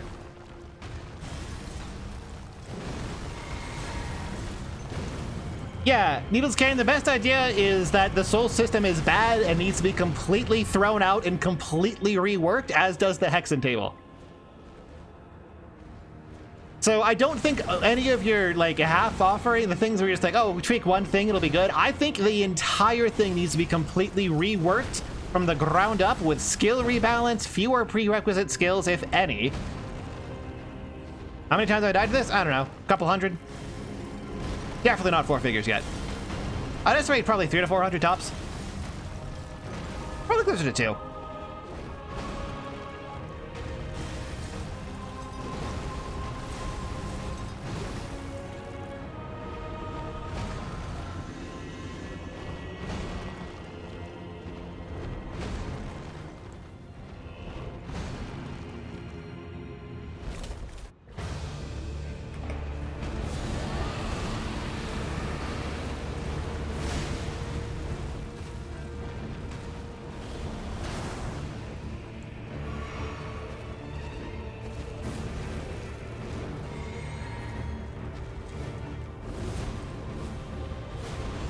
You can just leave because you can just do the stupid AoE.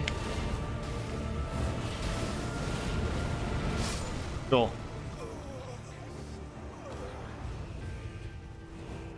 It's impossible to actually guess when he's going to accelerate because he simply chooses to at some point during the combo. And the fun part is that the hitbox on that move is so wide that you can't actually block it with the pillar, so you just have to guess left or right whether or not he's going to do anything after hiding behind a pillar.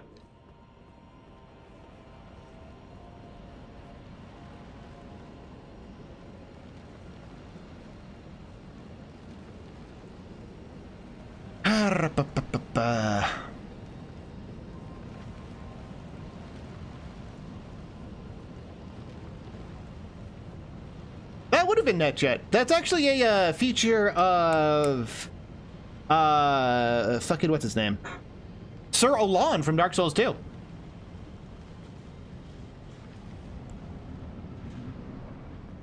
In fact, he actually has a third death animation that like nobody knows about except me apparently. Where if you finish him off by hitting him in the air, he actually has this absolutely hysterical animation where he like gracelessly flops and tumbles through on the ground, ass over head over ass.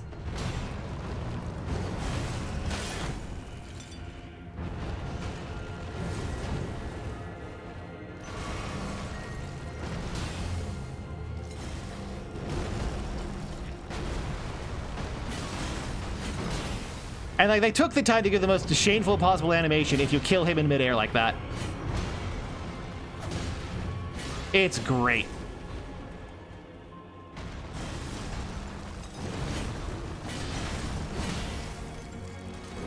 But enough talking about good games. We're in the second half of Elden Ring.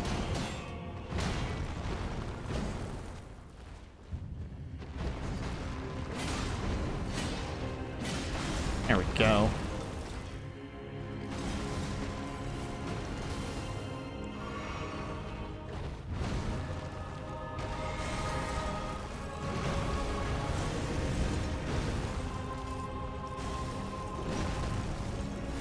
Yeah, some prereqs make sense. I actually think having greater meditation without you know what I think?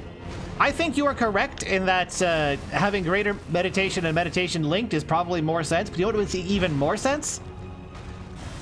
Not having them as separate moves at all. No, not what I wanted to do. Bye.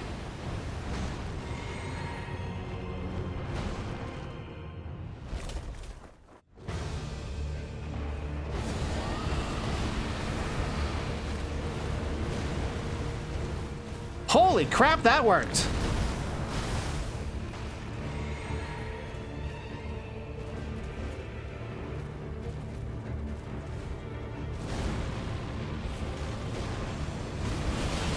No, this is not the run. Because apparently there's functionally no safe distance from that AoE, and I have to jump it every single time. And I have to trade for it, and I might not be able to trade with for that actual hit points.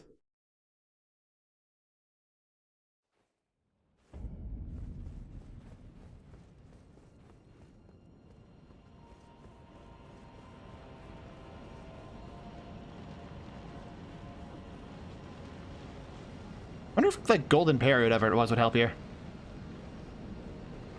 No, the hitbox is too long.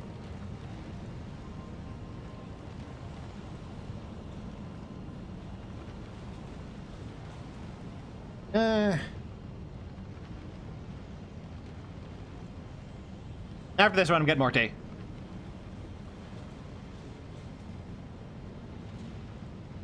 Oh, that thought of meditation. So my thought is, instead of rebalancing it to like have actual things that are linked like that, you just completely get rid of the ones that are a worse version of something that's good. If they're not meaningfully different and just have better numbers, get rid of one of them.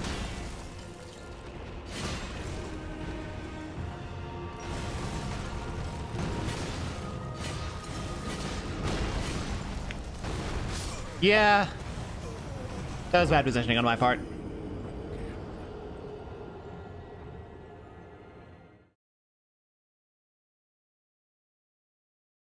Anyway, that's my thought of meditation. I'm gonna go get more tea. I'm not gonna end this stream till I kill this fucker. So I'll be right back.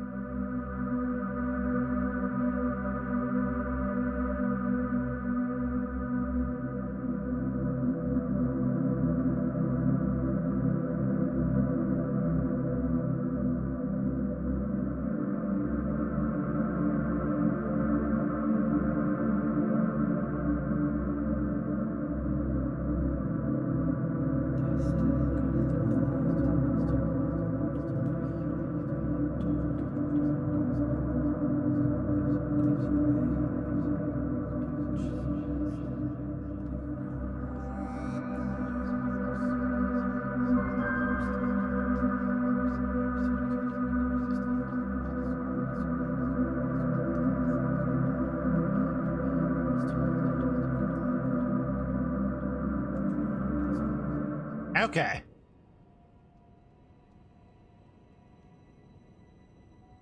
All right. Yeah, except you're right. Pocket Cat encounters need to happen more than just once.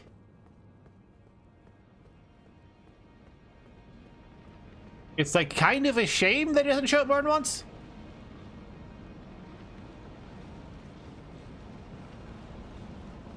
It's like he's a really compelling character. And they just don't do shit with him.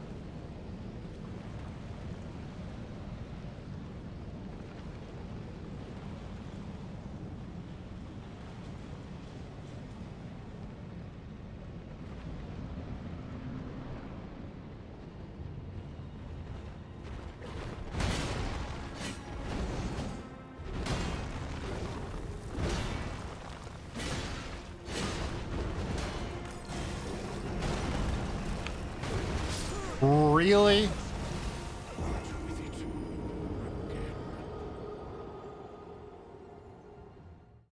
I'm tempted to just, like, straight up put Raptor of the Mist on a dagger just to deal with that one move. I think I will.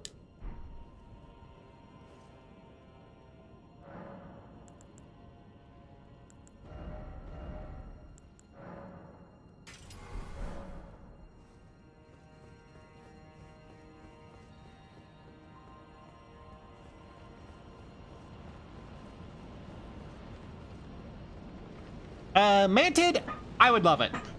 Like, my favorite part of Oblivion was how broken the magic system was and all the fun I had with spellcrafting and all the stupid shit I could do with it. Like, one of the fun spellcrafting things I did with the Dark Brotherhood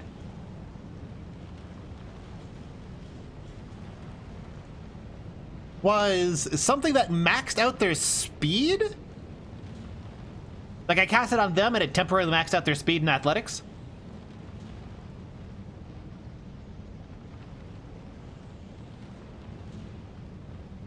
And I would cast it on them as they started walking downhill.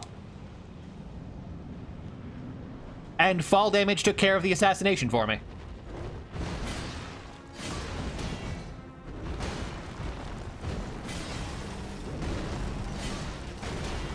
Wait, I should just be fucking blocking it. What am I doing? Forgot that was an option.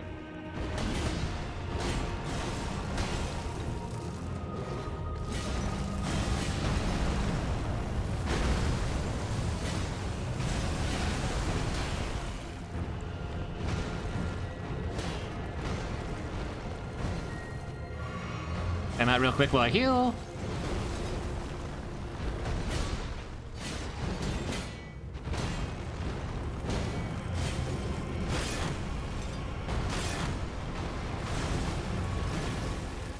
There's no way this is gonna be the run. Fucking up this hard. You should have been rotted twice by now. Yep, there we go.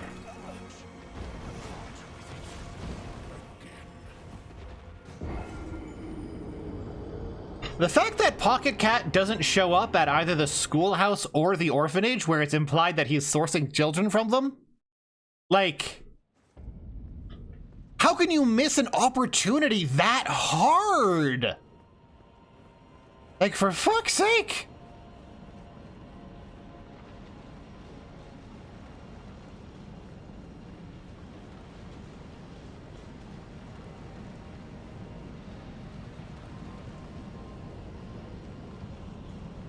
They're not Pedo Cat jokes. That is literally his character. That is his whole thing. He is a child predator.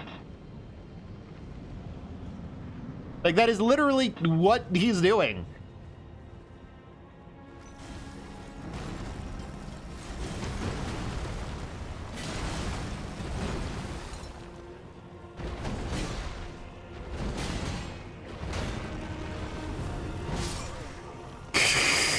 Look at that hitbox. Look at that hitbox. And people call this a good boss fight. I was at his waist. I was 3 feet away or more from his actual weapon, and it still hit me.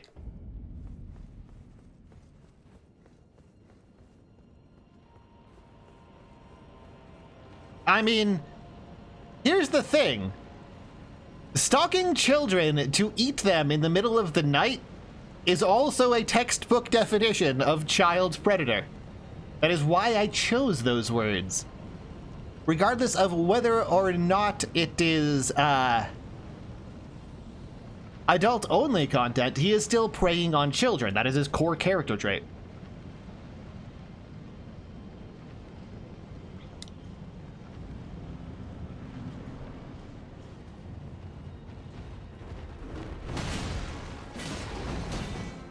Backs off.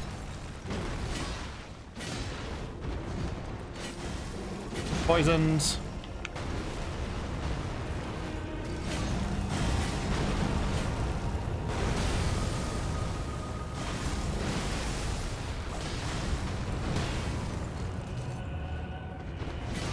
And rot during this.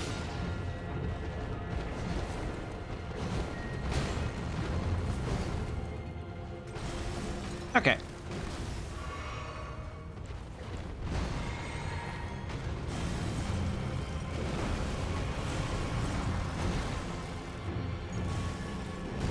Yeah, see the silly mantis? That's exactly the kind of crap I'm talking about. I love that. That was my favorite part of Oblivion. I would probably adore Morrowind. I just haven't played it.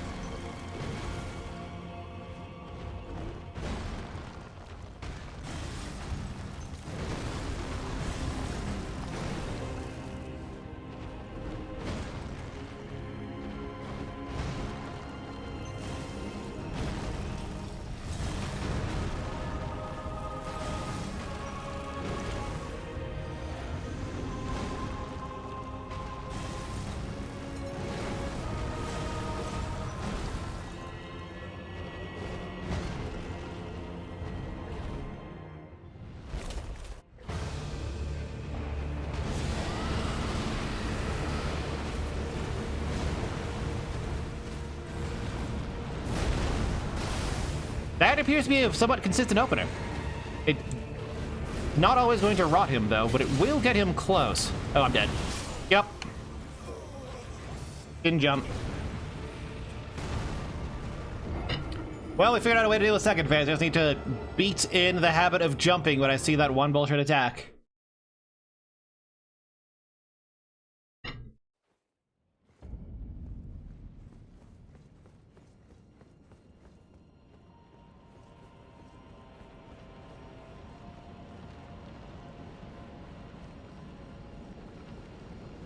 Yeah, I don't think it's necessarily that he changed anything. I think it's just he changed what he displays.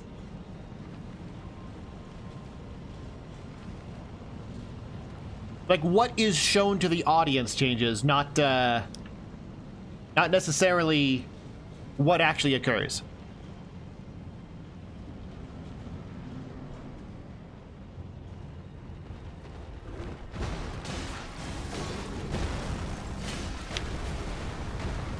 How did I go backwards through that? You get in the habit of just blocking it.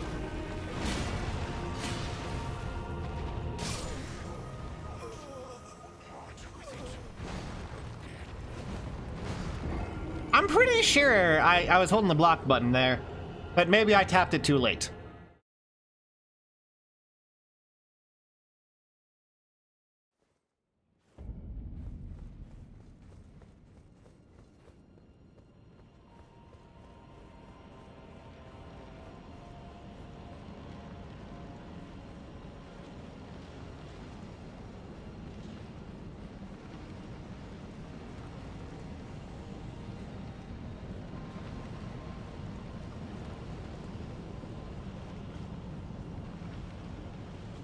Oh, is that the scroll of Icarian Flight? The one that you jump once and then die? And you find on a corpse that died of fall damage? I've heard of that one. Yep. That is the one.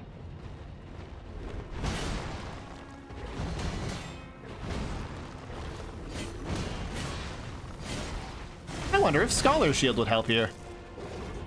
It increases Holy Resist.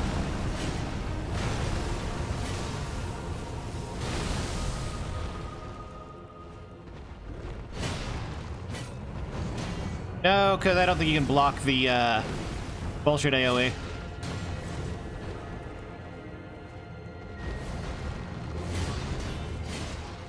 Erdtree.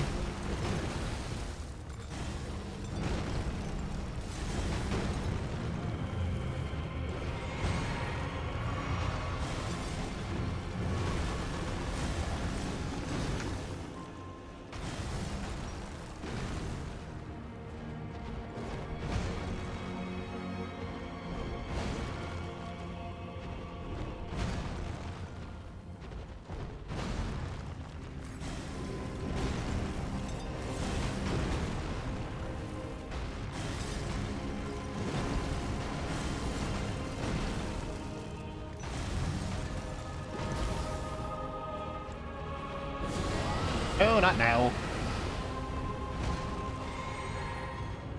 Still carrying over the block input from before I switched weapons.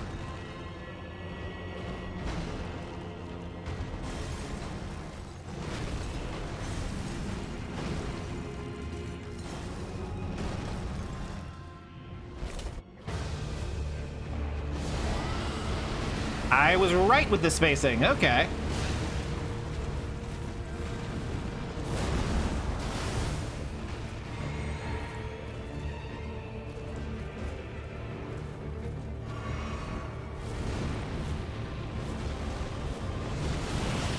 Wow! I was predicting that attack and spammed 3 Bloodhound steps to try and create some distance. Didn't care. He still has the reach.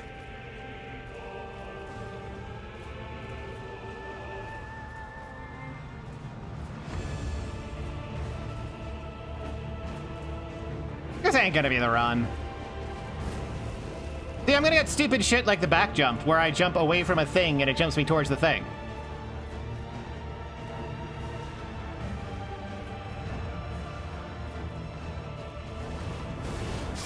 See? Or something like that.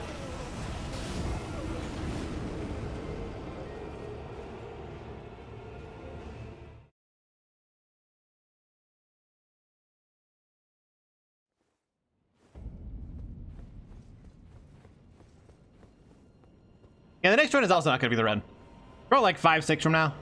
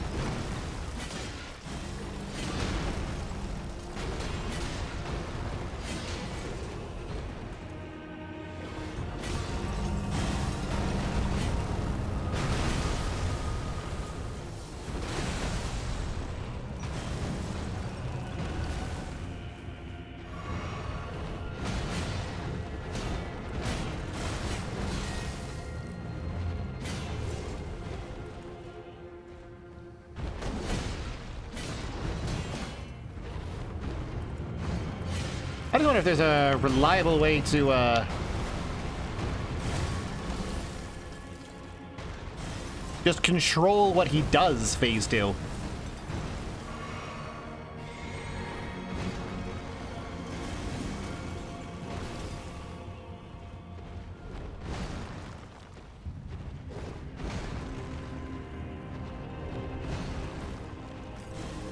Honestly, I think the Tainted One exchanging contestant heads for Soul Stones sort of makes sense, but wouldn't Perkele make more sense for that, actually?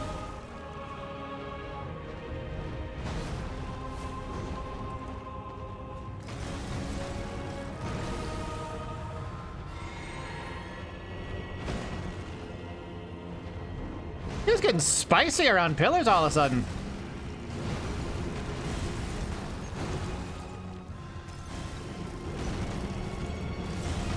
The question is there anything about the Tainted One that implies well-read, the way there is with Pocket Cat? Alright, this isn't the run.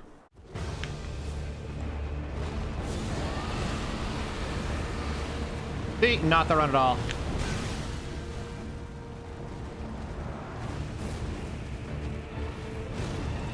Do the follow-up flip. Okay, if I know that it's coming, I can theoretically dive into him to get through.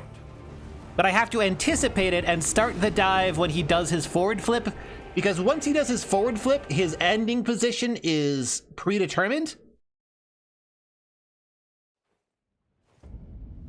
But the distance he can choose to cover is essentially infinite.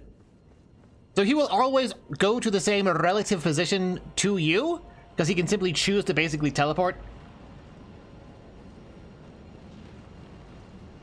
Ah, but we do see the Tainted One has, like, a chair and whatnot, right? You can tell from her behavior and words that she doesn't scream book the way, you know, Pocket Cat does, because he talks about books and is a story.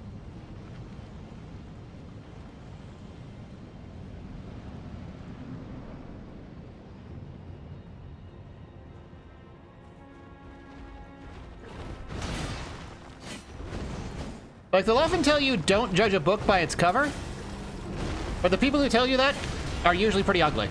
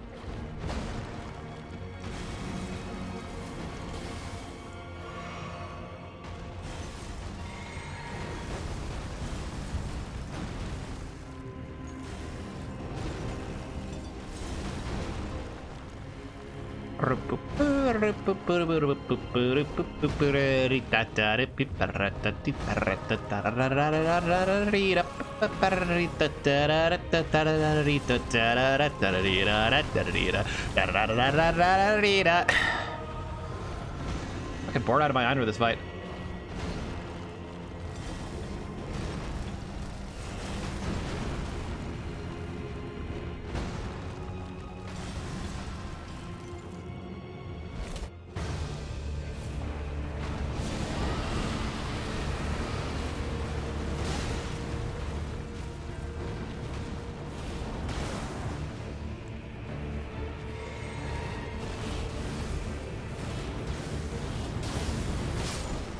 I'm not sure how you're supposed to dodge the swoop. Because you can choose to do it either after the third or fourth one. If you jump over the third, if he follows up with the fourth, like, laser, then you die. If you don't jump over the third and he follows up with the sweep, you'll die. So I guess I just have to make a series of 50-50 guesses correctly until I'm allowed to progress. Like, if anyone knows a better way to deal with repeated laser spam, because fucking hide behind a pillar doesn't do it, because then it just turns into a different 50-50 where on which side of the pillar he slides around when he hits you.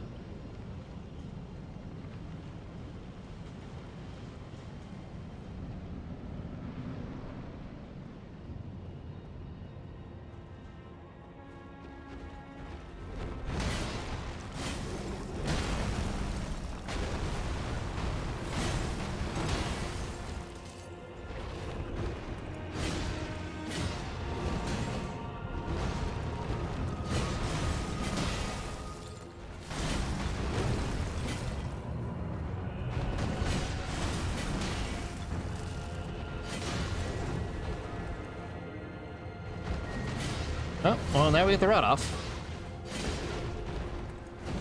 Camera!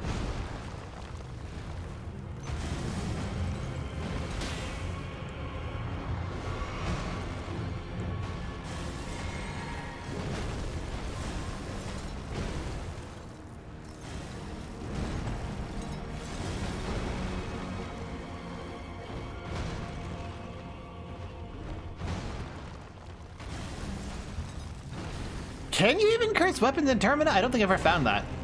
I just, like, punch shit with Marco, and, like, you don't actually need anything else.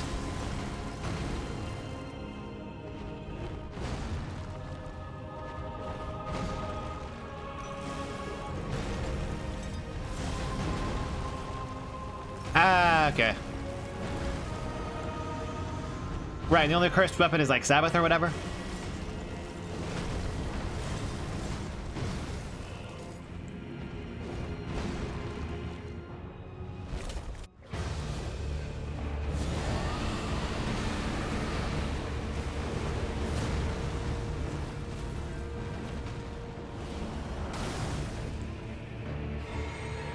All right.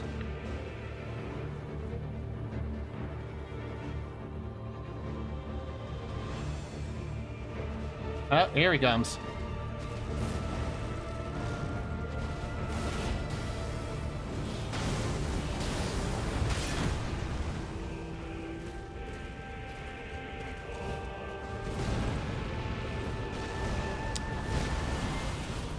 See, as long as I can predict that he's going to do it, then I can go behind him.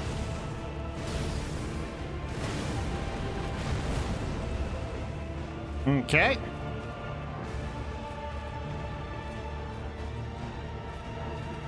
However, one rot by itself isn't going to be enough to kill him. I'll either need to inflict poison or stab him a couple of times. Oh, this is interesting.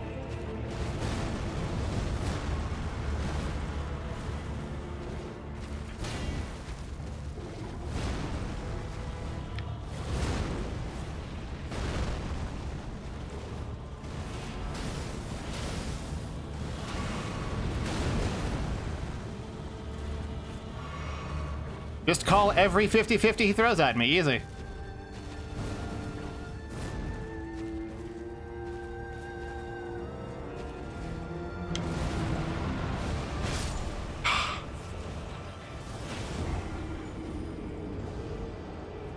That's not that much damage I have to deal. From Malekith to the start of the T?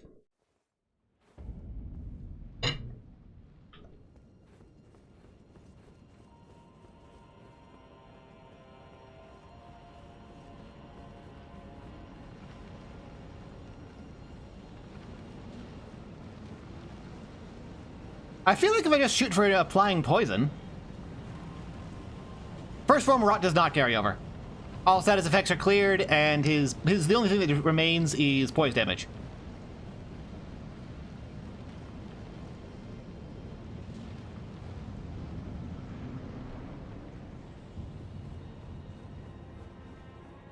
So I feel like perhaps throwing knives might be the secret prize. Oh nice, free poison. Or, yep. So phase 2 poison will probably take 5 stabs.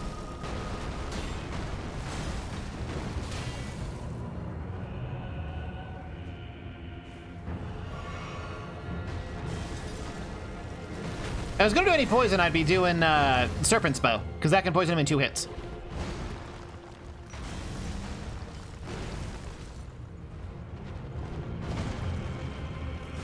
What I'm actually going to do is throwing knives, because those have like almost no downtime. So I'm going to try like 5 stabs and then a couple of throwing knives and see if it triggers poison.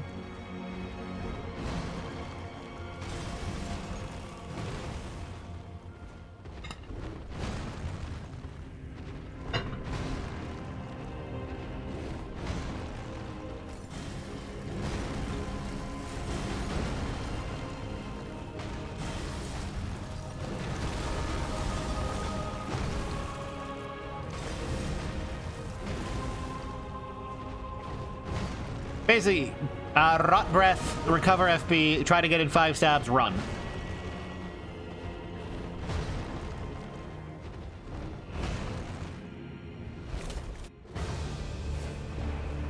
Not to run. I forgot to change things, so he's not going to do what I want. Or he will. Ooh.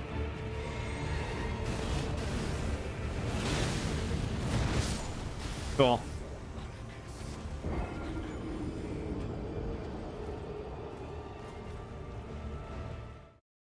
I was dead anyway because, like, he physically moved into me, so even though I timed the dodge correctly, he pushed me back into the hitbox. Fun fact! Dark Souls 2 doesn't do that!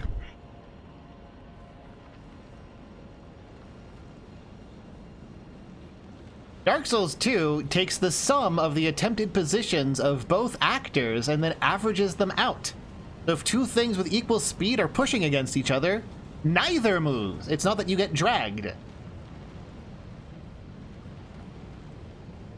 That doesn't happen in Dark Souls 2.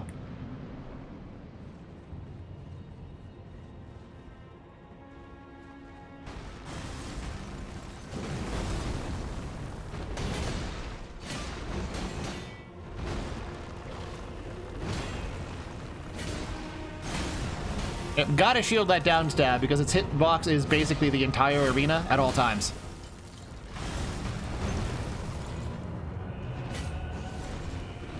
And here he goes with the haha, you don't get to play.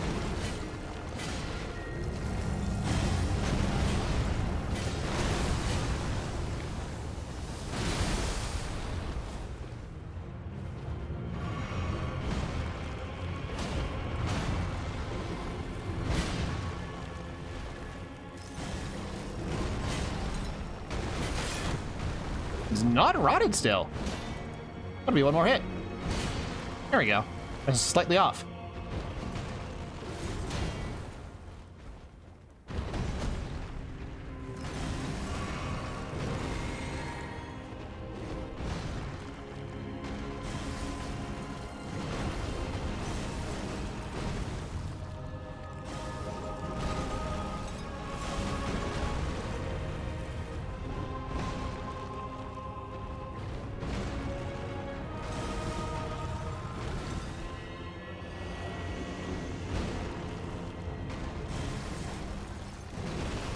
Yeah, so if I Bloodhound Step immediately, I will always get the right result, but if I don't, his AI changes.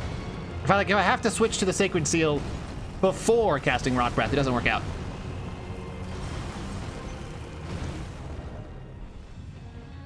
I don't need to drop the Great Shield Talisman for, like, the, Ring Up one, or the Ritual Sword. But sometimes it still doesn't work out.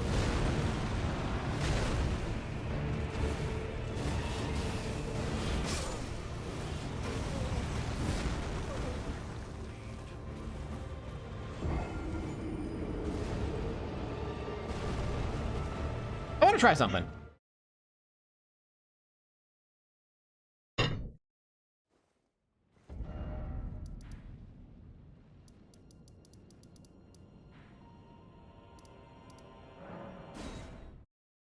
I have a stupid idea.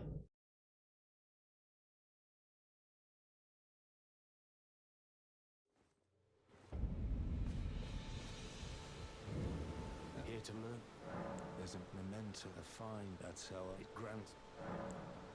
Well, here to learn.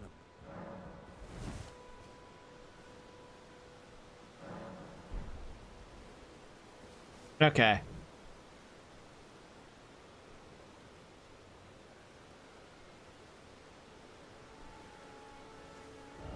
If I reload the area.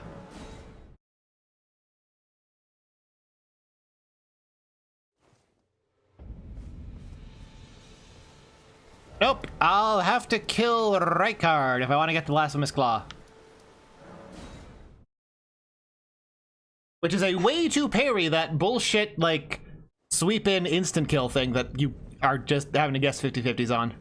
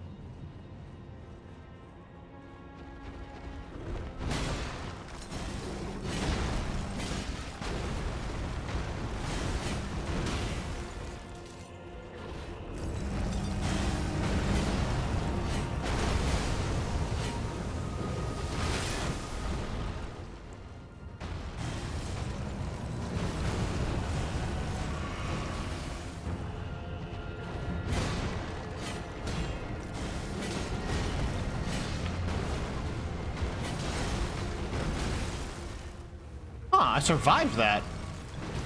That was a direct hit, not a block, and I survived it. Oh, cool. Free rot.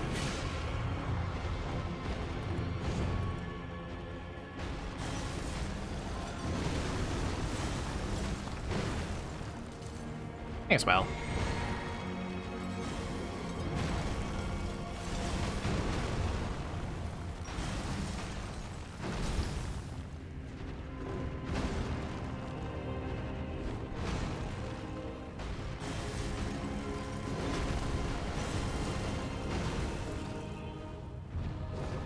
Oh, he's moving.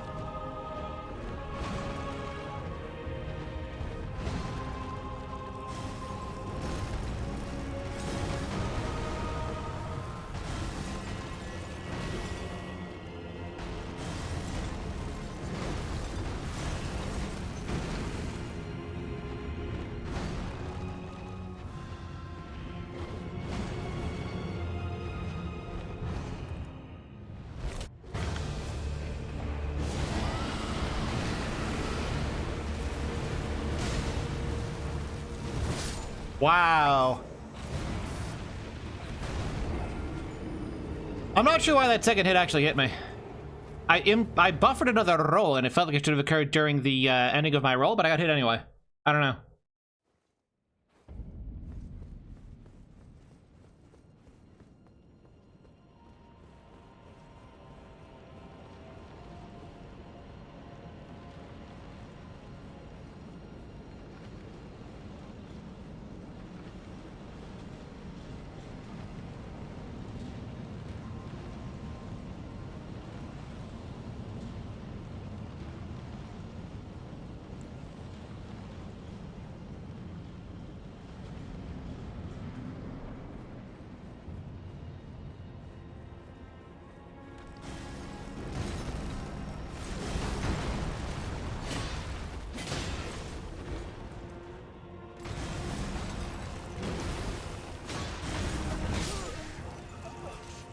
Hey, you remember a couple hours ago when I was bitching about how fucking awful the controls are, where if you try to buffer an input of a shield poke, it'll just randomly not if it's a roll? That's what killed me there.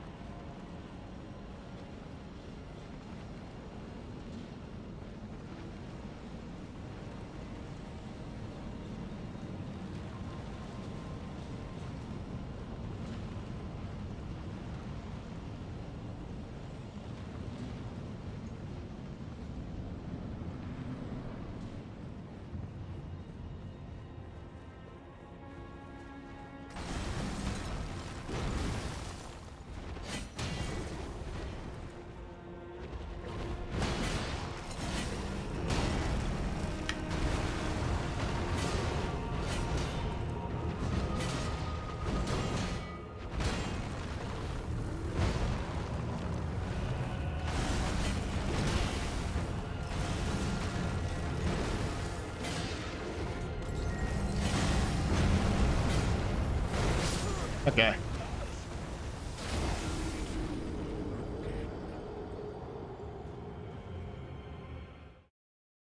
What does brain power do? I actually don't know. I've never used it. I saw that it existed and didn't see the point.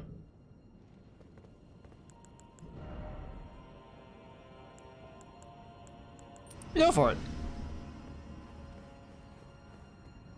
I'm pretty sure this applies to everything, including poison buildup.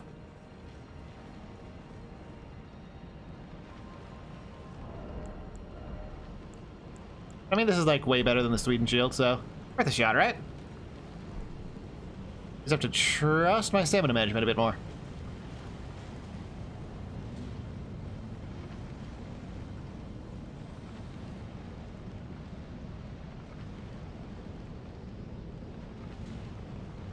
Turn a severed head into a mind heal? Ah.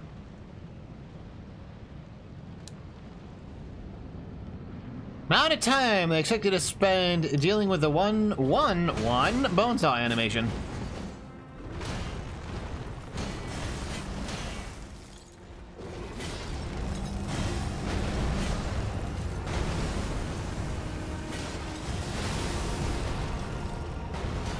Oh, wow.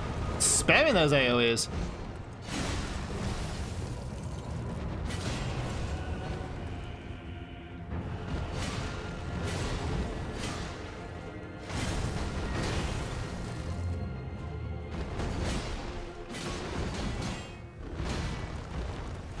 Yeah, I don't need the Great Shield Talisman.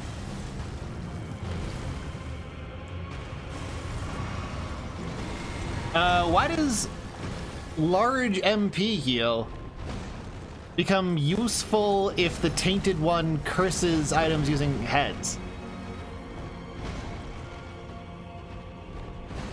Those seem unrelated.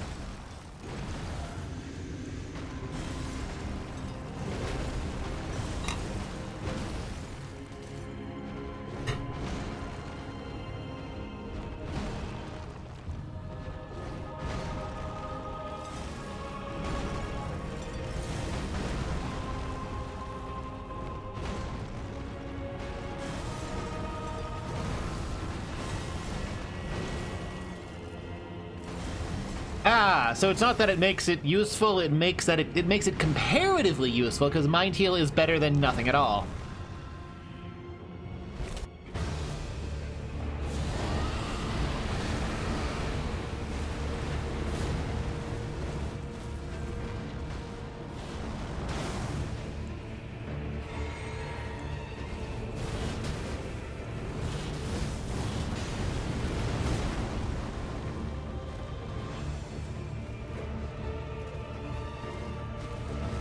Interesting.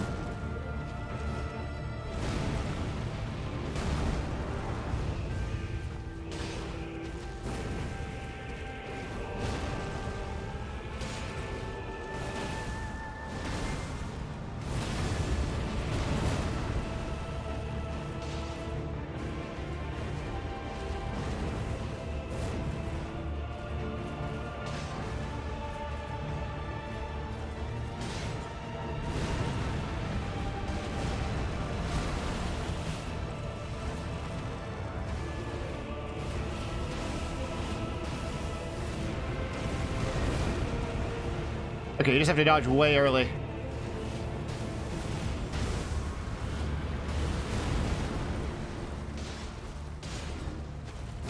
Ah! It's almost poisoned, too.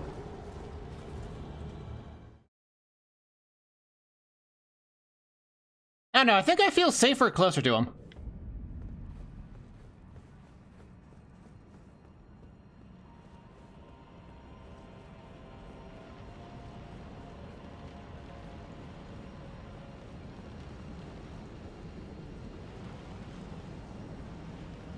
How do I feel about slow souls versus fast souls?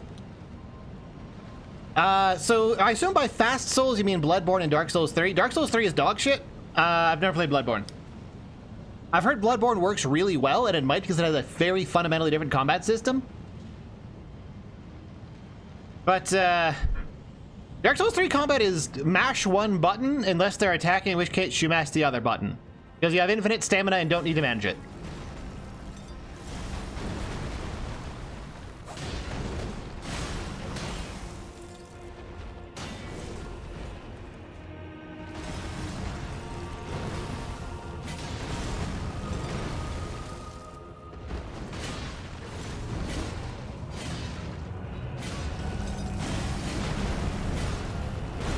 No, believe it or not, I see it as mid-speed souls.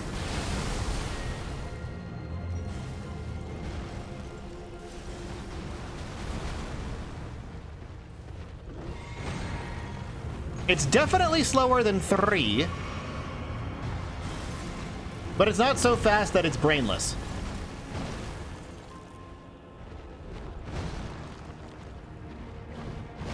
I think it's sort of a happy medium. The enemies tend to be completely ridiculously fast, but those are problems with individual enemies and not with the combat system itself.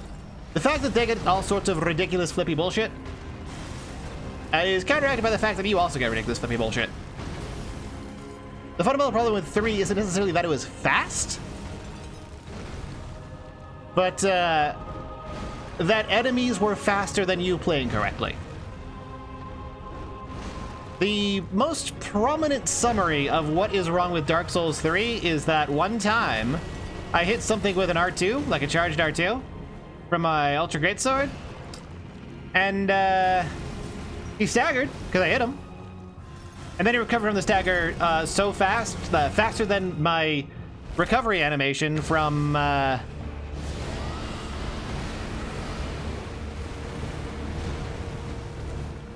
Okay, good.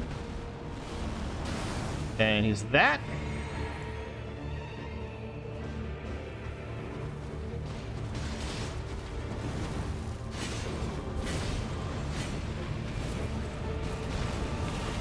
Okay. He is poisoned. If I can stall this out, I win. Which means there was too much pressure.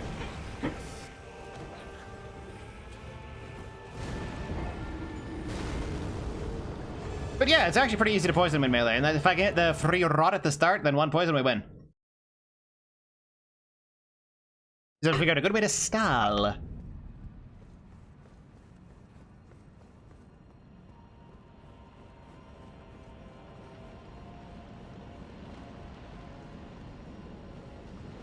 In terms of tempo, Elden Ring might be faster than 3, but it's not faster in terms of enemies are so much quicker than your actual attacks that the game doesn't fucking work. It's fine.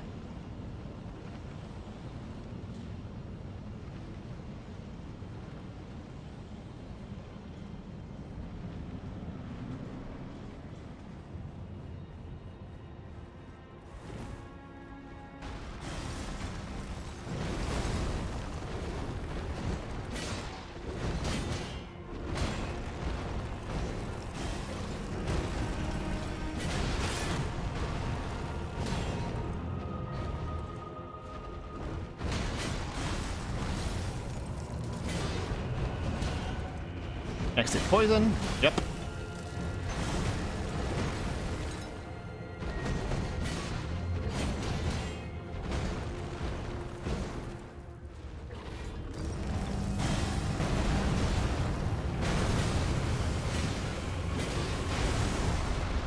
Next hit rots.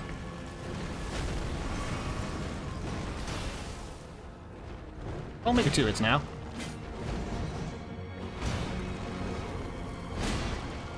Yep, 2 hits.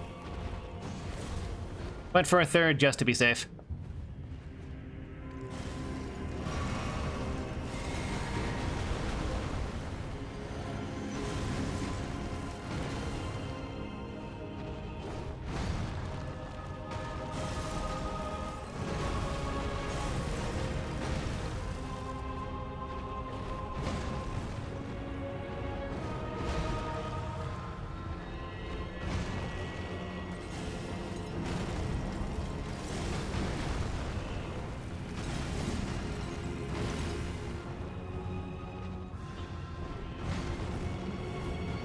Panic roll!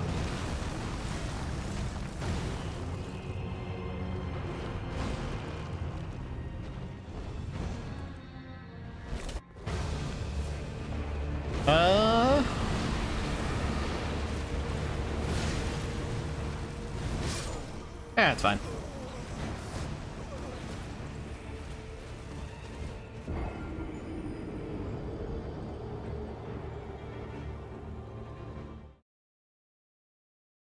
Well, whether or not it should is an interesting question.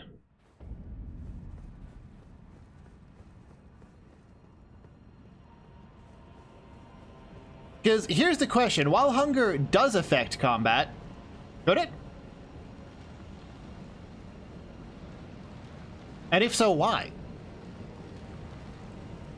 And simultaneously, why does body not affect combat? That is, why does no body not result in, like, being weaker at attacking because you're, you know, running out of blood?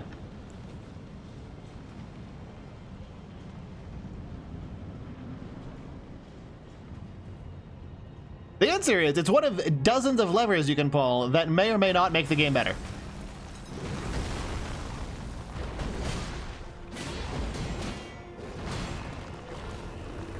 Right, I forgot that attack is infinite hitbox.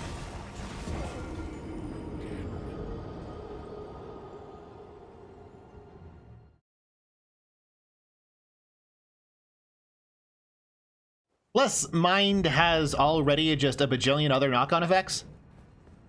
But whether or not Mind should have more relevance to combat is subjective. It's like, how fast should Mario accelerate?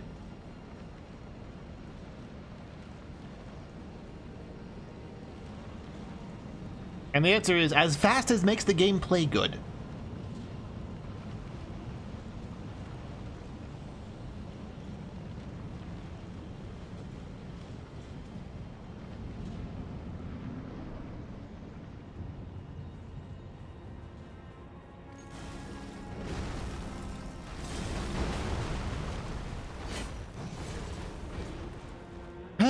More random dancing away.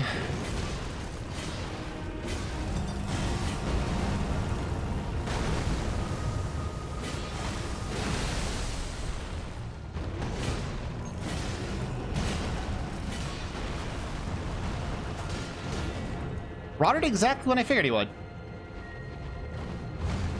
Getting a real good sense for his meters.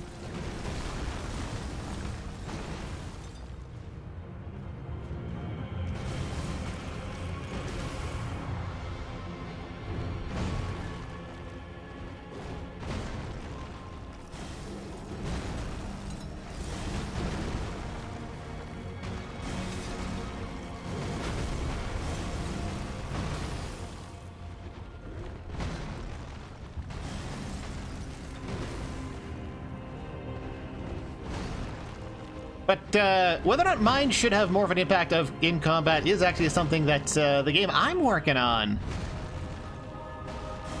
is trying to answer, because there's a lot more mental stats than just magic attack, magic defense. And there's some pretty complex math going on under the hood that determines what options you get for dialogue in combat based on a variety of factors, such as how physically intimidating you are, the enemy's morale, and your own mind.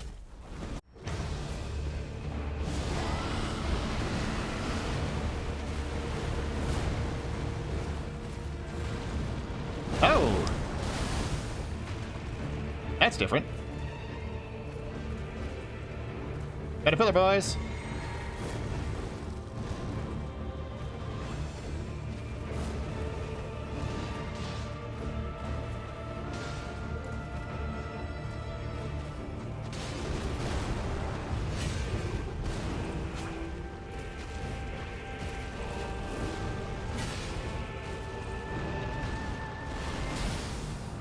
Hey, it was only the one.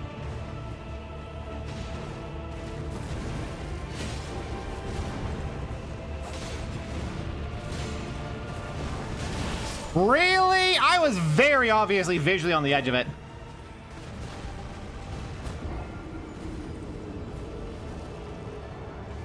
Well, whatever. If that attack wasn't bullshit and the hitbox actually corresponded to the visuals, I would have won that time.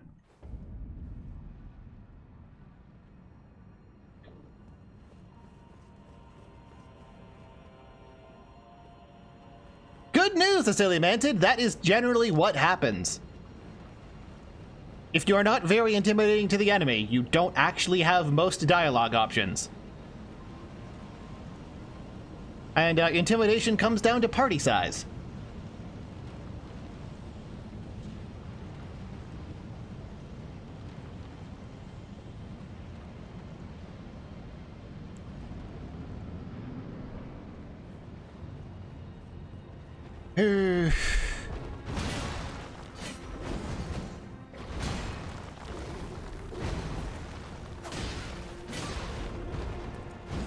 I should not have tried to roll that. I did anyway.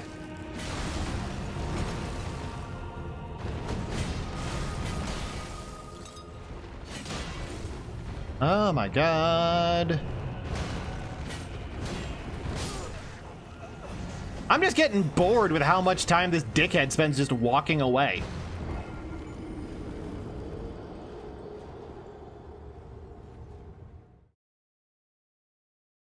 Yeah, I had so much fun writing the talk skill failure messages. Oh man. Because, like, the talk option is an option in combat up until you are in a situation where you are too panicked to talk. At which point you get one of, like, a dozen unique failure messages, and the skill gets sealed for the rest of combat. And there's no, like, recovering it.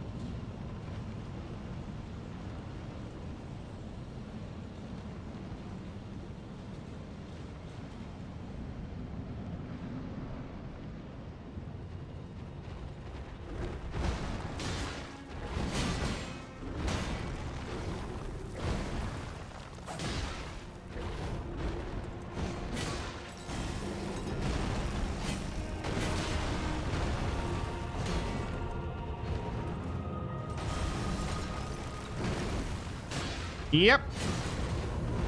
Cheating wildly in your favor is why Nintendo games are good to play.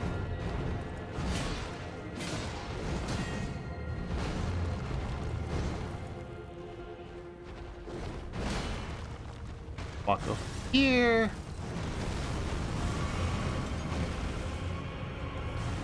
But yeah, if you fail, like, the talk check, you get stuff like, you try to form words, but all that comes out is a series of ancient squeaks. Or as you open your mouth to say something, all that comes out is a bestial shriek. Something like that. I have to go back and look over it. I just remember having a real fun time coming up with a dozen different ways to say, yeah, you're too panicked to say shit right now.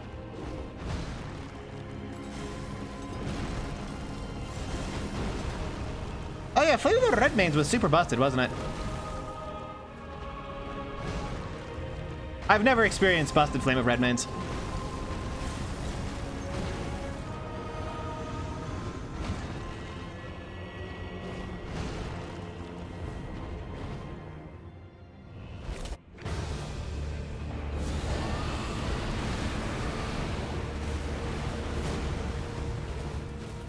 Okay.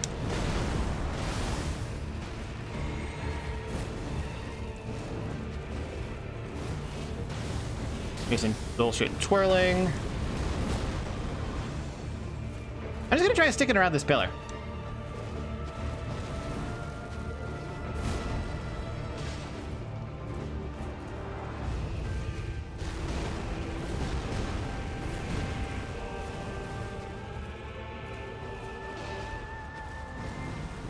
Because this pillar is broken and low, so I can actually see what the fuck he's doing. Explode towards me. Yep, which means I have to do that.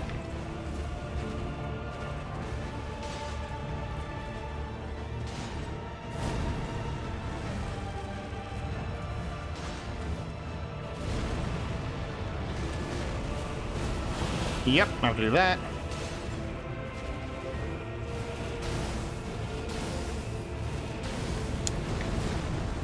See, I can see what he's doing, so it's fine.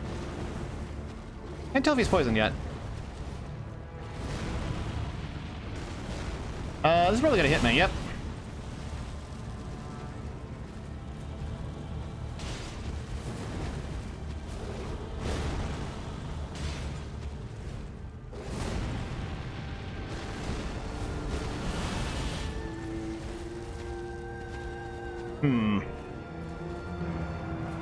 Oh, we're gonna have to get in there and stab him.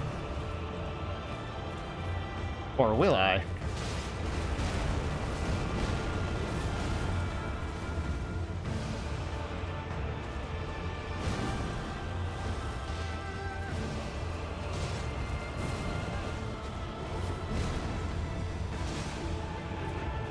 Or will I?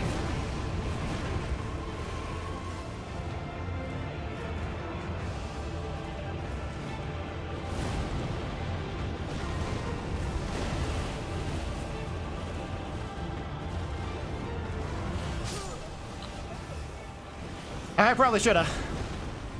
I thought that pillar was going to catch that one.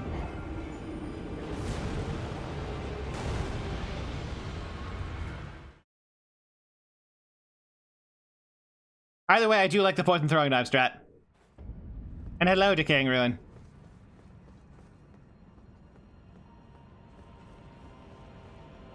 You had a request for a wizard's daughter to marry some dude in the swamp.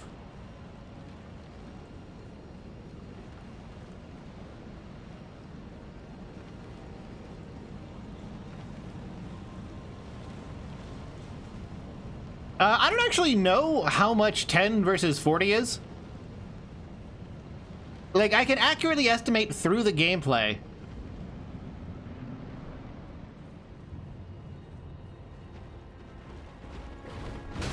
how many hits I need to perform a specific effect.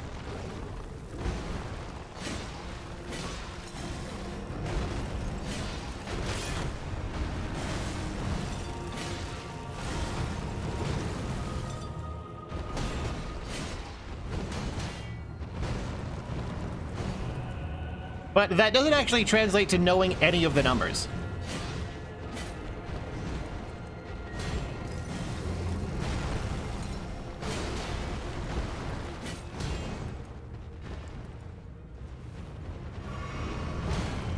Yeah, I just need some better RNG near the end there and I win.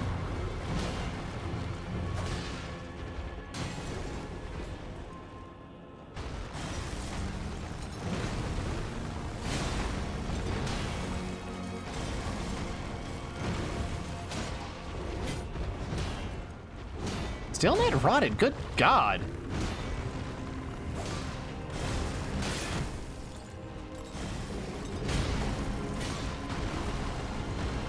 There we go.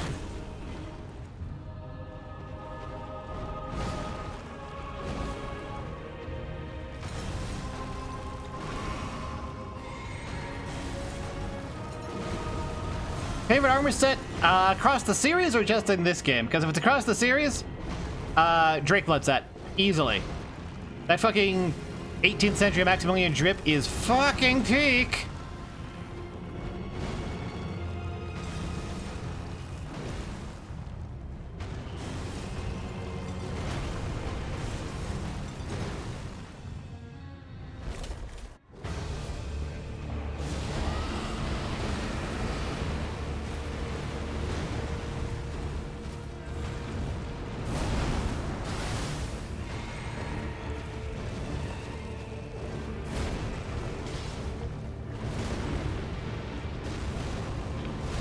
Oh yeah, I'm dead.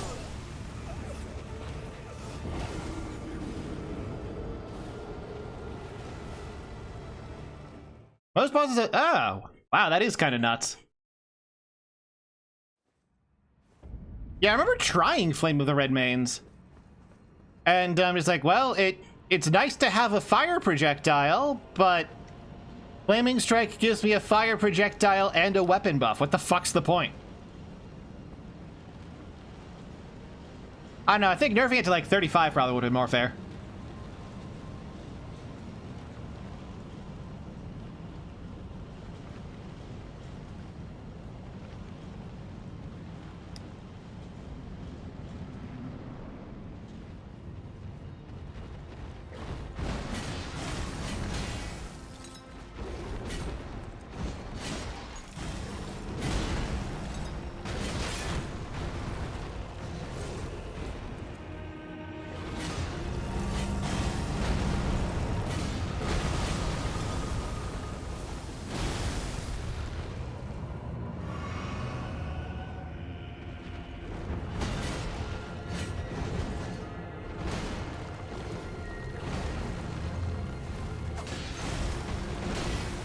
Like, I've only seen it post-nerf, and I genuinely don't see a use for it post-nerf.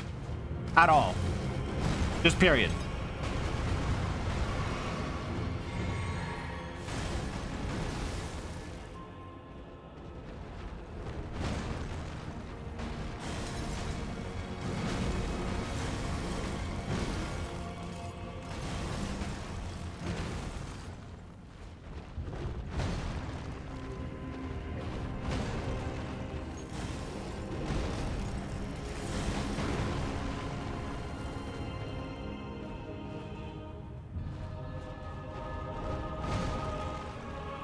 No, Decaying Ruin. There is no way down there without talking to Melina.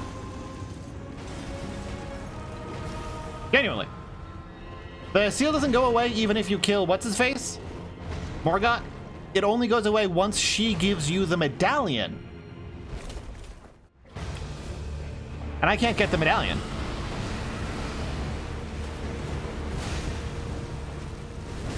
Oh, really?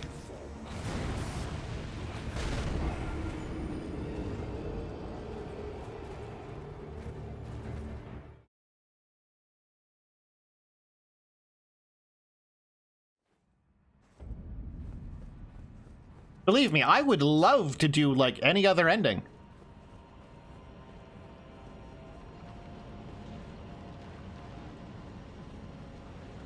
But we have to go with the nothing ever happens ending because every other single one requires talking to a woman. I would love to be able to, like, Legacy into, You don't need to talk to Hayata at all. You can't get down there, period. Simply not an option.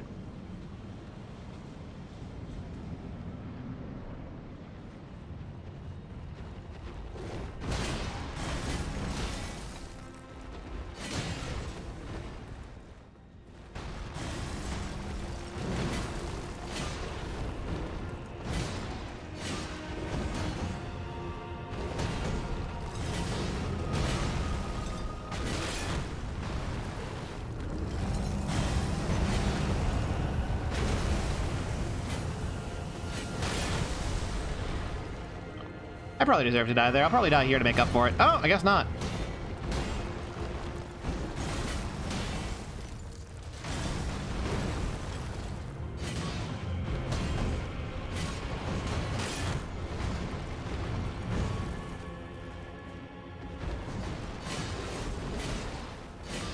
I am getting guard broken a lot more without the Great Shield Talisman.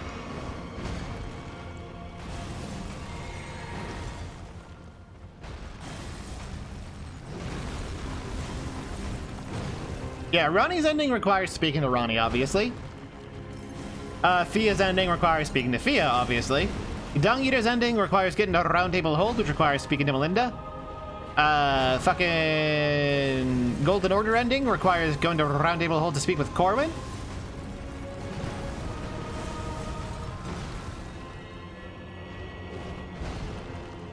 Yeah, you know what building burning does, so I wrong warped here. I had to wrong warp a bunch of different times.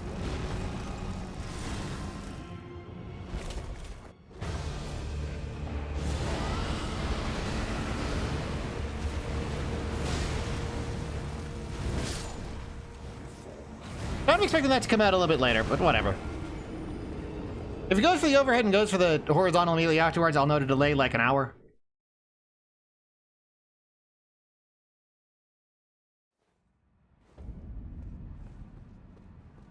But yeah, if you actually get up to the Giant's place without either Frenzy Flame or Melinda, there's no option to do anything at the Giant's Forge. You kill the Fire Giant for no fucking reason. And then you just can chill out at his forge.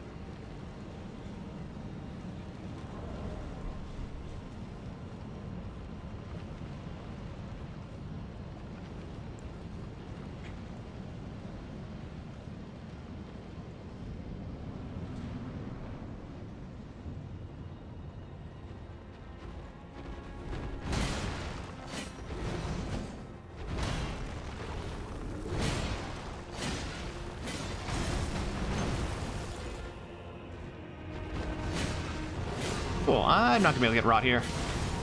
Be one short. Now, it might stall me out long enough that it's gonna be two short. Oh, well, okay.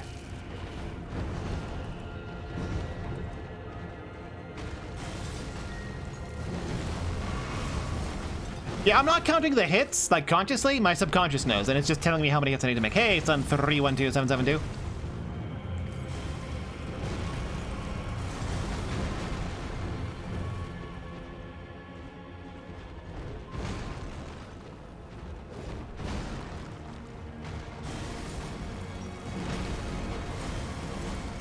Me too, son 312772. Me too.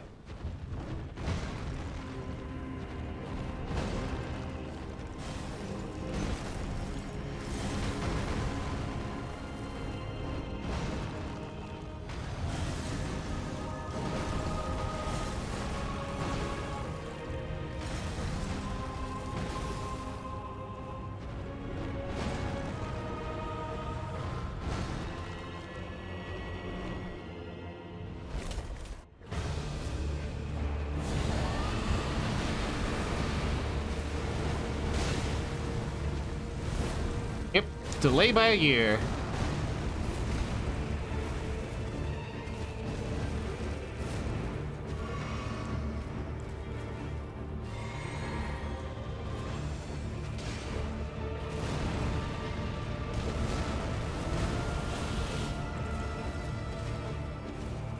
Go! Probably dead because of that. Nope. Input did not fuck me. Oh, I'm dead because of the... Oh, I'm not dead.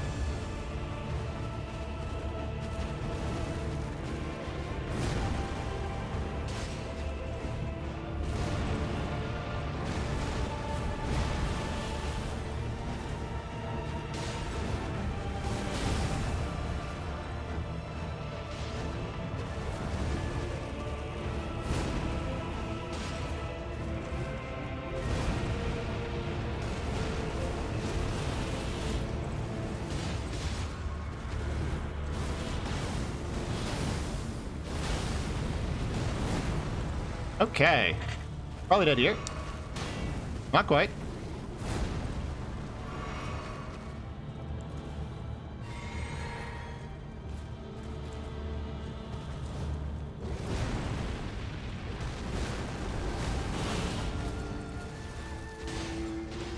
I see what the issue is.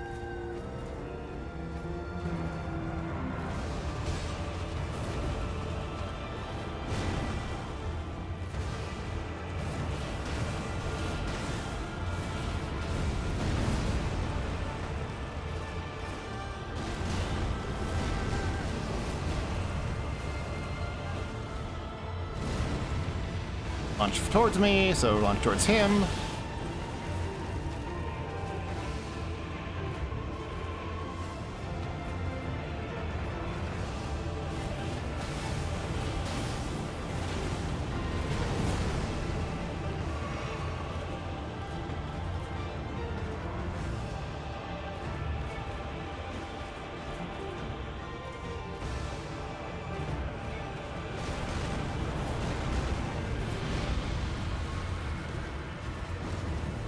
We won. Called it. Ah, thank God. Only took 8.5 hours.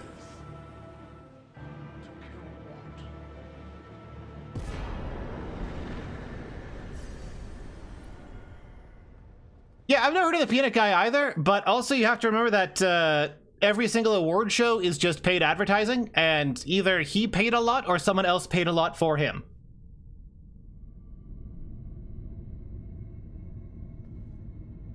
All right.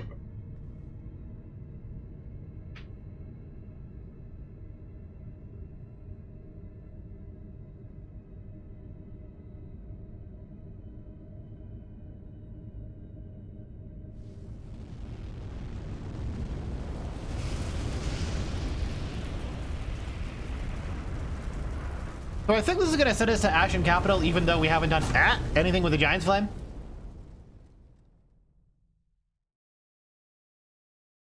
The rune of death is unbound. This is narration. She's not talking to us, right? And the lands between are shrouded by death's dark fate. But the flames will also burn the impenetrable thorns. I wonder how much shit I'm going to regret missing from Lanedale. Oh well. Farewell it is then.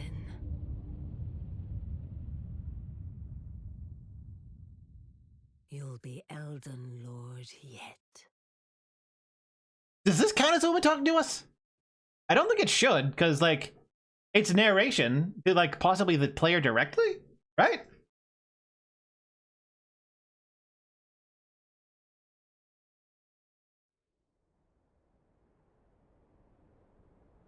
Yeah, it's just a narrator. It doesn't count. It doesn't count. Oh, that's an ugly face to be seeing.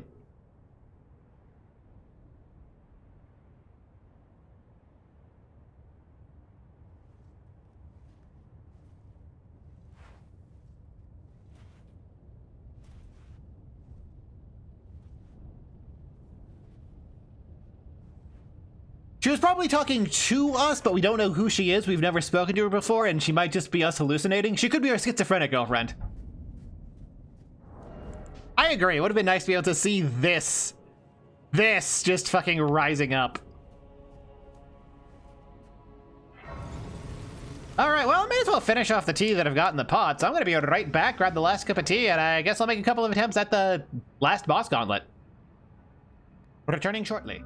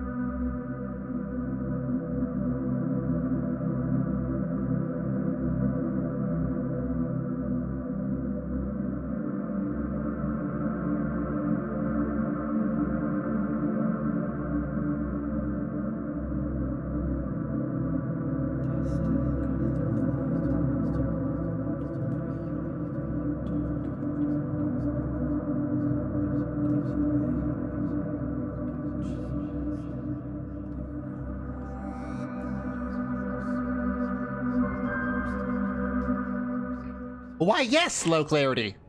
I am still live, and most importantly of all, I'm in the fucking Ashen Capital. I did the thing.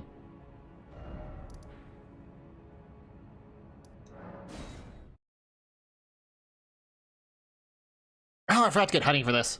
That's fine.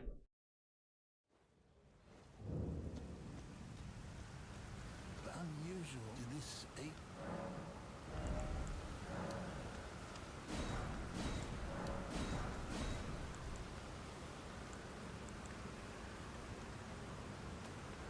I wish I had something that was worth buying with all this money that I've got like lie burning a hole in my damn pocket.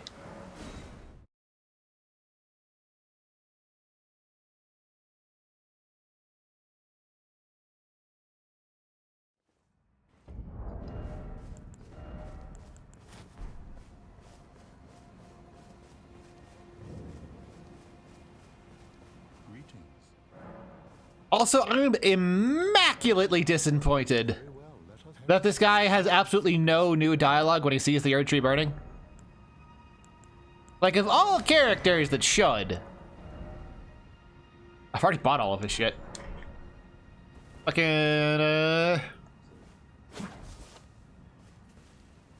alright then.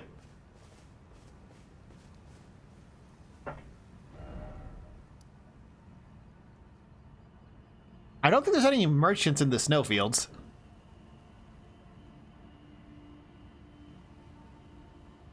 Oh yeah, that's the Turtle Pope. He's a turtle and he's also the Pope. That's why they call him Turtle Pope, because he's a Pope that's a turtle. Yeah, he's a hat because he's the Pope. That's his Pope hat. Because he's the Pope. This is the Pope. That's why he's got the hat.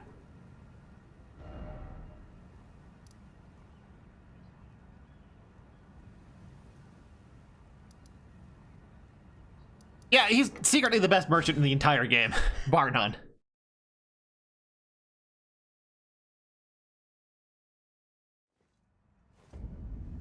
You know what probably would have helped more than the fucking poison things? Upgrading this that did more damage. Well, that was a mistake. Oh well!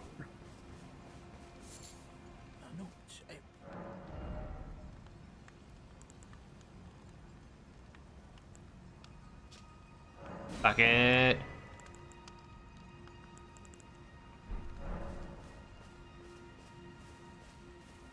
Yeah, hanging on the edge of tomorrow and all that.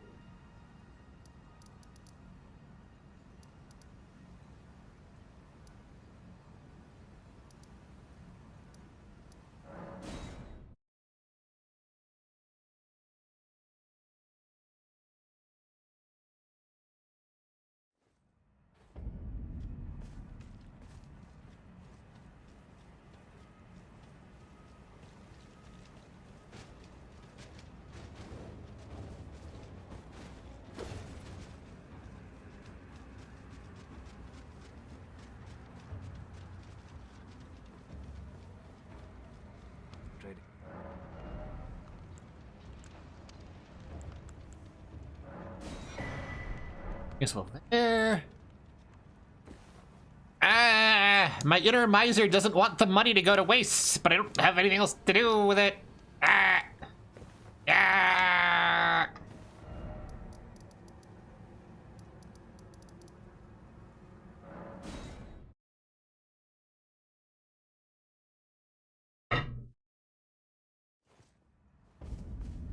Ah.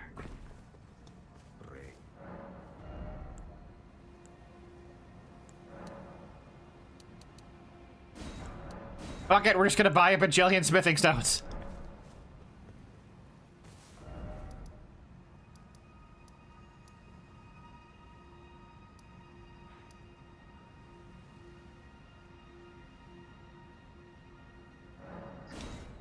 You know, I bet I have a really fun way to kill the we just took a regular NPC and called it a boss fight.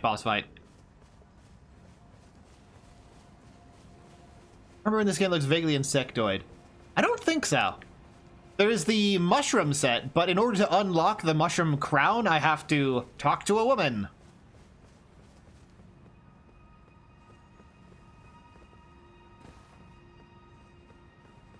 Well, Manted, you could create a turtle pope in real life. You just have to start a religion and have the pope be there. Fucker.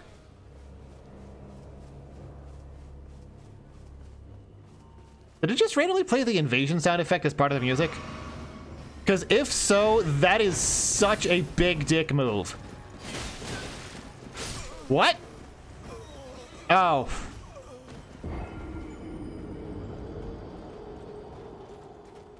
I did a roll, so I wasn't allowed to shield poke. Good controls. Oh, that's something I should do for music for the fucking game that I'm working on. So, probably my single favorite use of leitmotif ever. Okay, let me first explain what the fuck I'm talking about. I don't know for me to downgrade to Sweden.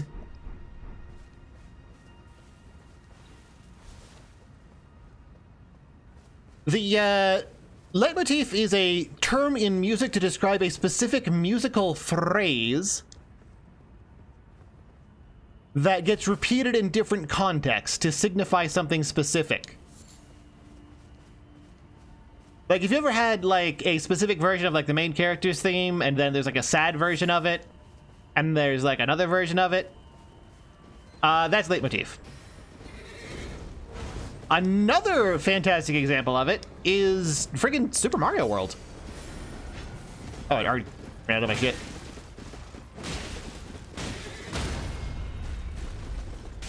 Fuck you. Oh, there's so... Why are there millions?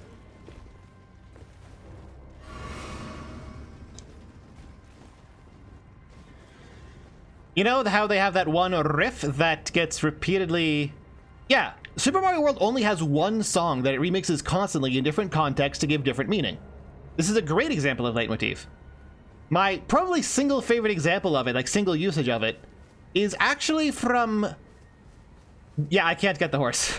Is actually from Komaju Densetsu.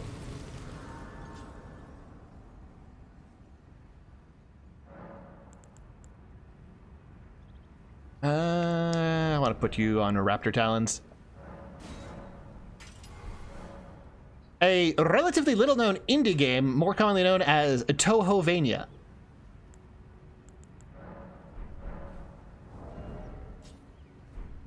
That really still not enough to cast Rot Breath? Why not? Need one more faith, I guess? Yep, it's a matter of not having enough faith. I could have put on the faith hat, but I want to see his beautiful, beautiful, disgusting face. So there's a very specific riff that you hear all the time whenever you game over, because you're going to be gaming over a lot in that game because it's not very well made and also extremely unforgiving. 2's amazing, though. 2 gets, like, play 2. Komaju Densetsu 2 is generally one of the best Castlevanias, just period. He's out of reach. But the game over theme, oh, there we go, not quite out of reach. I'm barely winging him.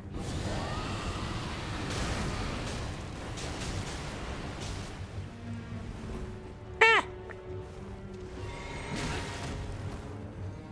Fuck you, couch.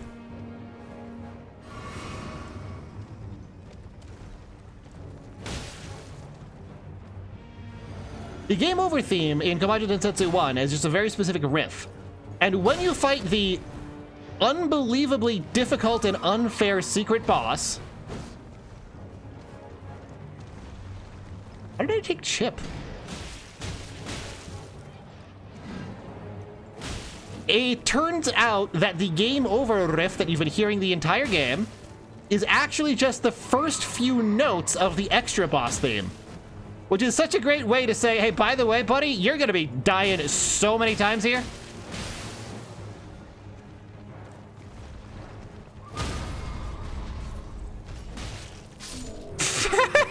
He just snaps upwards.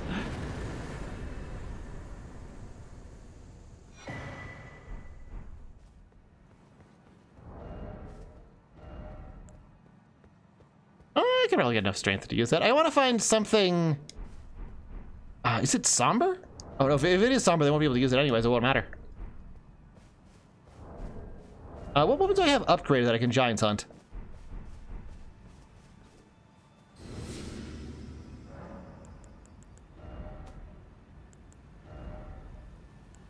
Ooh.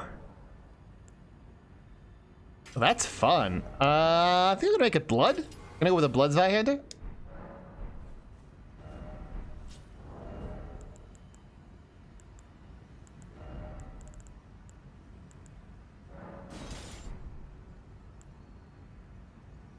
And Omen Smirk by itself isn't going to be enough, but Omen Smirk plus Radagon. Oh, I need to get Omen Smirk back out of storage. Those gosh dang hot swap strats.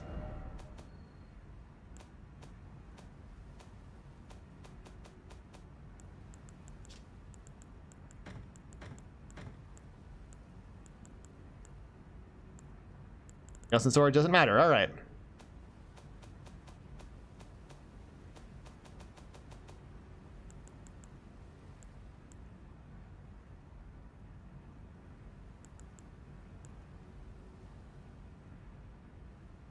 Probably do it on the Nagakiba, but I don't want to have to too high. I could wield Rivers of Blood, but I don't want to.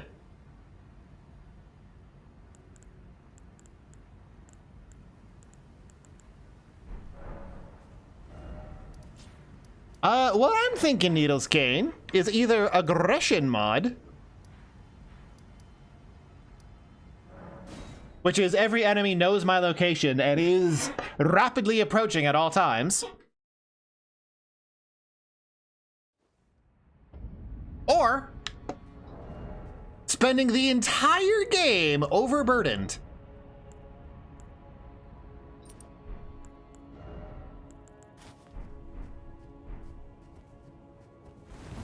All right, fat roll.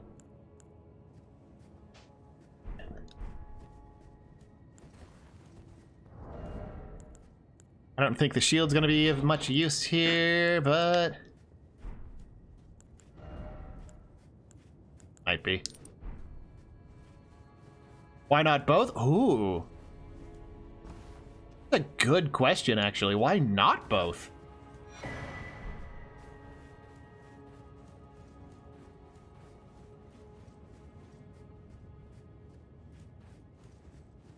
That would actually be so funny, because like they're all homing in towards me at all times, and I can't run away. I have to fight the entire game every single time. Oh man, me and my buddy the Zweihander are gonna get so much use out of that. Oh, that's gonna be amazing.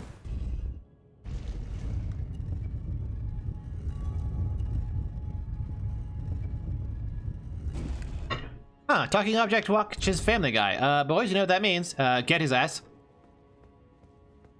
I can destroy him. No survivors.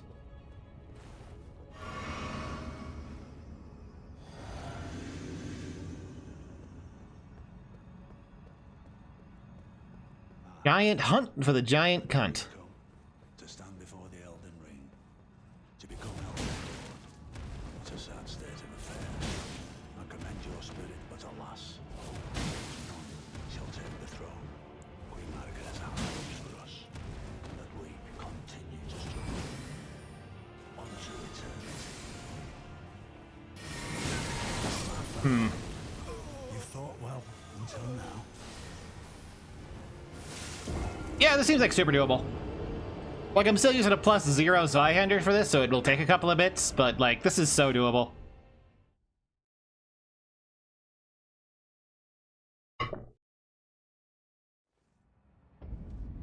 Yeah, both sounds hysterical. Where the hell did I spawn? Oh, over here. Dude.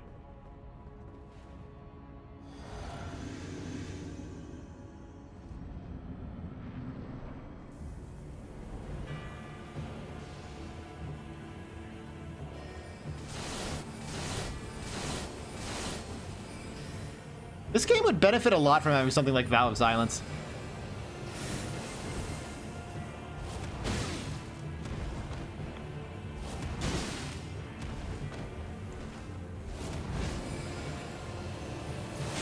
Really? I hit roll. You fought well until now. Yeah, just a minute. I don't expect to beat this guy this run.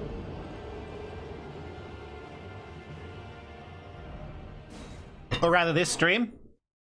And most of what I'm doing is for the fun value. Like, if I actually wanted to beat him, I'd be going back to the Star Fists. But I think it's really funny to stun lock him with Giant Hunt.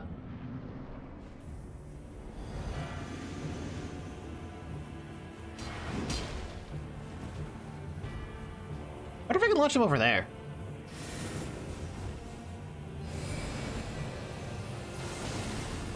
Huh, better track than I was anticipating.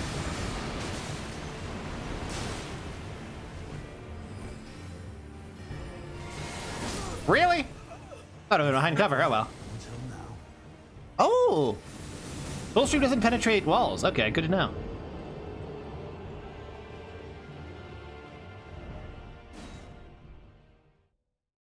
I don't know. I've got no clue. I could not tell you.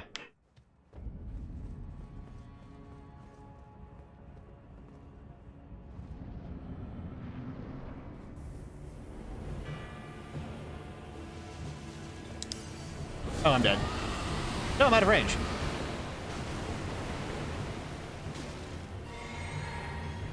Oh, now I can just stall. Get fucked, idiot.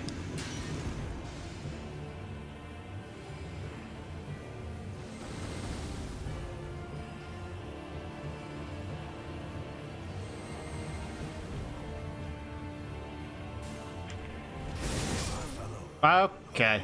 They were staggered, so it didn't work. Alright. I'll have to roll those.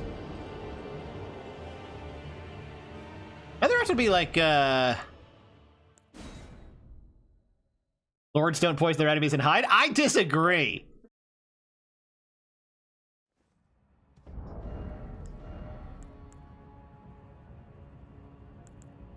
I could do quick step. I just don't have anything better right now. Bloodhound step won't work because I don't have the dex for it. Fuck it. Push comes to shove, we'll try quick stepping it. Bad idea, but I'm gonna do it.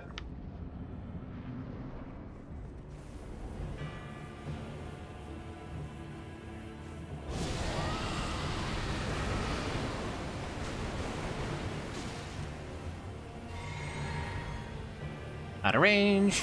Ah, what? Since when did that have that much range?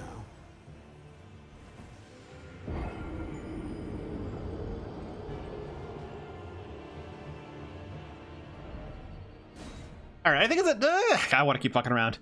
Like, I'm not trying to win here. I'm trying to dunk on him. This is a relatively easy fight if you actually know what you're doing. But like, I'm doing it wrong on purpose because it's fun.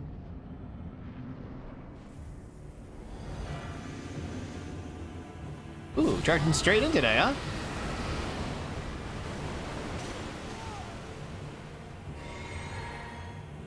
Impressively weak to Rod, huh? Come on, I hit the roll button. What the fuck? Until now.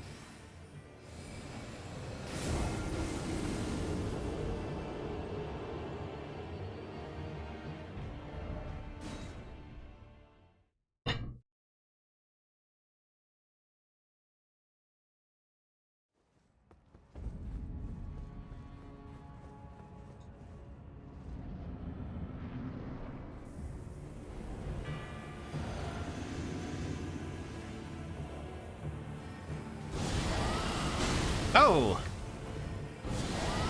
Oh! You fought well until now.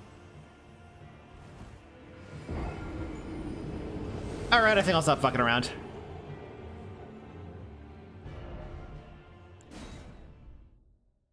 Like, it's fun to unlock it with a giant hunt, but like, I'm just gonna bully him. Bully him appropriately. Destroy him. Give him the old what fur.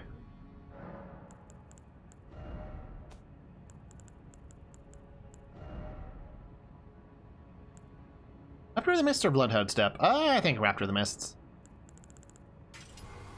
Raptor of the Mist's keen, so I can buff it with this thing. What have been carrying around all game for that reason?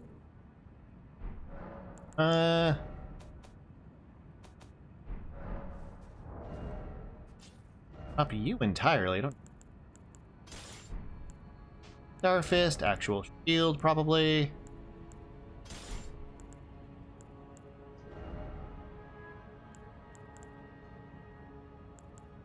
With shield, replace that. Slap on all reliable. Now let's go poison this motherfucker. Gonna shit straight into his lungs with poison.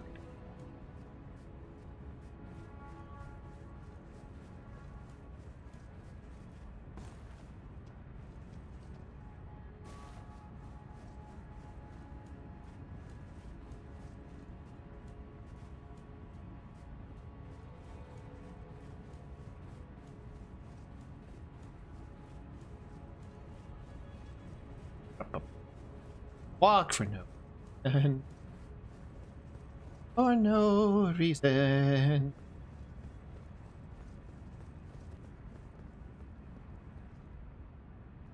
There's the dang lever. And hello, the silly willy. No, unfortunately, that's a marketing term. Favorite boss in this game? This is gonna be a real fucking weird one. But, Crystallian.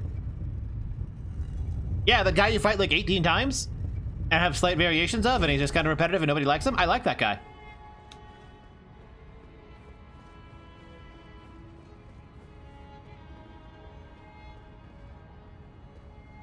Because he really forces a player to engage.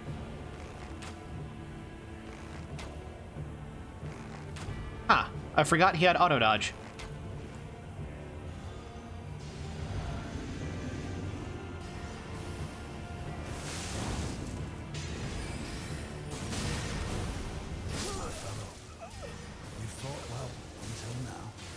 Excuse me.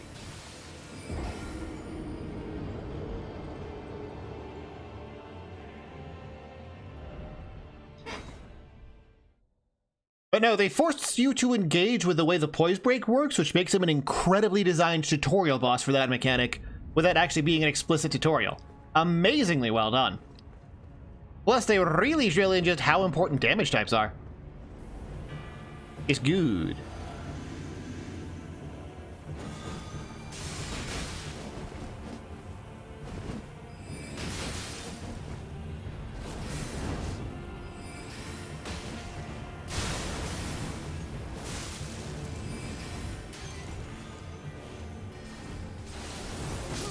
You fought well until now. Probably should remember to buff up. Oh well.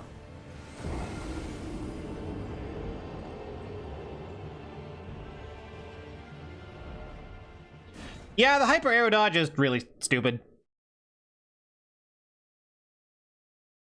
Making Night Comet the best sorcery simply because it doesn't get input red is stupid. Also, I guess this shield isn't doing nothing for me.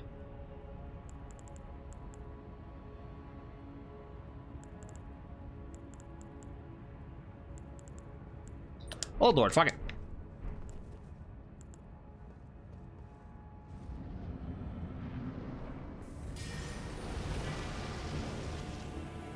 Crystallian? Yeah, I'm not surprised.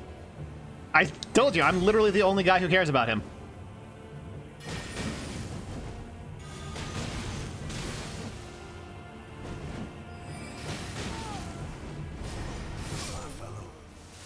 I'm really mistiming the... Parry retaliation, what the fuck am I doing?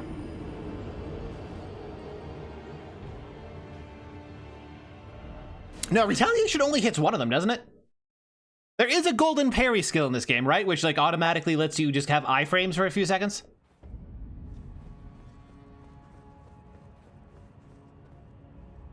Yeah, I don't have anything that's upgraded to let me giant hunt him smoothly. And I have like really limited upgrade materials. I don't want to grind more.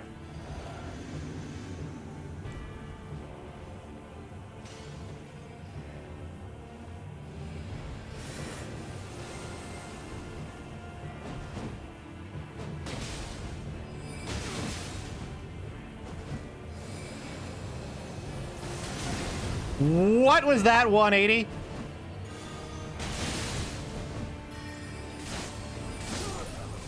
That's faster than my rolls. Interesting. Until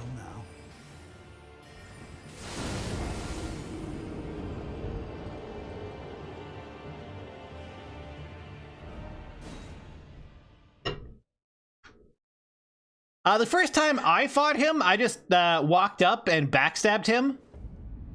And then I was using the Moonlight Greatsword, so I just charged R2s with the skill effect.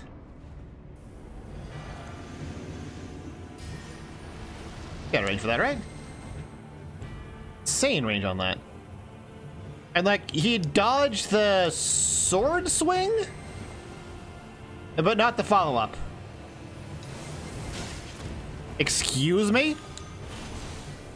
Excuse me? Would someone like to explain that hitbox? Anyone? Anyone at all? And I explain it in more detail than this is Dark Souls 2 Part 2.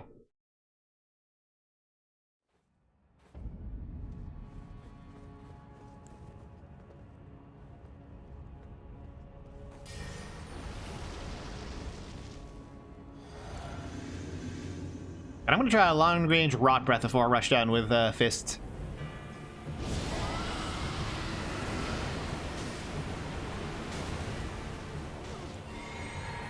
Yeah, try Dragon Ice that does proportional damage.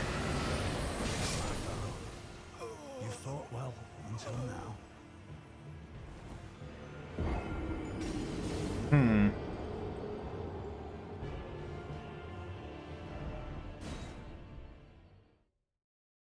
I could just grind out upgrades to my Zwei until I can Giant Hunt him to death.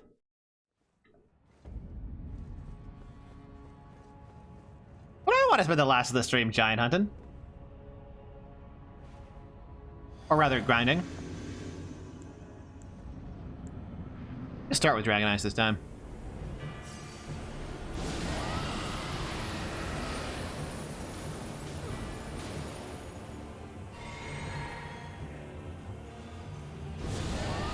Yes, please do that stupid counterattack thing, and then go explode over there, where I'm in absolutely zero threat. Sure, do it again. Nope.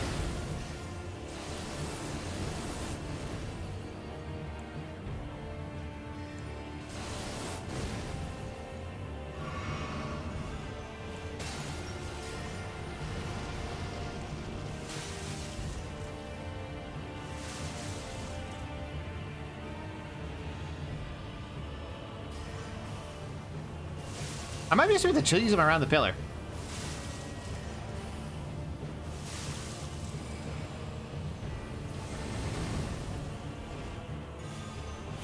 Like, he can see me when I'm over here, and therefore he'll try to hit me. Even though there's a pillar in the way.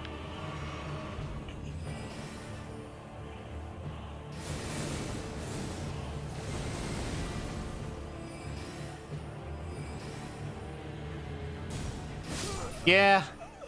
You fought well until now.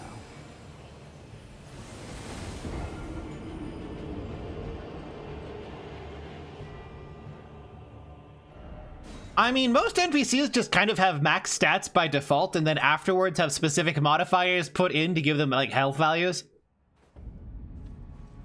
This is how I remember them coding it.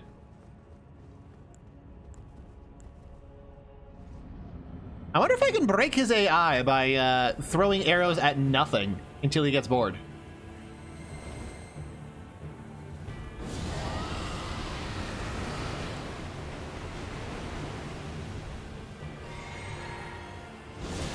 I'm dead. Yep, he input red and threw out Soul Stream at the same time I did.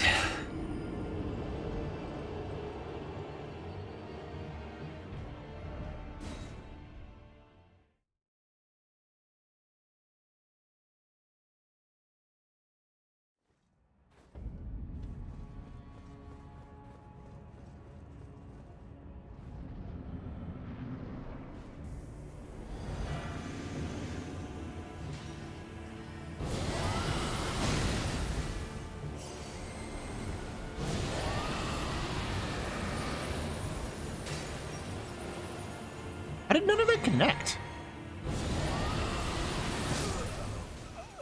You fought well until now. Maybe Radagon's the play here.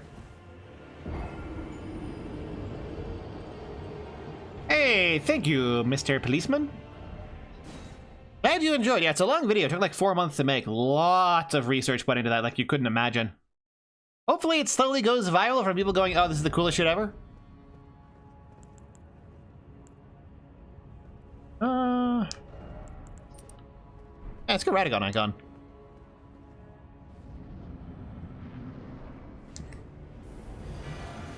We can turn this into a whiny bitch caster fight.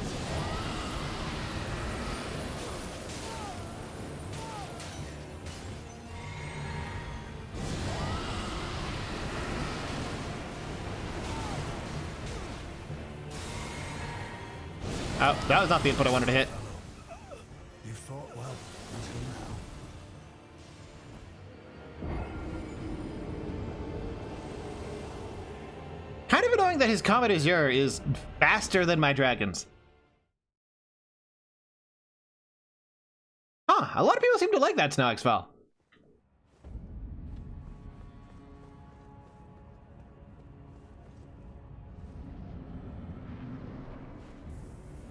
Honestly, kind of surprised.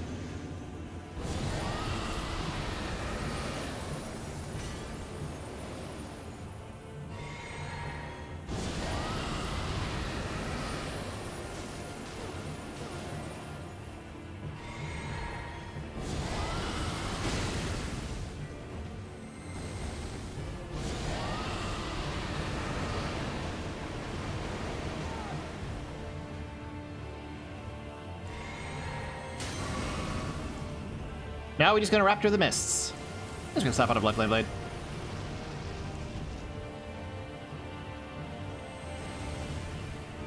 You know what I wanted to do?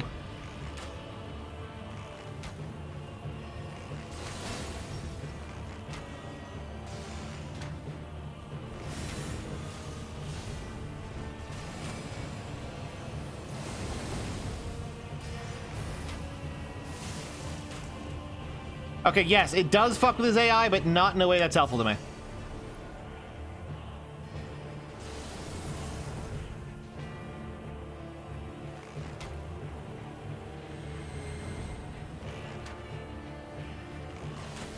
Cause him to roll towards instead of away.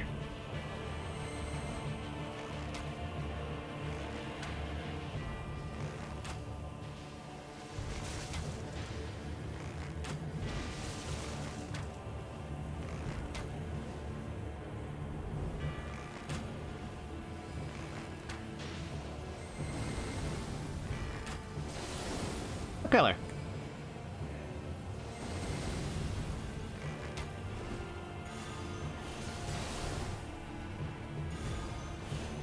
Pillar! Oh, come on! You fought well until now. Ooh, good to hear, policeman. What are you gonna be cosplaying? Also, something I forgot to mention in the video and didn't realize until after it had already been published. The Marred Leather Shield actually has heater shield strap configuration that can turn those straps as N-arms.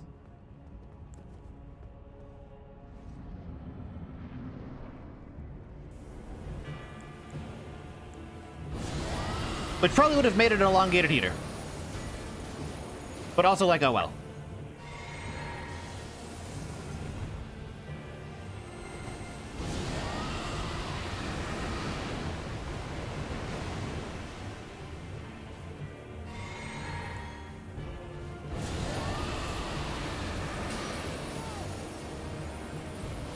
Sniper Joe from Mega Man. Ooh.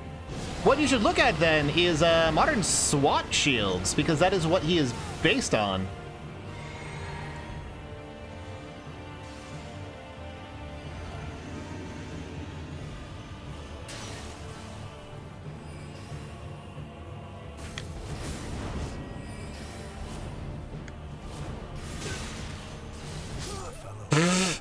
That's not dodgeable at that place. Okay, cool. Then he's gonna heal.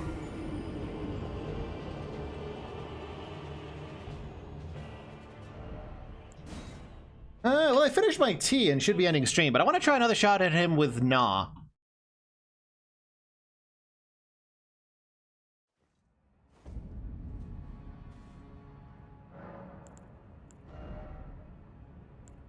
That's not gonna do anything for me.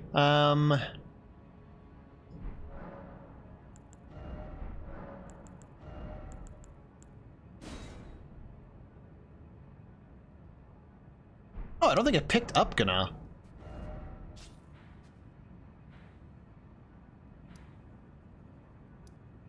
Oh. Well, I'm gonna try picking up Gana. We'll see how it goes.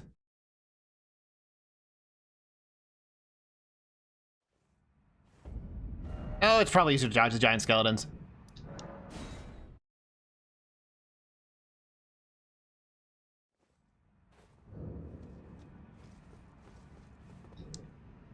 Also, yeah, Snow X-Fall. It is one of those things where the straps was why I put it in kite, but it's one of those obnoxious transitionals. Like, strictly, it should be its own category, transitional, but there's, like, fucking 2 transitionals, and I could either have them be their own section or, like, stick them with the kites, so I stuck them with the kites.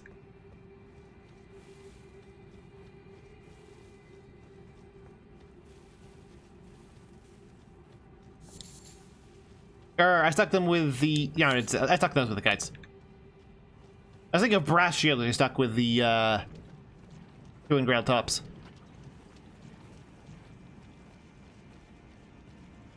This is it, right? No. This is it. No. Dang it! I know the best bleed spell is in some random fucking rock.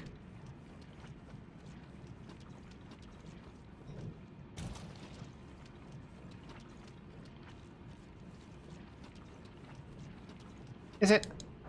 There we go. There's Gana.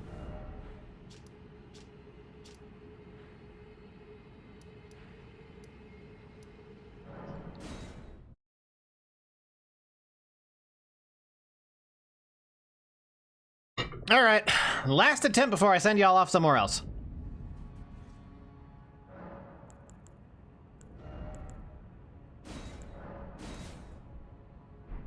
Oh, I need more arcane for it. Well, I don't need this hat.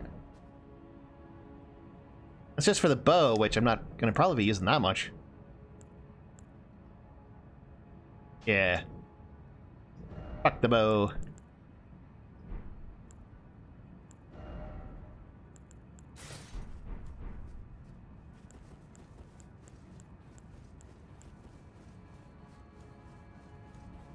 Wonder if I can just spam Swarm of Flies at him. It does the most damage.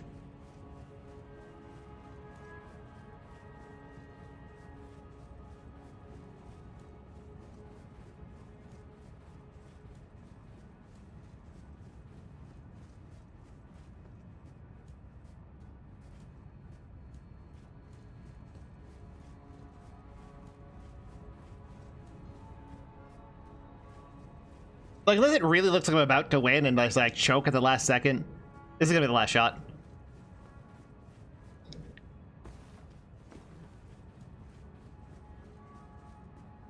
Congratulations, Mantid. You're a winner. I hope you recognize that I pronounced that with the apostrophe. Or no, without the apostrophe, sorry.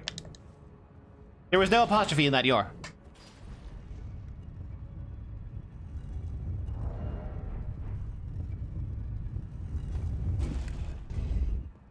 Bloodhound Steps probably better than this.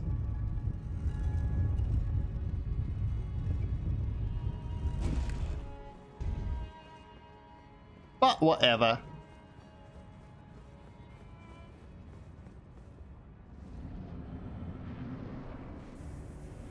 Alrighty, last shot. Strategy. Spam this.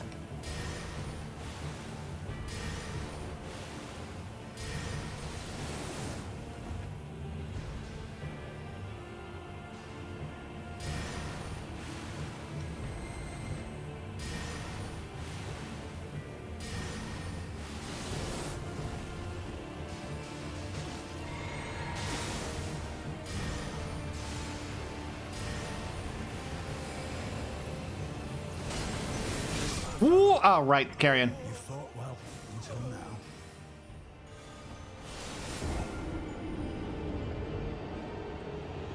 One more try, one more try. I have a stupid idea.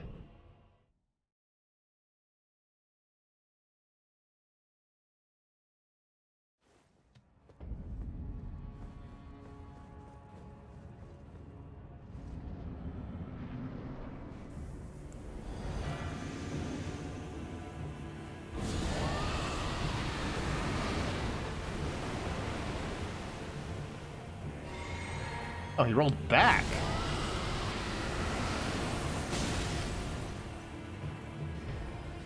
Whatever, that was a hit, so it's good.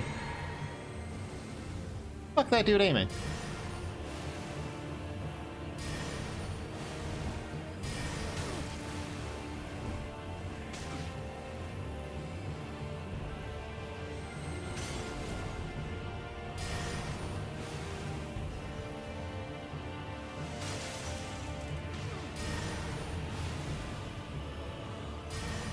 This feels an awful lot like it might actually work.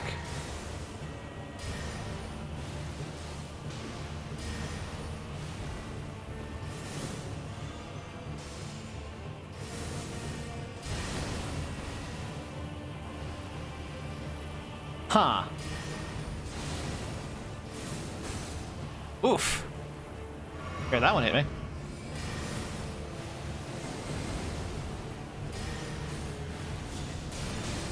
Ooh, Black Flame Ritual.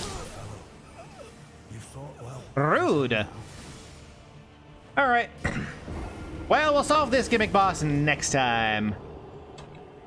I'm gonna go raid whoever the fuck I feel like.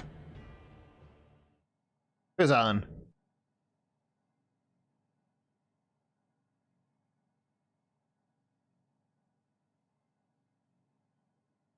Hal's on. Fuck it, I'm gonna raid Trigger Sweets. I think I've raided her before. Or Sweets.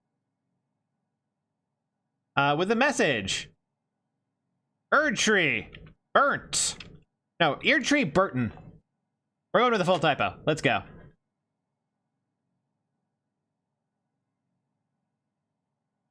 Hello, copy paste. No?